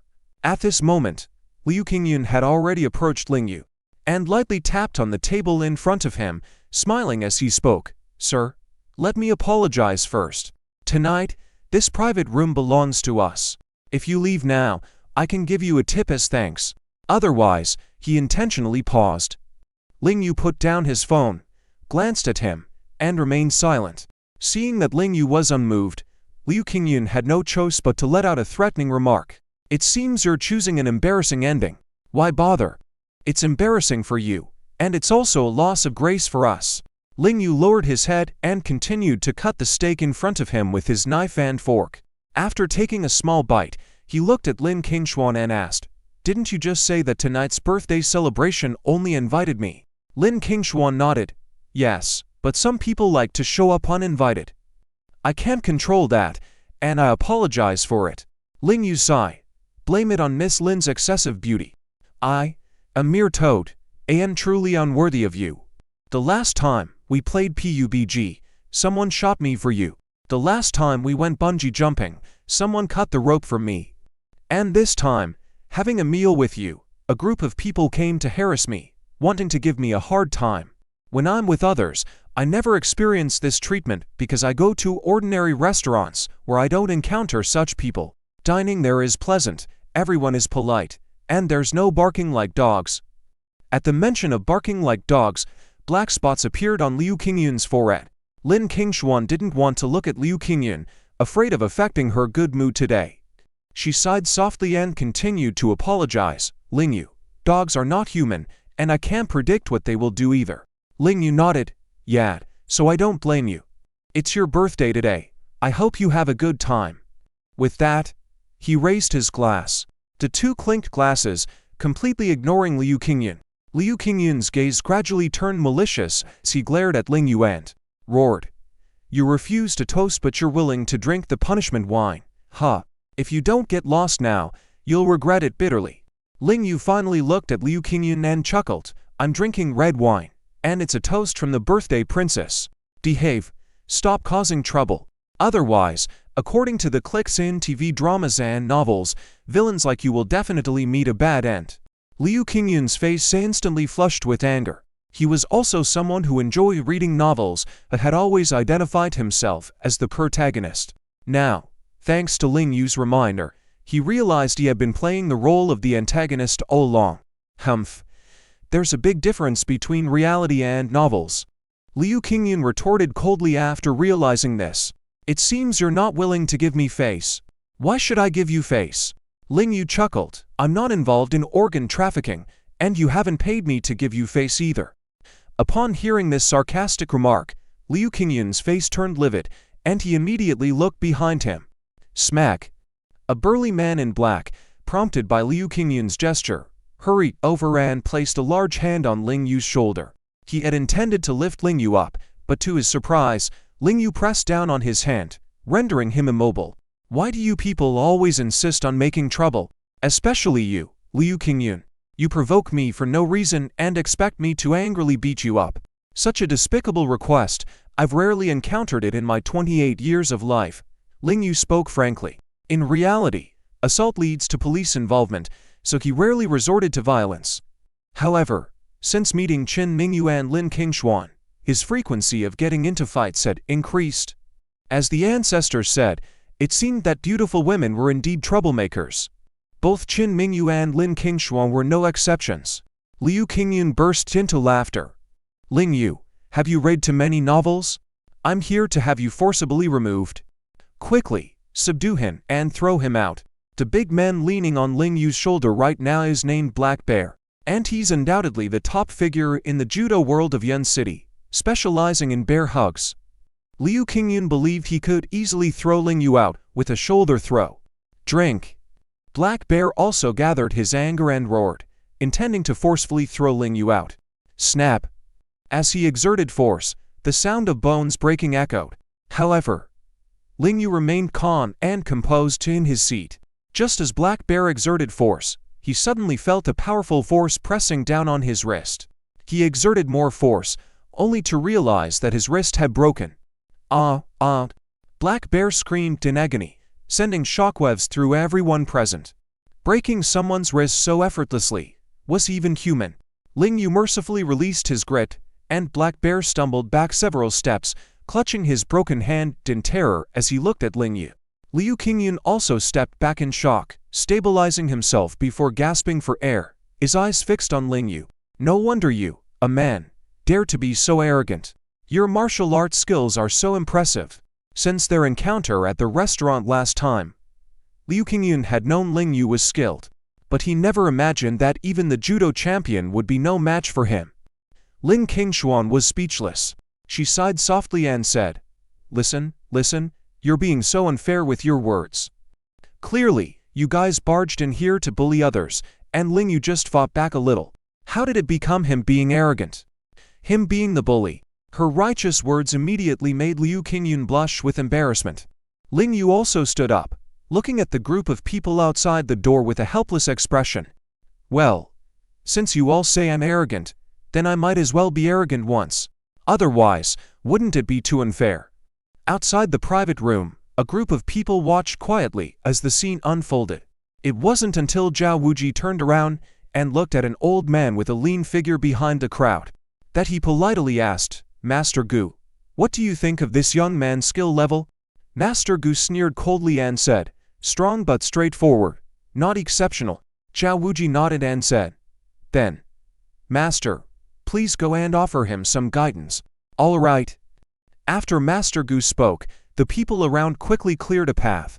Master Gu moved swiftly, weaving through the crowd, and suddenly stood in front of Ling Yu, his expression indifferent. Ling Yu also sensed that Master Gu was not an ordinary opponent, and his expression became serious. Are you with those two just now? Humph. What are they? Are they worthy to be with me? Master Gu shook his head, his tone cold. Since we're not together, why did you come to me? We should have no grievances. Ling Yu didn't want to fight with these experts, and of course, he didn't want to be driven away by them either. Everyone had their pride and dignity. Everyone didn't want to be humiliated for no reason. No grievances? Master Gu was taken aback, then burst into laughter. Why would there be grievances in a friendly match? A match? Ling Yu paused and said, Sorry, I don't want to spar with you. As you can see, I'm celebrating a friend's birthday today, and this is not a good place for a match. Master Gu confidently said, It won't waste much effort, and it won't damage anything here. In other words, he was confident that he could quickly deal with Ling Yu, and he wouldn't cause any damage like Ling Yu did to the two so-called top experts of Yun City just now, smashing things in the restaurant. Ling Yu scrutinized Master Gu, frowned, and asked, Do we really have to fight? It's necessary, Master Gu nodded firmly. Ling Yu asked, Why is it necessary?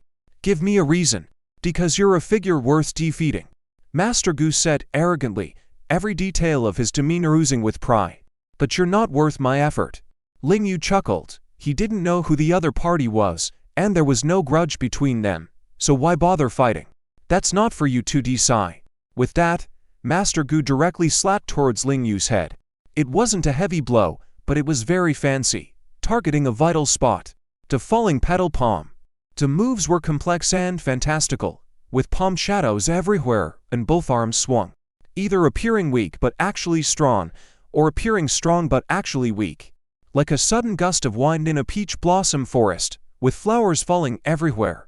The virtual moves seemed weak and powerless, but in reality, they were meant to lure and disturb the enemy. However, when it came to the critical moment, both the virtual and real moves could turn into actual attacks, each move aiming to kill. A small sign foretells the coming of autumn, a minor detail reveals the whole situation. As soon as Master Gu made his move, Ling Yu knew he was a rare opponent, and a very tricky one at that. His strength far surpassed the so-called top experts of Yun City he had just defeated. His palm technique had reached a level of being able to do whatever he pleased, and for a moment, Ling Yu couldn't see any flaws. But Ling Yu also had his temper. He was just having a meal peacefully, and these people insisted on provoking him. If he didn't show his strength, they wouldn't leave, would they? Phew. Ling Yu punched out with all his might, intending to break through Master Gu's defense. He firmly believed that while the falling petal palm might cause him severe injury, his powerful fist could definitely deliver a fatal blow to his opponent. This tactic proved effective. Master Gu hadn't anticipated that Ling Yu would use such a reckless attack, which was precisely what he, as a proud individual, feared the most. He always believed that his life was more valuable than his opponent's, so he wouldn't choose to confront him head-on. Instead, he quickly retracted his moves and evaded. Then, swiftly changing his position again, Master Gu appeared behind Ling Yu, his hands transforming into countless layers of phantom images. He had expected Ling Yu to be unable to see through his techniques or even to react in time. But Ling Yu's adaptability far exceeded his imagination. It was just that those two losers from earlier didn't require him to showcase any adaptability. Doom. Ling Yu accurately matched Master Gu's palm technique, directly colliding with it head-on. A deafening explosion ensued, and the powerful vortex between them shattered the chair they were sitting on. Master Gu was sent flying backward. Step by step, he retreated, each step heavy as if weighed down by boulders, losing his balance. It wasn't until he steadied himself at the sturdy stone floor beneath him bore clear shoe prints. Silence, a deathly silence. Fists could shatter rocks, and feet could split the earth. Many people thought that such martial artists only existed in novels, but they never expected that there were people in reality who could reach such a level. This was far beyond ordinary brute strength. The chair Ling Yu had just been sitting on also collapsed, clearly indicating that there was no way to continue sitting down for a meal. He stood alone, his eyes coldly fixed on Master Gu, who no one would have guessed was originally an obstetrician-gynecologist. Your falling petal palm is too lowly. Each move is vicious and malicious, not the essence of martial arts. Ling Yu said coldly. The falling petal palm originally pursued change and artistry, not crippling strikes, let alone fatal ones. But Master Gu used internal force in every move, aiming for crippling or even fatal blows. If Ling Yu hadn't responded promptly and forcefully repelled him, anyone struck by him would be either crippled or killed. Martial arts are all about killing techniques. It's just that you haven't fully grasped it yet. Master Gu replied with a cold smile, though inwardly he was shocked. His falling petal palm had countless variations, and his continuous killing moves were invincible. Many martial arts masters had fallen under his hands in the past, and no one had ever seen through his changes after just one move. However, Ling Yu saw through his flaws and even forced him to retreat after his second move. It showed that while Ling Yu didn't initially see through his palm technique, his martial arts talent and comprehension were astonishing. He was definitely a martial arts prodigy unlike any he had ever seen. Killing techniques, so you're trying to kill me? Ling Yu questioned coldly. He knew these people weren't good-hearted, but he hadn't expected them to dare to attack him in a restaurant. Isn't martial arts meant to kill? Or do you think it's for performance? Master Gu sarcastically retorted, disdainful of those who used martial arts for show, such as the two Yun City experts from earlier. Ling Yu's expression darkened instantly. Anyone who wanted to kill him was an enemy on the battlefield. The bloodthirsty side of the northern border werewolf was once again activated at this moment. The old general of the northern border had taught him that he must never let his guard down on the battlefield, let alone show mercy. Without the determination to kill the enemy, he would inevitably die on the battlefield. Seeing Ling Yu approaching, Liu Qingyun backed away as if a mouse encountering a cat. Black Bear was his family's bodyguard. Worried about his young master getting hurt, he disregarded his already broken wrist and rushed toward Ling Yu for a bear hug. Doom. Before he could reach Ling Yu kicked out with force. Thud, thud, thud. Black Bear, with his massive 200-pound body, was forced to retreat repeatedly by the kick until he hit the wall and stopped. Everyone was astonished. What kind of strength was this? Black Bear was in pain, feeling like his internal organs had shifted. His eyes turned bloodshot, blood seeping from the corners of his mouth as he collapsed to the ground, a terrifying sight to behold. He thought he could still fight, but as soon as he tried to move, his entire body went limp, and he collapsed to the ground. Today, Liu Qingyun had brought two bodyguards, both experts in the martial arts world of Yun City. Seeing Black Bear defeated, he suddenly launched a sneak attack on Ling Yu from behind. However, Lin Kinglong wasn't worried about Ling Yu at all because she had witnessed his strength. The gap between Black Bear, a martial artist of this level, and the Black Spider from before was visible to the naked eye. If Ling Yu were in his prime, dealing with two Black Spider experts would be a breeze. Let alone handling these so-called top experts from Yun City. Sure enough, Ling Yu easily dodged a sneak attack and countered with a punch, hitting the second bodyguard in the ribcage. Crack, the sound of bones breaking was crisp. The second bodyguard instantly spat out blood and collapsed to the ground. Liu Qingyun trembled all over, his eyes filled with unimaginable astonishment. Finally, he began to understand why Lin Kinglong had chosen Ling Yu instead of him. He had always thought highly of his two bodyguards, believing they were formidable enough to justify his arrogant remarks. But he hadn't expected them to be so powerless in front of Ling Yu. Zhao Wujin's gaze had also been fixed on Ling Yu all along. He discovered that Ling Yu was indeed a very dangerous individual. He could tell from how calmly he defeated the top martial artists from Yun City in quick succession. He finally gained a very clear and intuitive understanding of this rival. It seemed that Ling Yu was definitely not an ordinary grassroots person. No wonder his princess wouldn't have poor taste. Watching Ling Yu approach step by step, Liu Qingyun was clearly afraid, but remained rooted to the spot. Of course, he was scared. He wanted to turn and run away, but he knew very well that if he dared to do so, he would lose the favor of his master, let alone rise to prominence. He would have no status in the family in the future. Do you dare to touch me? I'm from the Liu family. If you dare to harm me, the consequences are definitely not something you can bear. When one's life is at stake, one becomes as brave as a lion. Liu Qingyun could only grit his teeth and try to bluff. Ling Yu smiled, not responding, and continued to approach step by step. Ling Yu, know your place. You indeed have some skills, but you should note that the forces in this world are always stronger than individual strength. I'll say it again. If you dare to touch me, the consequences are definitely not something you can bear. Liu Qingyun became more courageous as he spoke, and his body gradually stopped trembling. The Liu family has strong connections in Yun City. If you dare to harm me even a little, you will definitely end up in jail for life. By then, your life will be ruined. Threatening me. Ling Yu's expression was as cold as steel. Once the king of the Northern Territories wore wolves, he was now awakened by these intruders who had trespassed into his territory.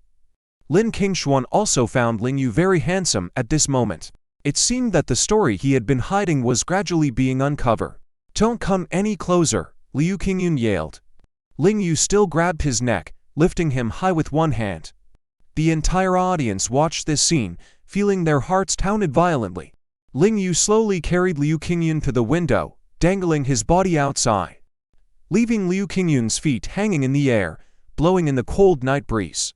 Liu Qingyun's hair was tousled by the wind, the chill penetrating his bones, and beneath his feet was the abyss, fear creeping up on him like a ghost haunting his heart. Terrified, he was truly terrified. He wanted to beg for mercy, but his throat seemed to be choked up, and he couldn't utter a single word. Ling Yu said coldly, "Now, that's called a threat. You can't even be as ruthless as a dog, so what use are you?" Liu Qingyun's face flushed instantly. Not even capable of being a good dog, was there a more vicious humiliation than this? At this moment, the feeling for him was worse than death. This scene was too frightening, leaving everyone momentarily speechless. After reacting, Yueya quickly ran over and shouted loudly, "Stop it, now. Don't do anything reckless. If someone dies because of you, you won't be able to bear the responsibility." Yes. Liu Qingyun had just slapped her hard across the face. But if he were to die here, she, as the lobby manager, would still bear some responsibility. Snap. Ling Yu flung him back into the private room. Although this Wolf King had been provoked, he hadn't lost his reason. He wouldn't be so foolish as to kill Liu Qingyun in front of everyone. He was merely giving this clown a profound lesson. Liu Qingyun was already pale with fear, collapsing to the ground, clutching his throat and coughing violently, having been scared out of his wits. Yueya quickly helped him up, anxiously asking, "Young Master Qingyun, are you okay?" In fact, Liu Qingyun hadn't suffered any actual injuries. He was just frightened. Right now, all his strength seemed to have been drained by Ling Yu, making it impossible for him to stand up. "Can I ask you to leave now?" Ling Yu asked Liu Qingyun coldly. Liu Qingyun quickly glanced behind him. The situation escalated, and this dog of his had been defanged. Completely useless now. There was no response from Liu Hedon for a moment. Ling Yu returned to his seat, and Lin Kinglong quickly and gently wiped away the dirt from him. Then, she handed a bottle of strong liquor to him. "Tired? Thirsty? Have some liquor to boost your spirits," Lin Kinglong said sweetly. She knew Liu Qingyun was no match for Ling Yu at all, so she wasn't worried earlier. And she knew the situation wasn't over yet. In fact, it had just begun. She had heard that drinking during a fight could enhance one's strength, so she wanted to take good care of her beloved. Ling Yu was completely different from his usual self. He grabbed the bottle and drank deeply. The movement of his Adam's apple as he swallowed was incredibly sexy in Lin Kinglong's eyes. This was the charm of a man drinking, something that couldn't be imitated by those big, ordinary-looking guys. "This liquor is good." After forcefully slamming the empty bottle onto the table, Ling Yu wiped his mouth and said boldly, "Of course. This is the signature liquor of Xianyan Restaurant, rich and strong. How could it be bad?" Lin Kinglong proudly replied, pleased to receive Ling Yu's praise. Then, she helped Ling Yu cut the steak while saying, "Let's hurry up and eat. We don't need to care about those people outside the private room. After we finish eating, we'll go somewhere else and pretend like nothing happened." What a pretense that nothing happened. Ling Yu was amused by the playful words of the Lin family princess and said with a laugh, "Okay, then I won't hold them accountable for trying to bully me." "Wow, you're such a magnanimous man. You're amazing," Lin Kinglong exclaimed, lifting her fork as if she were going to feed Ling Yu a piece of tender beef. This was the highest level of playing with Thetic. "Ik know who you are, Cat King Gu Wamao.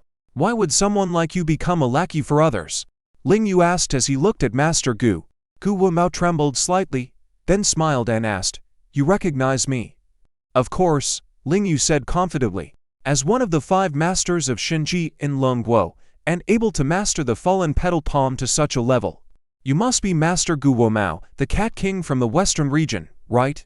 Pausing for a moment, Ling Yu sighed again. "It's a pity. A grandmother like you has to stoop so low and become a lackey for others. It's truly a tragedy for the martial world." Everyone's gaze shifted between Ling Yu and Guo Mao. They were surprised at how familiar Ling Yu was with the martial world, and equally surprised by Guo Mao's renowned reputation and formidable martial skills. Guo Mao coldly replied, "You saying that only makes me want to kill you even more." Everyone has their pride. As a grandmother, working for others for money was already a loss of face. Having it publicly announced was even more humiliating. Taking advantage of the gap while Ling Yu was talking to Guo Mao, Liu Hedong felt he should do something. He quietly approached Lin Kinglong and gently tapped her shoulder. He believed Ling Yu wouldn't live long. As long as he could convince Lin Kinglong to give up on him, no one would plead for Ling Yu. And their plan to kill him tonight would be just a matter of time. With Ling Yu out of the way, he would have one less obstacle in pursuing Qin Mingyu in the future. However, to his surprise, Lin Kinglong felt someone touching her. Quickly turned around, and suddenly stabbed Liu Hedong's hand with the fork she was holding. Splatter! Blood sprayed out. "Ow!"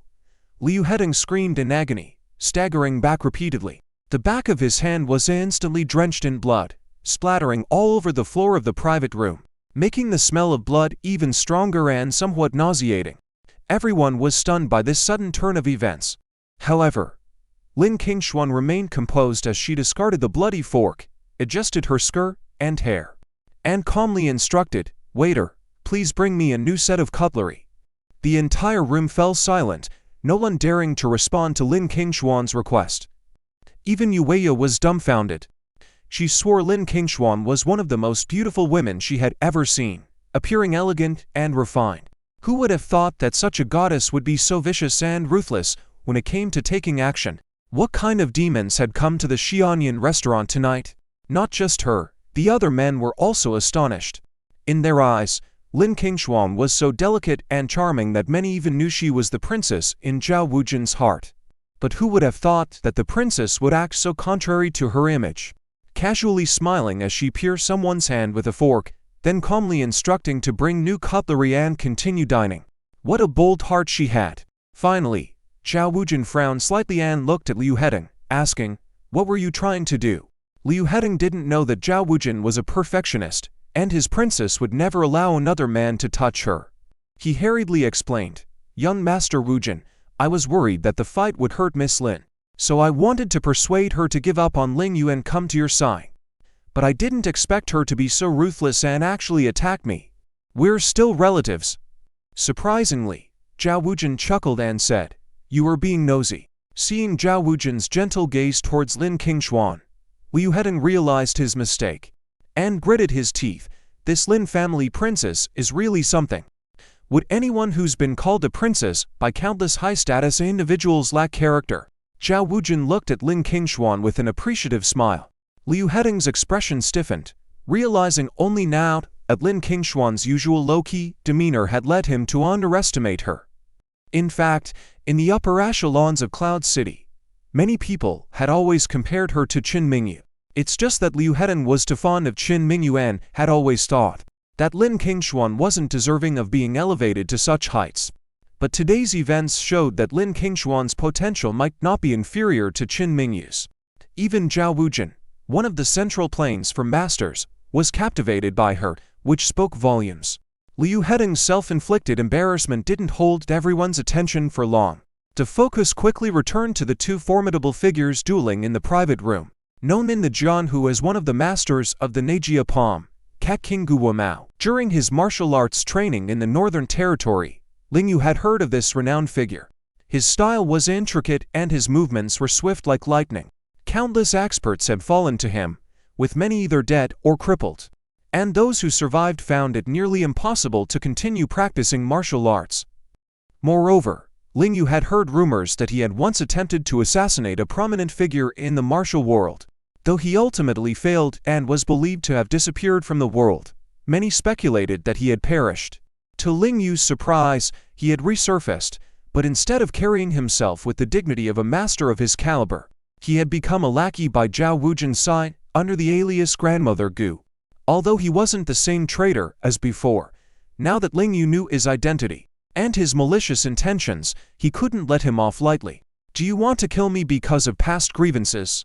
Ling Yu asked patiently, since Due Mensch and the return of the traitor to Cloud City. And now there was another expert with ties to the martial world who wanted him dead. He couldn't afford to waste any opportunities without probing further. Cold eye, Gu Wamao looked at Ling Yu and replied vaguely, "You, young man, have such cultivation at your age. You're truly extraordinary. This grandmother has long wanted to meet you, and today is the perfect opportunity to snuff out such a martial prodigy like you." In the midst of his words, he had already taken action. His palms waved, creating a continuous whirlwind in the private room. He was like a colossal fan, his wings spinning so fast that one could hardly see. Ling Yu was greatly astonished. The speed of these palm strikes had increased by more than double since before, once again rendering them incomprehensible. A master, truly deserving of the title of a grandmother. The opponent's palm force drew closer and closer, and Ling Yu felt his entire body being invaded by the chilling air. The opponent's fierce and relentless palm strikes could deliver a fatal blow at any moment. Ling Yu continuously shifted his position, finally finding a small gap. Then, seizing that split second of opportunity, he exerted all his strength and launched a powerful punch. In that instant, it was as if everyone saw a beam of light piercing through the dark clouds. Lin Kinglong also stood up in excitement. Just as she anticipated the light breaking through the darkness, Gu Wamao's figure disappeared in place, only to reappear above Ling Yu like a dark cloud, enveloping him. What incredible speed! What a high-level confrontation between masters! Liu Heading's two bodyguards only now realized their own insignificance. Even Weiya couldn't believe it, feeling that today had truly broadened her horizons. She realized that there were aspects of life beyond the reach of ordinary people, but they were not non-existent. Died. Gu Wamao let out a wild roar as he lunged forward, like a bloodthirsty predator, intending to mercilessly strangle his prey with his claws. This palm strike was different from before, more direct and forceful. In martial arts, all techniques were ultimately intended for killing. No matter how fancy the preceding moves, the final blow must be genuine. Before the palm reached, the force felt like a blade. Ling Yu couldn't see the opponent's movements at all, so he simply closed his eyes. When the opponent's speed surpasses your ability to visually discern, close your eyes and feel with your heart. This was what the old master had taught him back in the Northern Territory. However, seeing him close his eyes at such a critical moment made Lin Kinglong's heart jump to her throat. Others were equally surprised. Master Gu was able to injure people with just the force of his palm. If he were to make actual contact, there was no doubt that Ling Yu's body would be shattered like mud. But in the nick of time, Ling Yu dodged to the side. Whoosh! The heavy palm fell from above Ling Yu's head, but it missed him by a hair's breadth. Everyone was shocked. Had Ling Yu seen through the countless variations of Master Gu's falling petal palm? Master Gu couldn't believe it, and he refused to accept it. Once more, he had to kill this kid in front of him, not just because it was his mission, but also to preserve his own dignity. Ling Yu's footwork danced again, and his body followed suit. Once again, he avoided the opponent's killing blow. His eyes remained closed. Sometimes, your eyes can deceive you, but your heart won't. He was like a gentle breeze, slipping through your fingers just when you thought you could grasp it. As his master had said, the highest realm of martial arts was first to refine the body to its peak, then personal enlightenment. The first realm of enlightenment was seeing mountains as mountains, which was the realm of people like Hixiang. They practiced techniques straightforwardly, pushing them to their limits at most. The second realm was seeing mountains as not mountains, which was the realm of Master Gu today. His techniques deceived the human eye. The third realm returned to seeing mountains as mountains, but not just mountains. This was the legendary return to simplicity. Ling Yu hadn't fully mastered this realm before, but whenever he faced life and death situations, he would unleash terrifying potential. For example, now, he was in a better state than ever before. Master Gu always thought he could kill Ling Yu at the next strike, but often, he couldn't land a substantial blow at the last moment. What's going on here? Master Gu started to panic. This was a situation he had rarely encountered in his more than 30 years in the martial world. The last time he saw such a strange scene was 10 years ago, when he faced an old man with snowy hair. That the kid in front of him wasn't even 30 yet, so how could he have reached such a martial realm? Die. Master Gu roared again. His speed increased once more, delivering successive strikes. To Ling Yu's heart, head, face, side, and back, all in the span of a second. The onlookers were so astonished that they couldn't even gasp. Even the skilled martial artists like He Xian admired Ling Yu's prowess. The difference between them and a grandmother was truly like heaven and earth. Yet Ling Yu dodged each strike. No matter how fast the opponent's speed, he simply couldn't land a hit on Ling Yu. It was as if Ling Yu was intangible. Master Gu became even more anxious. Zhao Wujin, who had been calm until now, couldn't help but furrow his brow. He believed that martial arts required time to cultivate. Master Gu's martial skills were definitely superior to Ling Yu's. So under normal circumstances, Ling Yu couldn't have deciphered his 30 years of accumulated techniques. But if Master Gu started to become flustered and make mistakes due to impatience, then variables would begin to appear. Sure enough, after much difficulty, Gu Wumao finally managed to strike Ling Yu's arm. Thinking that he had found a flaw in Ling Yu's defense, Ling Yu unexpectedly extended his other hand and pressed down on Gu Wumao's head. Gu Wumao was greatly startled, and his violent movements instantly ceased. He knew that Ling Yu could crush his skull in just a split second, so he quickly abandoned his aggressive attack and retreated. But Ling Yu had already anticipated all of his actions, and he charged forward without reservation, delivering a powerful punch. Caught off guard, Gu Wumao had no chance of counterattacking and could only continue to retreat frantically. Ling Yu advanced again, and then retreated. Until Gu Wumao's back touched the wall, and he had nowhere left to retreat. He knew he was doomed. The shadow of death loomed over his mind, suffocating him with darkness. However, at the last moment, Ling Yu converted his fist into a pawn and pressed it against Gu Wumao's head once again. The entire room held its breath. Everyone was on edge, fearing they would witness brains splattering in the next moment. Gu Wumao tried to shake Ling Yu's hand off, but Ling Yu's hand stuck to him like a shadow, no matter how he tossed his head. Eventually, Ling Yu's hand landed on his skull. Gu Wumao gave up struggling and looked up at Ling Yu, his face purple-red, panting heavily. Why don't you kill me? Indeed, although he didn't want to admit it, that was the truth. Ling Yu wanted to kill him, and he was now as good as dead. Slap. Without a word, Ling Yu slapped Gu Wumao across the face. Slap, another slap, slap.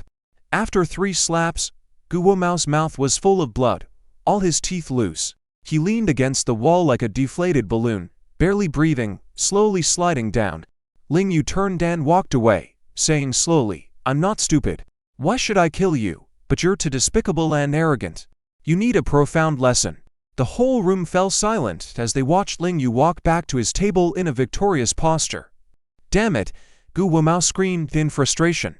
He didn't feel grateful for Ling Yu sparing his life. He only felt the bone-deep humiliation, as if he were better off dead. As he ran wildly, he didn't care about the righteousness of the martial world anymore. Even if it meant attacking from behind, he would kill Ling Yu. Whoosh! He fiercely slapped towards Ling Yu's back. However, Ling Yu retaliated with a slap of his own, and due to his height and long arms, Ling Yu's slap reached Gu Wumao first, sending him flying like a kite with a broken string, crashing through the wall of the room and flying out, his life or death uncertain. The whole room was stunned, and no one dared to move for a long time. However, Zhao Wujin chose this moment to enter the room. Taking advantage of Ling Yu's absence, he pulled out a new chair and sat opposite Lin Kinglong. King Xuan, the last time I came to Cloud City was for your birthday 3 years ago. I remember it was much livelier than it is now. Zhao Wujin looked at Lin Kinglong with gentle eyes, trying to create a warm atmosphere, as if the recent fight had nothing to do with them, and he didn't even care whether Gu Wumao lived or died. Lin Kinglong, however, continued to cut her steak at the table without saying a word. I'm sorry, I was too busy on your birthday the past 2 years. I couldn't come from Zhangzhou to Cloud City to celebrate with you. This glass is my apology to you. Zhao Wujin emptied a glass of red wine. Lin Kinglong still didn't speak, but she raised her eyes to look at him, as if she were looking at an idiot. After setting down his wine glass, Zhao Wujin pretended not to understand Lin Kinglong's expression, and smiled. "The wine tastes really good, and I'm in a good mood too. I hope your birthday will be lively, with more people coming to wish you well and congratulate you." Lin Kinglong continued to listen silently, not responding. "We've all said that having someone you like in your heart is a beautiful thing. Now that the person I like has met you, and the person you like has met me, today, those who like you but aren't liked by you, and those you like but who don't like you, are all here to celebrate your birthday. I hope you can have a happy birthday." After Zhao Wujin finished speaking, he snapped his fingers, and Liu Heading hurriedly walked over to pour him some wine, ignoring the pain in his hand. Splat! Lin Kinglong finally couldn't help but chuckle. Her smile was really beautiful, like the pear blossoms in spring. She looked at Zhao Wujin and asked, "Do you really want more people to celebrate my birthday with me? Didn't you order the person who tried to drive Ling Yu away just now?" Zhao Wujin shook his head. "I'm not that foolish, as you know." Lin Kinglong's mocking tone intensified. "Then, wasn't the person who was just sent flying by Ling Yu your man?" Unable to deny it any longer, Zhao Wujin's face remained unchanged. As he said, "It's somewhat embarrassing. It's my fault for expecting too much from him." Lin Kinglong asked directly, "Zhao Wujin, do you think this is meaningful?" Zhao Wujin replied seriously, "A knight protects the princess. That is the meaning of life." Lin Kinglong laughed again. "Do you think you're protecting me by doing this? Do you think I need your kind of protection?" Zhao Wujin sighed. "Everyone knows I came to Cloud City for your birthday. But if the man who ends up celebrating your birthday with you isn't me, what do you think others will think?" Lin Kinglong nodded, indicating that she understood. Zhao Wujin's voice remained gentle as he continued, "So, I can't let someone else take my place. Actually, I don't want to resort to violence either." Lin Kinglong also gently retorted, "So, you think it's okay to ruin all my efforts, and then boldly claim that you're protecting me? Do you know how hard it was for me to have this special birthday?" Zhao Wujin had no response, so he wisely raised his glass and said, "Kinglong, happy birthday." Lin Kinglong smiled but did not speak or raise her glass. She disliked dining with hypocritical people. 10, 9, 8. Suddenly, Zhao Wujin started counting down. Lin Kinglong finally spoke, "What are you counting down now?" "Counting how many seconds it'll take for me to talk to you." At the same time, her delicate hand had already grabbed the plate on the table. With a slight smile, Zhao Wujin suddenly dodged to the side. Clang! He narrowly avoided the plate thrown by Lin Kinglong, then continued counting down. 0. Lin Kinglong adjusted her hair and chuckled. "Looks like you counted right again." But Zhao Wujin showed no pride, only sadness as he said, "I really wish I counted wrong this time, so I wouldn't feel so miserable now." Lin Kinglong showed no sympathy, only mocking, "You truly are a genius, and of course, you understand me very well." Zhao Wujin nodded. "Since I was 10 years old, I've tried various methods to understand you. Only then can I give you the happiness you deserve. Even so, you can't give me any happiness." Lin Kinglong immediately interrupted, "You always think you can calculate everything. But do you really know that some things are unpredictable? Just like how you thought you could predict that I would never like you when you were a child. No, you will eventually fall in love with me," Zhao Wujin said confidently. "When?" Lin Kinglong asked with amusement. "On this day next year," Zhao Wujin responded earnestly. Lin Kinglong suddenly became nervous because she knew Zhao Wujin well enough to understand that he wouldn't say something without confidence. Now that he had spoken, it meant he was confident. And the first step to having such confidence was to erase the person in Lin Kinglong's heart. "Do you really want to kill Ling Yu?" Lin Kinglong suddenly asked nervously. "The path of a knight's love and power is always filled with thorns and bloodshed. A knight is willing to sacrifice everything, even his life, for his princess." Zhao Wujin's response revealed everything. "Underneath your handsome appearance, you hide a damp, moldy, dark, and cold heart. You are a terrifying devil," Lin Kinglong said directly, her gaze sincere. "Yes, I am ruthless toward things without emotions, even more cruel than a devil," Zhao Wujin admitted frankly. "But for the things I like, I will treat them well, such as you. But I don't like devils, And I don't want to be with one, Lin Kinglong asserted firmly and candidly. Zhao Wujin sighed, finishing his wine before continuing, for now, you don't need to like me. But regardless, I am the most suitable man for you, the man who can protect you well. That is an objective fact. When women choose men, isn't security the first thing they consider?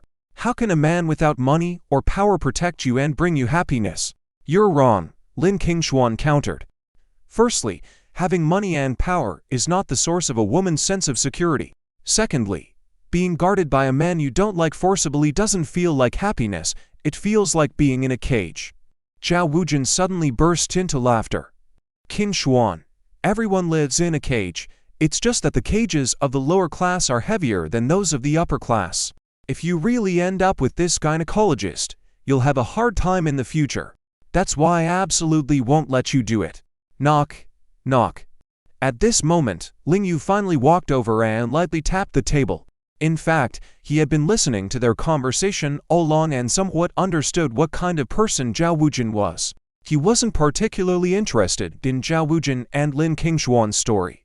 He wasted some time listening to their conversation just to understand if Zhao Wujin, this rich young master, had any connection to the traitor of the Battle Wolf team in the Northern Territory. Since even Guo Mao was willing to work for Zhao Wujin, there was a possibility that the man would also pledge allegiance to him. However, their conversation wasn't leading to that information. He knew that continuing to listen wouldn't get him the information he wanted, so he walked over to reclaim his own place. Do you need something? Zhao Wujin asked, not pleased with the presence of this enemy, raising his eyebrows calmly. This is my seat, Ling Yu stated. I came from Zhangzhou to Yun City to celebrate Princess Kinglong's birthday. I booked this seat earlier than you, Zhao Wujin said calmly. Lin Kinglong was enjoying the current atmosphere. Previously, she had always been in competition with other women for Ling Yu's attention. But today, it was rare for Ling Yu to vie with another man for her attention. However, she was also a smart woman.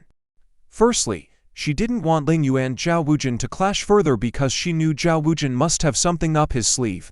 Secondly, she was afraid that Ling Yu might voluntarily give up, so she preemptively said to Zhao Wujin, "Then, this seat is yours." With that, she stood up and took Ling Yu's arm, saying tenderly, "Since we've just finished eating, let's go." Ling Yu nodded and walked with Lin Kinglong towards the outside of the box.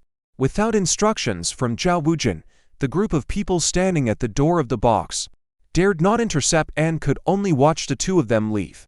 Master Wujin, are we just letting them go like this? Liu Hedong found it very unbelievable. Although he didn't know Zhao Wujin as well as his elder brother did, he had heard of this young master from Zhangzhou. Just like his admiration for his elder brother, he sincerely admired and respected Zhao Wujin.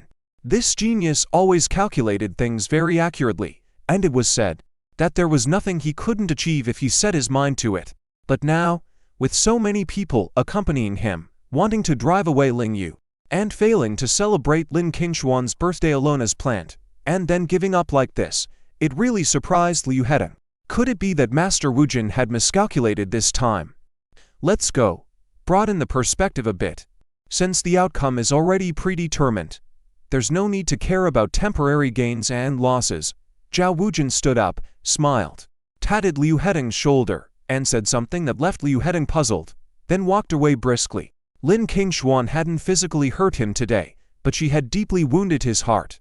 Zhao Wujin was a very rational person. Even if he had money and power, he wouldn't openly commit murder, especially in Yun City. But he also wouldn't allow anything that harmed what was his to continue to exist. Outside the door, after Ling Yu and Lin Kinglong got into the car, Lin Kinglong immediately reminded Ling Yu, "Don't think that no one stopping us from leaving means we've won. Although I hate Zhao Wujin, I have to admit that he's a genius who can calculate everything very accurately. Now that he's so calm, there must be something up his sleeve. Perhaps a storm is about to come." Ling Yu nodded and smiled. "It seems like you really understand him," Lin Kinglong quickly explained. "It's all forced understanding, unlike with you." "It goes without saying that I actively wanted to understand you," Lin Kinglong said with a sigh, feeling melancholic.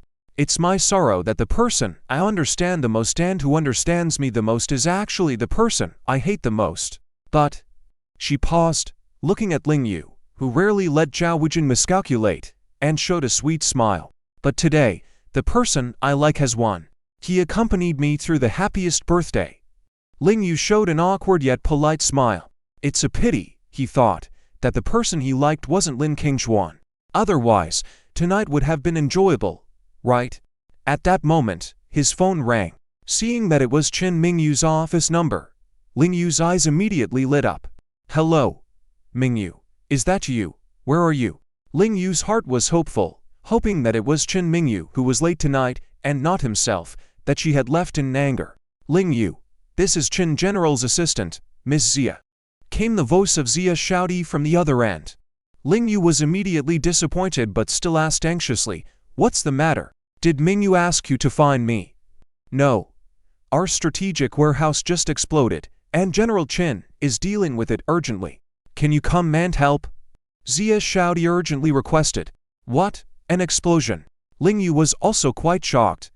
This strategic warehouse was initially completed thanks to his reckless actions. Breaking into the nightclub, alone and dealing with Shan Yi's men, ultimately completing the task as planned. It could be said to be the beginning of his and Chen Mingyu's story. Now, it had been destroyed by someone, and he didn't want to sit idly. Who could have done this? Ling Yu's anger was gradually building up, his fists clenched tightly. Lin Kinglong sat beside him, silently watching this scene, feeling uneasy. It's not clear yet, but I suspect it's related to Zhao Wujin's arrival in Cloud City. This strategic warehouse project snatched away their major business deal. Zia Shaodi quickly replied. I understand. I'll go to the project site immediately. Ling Yu readily agreed, seeming to have forgotten that tonight was Lin Kinglong's birthday. Driver, go to 11 Lianjiang Road, Dongyun District. The driver, who belonged to the Lin family, heard Ling Yu's instructions and couldn't help but glance back at Lin Kinglong. Go ahead, his intention is my intention. Lin Kinglong nodded knowingly, aware that Ling Yu was going to help Chen Mingyu. Arriving at the project site, Ling Yu indeed saw the newly built structure blackened by the explosion, indicating potential casualties. After surveying the scene, based on his experience, Ling Yu felt that the method of detonation was not something an ordinary person could execute. It had to be done by a professional. After careful observation, Ling Yu's brow furrowed, his expression thoughtful. Ling Yu, have you found anything? The Chen family's people hadn't arrived yet, and Zia Shaodi, who was in charge of the scene, couldn't help but look at Ling Yu expectantly. Prior to Ling Yu's arrival, the police had already conducted an investigation at the scene, but the analysis and conclusions were still pending, as they intended to consult an explosives expert to study the perpetrator's techniques. But Yu Guo, do you think it's him?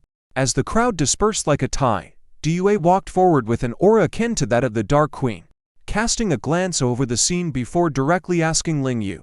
Ling Yu nodded, a hint of coldness flashing in his eyes. 8 or 9 out of 10. Zia Shaodi and Lin Kinglong were astonished once again. Could Ling Yu actually know the perpetrator? In that case, I'll immediately arrange for our people to ambush Yun City Road. This time, we absolutely cannot let this guy escape. Due clenched her teeth, her eyes seemingly emitting flames of intense hatred. Ling Yu's fists also clenched tightly. He had waited for 3 years, finally catching this bastard who had killed countless brothers and comrades. It was this exact professional method of detonation that had severed their retreat path, leading to the capture of all his brothers by the enemy. This hatred and shame, he would never forget in his lifetime. Tonight might just be the best opportunity to avenge his brothers' deaths. Ms. Chen. Ms. Chen is here. Just as Due and her men were leaving, employees from Chia Gang Group suddenly began to shout. Hearing the commotion and seeing the sudden activity, Ling Yu was immediately surprised.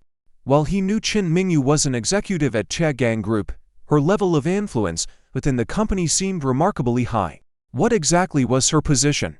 And what was her relationship with the Qin family? Had she been deceiving him all along? Ms. Qin, you finally arrived. Zia Shaodi quickly approached Chen Mingyu, ready to report the situation. However, Chen Mingyu's gaze fell upon Ling Yu and Lin Kinglong. That detestable man. And that detestable Lin Kinglong. Was she deliberately showing off here? Chen Mingyu's gaze was like ice, as if trying to freeze Ling Yu, leaving him at a loss for words. Eventually, he could only call out softly, "Mingu." Mingu bit her lip lightly, her voice cold. "What are you doing here? This place isn't welcoming to outsiders." Ling Yu couldn't help but feel helpless and heartbroken. Lin Kinglong also felt uncomfortable. It seemed that the man she liked was only concerned about Mingu. When would he care about her feelings and emotions? "Ms. Chin, I asked Ling Yu to come back and help. After all, this project was successful because of him," Zia Shouty hurriedly explained. "Humph, relying on him, who does he think he is? The world doesn't revolve around him, and nothing would fall apart without him." Mingu's brows furrowed as she intentionally said the most heartless words. "Shouty, please ask unrelated people to leave. Chia Gang Group's affairs will be handled by us." Zia Shouty couldn't help but sigh. Clearly, Mingu was hurting others before hurting herself. Although she was Mingu's subordinate, Zia Shouty didn't work at Chia Gang Group just for the salary. So, she couldn't bear to see Mingu act this way. She boldly spoke up, saying, "Miss Chin, Ling Yu is also here to help you, and he's really professional." Before she could finish her sentence, she felt a shiver run down her spine under Mingu's icy gaze. "Miss Lin, Mr. Ling, I'm sorry. Please leave." Zia Shouty ultimately had to comply with the order. She knew Mingu too well. If she didn't follow through, Mingu was capable of anything. "Ling Yu, let's go." Lin Kinglong also softly persuaded Ling Yu. If Mingu herself wanted to push Ling Yu away, then in the future, she wouldn't have anyone else to blame. However, Ling Yu didn't heed her words and instead walked towards Mingu. Lin Kinglong blinked in slight surprise. Mingu also stared at Ling Yu intently, her heart beating inexplicably faster. What was this man planning? "Mingu, this situation isn't as simple as it seems. Be careful, I'm afraid they might harm you." Ling Yu's concern warmed Mingu's heart. Just as she was hesitating whether to flaunt her superiority in front of Lin Kinglong, and then publicly reconcile with Ling Yu to infuriate this third party, she suddenly noticed the injuries on Ling Yu's body. "Did you get into a fight again?" Mingu's jade brows furrowed. She knew Ling Yu was with someone tonight, and when she saw him at Xianyan restaurant earlier, he was unscathed. But now, he was injured. Even a child could guess who he got into a fight for. Ling Yu nodded. Lin Kinglong quickly stepped forward and said, "Ling Yu and I were just having dinner when Zhao Wujin came with his men to cause trouble. Ling Yu got into a fight for my sake." Mingu's anger was completely unleashed. She had changed herself for this man time and time again, even feeling a bit ashamed of her behavior. Why couldn't this man cherish her? Why did he repeatedly disappoint her? Tonight, she had invited him to dinner, giving him a chance to reconcile, but he chose to be with Lin Kinglong instead, and even got into a fight for her. How could she possibly accept such a man? "Get out, both of you. Leave right now." Mingu's voice was sharp and commanding. The employees of Chia Gang Group exchanged bewildered looks. Even a blind person could see that Mingu, rumored to have misandry, was perhaps feeling jealous of this man named Ling Yu. Unbelievable. "Mingu, please listen to me." "Why should I listen to you? Don't waste my time, you're not worthy of it. Get out." Mingu saw Ling Yu approaching and unexpectedly struck him with her knee, hitting him in the abdomen. She used her most vicious anti-wolf technique on the man with whom she had the closest relationship. The entire scene stunned everyone. Zia Shouty was also surprised, covering her mouth in shock. She couldn't understand how things had escalated to this point. This man was the only one who had ever moved Mingu. "Ling Yu, are you okay?" Lin Kinglong hurried over to support Ling Yu, who was bent over in pain. She coldly demanded of Mingu, "Miss Chin, I demand you apologize to Ling Yu. Who do you think you are to hit him?" Mingu snorted coldly, completely ignoring Lin Kinglong. While others might fear the princess of the Lin family, Mingu wasn't afraid in the slightest. "Miss Lin, let's not say any more. Let's go." Ling Yu was in pain physically, but even more so emotionally. Mingu's action felt like she had shattered his heart. Watching Ling Yu and Lin Kinglong leave, Mingu clenched her fists in anger. As soon as they left, she lost all interest in dealing with the situation. With a cold expression, she got into her Bentley. "Miss Chin, Xia Shouty watched this scene with an uncomfortable feeling in her heart. Damn emotions, even the ice-cold female CEO of Chia Gang Group is tortured by them. Ling Yu sat back in the Rolls-Royce belonging to the Lin family. But even with the window open, the refreshing night breeze couldn't dispel the heaviness in his heart. This time, it was truly over. Despite being mentally prepared many times before, parting ways was still unbearable. Ling Kinglong simply sat silently beside him, offering no words of comfort. Suddenly, a red Bentley zoomed past their Rolls-Royce, quickly overtaking them. Even in that brief moment, Ling Yu and Qin Mingu shared a fleeting gaze. Lin Kinglong found it amusing. Was the Qin family's daughter so proud that she even needed to overtake them in her car? Or was it that she just wanted to catch another glimpse of Ling Yu? Ling Yu, who had been silent until now, suddenly straightened up as if illuminated. He loudly instructed the driver, "Quick! Overtake that Bentley and stop it." Because the night was too quiet, Ling Yu's hearing was unexpectedly sharp. In that split second, he seemed to hear an unusual sound. It was the sound of a ticking stopwatch. Such a sound might be unfamiliar and easily overlooked by others, but for Ling Yu, it was incredibly sensitive. Perhaps it was a sensitivity that transcended ordinary hearing. A terrifying thought emerged in his mind. He realized that if someone wanted to assassinate Qin Mingu, planting a bomb in his car would be the easiest way. The driver of the Lin family remained calm, turning to look at Ling Kinglong, seeking her approval. Lin Kinglong felt conflicted. Was Ling Yu still unwilling to give up on Qin Mingu despite all the times she had hurt him? Was she just a backup compared to Qin Mingu? Despite her inner turmoil, she wanted to nod in agreement. As long as it was something Ling Yu wanted to do, she would support him. But before she could respond, Ling Yu agilely jumped into the passenger seat, sparing no time for explanations, and shouted, "Let me drive." The driver was startled by Ling Yu's sudden action and quickly slammed on the brakes.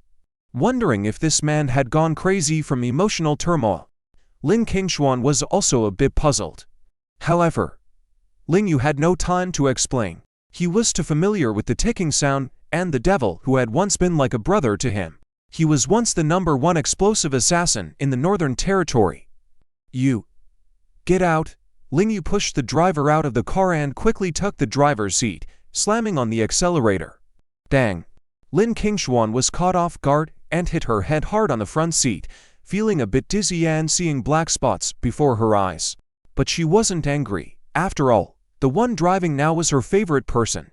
Tonight was her birthday, and this unexpected and mysterious turn of events was something she had never experienced before on her birthday. Her heart was pounding fast, and she had a premonition that tonight's story with Ling Yu would be exciting. "Ms. Qin, the Rolls-Royce behind us is catching up in the Bentley." Ziwang saw the crazy car through the rearview mirror and was also startled. Had Ling Yu finally come to his senses? Was he chasing after his wife to the crematorium? Qin Mingyu's first reaction was the same. She bit her lip lightly and said, "Speed up." Well, okay, Ziwang didn't really want to speed up. What if Ling Yu couldn't catch up? But he didn't dare to disobey Qin Mingyu's orders, so he reluctantly accelerated to 120 kilometers per hour. However, the car behind them seemed to be crazy, probably speeding over 200 kilometers per hour. In just a short distance, the Bentley was stopped. With the intense braking, Qin Mingu stumbled, her hairstyle a bit messy. She got out of the car angrily and saw Ling Yu already jumping out of his car. "Ling Yu, have you gone mad? What do you want?" Qin Mingu scolded coldly, but Ling Yu didn't answer. He just ran towards her like a madman. At this moment, Qin Mingyu's heart unexpectedly raced. Was this man going to embrace her like in a romantic drama and ask for reconciliation? Dream on. Qin Mingu was about to give Ling Yu another lesson, but she didn't expect this man to suddenly jump under the Bentley. "What the hell are you doing?" Qin Mingu was confused by his actions, still holding on to a glimmer of hope, waiting for him to chase after his wife to the crematorium. Lin Kinglong also got out of the Rolls-Royce. Seeing Ling Yu's abnormal behavior, she also guessed what was happening. It wasn't that she was smarter than Qin Mingu, but she understood Zhao Wujin better. The events of tonight clearly bore Zhao Wujin's unique style. He wouldn't hire someone to kill Qin Mingu for a mere billion-dollar business profit, would he? By now, Ling Yu had swiftly located a time bomb under the car, following the faint ticking sound. When he emerged from under the car, both Mingu and Ziwang were stunned. When was there a time bomb installed under their car? And how did Ling Yu know about it? You two, get out of here. Ling Yu didn't have time to ponder their shock. If this bomb exploded, it would affect everything within a radius of 50 meters, and it was no joke. Ms. Chin, get in the car quickly. Ziwang hurriedly climbed back into the car. At this moment, not running away would be extremely loyal. However, Mingu remained frozen in place. Ling Yu was risking his life to save her. Why would he do this? Didn't he agree to a divorce? Wasn't his affection directed towards Lin Kinglong? Hurry up! Ling Yu yelled desperately when he saw Mingu still not getting into the car. Mingu still didn't move and shouted back, "What about you?" Ling Yu couldn't just throw the bomb away. Firstly, he might not be able to escape, and secondly, he was afraid of harming innocent people. At this moment, Lin Kinglong drove over in the Rolls-Royce and shouted, "Ling Yu, get in the car quickly." Glancing around, Ling Yu had no time to hesitate. He had to get into the Rolls-Royce. Once again, he followed Lin Kinglong, and the distance between them and Mingu grew wider and wider. Mingu's heart felt as if it had been struck hard, her emotions complex and indescribable. At this moment, she didn't know who Ling Yu preferred, but she was sure that Lin Kinglong liked Ling Yu more.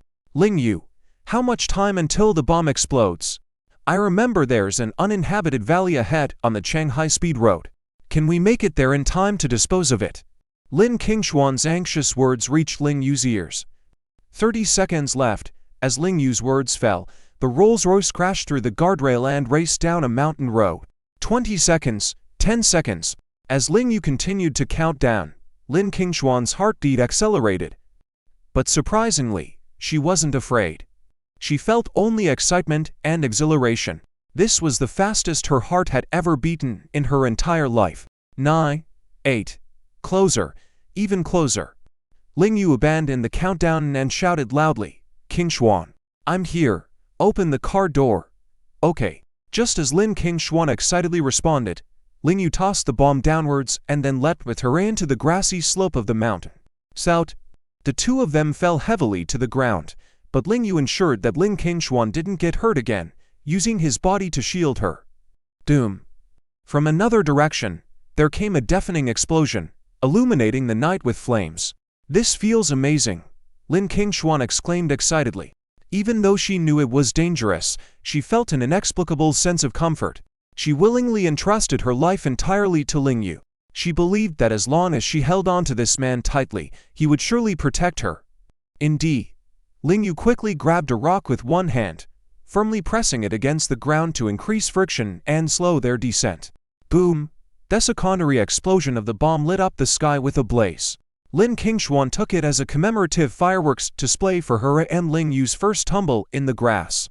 It was also the most beautiful fireworks she had ever heard in her memory during her 20 birthdays. "Ling Yu, I'm not a princess. I just want to be your patient for life and let you take care of me well." Lin Kinglong secretly wiped away the blood from her nose, then whispered softly on Ling Yu's chest. She hoped that time could freeze in this moment forever.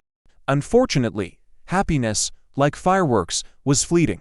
Ling Yu soon lifted her up, not even hearing her murmured words just now. "Miss Lin, are you okay?" Hearing Ling Yu's voice, Lin Kinglong returned from her dreamy state to reality. "I'm fine." Lin Kinglong quickly put her blood-stained hand behind her back in response, then continued walking down into the valley. "Hey, you're going the wrong way," Ling Yu shouted.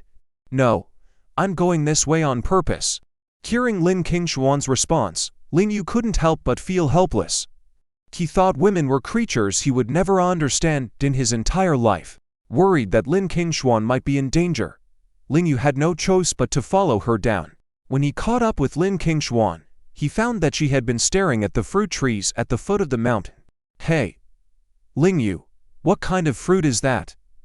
"That should be kiwi fruit, which ripens in autumn and winter," Ling Yu replied.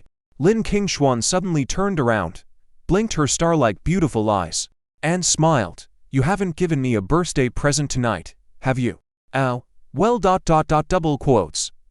Ling Yu hesitated for a moment, already guessing what this woman was thinking. He nodded immediately and said, "Okay, Just wait. Ling Yu swiftly picked several kiwi fruits and then, at the spot where he picked them, tied a 100 yuan bill. After all, these fruits were cultivated by someone else, and he didn't want to be seen as a thief. Seeing his actions, Lin Kinglong couldn't help but smile. Soon, Ling Yu ran back, wiped the kiwi fruits on himself, and handed them to Lin Kinglong. Miss Lin, I didn't know today was your birthday earlier.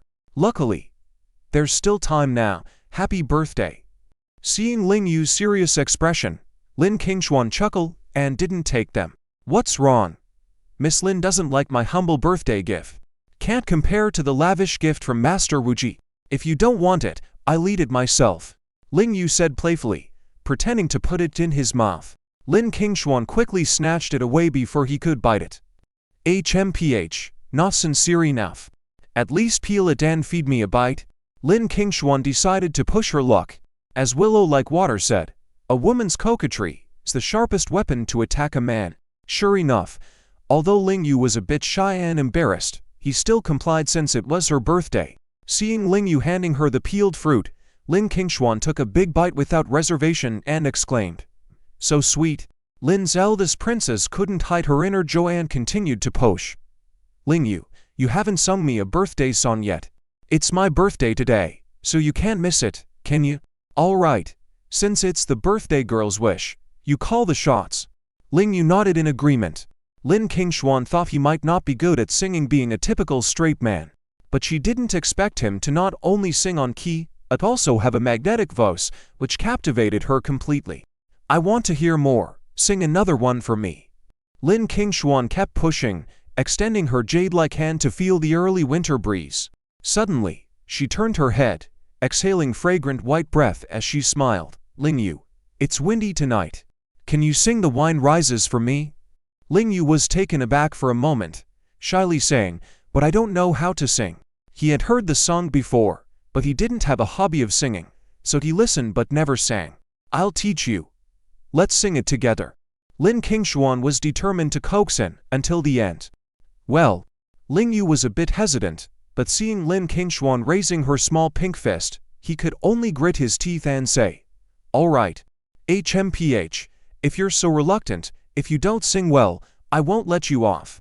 Lin Kinglong continued to serve this man's sturdy chest with her small pink fist. She was really enjoying this atmosphere, but she turned away again, secretly wiping away the nosebleed that kept flowing. "God, please, make time slow down a bit."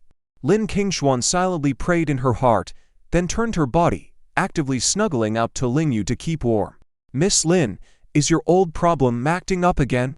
Your body is very cold. Shouldn't we go back up quickly?"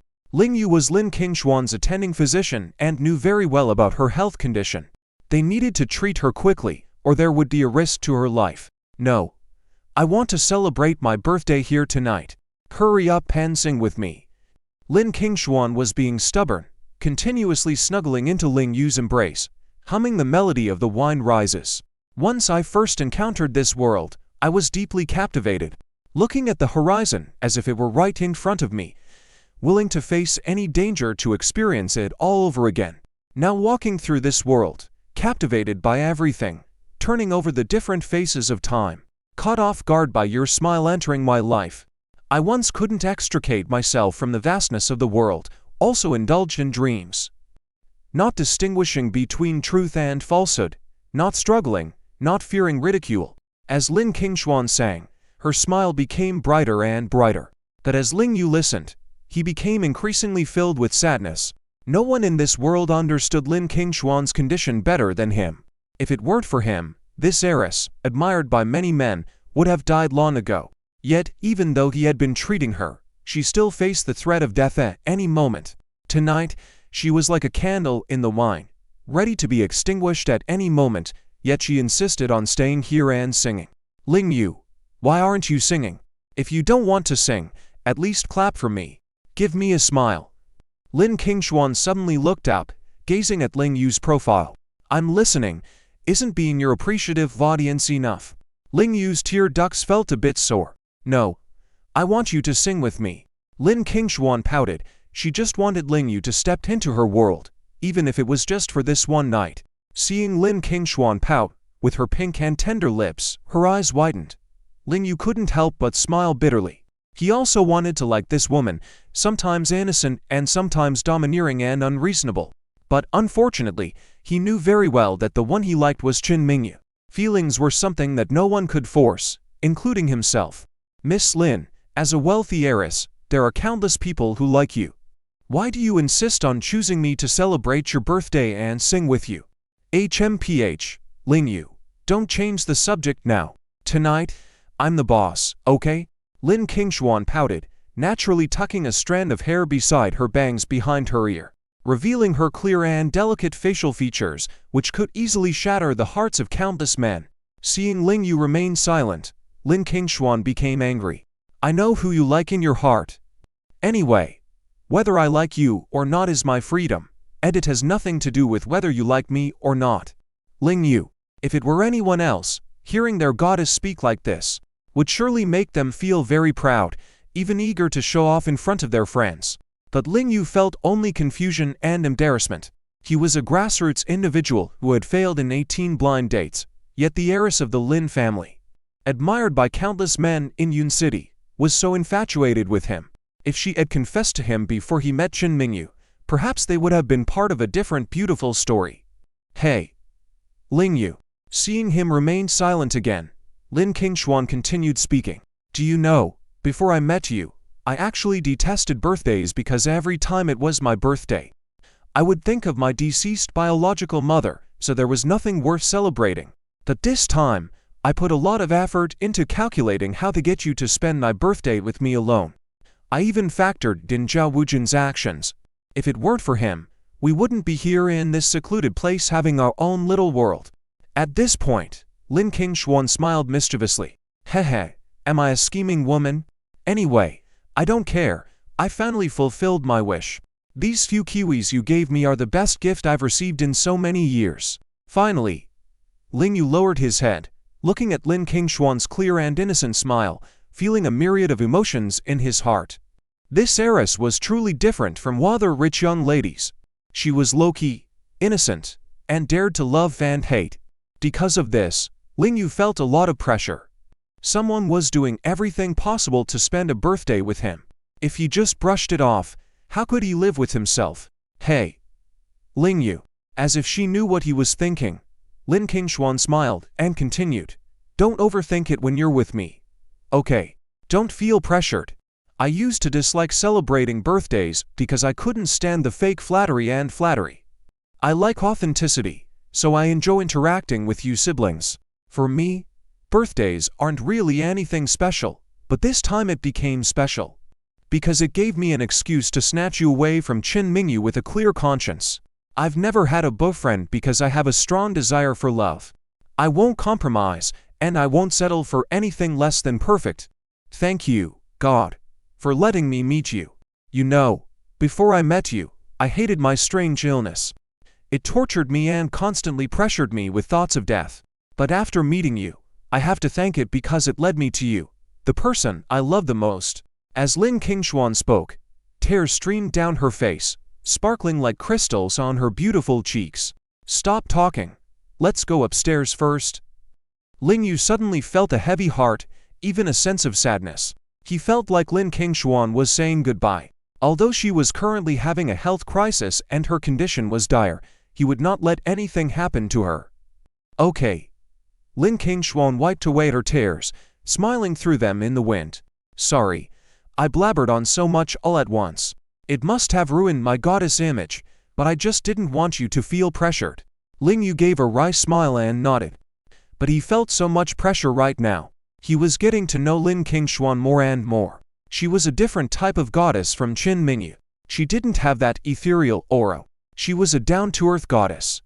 Despite being a heiress and a general's daughter, when she interacted with ordinary people, you could feel her sincerity. Even when she acted a bit spoiled, her authenticity shone through. That if you thought she was naive, you were mistaken. She had many more schemes, and you could imagine, such as the chicken dinner game back then, and tonight's events. Everything was calculated by her. Even Central Plains genius Zhao Wujin was just a pawn in her game. With a goddess like her, who could have had so much more, yet she chose him, a poor doctor, without any regrets. How could Ling Yu not feel overwhelmed? He didn't want to disappoint such a woman, but his heart still belonged to Qin Mingyu. Suddenly, the sky lit up with a beautiful firework. Lin Kinglong's expression suddenly brightened. For her, nothing could be more romantic than seeing fireworks tonight. Watching fireworks with her beloved had always been one of her wishes. But Ling Yu was completely different from her, because he was more professional and understood exactly what those fireworks meant. They were military flares and communication signals. In the next moment, Ling Yu suddenly tackled Lin Kinglong to the ground, rolling downhill with her in a frenzy. Lin Kinglong's heart rate suddenly skyrocketed. Another one of her wishes had just come true. She had always wondered how it would feel to be playfully tackled by her beloved, and Ling Yu had truly surprised her. But Ling Yu couldn't care less about what Lin Kinglong was thinking. They kept rolling until they reached a low-lying marshy area and found cover. Pop, pop, pop. Almost simultaneously, the ground where they had just been was riddled with bullet holes. Smoke billowed, dust rolled. But it wasn't over yet. With a loud whoosh, a massive black figure with flames descended, bombing the area near where they had just been. In an instant, the picturesque mountain slope turned into a scene from hell, with soul flying everywhere. Zhao Wujin, you ruthless. Lin Kinglong couldn't help but curse softly. An hour ago, that man was looking at her affectionately and professing his love for her, and now he wants to bomb him to bits. Compared to guessing whether it was Zhao Wujin's mistake or misunderstanding that led Qin Mingyu and Ling Yu to fall here, she'd rather believe that Zhao Wujin is a hypocrite who wants to destroy her because he can't have her. Maybe he doesn't know it's you and me together. Ling Yu, however, had more faith in human nature than Lin Kinglong. But no matter what, it didn't change the fact that they were in a dangerous situation now, because the person carrying out the assassination on them wasn't Zhao Wujin, but that damn traitor. This type of hot weapons explosion was the specialty of that traitor, who once was one of Ling Yu's most respected comrades. Never did he expect that this person would become his mortal enemy. Life is just that dramatic. As they spoke, Ling Yu's gaze scanned the surroundings like an eagle's eye, one hand tightly gripping Lin Kinglong's hand, unwilling to let go. He didn't know when the next wave of attacks would come. The two changed their positions in the darkness. A gust of cold wind blew, and Lin Kinglong's half-wet body shivered violently. Ling Yu quickly turned back to look. The grass was wet with water, and Lin Kinglong, who had just rolled over, was completely soaked. Her clothes clung to her body, accentuating her already exquisite curves, making her impact on men even more irresistible. Ling Yu quickly took off his jacket and draped it over Lin Kinglong. My clothes are more waterproof. Cover yourself up to block the cold wind. Lin Kinglong obediently nodded, pulling the clothes tighter around herself, smelling the scent Ling Yu left behind. Indeed, Ling Yu's scent was full of sunshine, so pleasant. Miss Lin, please don't lose focus. The attack could come again at any moment. Ling Yu looked at Lin Kinglong's distracted state, and quickly tapped her on the head, trying to snap her out of it. Who does she think she is? They're under attack, and she's calmly focused on her clothes. Oh, right. Lin Kinglong finally snapped back to reality. She wasn't afraid of death, but she needed to find a way to help Ling Yu escape. Come with me. In the next moment, she grabbed Ling Yu's hand and headed towards the direction of the mountain. Analyzing as she spoke, Zhao Wujin is a genius, skilled at deducing various situations. It seems like this situation is still within his calculations.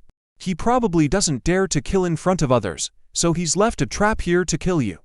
Ling Yu agreed with Lin Kinglong's analysis. From meeting in the restaurant to being attacked at the project site, to the bomb explosion, and now being besieged, all these events must have been orchestrated by the same person. Initially, dealing with just one explosives expert-turned-traitor was tricky enough. But now adding a genius strategist like Zhao Wujin into the mix, Ling Yu felt that their situation tonight was extremely dangerous. Perhaps even more so than executing strategic missions in the Northern Territory. If it was just him alone, perhaps he wouldn't be so worried. But he had to protect Lin Kinglong, and he didn't even know how Qin Mingyu was faring right now, which inevitably filled him with anxiety. The two wanted to quickly return to a populated area or somewhere, with public surveillance cameras, where the other side wouldn't dare to act so brazenly.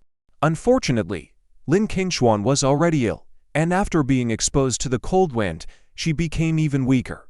As they crossed the rugged terrain of the mountain, she accidentally fell hard, almost losing consciousness. Miss Lin, stay with me." Ling Yu quickly picked her up. Blood continued to trickle from the corner of Lin Kinglong's mouth. Although she could still weakly open her eyes, it seemed like she couldn't walk anymore. In the night, the sound of police sirens rang out. Seeing 3 police cars quickly approaching the red Bentley, the driver Ziwang breathed a sigh of relief. If it weren't for Ling Yu tonight, he and Mr. Chin would probably be gone by now. "Miss Chin, are you all right?" The captain leading the team was named Yang Hu. He often dealt with the Chin family, so he knew Chin Mingu and even had some rapport with her. "I'm fine. Hurry and search towards the northwest direction. Make sure to find Ling Yu and Lin Kinglong as soon as possible." Chin Mingyu's tone carried a hint of command. Yang Hu nodded. The Iron Blood police squad's eyes were tinged with tenderness as he said, "Miss Chin, rest assured. As long as they're alive, we will definitely bring them back safely." He could sense concern and nervousness in Chin Mingyu's eyes, but he wasn't sure if she was worried about Ling Yu or Lin Kinglong. As far as he knew, Chin Mingu was the renowned goddess of man-hating in Yun City. Could she possibly be worried about a man? Meanwhile, at the foot of the mountain, infrared lights were still searching for the figures of Ling Yu and Lin Kinglong in the dark night. Ling Yu knew how dangerous their situation was, so he hugged Lin Kinglong tightly as they stealthily moved through the night. He could already hear the distant sirens, and he believed that once they met up with the police, they would be safe. "Ling Yu, am I heavy?" In the tense atmosphere, Ling Yu was surprised to hear such a question from Lin Kinglong. What kind of thought process do women have? No wonder he had failed in 18 blind dates before. It seemed like he just couldn't understand women. Was now really the time to talk about such things? But as Ling Yu lowered his head and saw the sparkling eyes of Lin Kinglong, he suddenly understood something. Perhaps, for her, life wasn't the most important thing right now. "Not heavy at all. No matter how long it takes, I can always carry you," Ling Yu replied earnestly to her words. Upon hearing this, Lin Kinglong's eyes sparkled with happiness, and she secretly kissed his cheek while he wasn't paying attention. "Ling Yu. Thank you," Lin Kinglong said, tears streaming down her face. "You're welcome," Ling Yu responded, his mood heavy. He could feel that this woman was becoming colder and colder, almost reaching the temperature of the dead. "Miss Lin, your old illness has relapsed. Let me find a place to give you emergency treatment." Ling Yu couldn't let Lin Kinglong continue like this and wanted to set her down for treatment. However, Lin Kinglong didn't choose to close her eyes and accept treatment. Instead, she suddenly warned, "Hey, Ling Yu, the red dot over there is about to sweep over." Ling Yu was shocked and, disregarding everything, hugged Lin Kinglong again and rolled on the ground. Infrared sensing sniper rifle. Damn it. Someone he had once fought alongside had now become his greatest threat to life and death. Ling Yu clenched his teeth. With both new and old grievances, he couldn't let the traitor go today. But Lin Kinglong, already weak, had blood seeping from the corners of her mouth, her body in pain to the point of numbness. Yet she continued to wipe away the blood with a smile, not wanting Ling Yu to worry. Dang. As Ling Yu just escaped from the original location, bullets sprayed the soul where he had been. Ling Yu quickly rolled behind a tree, finding a hidden place to temporarily take cover. Back in the north, Ling Yu had fought against the traitor many times, with a win rate of 67.5%. But today's battle was extremely unfair. The enemy had many advanced thermal weapons, while Ling Yu only had Lin Kinglong, barely holding on. "Ling Yu, I'm really sorry. Am I dragging you down?" In such a situation, Lin Kinglong was still apologizing to Ling Yu. "It's okay, I will definitely protect you." Ling Yu quickly reassured her, but he had to temporarily set her down. He needed to find a way to divert the enemy's attention to ensure Lin Kinglong's safety. Other matters were temporarily forgotten. Lin Kinglong looked at Ling Yu's face, sensing his tension. Instead of being afraid, she comforted him. "Ling Yu, you will definitely win." Ling Yu lowered his head and met her gaze, nodding solemnly. Then, picking up a stone from the ground, he threw it towards a distant area. Dang. As soon as the stone landed, it attracted the enemy's attention, and consecutive bullets rained down on that area. Not only that, bombs were dropped from above, completely altering the landscape around the stone. That guy's firepower is too fierce. Looks like he didn't underestimate me, Ling Yu remarked bitterly, feeling the familiar sensation of life and death on the battlefield. He was no longer the king of the battlefield he used to be. Now unarmed and with wounded to care for, where did he find the confidence to counterattack? They were both trapped and unable to move, feeling like they were waiting for death. At this moment, Lin Kinglong seemed to understand his thoughts. Suddenly feeling weak, she said, "Ling Yu, you're not alone. You still have me, right?" Ling Yu was momentarily stunned. He knew Lin Kinglong wasn't joking. What did she want to do? "Miss Lin, what are you planning? Please don't do anything rash." Ling Yu quickly looked at Lin Kinglong, afraid she might make an impulsive decision. "Seeing you so worried about me, it's worth it." Lin Kinglong smiled gently and gently pushed Ling Yu away. "If I can distract the enemy for you, you'll definitely find a way to escape or even counterattack, right?" "Kinglong, what do you want to do? Do you want to go out as bait?" "No. Absolutely not. Zhao Wujin might not be here, but if you show yourself, you might get mistakenly killed." Ling Yu quickly held her, preventing her from doing anything foolish. "You're someone I care about. How could I let you suffer for my sake?" Lin Kinglong said with all her strength as she struggled to get up from the ground. Kneeling halfway and lifting Ling Yu's resolute face with her hands. "Ling Yu, for the last time, let me help you complete this magnificent turnaround." Her breath was like orchids, gently blowing on Ling Yu's face. Ling Yu shook his head desperately, his eyes signaling her not to do anything reckless. "Zhao Wujin, if you're here, I know you can hear me," Lin Kinglong suddenly shouted. At the same moment, the area nearby was hit by sniper fire, dirt flying everywhere. If luck wasn't on their side, they might already be 2 corpses by now. But Lin Kinglong wasn't afraid. She continued to shout loudly, "Zhao Wujin, even if you kill me, it'll only prove that you're a failure. Even in death, Lin Kinglong, will never like you." After her words, the bullets indeed stopped coming. Ling Yu was somewhat surprised and increasingly admired Lin Kinglong. He used to think that Lin Kinglong wasn't as wise as Mingu, but now he realized that she was just as intelligent and courageous. Lin Kinglong knew that Zhao Wujin was an extremely proud man. He didn't just like her for her beauty. After all, with his wealth and power, he could add any beautiful woman he wanted. He wanted something Maria title.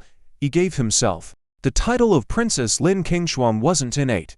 It was only established after Zhao Wujin regarded himself as her knight. Ask yourself, what else could a woman guarded by someone on the level of the 4 young masters of Zhongzhou be, if not a princess? There's a saying, what you can't get will always stir up desire. Lin Kinglong deliberately refused Zhao Wujin's advances to arouse his desire to conquer, making it difficult for him to accept defeat. Now that the bullets had stopped and the bombs weren't coming anymore, it was the best proof. Lin Kinglong knew she had won the first step of her gamble. Ignoring Ling Yu's attempts to stop her, she insisted on standing up. She staggered forward, walking alone, step by step towards the high ground. Her figure was frail, and the shadow cast by the pale moonlight was like a flickering candle flame, evoking endless pity. "Didn't expect this, did you? There's only me here, no Mingu, no Ling Yu. They've already left." Lin Kinglong smirked triumphantly. "I shielded him and let him go. I'm willing to do anything for him. There's no one here, so if you're capable, kill me. Prove that you're a failure." She guessed right again. After her words, it didn't take long for floodlights to illuminate the hilltop. Under the lights, Zhao Wujin appeared expressionless in front of Lin Kinglong. Behind him was a man dressed in a black leather suit, with a very muscular chest, wearing a camouflage canvas jacket, and a pair of peculiar glasses, with a hint of wickedness at the corners of his mouth. His name was Gi Hao, once the top explosive expert in the North Territory, and also highly skilled in sniping. He was a rare talent. "Where's Ling Yu hiding?" Zhao Wujin didn't believe Lin Kinglong's words at all, his gaze still searching in the darkness. Since they had shown themselves, they must kill the rival. He was the person who understood Lin Kinglong the best, and also the person Lin Kinglong understood the most. His proud ego wouldn't accept another failure. "I told you, didn't I? He's gone." Lin Kinglong deliberately curled her lips with disdain. Zhao Wujin, you're just a failure. You're far inferior to Ling Yu. Unless you kill me now, sooner or later everyone will know that you lost to Ling Yu. You've suffered a miserable defeat in both love and war. You hired a martial arts master for a direct challenge and a professional sniper for a sneak attack, but in the end, you couldn't even hurt him a bit. You're a complete loser. Her words were like sharp knives, piercing Zhao Wujin's heart. To undermine his morale, she wanted to disturb Zhao Wujin's state of mind, to distract him and create an opportunity for Ling Yu to escape. No, he hasn't left. Zhao Wujin's face darkened, but he eventually regained his confidence and said firmly, Kinglong, have you forgotten that I'm the man who knows you best? If Ling Yu had truly left, you wouldn't have come out alone to talk to me. Lin Kinglong's smile gradually faded, and she sighed helplessly. Although she didn't want to admit it, the man in front of her did indeed understand her well. Ling Yu, come out, otherwise, I'll kill her. Zhao Wujin unexpectedly picked up the sniper rifle himself and aimed it at Lin Kinglong. Master Wujin. Behind him, the bodyguards protecting Zhao Wujin were all shocked. He's gone mad. Indeed, no one could predict Master Wujin's thoughts. He was threatening his rival, pointing a gun at the woman he loved the most. Only a lunatic would do such a thing, right? Although Gi Hao considered himself a lunatic who didn't care about his family, facing Zhao Wujin's actions, he felt inferior. At least he wouldn't harm the person he loved the most. Lin Kinglong smiled after being stunned. Her smile was contemptuous and fearless.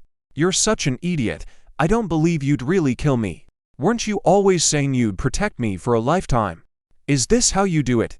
Yesterday, he was guarding her like a statue on the pedestrian street, and today, he was using her life to threaten someone else. This contrast was truly unbelievable. Click. Zhao Wujin didn't respond to Lin Kinglong's words. He just silently loaded the bullet. The atmosphere suddenly heated up. The air became so heavy it was suffocating. Zhao Wujin's eyes were bloodshot, filled with killing intent. The surroundings remained silent. Bang. A gunshot shattered the silence of the night. Lin Kinglong also trembled slightly in fright. She didn't expect Zhao Wujin to actually shoot at her, even though he didn't hit her. Zhao Wujin was skilled in marksmanship, so at such a close range, he deliberately missed. Lin Kinglong knew she had guessed correctly. The more she taunted him, the more she provoked him, the less he was willing to let her die. If she died while Ling Yu lived, it would only prove that Zhao Wujin was a complete loser. Just then, a stone flew through the darkness. Zhao Wujin swiftly dodged it, breaking out in a cold sweat. Since he dared to be Lin Kinglong's knight, he naturally had some skill. But if the person who threw the stone hadn't been too far away, it might have cost him his life. Unfortunately, one of Zhao Wujin's bodyguards behind him took the hit and immediately fell unconscious. It was evident how powerful the stone was. Someone's attempting to assassinate Master Wujin. Protect Master Wujin. The other bodyguards panicked, quickly surrounding Zhao Wujin. Now, with the enemy in the dark and they in the light, it was very dangerous, especially considering the opponent was a super elite. Gi Hao immediately scanned the surroundings with his sniper rifle, looking tense. No one understood better than him how terrifying the person hiding in the darkness was. That guy, at the peak of his strength, could single-handedly wipe out an entire team of opponents, a true legend of the Northern Territory. After retreating to a safe position, Zhao Wujin chuckled. Looking at Lin Kinglong, he said, Princess Kinglong, it seems victory will always be mine. Tonight, Ling Yu will die. No, it will be you who loses, Lin Kinglong replied firmly. Without further arguing with Lin Kinglong, Zhao Wujin suddenly dodged another stone whizzing past his head. Doom. The stone struck the ground behind him, spraying debris everywhere, illustrating its immense force. Ling Yu, hidden in the darkness, was also amazed at Zhao Wujin's martial prowess. This sign of a prestigious family was indeed quite skilled. One could say he excelled both in literary and martial arts. The next moment, Ling Yu quickly withdrew from his hiding spot.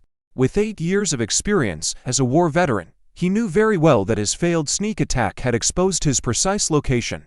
If he didn't re-hide promptly, his life would be in grave danger. Sure enough, as soon as he rolled out of the bushes to another spot, his original location was showered with continuous gunfire. Not only that, but a hand grenade landed precisely where he had just been. Truly worthy of being the top explosives expert of the Northern Territory, his skills were truly remarkable. Ling Yu's heart was filled with mixed emotions. If possible, he really didn't want to be enemies with figures like Gihao and Zhao Wujin. After the explosion, the firelight pierced the darkness. Zhao Wujin's confidence seemed to grow stronger, while Lin Kinglong's expression became increasingly worried. Princess Kinglong, you are almost a perfect woman, except your taste in men. I really don't understand what you see in Ling Yu. What exactly do I lack compared to him?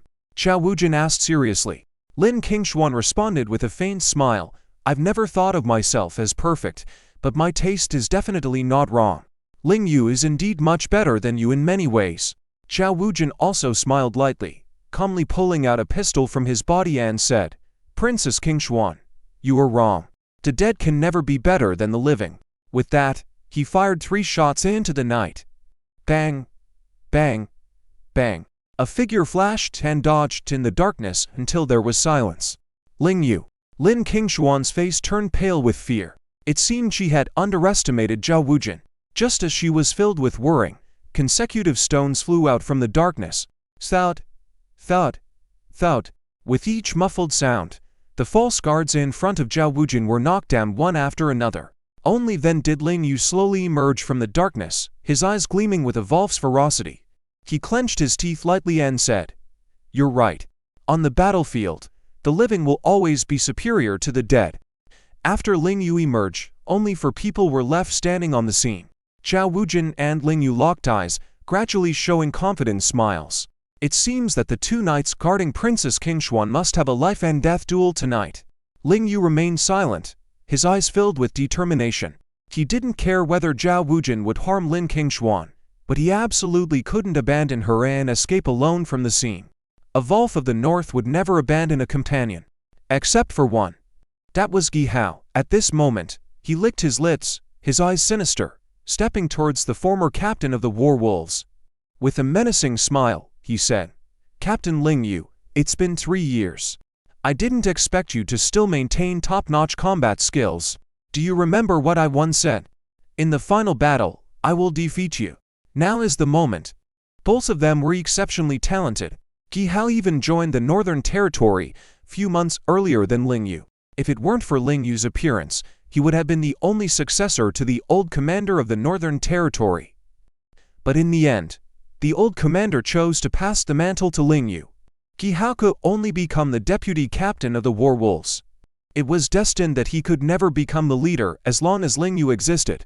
He was unwilling and resentful. He would rather destroy the war wolves than watch Ling Yu ascend to the leadership position. On the other hand, Ling Yu's expression was stern at this moment, his eyes blazing like flames, firmly fixed on Gihao. He didn't know what Gihao was thinking, but he was determined to avenge his fallen brothers from the war wolves today. Ha ha. Ling Yu, what's the use of glaring at me like that? You know that you can't kill me with your eyes. After seeing Ling Yu's gaze up close, Gihao trembled slightly before bursting into laughter. You fought against Elder Gu in the restaurant and were chased for such a long time. Your stamina must be almost exhausted now, right? Even if I were to fight you barehanded, I would still have more than enough strength. After speaking, his demeanor changed, his teeth clenched. He believed that in the final battle, he would definitely defeat Ling Yu. The title of the Wolf King of the North would surely belong to him. Kinglong, Ling Yu is about to die, Zhao Wujin calmly said to Lin Kinglong. Even if he can defeat the lackeys, surpass Elder Gu, he still can't overcome Gihao. And don't forget, his real opponent is actually me. Lin Kinglong lightly bit her lower lip, not responding to Zhao Wujin. She knew from the start that this was an unequal battle. Ling Yu was in a very difficult situation, but she believed in her judgment. The man she chose wouldn't fail so easily. At this moment, Gihao's fingers turned into steel claws, agilely pouncing towards Ling Yu like a wild wolf. As a hair-raising tearing sound echoed, Ling Yu hurriedly retreated, only able to kick up sand and gravel to interrupt Gihao's pursuit. Heh. Ling Yu, your combat skills are still as strong as ever. Gihao didn't rush to finish off Ling Yu. This was his lifelong enemy, someone he had suppressed for many years. He wanted to enjoy the feeling of slowly hunting down his opponent. Gritting his teeth and enduring the pain, Ling Yu looked down at the wound on his chest. Torn open by Gihao's sharp claws, blood oozing out in 3 streams. "Hey, you're still as sharp as ever, like a jackal of the north," Ling Yu said with a bitter smile. He had long been aware of Gihao's strength. He hadn't expected that after 3 years, Gihao's power would only increase. Even without using firearms, Gihao's strength probably surpassed that of Elder Gu. Ling Yu had always been wary of him, afraid that at any moment Gihao would plant a bomb on him. After all, explosive assassination was Gihao's specialty. "Ling Yu, do you now realize how formidable I, Zhao Wujin, am? You're just a grassroots. What right do you have to compete with me, Zhao Wujin, for Princess King Xuan?" Zhao Wujin slowly raised his pistol, aiming it at Ling Yu, who was still struggling against Gihao. In terms of enjoyment and depth, he was definitely no less than Gihao. Having loved Lin Kinglong for over a decade, few dared to compete with him. Many admirers of Lin Kinglong, upon learning his identity, immediately backed off. Only Ling Yu, ignorant and audacious, dared to snatch the position of celebrating Lin Kinglong's birthday alone, and even dared to confront him head-on. Defeating and killing such a rival made him feel the pride of a medieval knight's victory. Bang! Zhao Wujin fired at Ling Yu. Having practiced marksmanship since childhood, he had never missed a shot since the age of 10. He believed he would soon witness the scene of Ling Yu falling under a shower of blood. But the next moment, his whole body trembled, his eyes widened. Then his expression became extremely complex. Shock, terror, heartache, confusion, and finally, soaring rage. Gihao also stopped in surprise, staring wide-eyed with an expression of disbelief. At a critical moment, Lin Kinglong ran out with her arms open, directly in front of Zhao Wujin's gun aimed at Ling Yu. Zhao Wujin's shot pierced through his beloved woman's body. Sout! Lin Kinglong, with tears of blood in her eyes, looked up at the starry sky, and fell stiffly to the ground. At that moment, the whole world froze. The expressions of the 3 men were more shocked and stunned than one another's. Contrary to them, Lin Kinglong's expression formed a strong contrast. Her cherry lips were tinged with red, with a satisfied and serene smile. Her gaze ultimately settled in Ling Yu's direction, a smile more penetrating than the bullet, instantly piercing Ling Yu's heart. "Kinglong." Ling Yu ran towards her regardless of everything, holding her tightly. With her body pierced by the bullet, blood splatter everywhere. Who knew how much pain she was enduring? Yet, Lin Kinglong didn't utter a sound, lying quietly in Ling Yu's arms, gradually closing her eyes. She was satisfied. "Miss Lin, stay with me. Miss Lin, Kinglong."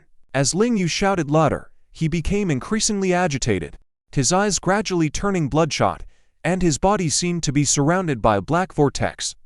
Gihao panicked. He knew very well that the cultivation method Ling Yu practiced was taught by the old leader of the North. In this state, it seemed that Ling Yu's inner strength was erupting. If Ling Yu were allowed to continue like this, the consequences could be extremely serious. Go to hell. Gihao decided to take the initiative van directly through a specially made miniature bomb at Ling Yu. Snap! Ling Yu slapped the bomb away with a backhand, sending it flying dozens of meters. Doom!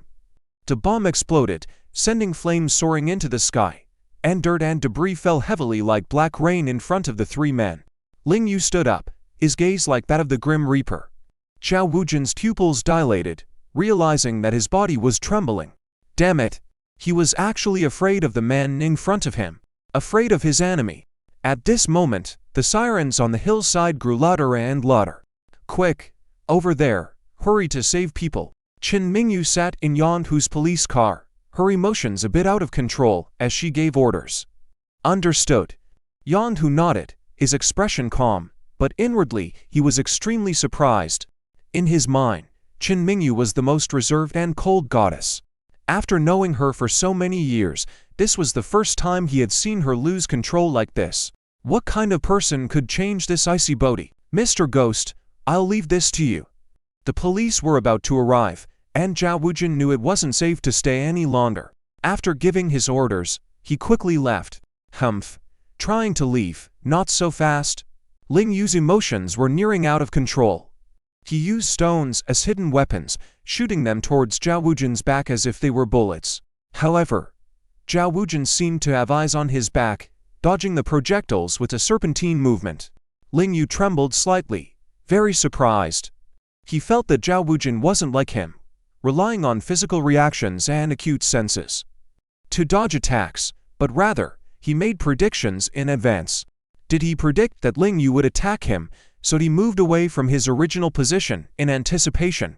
If so, then he truly was someone who took deduction to the extreme, almost reaching the level of mind reading. The next moment, Ling Yu's attention returned to Ghost. Ghost took out several miniature bombs from his body again, a wicked smile playing on his lips. Ling Yu, goodbye. With that, he actually threw the bombs towards Lin Kinglong. The police were about to arrive, and he knew it was unlikely for him to openly defeat Ling Yu tonight. He could only count Ling Yu as lucky tonight, throwing the bomb towards Lin Kinglong. Besides eliminating evidence, he also believed that Ling Yu would definitely go to save Lin Kinglong's body, perhaps leading to an unexpected gain. But in the next instant, his pupils widened. Just as Zhao Wujin had early predicted Ling Yu's attack from behind, Ling Yu also foresaw Ghost's actions and rushed towards him in advance. Ghost didn't have time to throw out the bomb. Ling Yu had already grabbed his wrist. Ghost's face was full of shock. At this moment, there were only two choices in front of Ghost: either give up using the bombs or go down with Ling Yu. Due to his momentary hesitation, Ling Yu had already slapped the miniature bombs out of his hand. Ghost lost his choice and looked back at Ling Yu, his eyes filled with fear. Ling Yu's temperament had already turned blood red. His blood was boiling, his veins were bulging. Lin Kinglong's sacrifice had stirred his emotions like boiling lava, making his body unbearably hot. With the enemy before him, with new and old grudges, his anger could no longer be restrained, erupting like a volcano. Roar! Ling Yu let out a beast-like roar, directly using his head to strike Ghost. Ghost suddenly felt a heavy dizziness in his head and a pause in his heart. For an ordinary person, this blow from Ling Yu would render them incapacitated. But Ghost was a seasoned warrior who had experienced countless life and death battles on the battlefield. How could he be defeated by just one blow? He gritted his teeth and retaliated by ramming his head back at Ling Yu's. Ling Yu, die. All of you die. When two forces collide, the outcome is reciprocal. Although generally, the one initiating the headbutt would gain the upper hand, there would also be a moment of stiffness after the impact. However, what Ghost didn't expect was that Ling Yu didn't stop or hesitate due to the previous collision. Facing Ghost's counterattack, Ling Yu roared in anger and once again charged at him with his head. Doom! The fierce impact left Ling Yu's mind blank, but his willpower remained unbroken. At this moment, only killing could quench the fire of rage burning within him. Doom! Ling Yu headbutted Ghost fiercely for the third time. Crack! After this blow, a cracking sound echoed from Ghost's skull. The renowned muscle warrior of the north, Ghost, had his head smashed open by someone alive. Bones and brains were exposed, a horrifying sight. But it wasn't over yet. Ling Yu's fourth headbutt came. Ghost's head was smashed into a mess of red and white, his entire body completely limped. Zhao Wujin, who had retreated 100 meters away, suddenly turned back and saw this scene, shocked and stunned. Obviously, he hadn't predicted that Ghost would end up like this against Ling Yu. Ling Yu continued to rage, his fists raining down like a violent storm, pounding Ghost's body into a pile of mud. At this moment, Zhao Wujin saw Ling Yu, engulfed in flames. Ling Yu's emotions had completely spiraled out of control. He didn't care if Ghost was already dead, he continued to vent his anger frantically. It was because of this traitor that many brothers of the Wolf Pack had died, ruining his future and plaguing him with heartache. Today, he had caused the death of Lin Kinglong again. Lin Kinglong was only 27 years old, still in the prime of her life. How could she die? Ling Yu's rage could not be quelled. Grabbing Ghost's broken head, he viciously slammed it into the muddy ground, his fists continuing to rain down like madness. It wasn't until Ghost's clothes tore apart, his bones shattered into pieces, and his flesh and body continued to sink into the soul that Ling Yu's fists slowly slowed down. Then, he dragged Ghost to a distance, found a bomb in his pocket, and slowly walked back to Lin Kinglong's side. Doom! As Ling Yu threw the bomb towards Ghost's body, the killer who was best At explosives finally perished in his own bomb, leaving almost nothing behind. Miss Lin, wake up. Please wake up. Ling Yu finally lifted Lin Kinglong's body and shouted loudly, "You can't die. Do you hear me? Wake up." Tears welled up in his eyes. Closing his eyes, Lin Kinglong seemed to struggle to open hers, trying to smile at him. "Hey, Ling Yu, I told you, you can't lose. Because you have me." But when she opened her eyes again, Lin Kinglong still lay peacefully in his arms, no longer breathing. In the next moment, various lights illuminated the surroundings. "Hands up." Yan Hu aimed his gun at Ling Yu and shouted loudly. But in the next moment, Mingu hurriedly ran out from behind him and quickly walked to Ling Yu's side. Ling Yu held Lin Kinglong tightly in his arms, both of them covered in blood. Ling Yu, what happened to her?" At this moment, the dignified CEO of Chiag Gang Group's voice trembled slightly, and there was no longer any hostility towards Lin Kinglong in her heart. Ling Yu raised his gaze. In that moment of eye contact, Mingu's tear ducts felt warm. She regretted playing hard to get. All of this was a chain reaction. If she hadn't pushed Ling Yu away, he wouldn't have been with Lin Kinglong tonight. Even if she had seen them together in the restaurant or even in the strategic warehouse tonight. If she had ordered Ling Yu to come back to her side, perhaps Lin Kinglong wouldn't have died in front of her now. Both Ling Yu and Lin Kinglong had ended up like this because they were trying to save her. "Miss Chin, please be careful." Yan Hu hurried over, shielding Mingu and loudly ordering his subordinates, "Take this person away to the interrogation room. You get away." Mingu didn't care about Yan Hu's attitude, pushing him aside and rushing towards Ling Yu. Ling Yu glanced back at her, his lips moving slightly. In the end, he didn't say anything, but followed the police officers and left. Early the next morning, Zia Shadi returned to Chiag Gang Group as usual. She had prepared various plans to deal with the bombing of the strategic warehouse and was ready to present them to Mingu. But unexpectedly, as soon as she entered the CEO's office, Mingu instructed, "Zidai, today you put aside all official duties and find a way to bail Ling Yu out of the police station from me." Zia Shadi was stunned, obviously not knowing what had happened after General left last night. But once she realized, she immediately responded, "General Chin, didn't you drive him away last night? Why are you so concerned about him now?" In the next moment, a cold glare shot towards her. Feeling the piercing cold, Zia Shadi quickly covered her cherry lips, stopping her teasing of her boss, and quickly changed her tune. "General Chin, I understand. Why was Ling Yu taken to the police station?" Mingu succinctly said, "He acted in self-defense during the process of someone else killing others. According to the law, he is innocent, but there are obstacles behind the scenes, and there may be some trouble to deal with in the process." "Okay. General Chin, I understand." Zia Shadi nodded quickly and went to work. Handling these kinds of matters was her specialty. Mingu also trusted her abilities because with the strategic warehouse being bombed, her company had many headaches to deal with as well. Now, after this incident, the Chin family and the Liu family had completely torn apart their faces. Although the prominent families of Zhangzhou sounded intimidating, this was still Yun City, and Mingu was not afraid of any enemies. In any case, she was determined to clear Ling Yu's name and make the Liu family and Zhao Wujin give her an explanation. Mingu.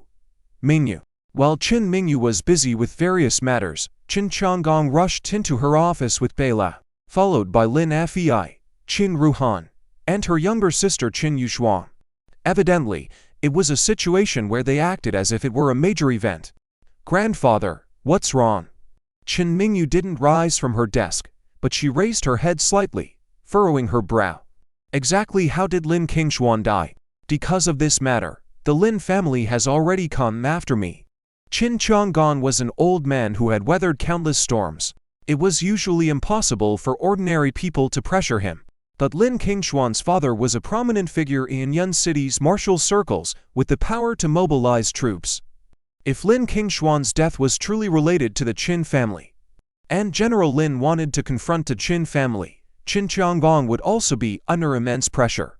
However, faced with Qin Qianggong's probing, Mingu simply bit her lip lightly and responded coldly, "Grandfather, If the Lin family wants to make trouble over Lin Kinglong's death, let them come to me. Sigh. You're really going to worry me to death. Qin Chang'an saw Qin Mingyu's expression and didn't continue to press. Seeing through his granddaughter's eyes to her complex emotions, he felt a twinge of heartache. Qin Ruhan also felt sorry for her sister. Her sister always liked to shoulder everything herself, and she could only regret not being able to help her sister more. Mingu, if this matter has nothing to do with you, just say so. Lin Fei spoke up at this moment. You've divorced from Ling Yu. Regardless of why Kinglong died, as long as you declare it has nothing to do with Ling Yu, this matter won't involve the Qin family. Shut up. Qin Mingu shouted directly, her cold gaze fixed on Lin Fei, feeling her daughter's gaze, which was different from usual, cold and filled with anger. Lin Fei was a bit unhappy, but with Qin Chang'an present, she didn't continue. Grandfather, I will handle this matter. I won't let Ling Yu get into trouble. Please rest assured. Qin Mingyu's assurance did indeed ease Qin Chang'an's mind. If my granddaughter had this mindset earlier, why would things have to escalate to this extent? However, Qin Chang'an also knew that young people often had to lose something before they learned to cherish it. Although this trouble was significant, as long as his granddaughter could bring her son-in-law back, it would be worth it. Well, if there's anything you can't solve, remember to tell Grandpa. As long as you and Ling Yu are well, everything else is negotiable. Leaving these words behind, Qin Chang'an turned and walked away. Lin Fei looked a bit strange, hesitating to speak, but ultimately left with a solemn expression. Qin Yuxuan then smiled and approached Qin Mingu. Dig sister, if it's too hard for you, take some time to rest. Qin Mingu looked at her with a wary gaze, completely different from how she treated Qin Ruhan. Qin Yuxuan smiled again before turning to leave. Finally, Qin Ruhan walked up to Qin Mingu. Sis, I know you don't have a good impression of second sister, but what she said is right. Don't tire yourself out. Take care. Okay. Qin Mingu interrupted her. Since you also think so, help out with the situation at the warehouse. With that, she stood up and left the office. Her mind was preoccupied with thoughts of Ling Yu and Lin Kinglong. She had little focus on her work. She had never experienced such a state before. Her mind was difficult to concentrate, and the image of Ling Yu and Lin Kinglong driving down the mountain together lingered in her mind. She really wanted to see Ling Yu now. Despite how much she had hurt him, why did he come back to save her in the end? Why'd? After leaving the company, Qin Mingu drove alone to Ling Yu's house. Ling Yu was taken to the police station, and Qin Mingu worried that Chen Ailan hadn't heard about the situation yet. She wanted to go and reassure her to prevent her from being shocked by sudden news. At this moment, Chen Ailan was indeed at home, anxious. She had been trying to contact her son since last night but hadn't received any response. She had no idea what he was up to, especially since last night, Qin Chang'an had called her, saying he wanted to find a way to reconcile Ling Yu and Qin Mingu. Why was there suddenly no news? Could it be that the attempt to reconcile with Mingu failed, and he's in a bad mood and gone off to do something foolish? Chen Ailan muttered to herself. The next moment, she heard a knock on the door, instantly becoming alert. Coming. Chen Ailan anxiously opened the door, expecting to see her son outside, but to her surprise, it was a woman. Mom. Standing outside the door was Ziqian, speaking excitedly. Oh, it's you. Chen Ailan didn't know how to respond for a moment. Although Ziqian had called her mom before, she had never been this excited. Mom, you have to help me. Ziqian rushed forward and hugged Chen Ailan tightly, crying and sniffling. I can't even go home now. I miss my son so much. Mom, you have to help me. Chen Ailan quickly said. All right, let go of me first. I can hardly breathe. Her tone wasn't cold, but it carried the authority of an elder.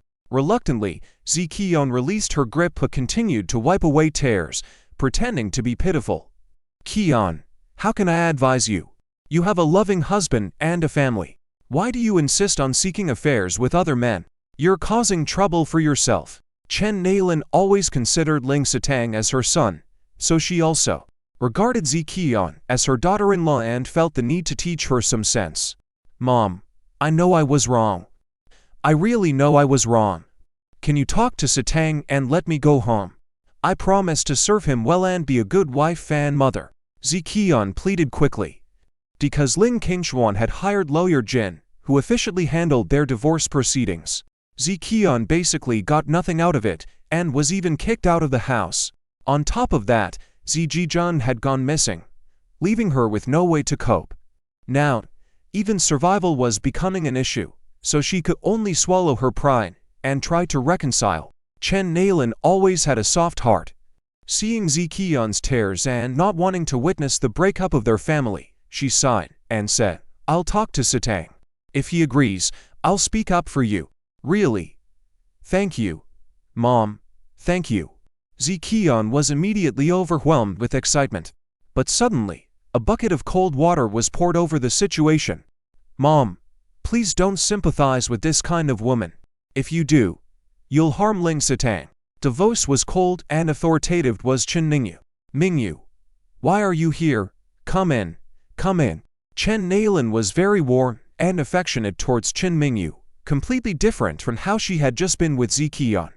Unfortunately, Ziqian was not a magnanimous person. Seeing the stark contrast in Chen Ailin's treatment, she felt unhappy. Seeing Chen Ailin holding Chen Mingyu's hand as they entered the house, she pouted and made faces behind them. She even cursed Chen Mingyu in her heart.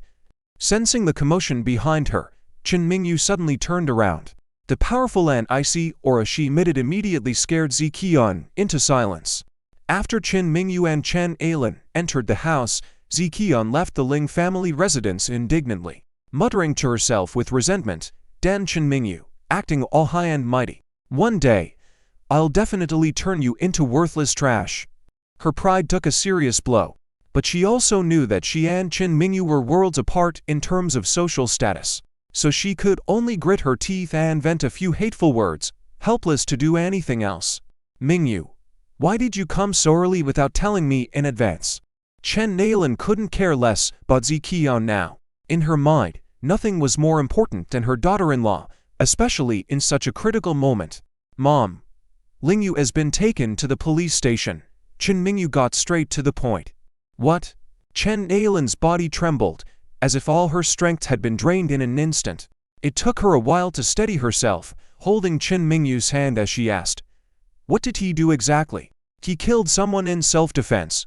This. Chen Ailin, whose health was not the best, was nearly on the verge of fainting from the shock. Her honest and upright son, actually capable of killing someone. No.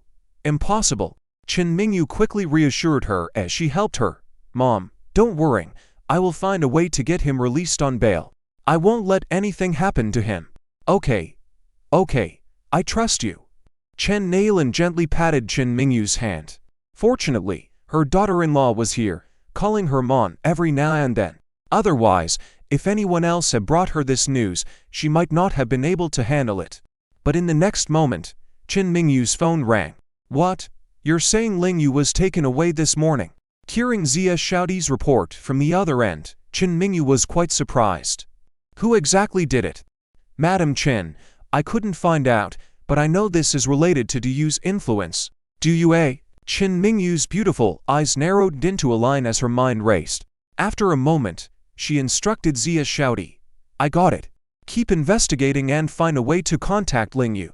Tell him I want to see him and ask him to come back immediately. Yes, Ms. Chen. Seeing her hang up the phone, Chen Ailin immediately asked anxiously. Mingyu, what's wrong? Did something happen to Ziyu? Chen Mingyu hurriedly reassured her. Mom, everything's fine. I'll make sure Ling Yu is safe. Very assertive.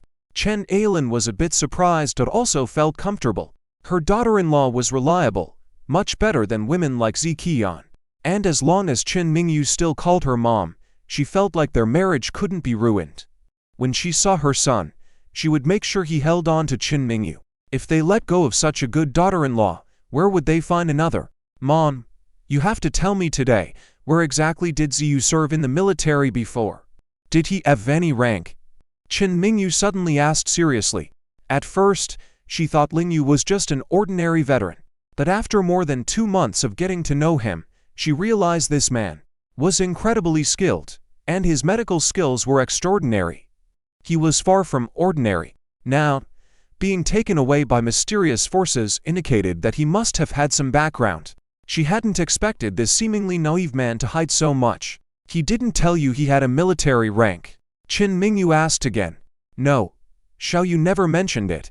Chen Ailin shook her head. Then how much did he receive as retirement pay and benefits when he retired? Chen Mingu continued to inquire. Chen Ailin shook her head again. Nothing at all. Oh, my son is really disappointing. Other soldiers to retire can get quite a lot, but he got nothing. Nothing at all. This completely caught Chen Mingu off guard. Could she have been wrong? Was Ling Yu not someone significant at all? Yes. Nothing at all. I heard he got discharged from the army for making a mistake and came back empty-handed. Because of this, no woman wanted him, and he failed in blind dates 18 times. After Chen Ailin finished speaking, she suddenly felt something was amiss. She quickly held Chen Mingyu's hand gently and said, with a bitter smile, Mingyu, my son is indeed a bit of a disappointment. But he has a good heart and is very honest and sincere to others. Chen Mingyu's lips curled slightly as she comforted her. Mom, I understand. I'll go now and find that idiot Ling Yu first. Okay. Although Chen Ailin was reluctant to part, she didn't force Chen Mingyu to stay. After leaving Ling's house, Chen Mingyu drove while lost in thought. If she wanted to uncover Ling Yu's true identity, it seemed she would have to start with Tua. But regardless of whether Ling Yu was someone significant or not, just because that idiot had saved her life twice, she had to treat him well. Chen Mingyu, dislike owing favors the most. You idiot. Hurry back to me. Chen Mingyu realized that she was starting to miss that man a little. And thinking about him and Lin Kinglong, she felt a slight pain in her heart, a feeling of deep guilt. Now that Lin Kinglong was dead, she could only domineer and spoil that man to relieve this sense of guilt. You little bastard, you're doomed, so I might as well tell you. The Liu family has actually been sponsoring us all along. Otherwise, how could I have almost cursed you to death last time? Ling Yu found this even more amusing. Could cursing someone really lead to their death? That person must be quite fragile, But Chen Sanma's revelation cleared up his doubts. So, it was the Liu family providing financial support from behind the scenes. Considering that the Chen family was just a bunch of freeloaders, how could they have caused such a big stir on their own? Since the Liu family was manipulating things from behind, it made sense that they could ambush him here at the first opportunity. It seemed that with Zhao Wujiafar and the Liu brothers nearby, his days in Yun City were going to be tough. At least, they wouldn't be as peaceful as before. Don't waste time with him. Let's go. Finish him off. Chen Yuan was quite impatient and shouted angrily. Behind them were several burly men, each brandishing a machete, emanating a murderous aura. Clearly, they were prepared. However, before they could pounce on Ling Yu, a black six-wheeled vehicle came hurtling towards them like a raging beast. What the heck is going on? This car was clearly trying to run them over.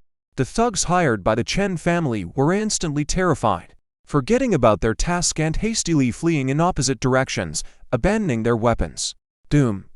The sturdy military vehicle directly ran into the commercial vehicle brought by the Chen family, crushing it in the middle.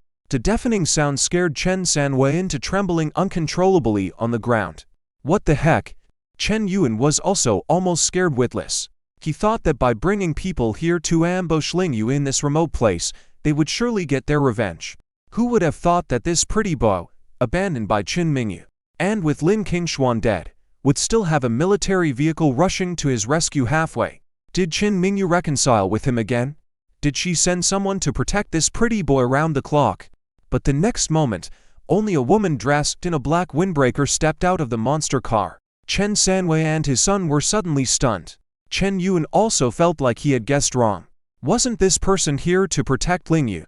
The woman in the windbreaker got out of the car and glanced around. Then unexpectedly got back into the car again without paying any attention to Chen Sanwei and his son, as if they were invisible. She's leaving already. Chen Sanwei also found it very strange. Who was this woman? What was she here for? She was just going to leave after crashing into their car. Was she trying to hit and run? However, because of the intense collision, quite a few people had gathered around. Chen Sanwei and his son gritted their teeth. It seemed their plan to quietly deal with Ling Yu was going to be ruined. Even Ling Yu was puzzled. Unlike Chen Sanwei and his son, he recognized this woman in the windbreaker. She was Due, but she didn't say a word, which was a bit unpredictable. But the next moment, Ling Yu found out. With a slap, Due closed the car door again, restarted the engine of the monster car, and slowly reversed. What the heck? You're leaving after crashing into our car. Is this woman crazy? Just as Chen Yuan was shouting, the next moment, his mouth opened wide as if it was about to split apart. After Due restarted the monster car, she locked onto the target again. Accelerate, charge forward. Hey. Don't do that. That's our car. Stop. Chen Sanwa realized Due's intentions, but it was already too late. Doom. Another scene of deliberate car collision, cruel and terrifying. The already smashed commercial vehicle was crushed by the monster car this time. Even the wheels rolled out and tumbled on the roadside, finally landing with a clatter in front of Chen Sanwa. Immediately after, the car door, unwilling to be outdone, clattered to the ground. The whole scene was dumbfounded. The Chen family father and son were even more dumbfounded. Oh my! Is this woman insane? Ling Yu was also stunned on the side. Due was still as hot-tempered as ever. Better to provoke the king of hell than to provoke Due, that saying was no joke. This woman was as relentless as ever. Once she set her target, she wouldn't stop until she achieved her goal. She originally intended to directly crush Chen Sanwa's car, but the first collision wasn't quite satisfactory. No problem, she would just go for a second round. She had just gotten out of the car to confirm the angle for the second collision to completely crush the Chen family's car. Hey! Ling Yu. Due finally spoke to Ling Yu at this moment. Ling Yu was slightly taken aback. Why are you still standing there? Get in the car, Due called out. Ling Yu found it amusing too. Why am I standing here? Obviously, I was just watching your performance. I'm hungry, I want to eat first. If you don't mind, I'll decide where to eat, Ling Yu replied. As soon as Ling Yu got into the car, Due casually spoke as if she had already forgotten everything she had just done. The already crumpled commercial vehicle was completely crushed by the monster car this time, with even its wheels rolling out and tumbling along the roadside, finally landing with a clatter in front of Chen Sanwa. Immediately after, the car door, unwilling to be outdone, clattered to the ground. The whole scene was dumbfounded. The Chen family father and son were even more bewildered. Oh my! Is this woman insane? Ling Yu was also stunned on the side. Due was still as fiery-tempered as ever. Better to provoke the king of hell than to provoke Due, that saying was no joke. This woman was as relentless as ever. Once she set her target, she wouldn't stop until she achieved her goal. She originally intended to directly crush Chen Sanwa's car, but the first collision wasn't quite satisfactory. No problem, she would just go for a second round. She had just gotten out of the car to confirm the angle for the second collision to completely crush the Chen family's car. Hey! Ling Yu. Due finally spoke to Ling Yu at this moment. Ling Yu was slightly taken aback. Why are you still standing there? Get in the car, Due called out. Ling Yu found it amusing too. Why am I standing here? Obviously, I was just watching your performance. I'm hungry, I want to eat first. If you don't mind, I'll decide where to eat, Ling Yu replied. Only after Ling Yu got into the car did Due casually speak as if she had already forgotten everything she had just done. Damn it. You crazy woman, you wrecked our car like this and still want to leave swaggering to go eat. Do you really think of us as air? Chen Sanwa wanted to intervene, but after seeing Due's gaze, he immediately retreated in fear. The murderous intent. With just one look from this woman, he understood that she was different from them, the riffraff of the streets. She was truly willing to kill. Then, Due drove past the two father and son directly, carrying Ling Yu away. Damn, that crazy woman is too arrogant. I must kill her. After they left, Chen Sanwa dared to speak harshly. Not apologizing for wrecking our car is one thing, but to arrogantly take Ling Yu away to eat without any regard. Truly, one can endure from aunts and uncles, but not from this. Chen Yuan, however, looked disdainfully at him. What's the use of talking tough only after she's gone, when he was so cowardly when she was present? But this old man had always been his father, and he had always been biased towards him since childhood, so he had to give him some face.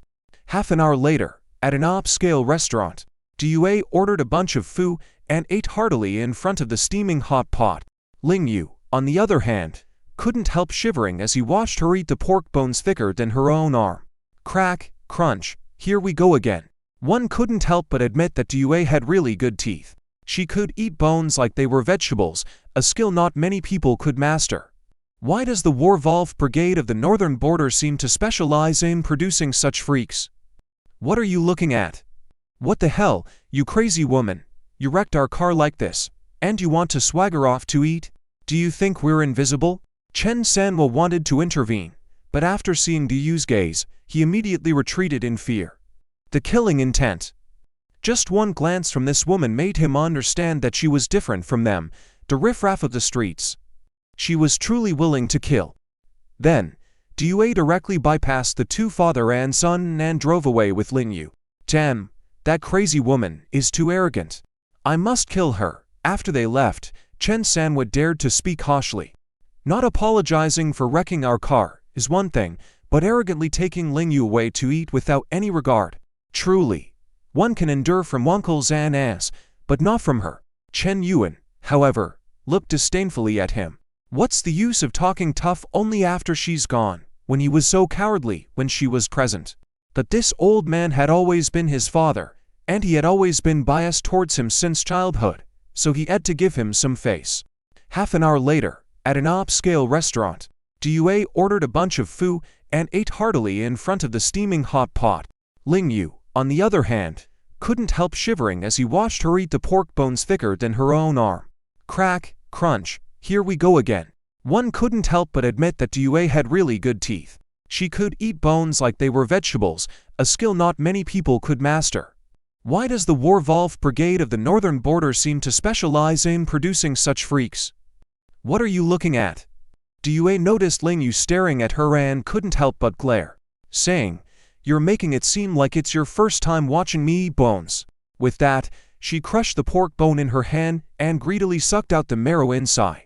Ling Yu chuckled, unable to help but mourn for the pig in his mind. Even after death, its bones were bitten into bits. That was quite a miserable treatment. After extracting the essence from the bone, DUA seemed to still want more and licked her red fingernails clean. Her bright red tongue was as enticing as a strawberry. After touching her slim abdomen, DUA gently pushed away the plate in front of her and said to Ling Yu, "Ling Yu, do you know who saved you this time?" Ling Yu was stunned for a moment before asking, was it the Northern Border? He initially believed in the law, then thought it was Qin Mingyu, never expecting it to be the Northern Border. DUA chuckled, "Don't you know how the Zhao family in Zhangzhou and the Liu family in Yuncheng operate? If it weren't for the Northern Border protecting you, who do you think could have ensured your freedom this morning?" Ling Yu nodded. Although he suspected Qin Mingyu's influence, he hadn't confirmed. If she was the daughter of the Qin family, so he didn't think she had that much power. And besides, they were divorced. Would she still care about him? Thinking of this, his heart inexplicably ached. "Captain, return to the Northern Border." DUA suddenly changed her address, her eyes filled with expectation. "If you take down Ghost Teo Hao, this S-class fugitive, and once again, make great contributions to the Northern Border, the old Marshal hopes you can come back. He has always treated you like a son." Thinking of the old Marshal, Ling Yu felt quite nostalgic. He also regarded that old man as a father, but unfortunately, 3 years ago, he disappointed the old Marshal too much. He felt unworthy and couldn't face him again. Seeing Ling Yu's hesitation, DU's eyes flashed with a hint of resentment, and she said coldly, "Ling Yu, have you really forgotten about your brothers in the Northern Border? Don't you want to see them again? Weren't you the one who valued loyalty and righteousness the most?" "DUA, that's enough." Ling Yu quickly interrupted her. "Just like how people can't come back to life, there are some things we can't go back to. I'm just an ordinary person in Yuncheng now, and I don't want nor am I qualified to join the Northern Border again. If you can contact the old Marshal, please thank him for his kindness on my behalf." DUA, always different from ordinary women, looked at Ling Yu for a while, but in the end, she just nodded and lowered her head to continue gnawing on the bone. "Oh, by the way, What's the story behind that scar on your chest? Ling Yu's eyes sharpened as he noticed Due eating, and a little bit of her neckline was exposed. Apart from Du's large bust, Ling Yu, being a gynecologist, wouldn't shy away from such matters. After 3 years of not seeing each other, Ling Yu noticed a terrifying scar on Du's chest, which seemed to be spreading towards her heart. If it were any other woman, they might have died from such a severe injury already. Oh, this? Due didn't choose to hide it from Ling Yu and instead calmly pulled down her neckline, revealing the deep scar. Still deep as ever. It's nothing serious. When I came to Yuncheng and got into a fight with someone, I was slashed with a knife. I'll definitely seek revenge for this. She said it casually, but Ling Yu couldn't help but feel a sense of danger in her words. Although Due didn't elaborate, he didn't press further either. However, he couldn't help but feel a bit regretful. He knew that although Due didn't care much about her appearance, she had the looks of a goddess and a mature body that many women envied. Having such a terrifying scar on her chest was like a flaw on a beautiful jade. Patrol officer, it's them. They just crashed my car and attempted murder. Just then, an angry roar interrupted their conversation. Chen Sanwei and his son, accompanied by armed patrol officers, rushed in. That's right, they crashed into us and then arrogantly fled.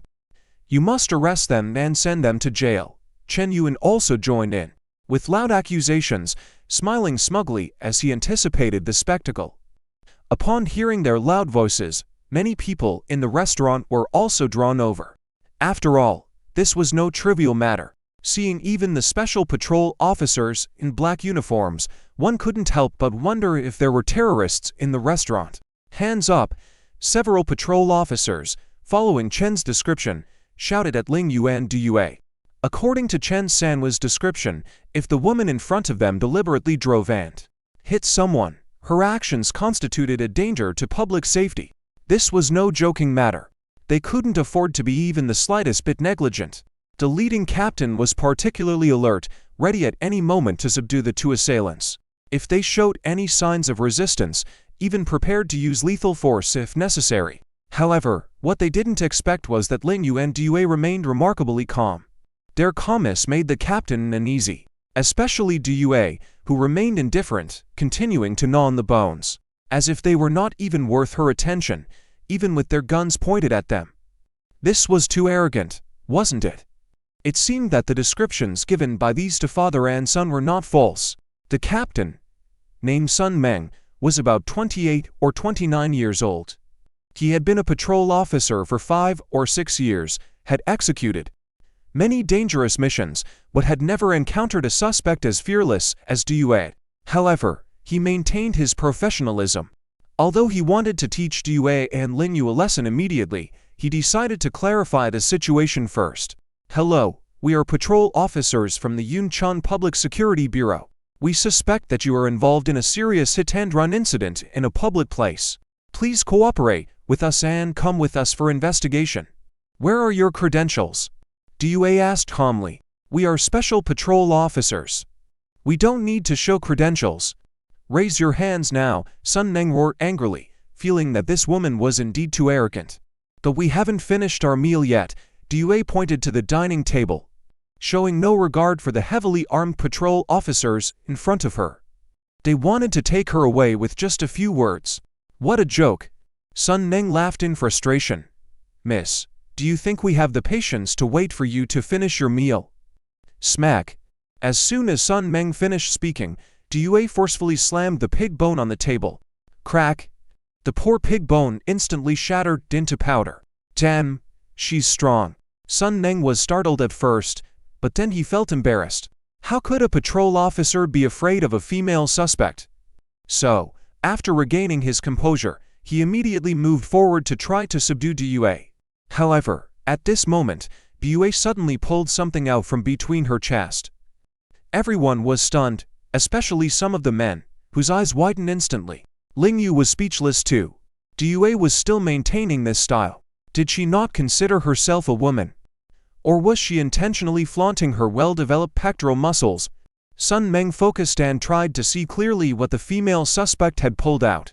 To his surprise, it was a shiny object. It wasn't a knife, nor a bomb. Can you see it clearly? Due glanced at him, then waved the uniquely shaped golden badge in front of him again. Sun Meng finally got a clear look at it, and his whole body began to tremble violently. He exclaimed, "Stop! Stop it now!" He even opened his hands and quickly blocked his colleagues, afraid that they might impulsively offend Due. The audience around, who were nervously watching the scene, all furrowed their brows, unable to understand what was going on with Sun Meng. Chen Sanwei and his son were even more puzzled. Chen Yuan even wanted to curse out loud, thinking that this patrol captain was simply attracted by Du's hot figure and couldn't bear to lay hands on her. Did he have any professionalism left? However, Sun Meng couldn't care less about what they were thinking. His expression became increasingly surprised. In order to confirm whether this thing was real or not, he leaned in cautiously to take a closer look. After seeing clearly the specially made military badge with the words Northern Territory Volf General in gold, he was instantly scared pale, trembling even harder with each breath. Seeing him like this, the other patrol officers were also at a loss. What was the captain up to? Seeing him so scared, what were they supposed to do now? Arrest the female suspect or not? Attention, everyone! Sun Meng suddenly took a step back, standing at attention with his feet together, just like when facing a top-level officer during military training. Attention! Salute!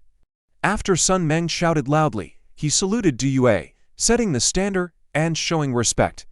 The patrol team members looked at each other in bewilderment, not knowing what the captain was up to. Chen Sanwei and his son felt like their IQs were insufficient.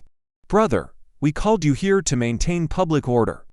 Why are you suddenly saluting the suspect?" The whole scene was baffled. The sudden change caught everyone off guard. In the end, the captain's order left the other patrol officers with no choice. They reluctantly stood at attention and saluted Due with puzzled expressions. Now, Chen Sanwei and his son were not just shocked.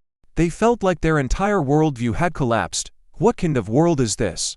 The patrol doesn't arrest suspects but salutes them? Dismiss. The next moment, Sun Meng ended the mission directly, adopting a posture of fleeing the scene. He was afraid that Due and her companions would settle scores with them, and that would be the end of it. "Wait," Due called out to him in turn. Sun Meng suddenly broke out in a cold sweat, his expression slightly stiff as he turned back and saluted Due again, saying, "General, what are your orders?" "What's going on, General?" Chen Sanwei and his son were directly scared out of their wits. The expressions of the surrounding onlookers were even more varied. At this moment, they really wished Chen Sanwei and his son could come and explain to them how the female suspect suddenly became a general. Chen Sanwei and his son had no idea either. Moreover, the fact that this female general had such a good relationship with Ling Yu, even eating together, they suddenly had a bad feeling. Perhaps the relatives they had always looked down upon were actually some hidden big shots. Damn it, the plot that only dares to be written in novels actually happened in their lives. Can you believe it? Other onlookers also exclaimed in amazement, curious about the card Due had shown. What kind of identification was it to make the captain of the special patrol in Yun City show such respect? Due didn't care about the surrounding gazes, casually explaining what had just happened. "They parked their car randomly, obstructing traffic and hindering my mission. You must arrest them and educate them on morals. Understand?" Chen Sanwei and his son were shocked to hear this. Was this woman's statement considered turning black into white? What's even more unexpected was that Sun Meng actually saluted again and responded loudly. "Yes, understood. I promise to complete the mission." Rumble. Chen Sanwei and his son felt like the whole world was collapsing on them, almost crushing them to death. What kind of world is this? Their car was hit so hard that the doors and wheels flew off, and yet it was still their fault. Too much of a bully. Take them away. Sun Meng waved his hand and gave the order. Chen Sanwei and his son immediately erupted in anger. "Captain Sun, do you have no sense of justice? I will complain about you. I won't let you off." Sun Meng wasn't afraid of Chen Sanwei and his son at all. He didn't even bother to respond to them, simply instructing his men to drag them away. Compared to the Volf generals of the north, what were they? After leaving the restaurant and putting Chen Sanwei and his son into the car, the bewildered patrol officers finally dared to speak up, Captain Sun, what is the woman's identity after all? Why do you respect her so much? Actually, they wanted to say fear, but fearing to lose face for Sun Meng, they chose to use the word respect instead. Yeah, we just acted like idiots, making fools of ourselves. Isn't that right? We went in all bravely to arrest someone, but ended up saluting and letting them go inexplicably, even taking away the ones who reported the incident. What's going on? These patrol officers still had some pride. Saluting a woman so respectfully in public was quite embarrassing, wasn't it? Those who didn't know would think they were bowing down to her. Yes, Captain Sun, are you out of your mind? Chen Sanwei and his son, in the car, were yelling at Sun Meng through the iron bars. They had contacted this patrol captain through the Liu family's channels to come and take action against Ling Yu and that arrogant woman. But in the end, they were turned back by Sun Meng. How could they not be furious? Shut up, keep shouting, and I'll deal with you myself. Sun Meng shouted at Chen Sanwei and his son, then turned to his brothers and explained, since you all want to know, I'll tell you straight up. The patrol officers nodded one after another, holding their breath, obviously eager for Sun Meng to reveal the truth. After taking a puff of his cigarette, Sun Meng sneered at Chen Sanwei and his son. You two fools, don't you realize you've kicked an iron plate this time? Kicked an iron plate.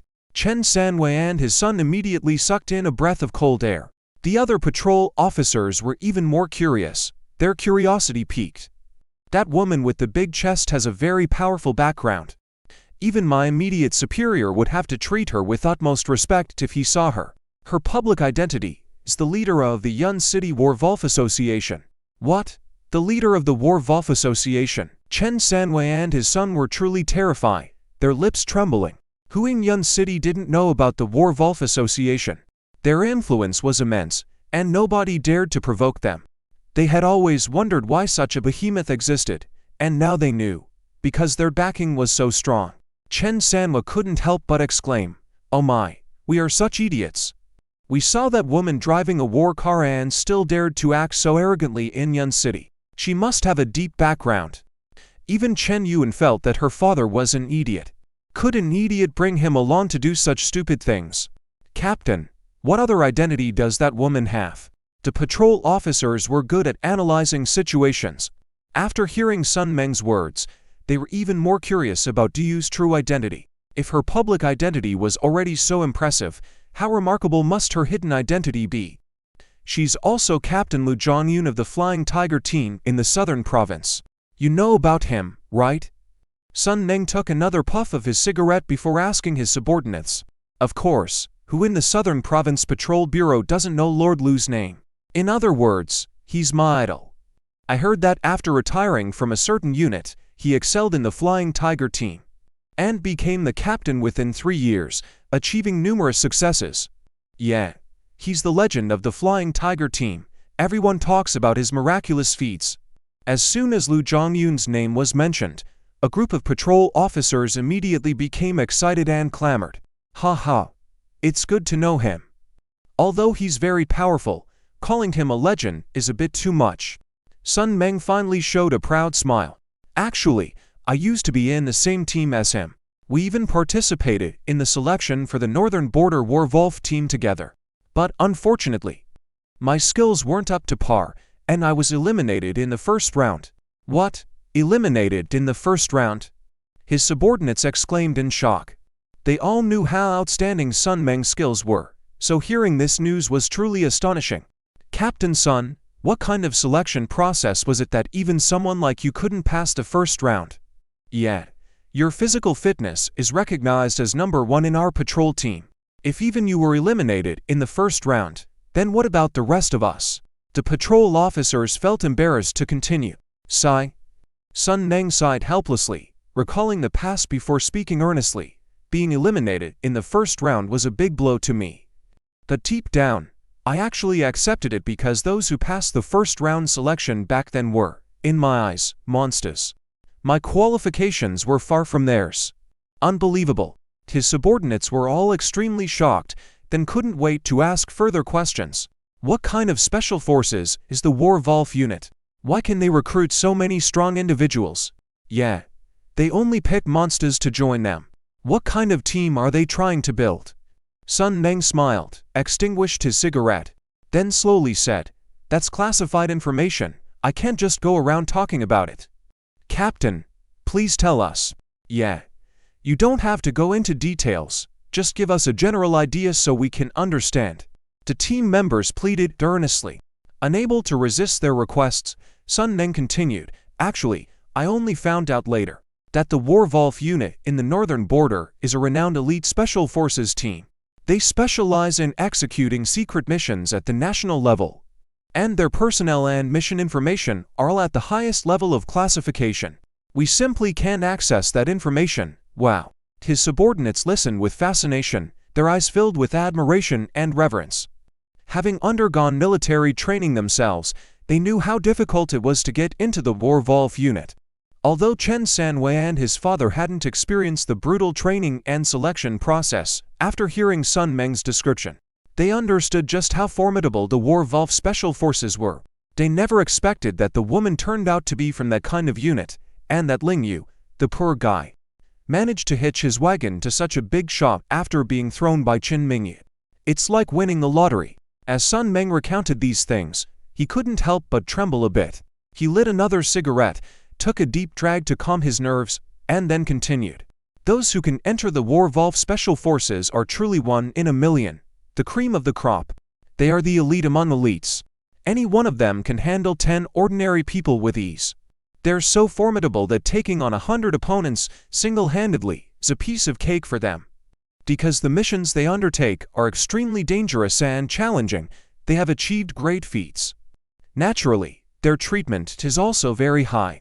As long as they retire from the Werewolf unit normally, holding such qualifications and returning to the city, they will have no trouble finding official positions and enjoying benefits that ordinary people can only dream of." Upon hearing this, everyone had envy written all over their faces. Another subordinate followed up with a question, "So does Lord LV have a high military rank in the Werewolf unit? Is that why he received such high treatment after retiring?" "Ha ha ha." Upon hearing this, Sun Meng couldn't help but burst into laughter. "You're still too naive.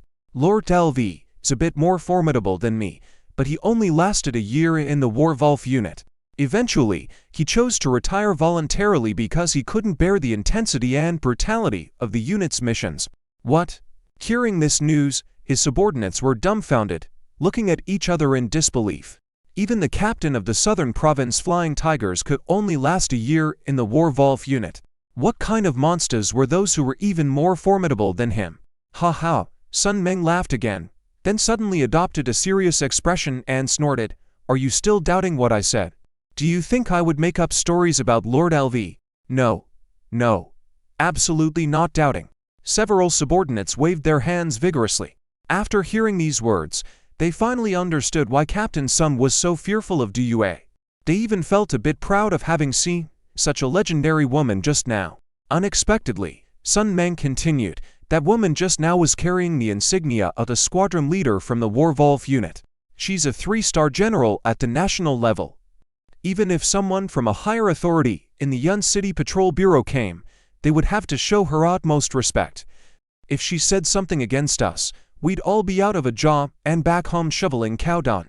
As soon as Sun Meng said this, several subordinates were scared out of their wits, shivering with fear. "Humph, you two, filing a false report. You almost caused us a lot of trouble." "That's right. When we take you back this time, we'll definitely give you a thorough ideological education.